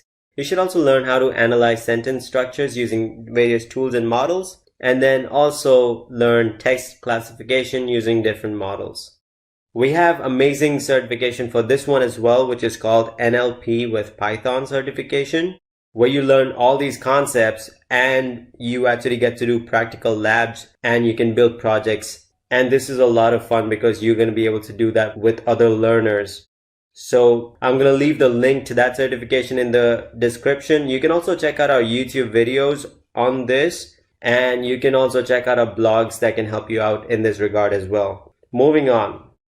So fifth and final step for this roadmap is big data and tools like PySpark, Hadoop, etc. So let's take a look at them. So in terms of big data technology, you should understand the concepts of big data, Hadoop, and Spark. And you should be very good with Apache Spark framework. You should be able to have enough knowledge to play with Spark RDDS. You should properly know the data frames and Spark SQL. And you should be able to use Spark MLlib to do machine learning. And you can understand the basics of Apache Kafka and Apache Flume. And you should absolutely know Apache Spark Streaming, processing multiple batches of data and data sources. And you should know a little bit of Spark GraphX as well. Now, I know all of this is going to sound very complex, but I'm going to give you a link to certification. And then there's so many useful resources that we have on YouTube channel in terms of tutorial for each of these topics that you can explore and you can learn for yourself. But if you do need a little bit of help, don't be afraid. Like we have great certifications, we have great blogs, and we will leave the links to them down below. And if you have any questions ever, don't be threatened by all of this. You can always come to us and ask us. And so before we actually move on to the last section of the video, let's quickly recap. So the first step is to just learn some of the programming languages. We recommend Python, and they're great libraries for machine learning. And then learn the math needed for machine learning. We went over that as well. The third step is to learn the data science and machine learning fundamentals, algorithms, techniques, and do some hands-on projects. We have amazing certifications for that as well. After that, it is very essential to learn natural text processing and how to do that using different models. And then finally, you should understand big data and tools like PySpark and Hadoop because they're very necessary in today's world because of the amount of data that we're producing every day. And so if you follow all of these steps properly, and if you need any help, just let us know. But we want you to become a machine learning wizard. And so we hope through this video that you are able to follow all of these steps and you can get to where you want to go. So the last session is useful resources to help you get started. Obviously, throughout the video, I kind of gave you a glimpse of what are the kind of resources that you can refer back to if you need help during the whole process, during the whole roadmap. But one of the most useful resources that you can find is our YouTube channel. You can find all sorts of tutorials, and especially the stuff that we took a look at. All of the skills that we discussed are going to be on our YouTube Edureka channel. So please go check that out as well if you want to get started. If you have any questions, you can obviously let us know. Another rich source for educational content is our blogs. If you haven't checked out our blogs, I do recommend that you do it right after this video because they're amazing. And for the people who need a little bit of help, don't worry, we got you. We have so many certifications. We're going to leave the links to each of these in the description below. But everything that we went through, there's certification for each one of them. And our master programs covers all of the 5 skills that we spoke about, and it can take you from zero to hero in machine learning. And I just want to point out before I share parting words with you in this video that our master's programs alumni work for amazing companies like Amazon, Google, Microsoft, Cisco, Dell, KPMG, and many more. Finally, we conclude with machine learning interview questions and answers, where learners will prepare for the job interviews by exploring some commonly asked machine learning interview questions. Let's start with the core interview questions. First thing, how will you explain machine learning to a school-going kid? So in this case, the interviewer is interested to see how you can explain the concepts in machine learning in a very simple manner so that even a school-going kid can understand. You can give an example to a kid saying that, okay, your friend has invited you to a party and you meet completely strangers there. So you have not seen them previously. They are just completely strangers to, and you're going to meet them. Since you have no idea about them previously, so you will try to classify them based on the available things that you can visualize. That is like, what is the gender, what is the age group, so how are they dressed, how do they behave with you, like what is their attitude. So he will try to classify them based on those features. So this is a pure example of unsupervised learning. So in this case, we don't have any prior knowledge. So in this case, they are completely totally strangers. How is it different from the supervised learning? So in supervised learning, the benefit will be you will have some prior knowledge, and based on that, you will try to go. So you can explain to the kid that as you already got identified to those kids, in future, you know their names, so you will try to classify them whenever you see them. So that will be the example of supervised learning. So let's move on to the next thing. What are various types of machine learning? So first of all, you have to say that the machine learning is categorized into majorly 3 components. First is the supervised learning, second is the unsupervised learning, and third is the reinforcement learning.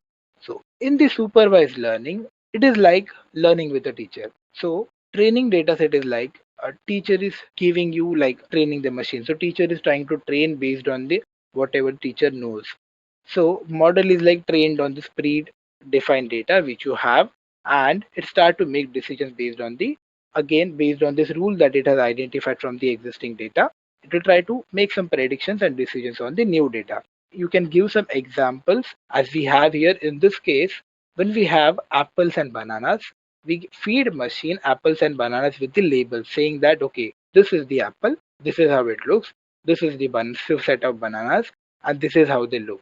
So when you feed it to the machine learning supervised algorithm, so what it does is it tries to identify the patterns which are there with each category. So it will set the rule that, okay, apple looks like this, banana looks like this.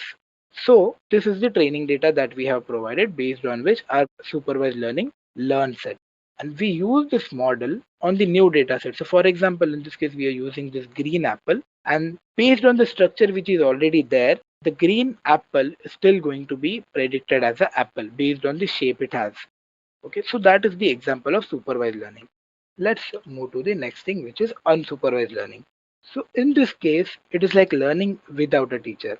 So model learns through the observations which are there, and it tries to identify some patterns and structure which will be hidden within the data.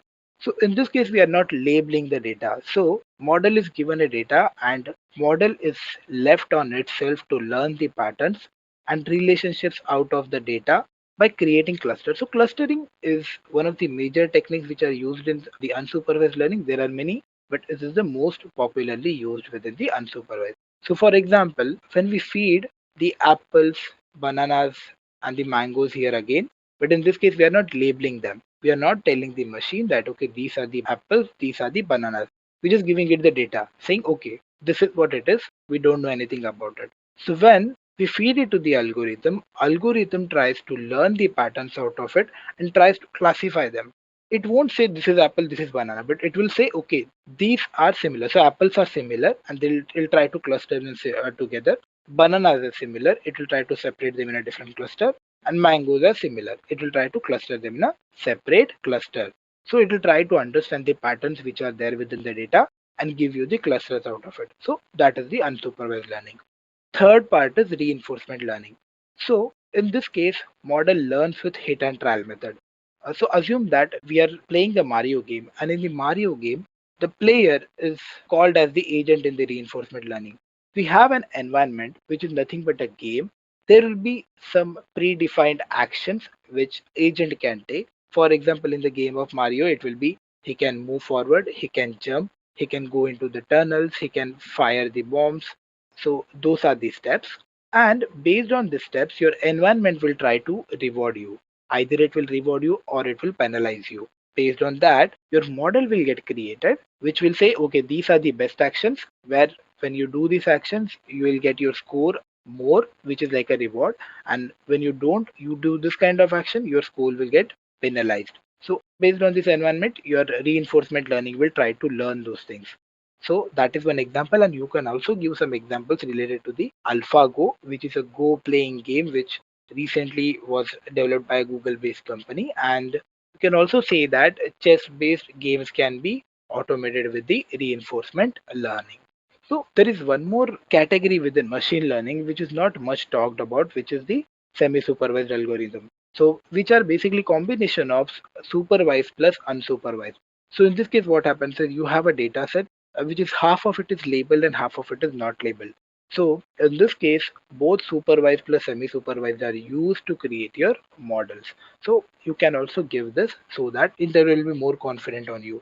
Okay, so let's move on to the next thing. What's your favorite algorithm and can you explain it in a minute? In this case, interview is trying to understand as how you can explain some complicated techniques and technologies in a very simple and simplistic manner to some higher up people or the clients or those kind of things. So make sure you have some choice and you can explain different algorithms in a simple manner. You keep for every example, try to keep some simple examples so that you can effectively and you can easily explain it so that even a small kid can understand as how you're explaining those things. So how deep learning is different from machine learning?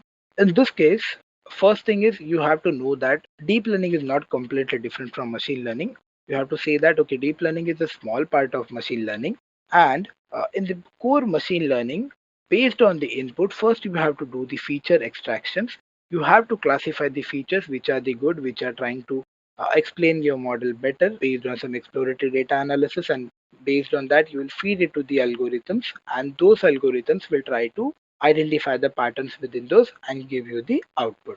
In deep learning, it is a bit simplified. What happens is based on the input, the model will try to extract the features on itself and will try to create a model based on those. So it is trying to combine both the things of feature extraction and classification into a single thing, and it will give you the output. So that's why it is recently being very popular. So that is one thing. And deep learning is basically, if you know, the deep learning is constructed most of the neural networks. So and neural networks are basically borrowed from the idea of the human brain. So how the human brain works and how the neurons within the brain really works in a very complicated and effective manner. So those are the things which have been taken and being implemented in the deep learning. And machine learning is about the algorithms that basically parses and learns the data and tries to identify the patterns within the data, apply whatever pattern learned from the data to the new data whichever is coming. So that is the most of the thing which was related with the machine learning, but deep learning has come a bit more advanced to it. Okay, so explain classification and regression. So classification and regression is part of supervised learning. So you have to say this first, that this is part of the supervised learning.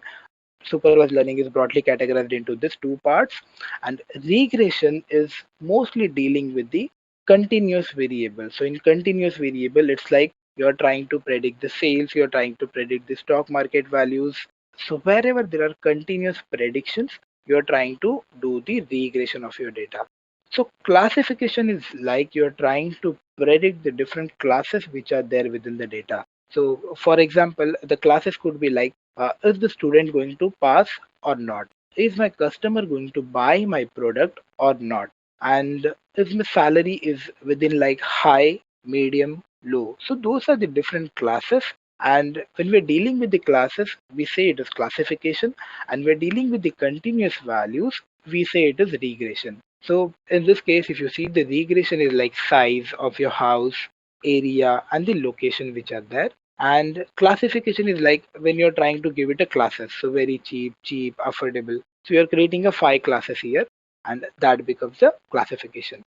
What do you understand by selection bias? In the statistical term, sampling is basically trying to sample some data from your population. So you are trying to take some portion of the data from the population, and when you have some bias to some specific set of data. So let's assume we want to take a population of all the data scientists within India. When you're talking about India, you have to take data from all parts of India. But let's assume you just take the sample from the Gurgaon. So when you just take the sample from the Gurgaon, you're getting a selection bias. You're getting bias to the Gurgaon, and you're just selecting the data from there. So in this case, you're getting bias to those conclusions of your inaccurate conclusions of yours, and you're not making the accurate decisions based for the population. Okay, so that is the selection bias. So what do you understand by precision and recall? So in this case, let's go on with the example. So let's imagine that your girlfriend keep on giving you surprises from last 10 years of your birthdays, and one sudden day she comes to you and asks you, do you remember all birthday surprises from me? And you just get shocked. And in this case, to extend your life, what you do is you try to recall all the 10 surprising events that you had in your previous birthdays, and this recall that you're doing is nothing but the number of events you actually correctly trying to recall it, and the actual events which have happened. So this is the ratio that you're trying to capture of all the recalls that you're doing correctly and the number of the correct events which happened. So for example, if you are trying to recall out of 10 all the 10 correctly, then your recall ratio is nothing but 1. So which is again 100%. But if you're trying to recall only 7 events correctly, so as per the ratio, what will happen is the number of events you can correctly recall is 7, and the total number of events which are there is 10. So in this case, your ratio will be 0.7, which will be 70%. But let's assume you might be wrong in some answers. So for example, you answered, you remember 15 times, but out of this, only 10 were correct and 5 events were actually wrong. So you remembered from some another events. So in this case, so you recall all the events which are there, but it's not completely precise. So in this case, the precision is the ratio that the number of events you are recalling correctly to the number of events you recall. So which is like out of 15, you are trying to recall the 10 as a correctly. So that is the precision which we have. So 10 real events and 15 answers. So the ratio is the 66% in this case, which is 10 divided by 15. Okay. In the formulas, you can represent all those things in a simple formula. So number of events you can correctly recall are called as the true positive. So which you said as true, you said as a positive, you are able to recall them correctly, and they're actually there. So number of all correct events. So this is also again the true positive which you recall correctly plus the false negative. which you didn't recall. Okay, and the next thing is the number of events you recall. So which is true positives plus the false positives. In this case, what's happening is the correct recall that you did, all the events that you correctly remembered, and some which are not correct. So you said, okay, I recall them. So for example, when we had it 15, so in that case, there were some like 10 were correct and 5 were the false positive, which was you didn't recall them correctly. So based on all this above, recall is true positive divided by true positive plus false negative. So true positive plus false negative is nothing but the number of correct events, as we already saw that. So number of events you can correctly recall divided by number of correct events. And precision is true positive divided by true positive plus false positive, which is the number of events you can correctly recall divided by number of all events you recall. Okay. So the next question is explain false negative, false positive, true negative, and true positive with a simple example. So previously we just saw the example where we had an example of the birthday surprises. So you can also go with the example where it will be more realistic, as it will give some impact to it. So for example, the true positive. So in this case, we can take some real example where what the model that we are trying to build, what it does is based on the fire is there or not, it will try to raise an alarm. So in the first case, it's true positive. So in true positive, what will happen is you said you have to do the alarm and there is actually a fire. So there is actual fire and you try to do it. It is the right condition. So that is the true positive. Second is the false positive. In this case, you raise an alarm, but there is no fire. So in this case, what will happen when you raise the alarm? There is no fire, but still people are running. So that is not a good thing, and that is called the false positive.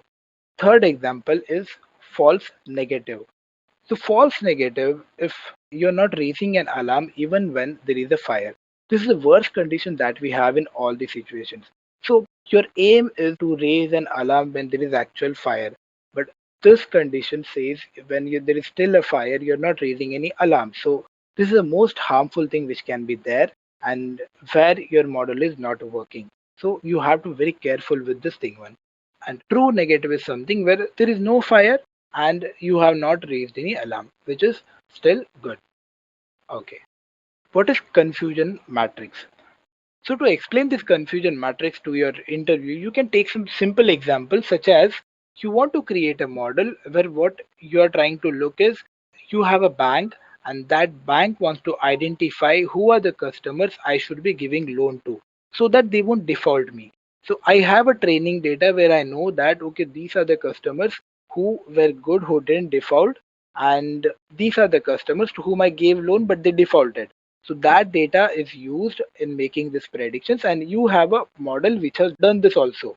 So assume that we have 165 people in the training set, and after doing the prediction, so in the training set, what we have got is in actual 105 people can be given loan who didn't defaulted, and 60 people who bank gave loan they defaulted.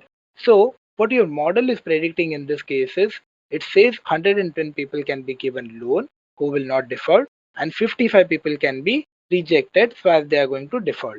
But this is on a higher level. But when you look at a confusion matrix, what will happen is you will try to see, okay, how my model is performing and where are the true positives, true negatives, and how should I take care, not take care, but how is it performing at the part of the false positive and the false negative. So assume we have a true positive. So in actual, there are 105 people who the bank's training data says can be given loan who didn't default, but out of that model has identified 100 people, so which is a good thing. And for the no case, for the rejection case, out of 60 people the model says 50, which is again a good thing.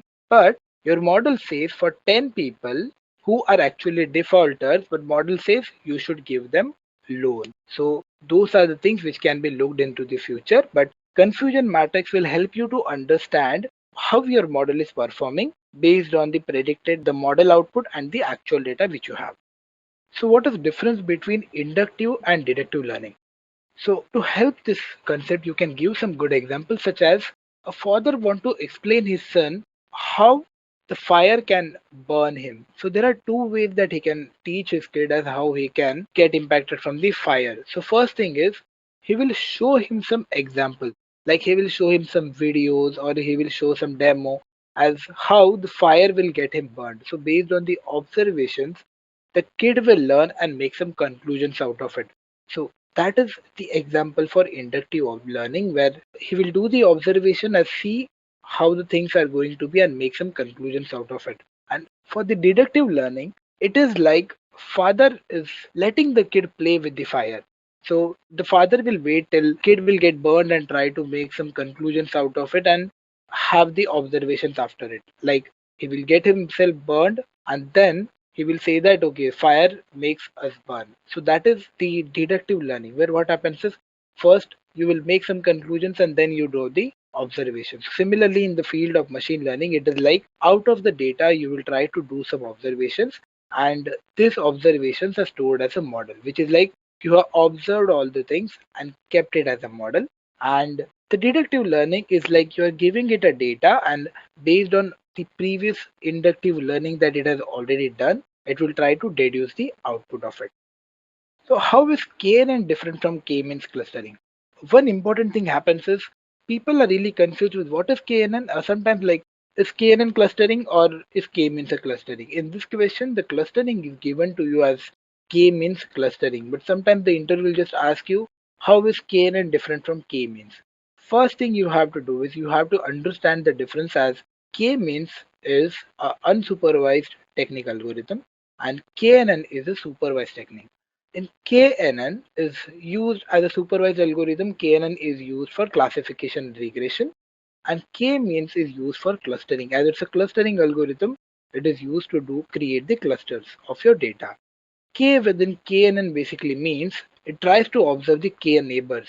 So in the case of regression, it will try to identify the surrounding K neighbors and take the average and give you the output. And in the case of classification, what it will do is it will try to see the surrounding neighbors, K neighbors, and whatever the majority of the class is there, it will assign the class to that.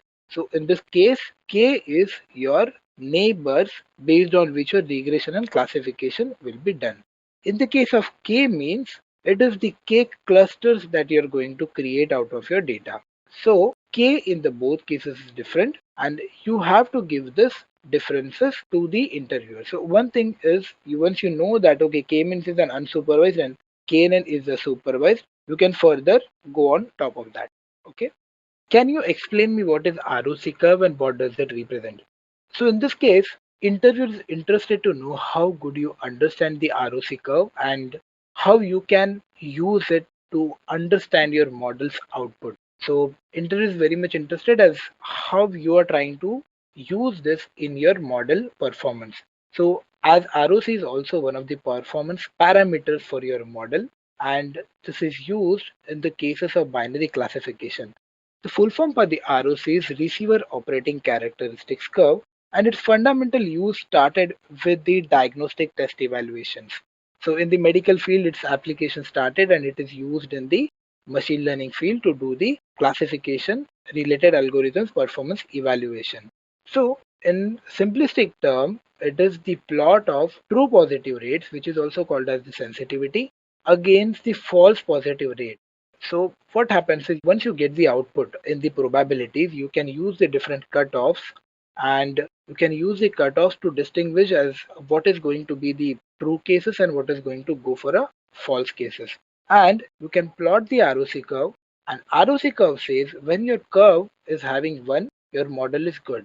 And the plot with the 50% like 0.5, which is nothing but this blue line, which is the worst case. It's like your model is saying you have a 50% chance in the prediction. It's just saying it's just a normal guessing work. So you're either guessing 1 or 2 with a 50% probability. The more closer to this and more area this curve is trying to cover, the better is the algorithm. So better you're trying to predict the true positive rates than the false negative rates. Your true positive rates should increase faster than the false positive rates in this case. So first we saw like what actually ROC curve does, and we will see like how you can interpret it now. So you can give the interviewer some idea about what is really ROC curve, give some details about it, and you can give the technical details like how you can interpret it. So first of all, it is like trade-off. There is always a trade-off between sensitivity and specificity, and one will increase in one will create a decrease in another. So it is really important with the ROC curve. You will see these differences as how they are getting impacted. The closer the curve follows to the true positive rate line and the more area it covers, such as the yellow one, as it is covering the highest area, that is more better than the pink one, and pink one is more better than the blue one. The blue one is, as we already said, is like just a random guessing with a 50% of probability. And the slope of the tangent line at the cut points gives you the likelihood ratio as how likelihood your model is. What's the difference between type 1 and type 2 error? So this is one of the very important concepts which you interviewers trying to understand as how you try to distinguish between the type of errors, or do you understand as how this type 1 and type 2 errors are impacting the performance of your model. So interviewers trying to understand those things, so you can give some good examples to say how these are going to impact. So first thing is type 1 error is false positives. So when something is not true, which in actuality is not true, but your model is saying it is true. So as we have the example, if a doctor says to a male person that he is pregnant, so it is like something is not true, but you are saying it is true. So which is the false positive and is an example for the type 1 error. And the type 2 is a false negative. So when something you are saying is not there, but in actuality is there. So when you're saying negative, so you are saying it is not there, but in actuality it is false. So that is the false positive. Similar example comes to where female is pregnant and the doctor says she is not pregnant. So this is like your model says something is not true, which is in the negative case, but in reality it is there. Is it better to have too many false positives or too many false negatives? This case really depends on the domain and the type of problem that you are solving. So based on the different problems and the different business requirements, you have to decide on what to have. So there is always a trade-off. You have to maintain the trade-off between these false positives and false negatives, and you have to decide which one we can keep as a more. As we already saw in the previous case, where you can imagine that where a doctor says a male person that he is a pregnant person. So these kind of model is always going to be a problem, and you have to decide like how many of these cases you can manage. So is it like out of 100, can you say that you can manage 10 false positives, or how many you can consider for those and you can move on with the model. So similarly, there is example wherein the spam filtering. So can you say a good mail as a spam or not? So that trade-off you have to manage, and based on that it will go. So this you have to define beforehand which one you can go on with, and you have to create a model as per that. So these kind of questions are mostly related with the domain specific questions. So you cannot just select any one of it and just give example. So beforehand, just try to understand what domain you're trying to explain, and before that try to first be clear with what is false positives and what is false negatives. After that, select some specific domains and give the examples. So for example, in the medical testing, negatives may provide a false reassuring messages to the patients and physicians that some disease is absent, but you are actually saying it is present. So what will happen in this case is you are trying to give inadequate treatments to both the patients and the disease, which is not required. And these things will cost patients to the medical and the medical agencies, and these kind of things has to be managed. So it is desirable to have many false positives in this case. The other example could be the spam filtering. So in this case, a false positive occurs when spam filtering is blocking or wrongly classifying the legitimate emails. So you can't have that as many times. So users will get irritated when your actual mails are getting into the spam. So in this case, we prefer to many false negatives over the many false positives. So based on the domain, it differs, and you have to give the example specific to those domains. Okay. So which is more important to you, the model accuracy or the model performance? This question, the interviewer is trying to understand how better you know these terms. So do you really know the differences between these terms? So first thing, try to understand what these terms are. In actually, the model accuracy is part of model performance. It is subset of the model performance. There are different model performance measures and model accuracy is one of them. So for example, let's consider the case of fraud detection. So in this case, what will happen is you will have millions of rows, and within those only very less percentage of rows will have actual frauds. So in those cases, if you look for the model accuracy, your model accuracy will mostly be higher and it won't give you a complete picture of your model performance. So model accuracy is just a subset of the model performance, and there are more metrics that you have to look to understand the model performance. So now we are done with the core machine learning, so which were mostly related to the theoretical aspects of the machine learning. Now we will start with the Python related questions with the machine learning. As machine learning can be done with different languages like R, Python, SAS, but currently we are more focusing on the Python, and we will start with our practical questions which are there with the machine learning. So first question is, name a few libraries in Python used for data analysis and scientific computations. In this case, interview is trying to understand. So in the initial level, he will try to ask you these questions to gauge you if you really know about the core libraries which are used for the data analysis in the Python or not. So the core libraries which are there within Python are NumPy, SciPy, Pandas, and Scikit. So first of all, NumPy. NumPy is a numerical library to deal with the data. So as the name suggests, it's a numerical pie. So it tries to deal with the numbers. So all the core libraries such as the SciPy, Pandas, Scikit uses NumPy to store the data. So those are the core storage format for all the data in data analysis. So SciPy, its full form is basically scientific Python. So it basically gives you a library to deal with all the different kind of mathematical functions. So you can do Fourier transforms for the audio related data. You can go with the optimizations. You can go with the interpolation. So these are just a few examples, but all the mathematical related tasks you can go with the SciPy, and SciPy uses, as we already discussed, in a core NumPy to store the data. So Pandas is a data analysis library again where you can store the data in a tabular manner, which is called as a data frames, and data frames are very powerful function within Pandas.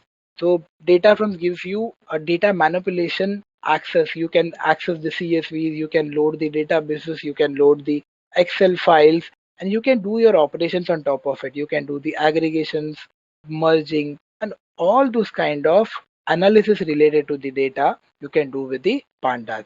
Scikit is purely a machine learning library. What it gives you is access to the different machine learning models you can use. So it contains a different components. It contains a pre-processing component where you can do the pre-processing of your data. It provides a library for that, and it also provides you a different modeling library where you can access all the core machine learning models. So on top of that, we have Matplotlib, which is a purely a data visualization tool. So with the Matplotlib, you can visualize your data in a very efficient manner and in a faster manner. And Seaborn is something which is built on top of Matplotlib and gives you a more better visualization of the data and gives you different new kinds of visualizations which are not there within the Matplotlib. So you just can give this detail to the interviewer, just list them all and give a bit of the description about each of them. So that would be enough in this case. Which library would you prefer for plotting in Python language? Seaborn or Matplotlib or Bouquet? So all these three have their own applications. So preference is something that would come based on the thing that you are currently performing with the data analysis stage. So for example, when you're doing a quick analysis within your data, so you want to have a quick access to the charts, then you can use the Matplotlib. For example, Matplotlib provides you a quick access to the bar charts, pie charts, histogram, line charts, scatter plot. So for the quick analysis and your data exploration, you can go with the Matplotlib. Seaborn is something which is built on top of the Matplotlib, and you can use this when you want to do a bit in-depth analysis of your data. For example, when you want to have a statistical analysis within the data, and Seaborn gives you a bit more types of graphs which are not there within the Matplotlib. So for example, when you want to have a distribution charts with a more detail, so Seaborn provides you charts such as the violin plots, it gives you a KDE plots. So for the detailed explanation of your data, you can go with the Seaborn. Bouquet is something which is an interactive visualization. Bouquet you go when you want to present your data to something of the outside world, when you want to publish it on a web and you want your user to interact with the data, then you use Bouquet. So when you go to the outside and you want to publish your visualization to the outside public, you use Bouquet for that purpose. So how are NumPy and SciPy related to each other? So this thing you can give a bit of detail as what is really NumPy first and what is really SciPy. And the thing is SciPy is a bigger library and NumPy is part of it. So NumPy is a smaller part of SciPy. NumPy helps you to define arrays and you can perform some operations on top of those arrays using the NumPy libraries. So different types of operations are like indexing, sorting. You can change the shape of it. You can change the matrices. You can create a splits within your data. You can merge different arrays together. So NumPy will help you with all those. SciPy, you can go to a next level when you using on top of those NumPy arrays when you want to create some mathematical formulation. You can go with the SciPy. So when you want to do the optimization, you want to do the Fourier transform. If you have audio data, for those kind of applications, you can go with the SciPy. So what is the main difference between a Panda series and a single column data frame in Python? So interviewer, he would like to really understand if you know the core concepts within the Python or not. And Pandas is something which is the core of the data analysis, as all your data is stored within Pandas and you're dealing with Pandas most of the time. So in this case, interviewer will try to gauge you as you know the basic terms which are there within the Pandas or not. So first thing, data frame is something which can store multiple columns, but a series cannot store multiple columns. So series is just a single column, but with the data frame, even if it's a single column, you can go with the multiple columns, you can add the columns to it. And there are some limited functions which are there with the series, and data frame has additional functions on top of series. So for example, LOC is a function which is there on top of this. So data frame is the upper level layer on top of series and gives you more control to the data. But the basic difference is with the series, you just have a single column, but with the data frame, you still can add more columns to the data. How can you handle duplicate values in data set for a variable in Python? So in this case, you may have to write a code and show to the interviewer that how you can really achieve this thing. So you can just import the pandas library, show that you are just reading a random file using the pd.read_csv, and you use the build data frame.duplicated to get the list of all the duplicate values which are there within the data, and just show that you can also drop those columns if sometimes we want to drop those. They are by some mistake created by the collector. So the duplicate values can be removed using the drop_duplicate columns. So these two functions you can try to show and explain them what they do. That would help you in that. Write a basic machine learning program to check the accuracy of the data set, importing any data set using any classifier. So in this case, you're not limited with what data set you're loading, what data classifier. The important thing which you have to show is how you are loading your performance parameters, and things that the interviewer will gauge is how you are trying to use the performance metrics. Are you trying to use it on the test set or the training set? Or you're trying to use it on the trained data or just a test data? So you have to be very sure, as you don't have the computer to do the output, you just want to write it. So you have to be sure that you are using a test set to show the accuracy parameter. And you have to use both training Y and test Y in this case. So you have to start with the complete program. You have to show all the steps which are involved within the accuracy part. So you have to start importing your data. Just take some random data. You can just show that you are reading some data and try to separate your data into the X and Y, the target data and the predictor data, and try to create a split within the data of train and test validations. You can use whatever ratio you want to use. You can use 80%, 70%, 50% as you like, but you need to give some justification to that also if your interviewer asks for it. Once we have split our data into train and test set, the next task is to use the classifiers to train the data and create a model out of it. So you can use any classifiers here, but choose something which you already know better, because interviewer will ask you whatever model you're going to use in the next step. So you have to be sure whatever you're using, you know it better. So once you have created an instance, you can use it to fit it on the training data. So use the X train data and the Y train data, create a model. Once you have done that, you use it to make predictions on top of the test data. So you use the X test and create a predictions out of it. And accuracy tries to compare your data, like your original data and whatever predictions you have done, and give you a score out of it. So you will load the metric accuracy score from the sklearn matrix. Once you have done that, you use the print to use the accuracy score, and accuracy score will take two parameters. One is the original matrix, which is the y-test, comma the predictions which you have currently made. So once you get that, it will create an accuracy measure for that. So accuracy will be nothing but the true positive plus true negative upon the all data. So it will calculate that and give you. The interviewer in the next step may ask you like, how can you improve the accuracy score? So once you put the accuracy score, the next thing the interviewer may ask you is, how can you improve the accuracy score? So you can go for three simple steps where you can try to increase the accuracy of your model. First simple step would be try to see if you can make some tweaking into your probability cutoff. So the default probability cutoff is 50%. So the ones which are above the 50% is tagged as 1, and the ones below the 50% probabilities are tagged as 0. So if you are changing it to something like 0.8 and then checking the accuracy, if it makes changes to your model, it is still good. If it doesn't, the next step would be try to see if you can find out some better features using some feature importance algorithms, such as random forest, and different tree models are available which will give you the better features as per the target. So you can use those features and train a model so that you will have your accuracy increased. And next step would be create some new features and see if your model makes any improvement in your accuracy. You can make some new features or you can add some more data so that it will help your model to generalize better. For this part, we have completed with the Python related interview questions of the machine learning. So this was more of a technical part of it where we saw how we can code, how we can show the interviewer that interview is more interested to see how you can code the things and how confident you are with those things.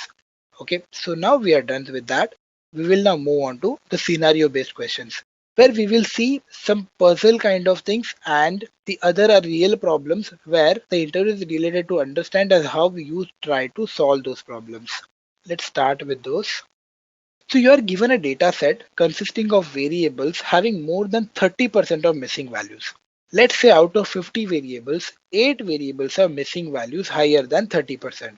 How will you deal with them? So missing values could be of any reasons. So something like it's your data got corrupted while storing and you got a missing data. The person who collected the data may have done some mistakes and that data is treated as a missing data. Or it could be like there is nothing for those kind of values. So it's like it is supposed to be blank and it's supposed to be missing. So there are different conditions for those. So let's see how we can try to handle those things. First, we can create a new feature which will say, okay, this much of the part is non-missing and this much of the part is missing. So we can assign it 1 and 0. We can create a new binary variable. It's possible that this thing is trying to give you some idea about the data, and there will be some hidden pattern within your data because of this some missing values. So it's possible that creating this new feature will help your model to give the better accuracy and give the better performance. Second thing, we can remove that completely. If you have a high count of data, so for example, if you have a very good amount of data and you can say that, okay, I can leave with removing this 30% of the data, then you can bluntly remove this. If it is not giving any value to you and you can't spend much time on trying to improve it or trying to impute it, then you can bluntly remove it. Or you can check the distribution. So for example, there are different ways to check how your missing values are to the similar cluster. So some examples are, you can see your missing values are clustered on some other values. So can we give those cluster values to those missing values? So it's like identifying clusters, and based on those clusters, we give values to the missing data. Or the second thing is we use the distribution. So if they are continuous in nature, we can use the distribution to assign some data to them. So write an SQL query that makes recommendations using pages that your friends like. So assume you have two tables. First table is a column table of users and their friends. Second table is a two column table of users and the pages they like. it should not recommend pages you already like. So why would interviewer ask an SQL question in this case? So it is like he's trying to understand how better you know the recommendation engines from the database point of view. So it's like he's trying to understand your knowledge in a different term. So first thing, you have these two tables. So first table is including, you can assume, you have to make some assumptions and draw the picture of this two tables first. So first table will include a user ID and a friend ID. Second table will include a user ID, the page ID they have liked.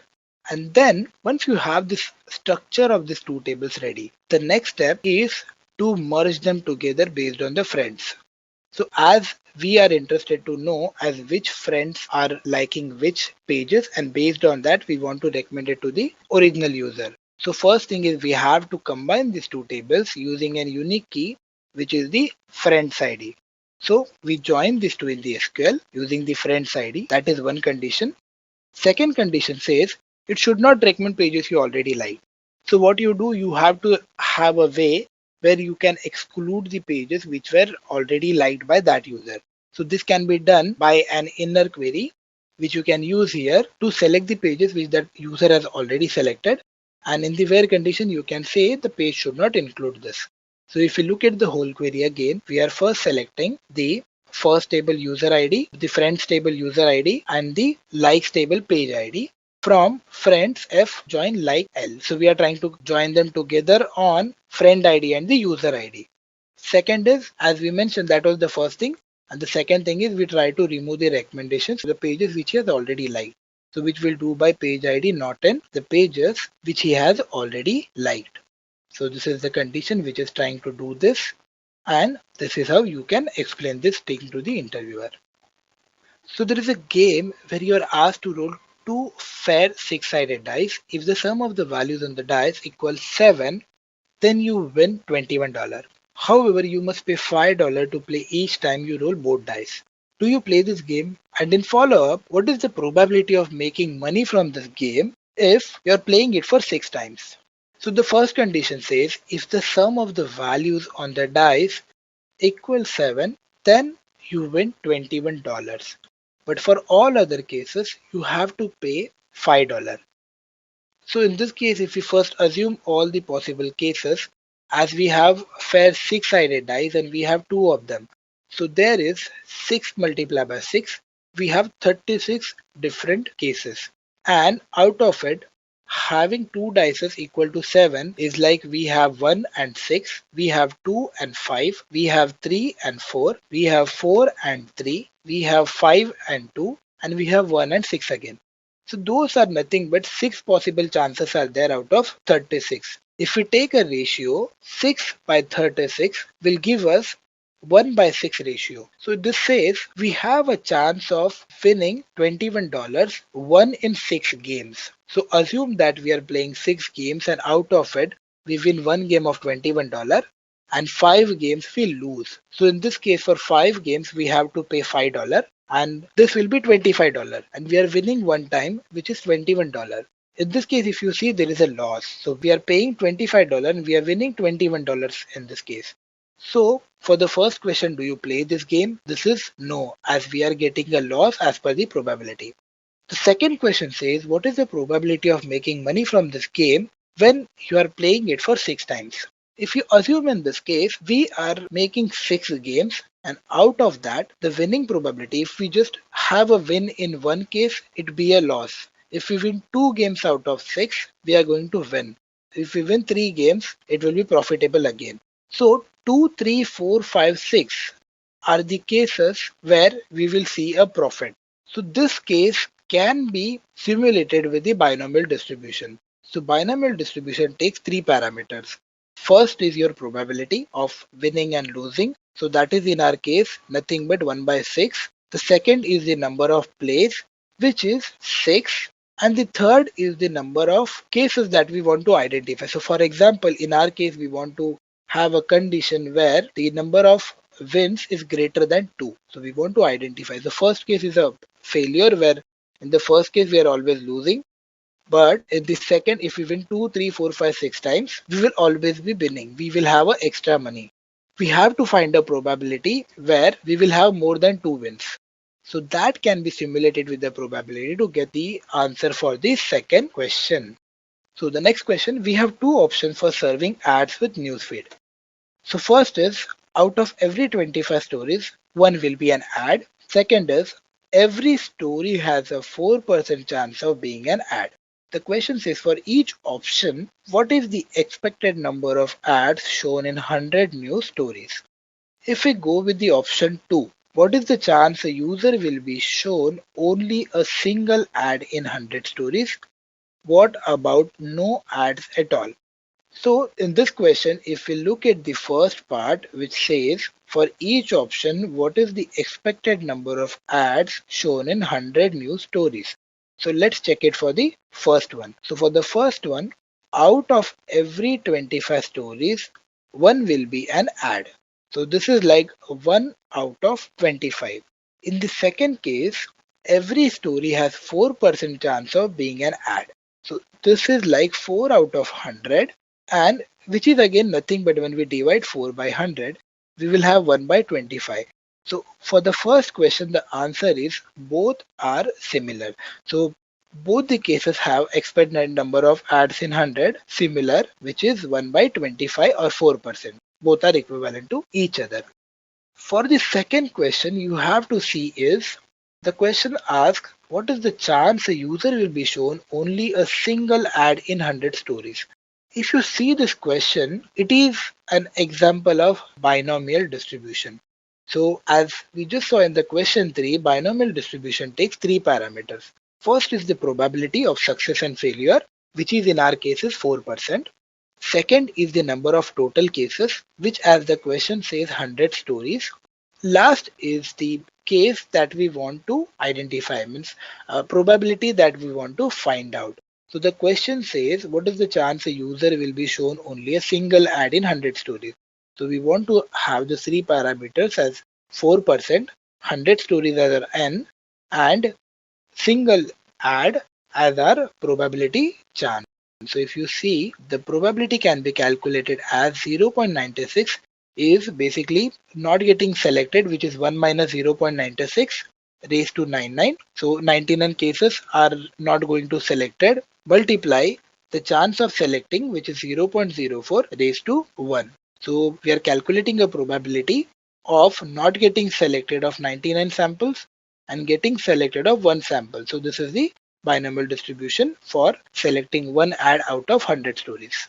The second question just says, what is the probability of no ad at all? So in that case, 0 and 99 would become 100. So 100 multiplied by probability of 1 case. So it will become 7.03%. The only thing is you have to identify like which distribution is highlighted from your question. So sometimes you will see that normal distribution kind of questions will be there where you have mean, standard deviation, and based on that you have to identify different things. In this case, it was binomial. So based on the parameters which are there in your question, you have to identify which distribution you can use for that and try to solve it. How would you predict who will renew their subscription next month? What data would you need to solve this?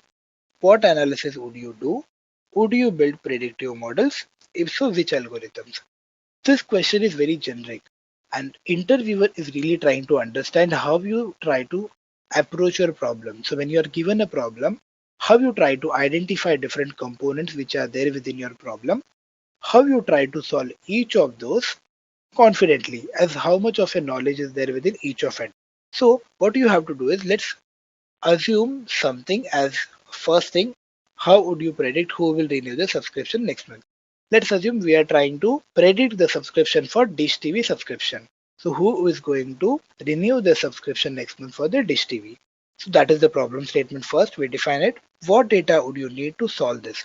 So in the case of Dish TV subscription, we would like to identify how many number of hours for that household the channels are active, how many number of kids are there in the home, how many number of adults are there in the home, which are the different channels they use, for how much time, and from previous month, how much increase or decrease has happened in this month. So this all variables would help you to understand if in the next month again that customer is going to buy or not. So if there are kids in the home, there are chances that because of kids, whenever there are kids, they will look for the TV, and kids will always help you in understanding if there will be subscription or not. And if the subscription has either increased or decreased from the previous month, will also help you to understand if that user usage has increased or decreased. So that will help you to understand the trend and make your prediction better. So what analysis would you do? So we would like to do the classification analysis in this case. We want to identify, okay, this customer is going to subscribe next month, this customer is not going to subscribe. So this is a pure classification related problem. Would you build predictive models? Yes. So for the classification related problem, we would like to build a predictive model. So we would already have a historical data. We will gather the data which is already existing and use that to train our model. So we can use any algorithm. So we can use any classification related algorithms in this case. So we can use random forest, we can use logistic regression, we can use neural networks, whichever. We can try different models and see which one performs better. And based on that, we can continue with the model which performs better and tune it further. So you have to start with the step by step and show that, okay, this is the next step, this is the next step till the end of your model. So even in this case, if so, which algorithm would not end the problem? Algorithm you have selected, after that you have to validate your algorithm. It will even go that in production, and within production you will also validate again and see in real life how it's working, make again changes to the model. So those things may change again as the interviewer may keep on asking you the further things, and you have to be ready for those things. Interviewer may start with few questions, but as you keep on solving the problem, interviewer would keep on digging further as what would you do next. So you have to be ready for all those things. So be prepared for those things. How do you map nicknames Pete, Andy, Nick, Rob, etc. to real names? So this is like understanding how you try to solve a problem where there is not much of data is there. So this example is just you have just a nicknames and you want to identify the real names to them. So this can have different answers. It is not related to a single answer and there is no generic fixed answer. But interview would be interested to know as how you are trying to approach the problem and solve it. So few things could be like, as you don't have any data, first you try to gather as to which components these things are related. So for example, if you are trying to understand these nicknames from a Twitter tweets, try to see who is trying to refer to who, and based on these nicknames, see the relation as which person is trying to talk with which person, and you can try to identify based on the NLP algorithms as what is the real names for those people. So similarly, you can try to identify in the Facebook, or if you have some customer feedbacks and within those customer feedbacks you want to understand this, you can do it that way. But this would be more like you have to understand in the context. So in which context people are talking to whom, and based on that, you can try to identify the real names. So this is just a one example, but it is not related to just single one. You can create your own as I said, there is no single answer to this problem, but it mostly depends on how you are trying to approach that problem and solve it. A jar has 1,000 coins, of which 999 are fair and one is double-headed. Pick a coin at random and toss it 10 times. Given that you see 10 heads, what is the probability that the next toss of that coin is also a head? So let's first try to split the problem statement that we have. So the different components are, we have 1,000 coins, of which 999 are fair. So for the fair case, we can say that, okay, there is 0.5% probability that it could be head or it could be tail. And one is double-headed. So it is not having probability and it is just 100% probability that it's a head. We pick a coin at random out of this 1,000 and toss it 10 times. So each time we select a coin, we toss it. We select a coin, we toss it. So we try to do it 10 times. Given that you see 10 heads, what is the probability that the next toss of that coin is also a head? So let's see what we can do in this case. So basically we have two types of coin which can be chosen in two different ways basically, and there are probabilities associated with each and they are different. So for the first type of coin, which is fair, we have 999 out of 1000, so which is 0.999. And the chances of selecting the second coin, which is unfair in nature, is 1 out of 1000. So these are the probabilities that we have got first. Now, as the question says, we have already chosen 10 heads. We have already done some experiment and we have got 10 heads. So what is the probability of selecting those? So selecting 10 heads in a row is equal to the chances of selecting fair coin multiplied by getting 10 heads plus selecting an unfair coin. So if we see that, first thing is selecting 10 coins from the 999 fair coins is, we have the probability 0.999 multiplied by, the fairness is basically probability 0.5 raised to 10, which will give us 0.999 multiplied by 1 by 1024. So when we multiply this, we will get a chance of selecting coin A, which is nothing but selecting the 10 coins from the fair coins. The second part is the probability of selecting the second coin, unfair coin, multiplied by 1, which is basically everything is head there, as we don't have anything, everything is head, so it is 1. So probability of here is 0.001. Probability of A says selecting the 10 coins from the fair coins. Probability of B says selecting the 10 coins from the double-headed ones. Now the second question says, given probability of fair coins, what is the chance of selecting the coin from that? It is like a conditional probability, and in this conditional probability, what we are doing is we are dividing the probability of A given probability of A and B. So given both of them, what is the probability of selecting the coins from the fair coins? This is the probability. And the second part basically says, given double-headed sided coins, what is the probability of selecting from that?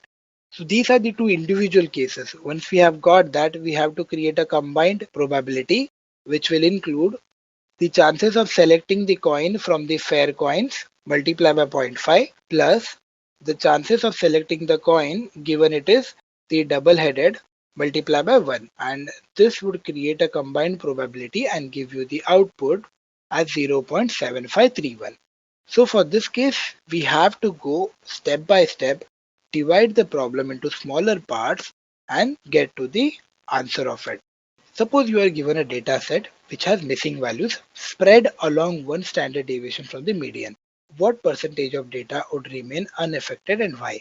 In this case, there is not much details about how is the distribution of data.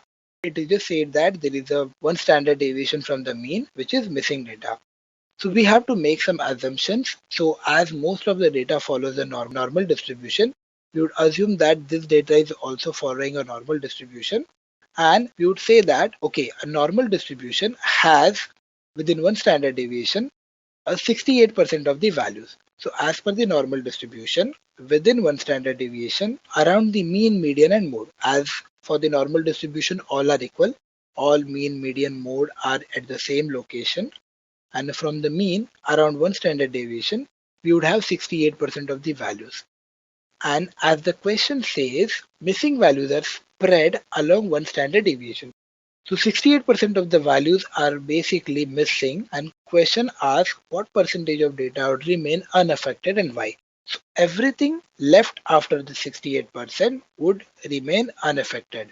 So we would say 100 minus 68, that would be 32. So 32% of the values would remain unaffected by missing values. You are given a cancer detection data set. Let's suppose when you build a classification model, you achieved an accuracy of 96%. Why shouldn't you be happy with your model performance? What can you do about it? So first thing is, as this thing is mostly related to the domain of cancer detection, interview is trying to gauge you as how better you know as so how the accuracy of the models works in a different data distributions. So if we look at the cancer detection domain, in the cancer detection domain, very few of your data points would have actual cancer. So for example, if you have a 1 million patients data, out of that you would have like around 1000 of them would be having cancer. So it's like a very small set of data is having actual cancer. So let's assume we are creating a confusion matrix. So when we create a confusion matrix, we see that in the true positive, which is just 1000 values. So even if our model tries to identify like 500 of them, so we'll get in the true positive 500. And let's assume in the true negative, we are getting all the negative values, which is 1 million minus 500, which went into the positives, and everything remaining will go into negative. So if you create the accuracy, it is like 500 divided by whatever is there in the remaining parts. So 500 is what you got the true positive values, and something you will get in the true negative. And when you divide it, you'll have a bigger accuracy. So your model give like 98%, 96%.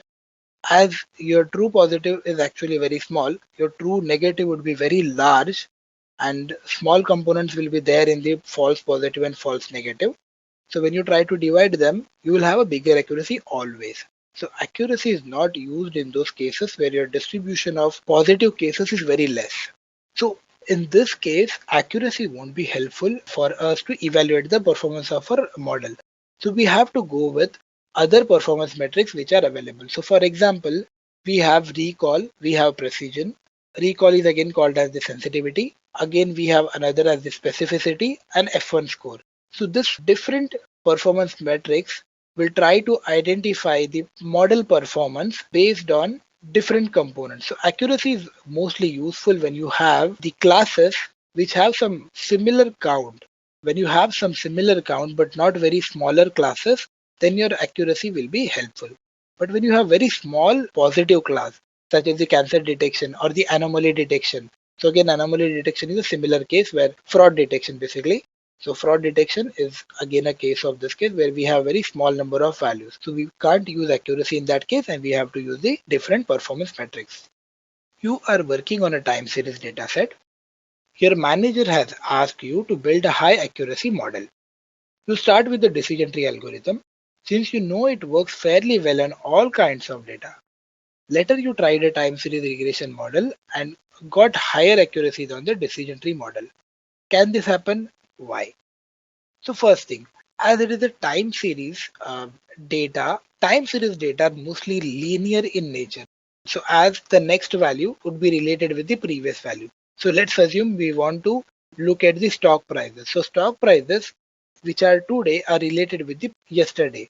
So whatever value was there yesterday, it is the either higher or lower as compared to what was there in the yesterday. So as compared to this, what decision models would do, decision models would just try to identify some rules within your data. So they would just do some rules which is very non-linear in nature. If there is actually some proper patterns within rule, the decision tree would really helpful. But what the time series related regressions would do it, they would try to regress it based on the historic value. As they are linearly correlated with the previous values, the time series regressions would work by regressing it on the historic values. So that's why time series regressions would be more accurate than the decision trees because we have a linearity available within the time series data.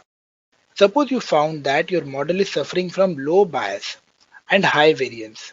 Which algorithm you think could tackle this situation and why? So first thing, so low bias and high variance. So bias and variance are the term mostly used when, so bias basically means you're getting bias to a specific set. So when you have a higher bias, your model is getting underfit. It's not preferring anything and it's just underfitting your data. And high variance is something where your model is very much overfitting to your data. So in our case, it says there is low bias and there is a high variance. So our model is doing a overfit. So first thing is we can use some kind of bagging algorithms.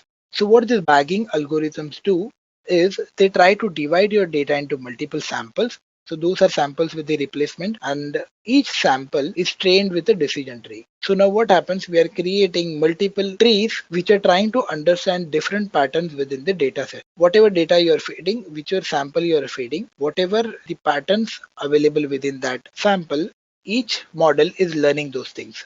So now you have a weak learners and when you combine those weak learners, you create a strong learner which will also try to reduce your overfitting. And how it reduces the overfitting is as you're creating more and more models, if some of them is trying to overfit, the others will try to help to get balanced variance in this case. The other technique that we have is we can use the regularization technique. So regularization, there are two types of regularization. There is L1 regularization and there is L2 regularization. Those techniques we can use to penalize the model. So what happens? Those try to penalize whenever your model goes for a higher variance. It tries to penalize it by some parameters that we provided. So based on those parameters, it tries to restrict your model for going beyond the limited threshold of the overfitting. So the regularization is the second technique. And third is we can use the feature importance.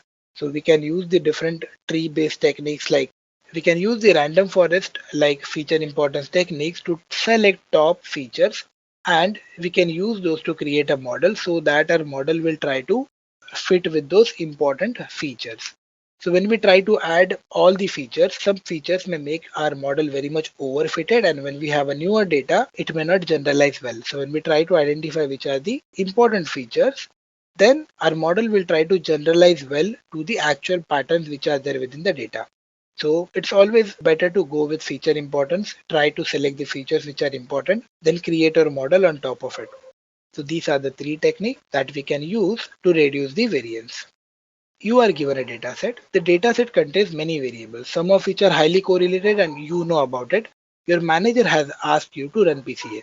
Would you remove correlated variable first and why? So most of the people would say that, okay, PCA we are using to reduce the multicollinearity. So removing the collinear variables, we won't use the PCA. But what happens is with the PCA, we are not just interested with the multicollinearity of the variables. Sometimes we are also interested with the variance which is available within the data. So what happens is PCA tries to explain a complete variance available within your data. So variance is something which says like the distributions within your data. So once you know that, PC also gives you the eigenvector through this variance, and you can use this variance to reduce the features which are available to you even when there is no multicollinearity. Even if you have some 1,000 features, there is no collinearity within the variables. When you use the PCA, still in this case also, you will be able to reduce the size of your features to a lesser number. So PCA doesn't just has to be with the correlated variables. We can use it also just to reduce the column's length using the variances which are explained in the model. So you're asked to build a multiple regression model, but your model R-square isn't as good as you wanted. For improvement, you remove the intercept term. Now your model R-square becomes 0.8 from 0.3. Is it possible and how? So first thing, what is R-square? So R-square says how your linear regression model, how much of the variance out of the data it's trying to explain. So your data contains a variance and what percentage of variance your model is trying to explain. The more the variance it is trying to explain, the better is your model trying to represent your data. So the formula if we see for the R square is R square is equal to 1 minus summation of y minus y hat, which is the predicted values, square upon y minus y mean square. So intercept basically refers to the y mean. So in actual, the intercepts are representing the y mean, and they're helping the model to maintain based on the y mean. So in the presence of it, we are creating a R square, which is something different. And when we are removing the y mean, so when we are removing the intercept, we are removing the y mean. In our case, as a denominator becomes small, our R square would become big. So as we remove the y mean, our denominator would become small. And as we are dividing by that, our R square would become big. But one thing that you have to be very sure in this case is this: both the models are different. You cannot compare the model without the intercept and the model with the intercept. So both the models are different and you have to tune them separately and you have to measure them separately. They cannot be compared, as the one with the intercept and without the intercept are completely different in nature. You are asked to build a random forest model with 10,000 trees. So during its training, you got training error as 0.0, but on testing, the validation error was 34.23. What is going on in this case? Haven't you trained your model perfectly? So this was very good. That right, got a 0.00, like 100% accuracy with the training data. But when we try on the validation data set, we say that there is an error of 34.23 of some metric. what this case basically says is you are getting very much good performance on the training data, but when you check it on the unseen data, this unseen data is showing some different performance. So this is a pure example of complete overfitting. So what you're doing is your model is trying to mimic actual data within the training set. It's just learning every pattern, every corner of your data, and it's trying to make actual and accurate predictions out of it. But when we go for a newer data, as it has got very much mimicking the training data, so newer data may get the outer bounds and may not get a better prediction. So we have to reduce the overfitting and try to make a model generalize. So we can use these things that we have discussed earlier to reduce the overfitting within the data. So we can use different techniques that we've already discussed, such as we can provide more data or we can reduce the number of trees which are there. So as we are using more and more trees, our model is getting overfitted to the data. So in our case, we have to use the lesser number of trees and see if our model gets generalized or not. So people who brought this also brought recommendations seen on Amazon is based on which algorithm. So we have all seen on Amazon that when we are looking at some product, we get that, okay, people have also brought this kind of product. What basically this means is, whatever you are currently looking, people who have brought that product or who have already viewed that product have also looked at the different products. So based on those, you are getting recommendations. So there are two types of recommendation systems. First is the collaborative filtering and second is the content-based filtering. In content-based filtering, what happens is whatever you have rated previously, so based on that, you will get a future recommendation. So for example, let's take an example of Netflix. In Netflix, you have watched some genre movie. You have watched romantic movie for 2 to 3 times and you have given a better rating. So what Netflix would do, based on whatever you have done, whatever the content we have viewed earlier, it will create a new recommendation for you. So based on whatever you have done previously, you will get a newer recommendations. So that is the content-based recommendation. What we are seeing currently for this example, it is collaborative filtering. In collaborative filtering, what happens is whatever you are doing or whatever you have done previously, based on that, you will be checked with the other users who have done similar activity, and it will also check what are all different activities they have done and you have not done that. It will try to recommend those things to you. So if you see the example which is here, it says that the user who's on bicycle has brought pizza and pasta. Similarly, he is trying to be compared with the user who has done similar activity. So in our case, there is this user who has brought pizza, pasta plus a Coke. So as this user has not brought Coke, he will be recommended this Coke. So this is the core of collaborative filtering. So this is the technique which all the major e-commerce related companies use to recommend products to the users. So even Netflix is just uses the content-based filtering for recommending the products based on the history that he have done, but also he'll be recommended based on the collaborative filtering as what all other users have done similarly and what they have done as additional things. So that's how the recommendation systems works. Just to summarize what we have done today, so basically we have started with the three components, three types of interview questions. We started with the core machine learning components, which involved more of a theoretical components in the machine learning. The second was we looked into the Python related questions on machine learning. We saw some practical aspects, what are the different components within Python, how we can write some Python code, how interviewer will try to gauge you, how you can write the code and those things. And the last part was scenario based questions. So in that case, we were trying to understand how, based on the scenario which is given, how would we choose different models? How would we do the machine learning related task based on the scenario which is available to us? So I hope you all enjoyed this session and have a good luck. I hope you have enjoyed listening to this video. Please be kind enough to like it, and you can comment any of your doubts and queries, and we will reply them at the earliest. Do look out for more videos in our playlist and subscribe to Edureka channel to learn more. Happy learning!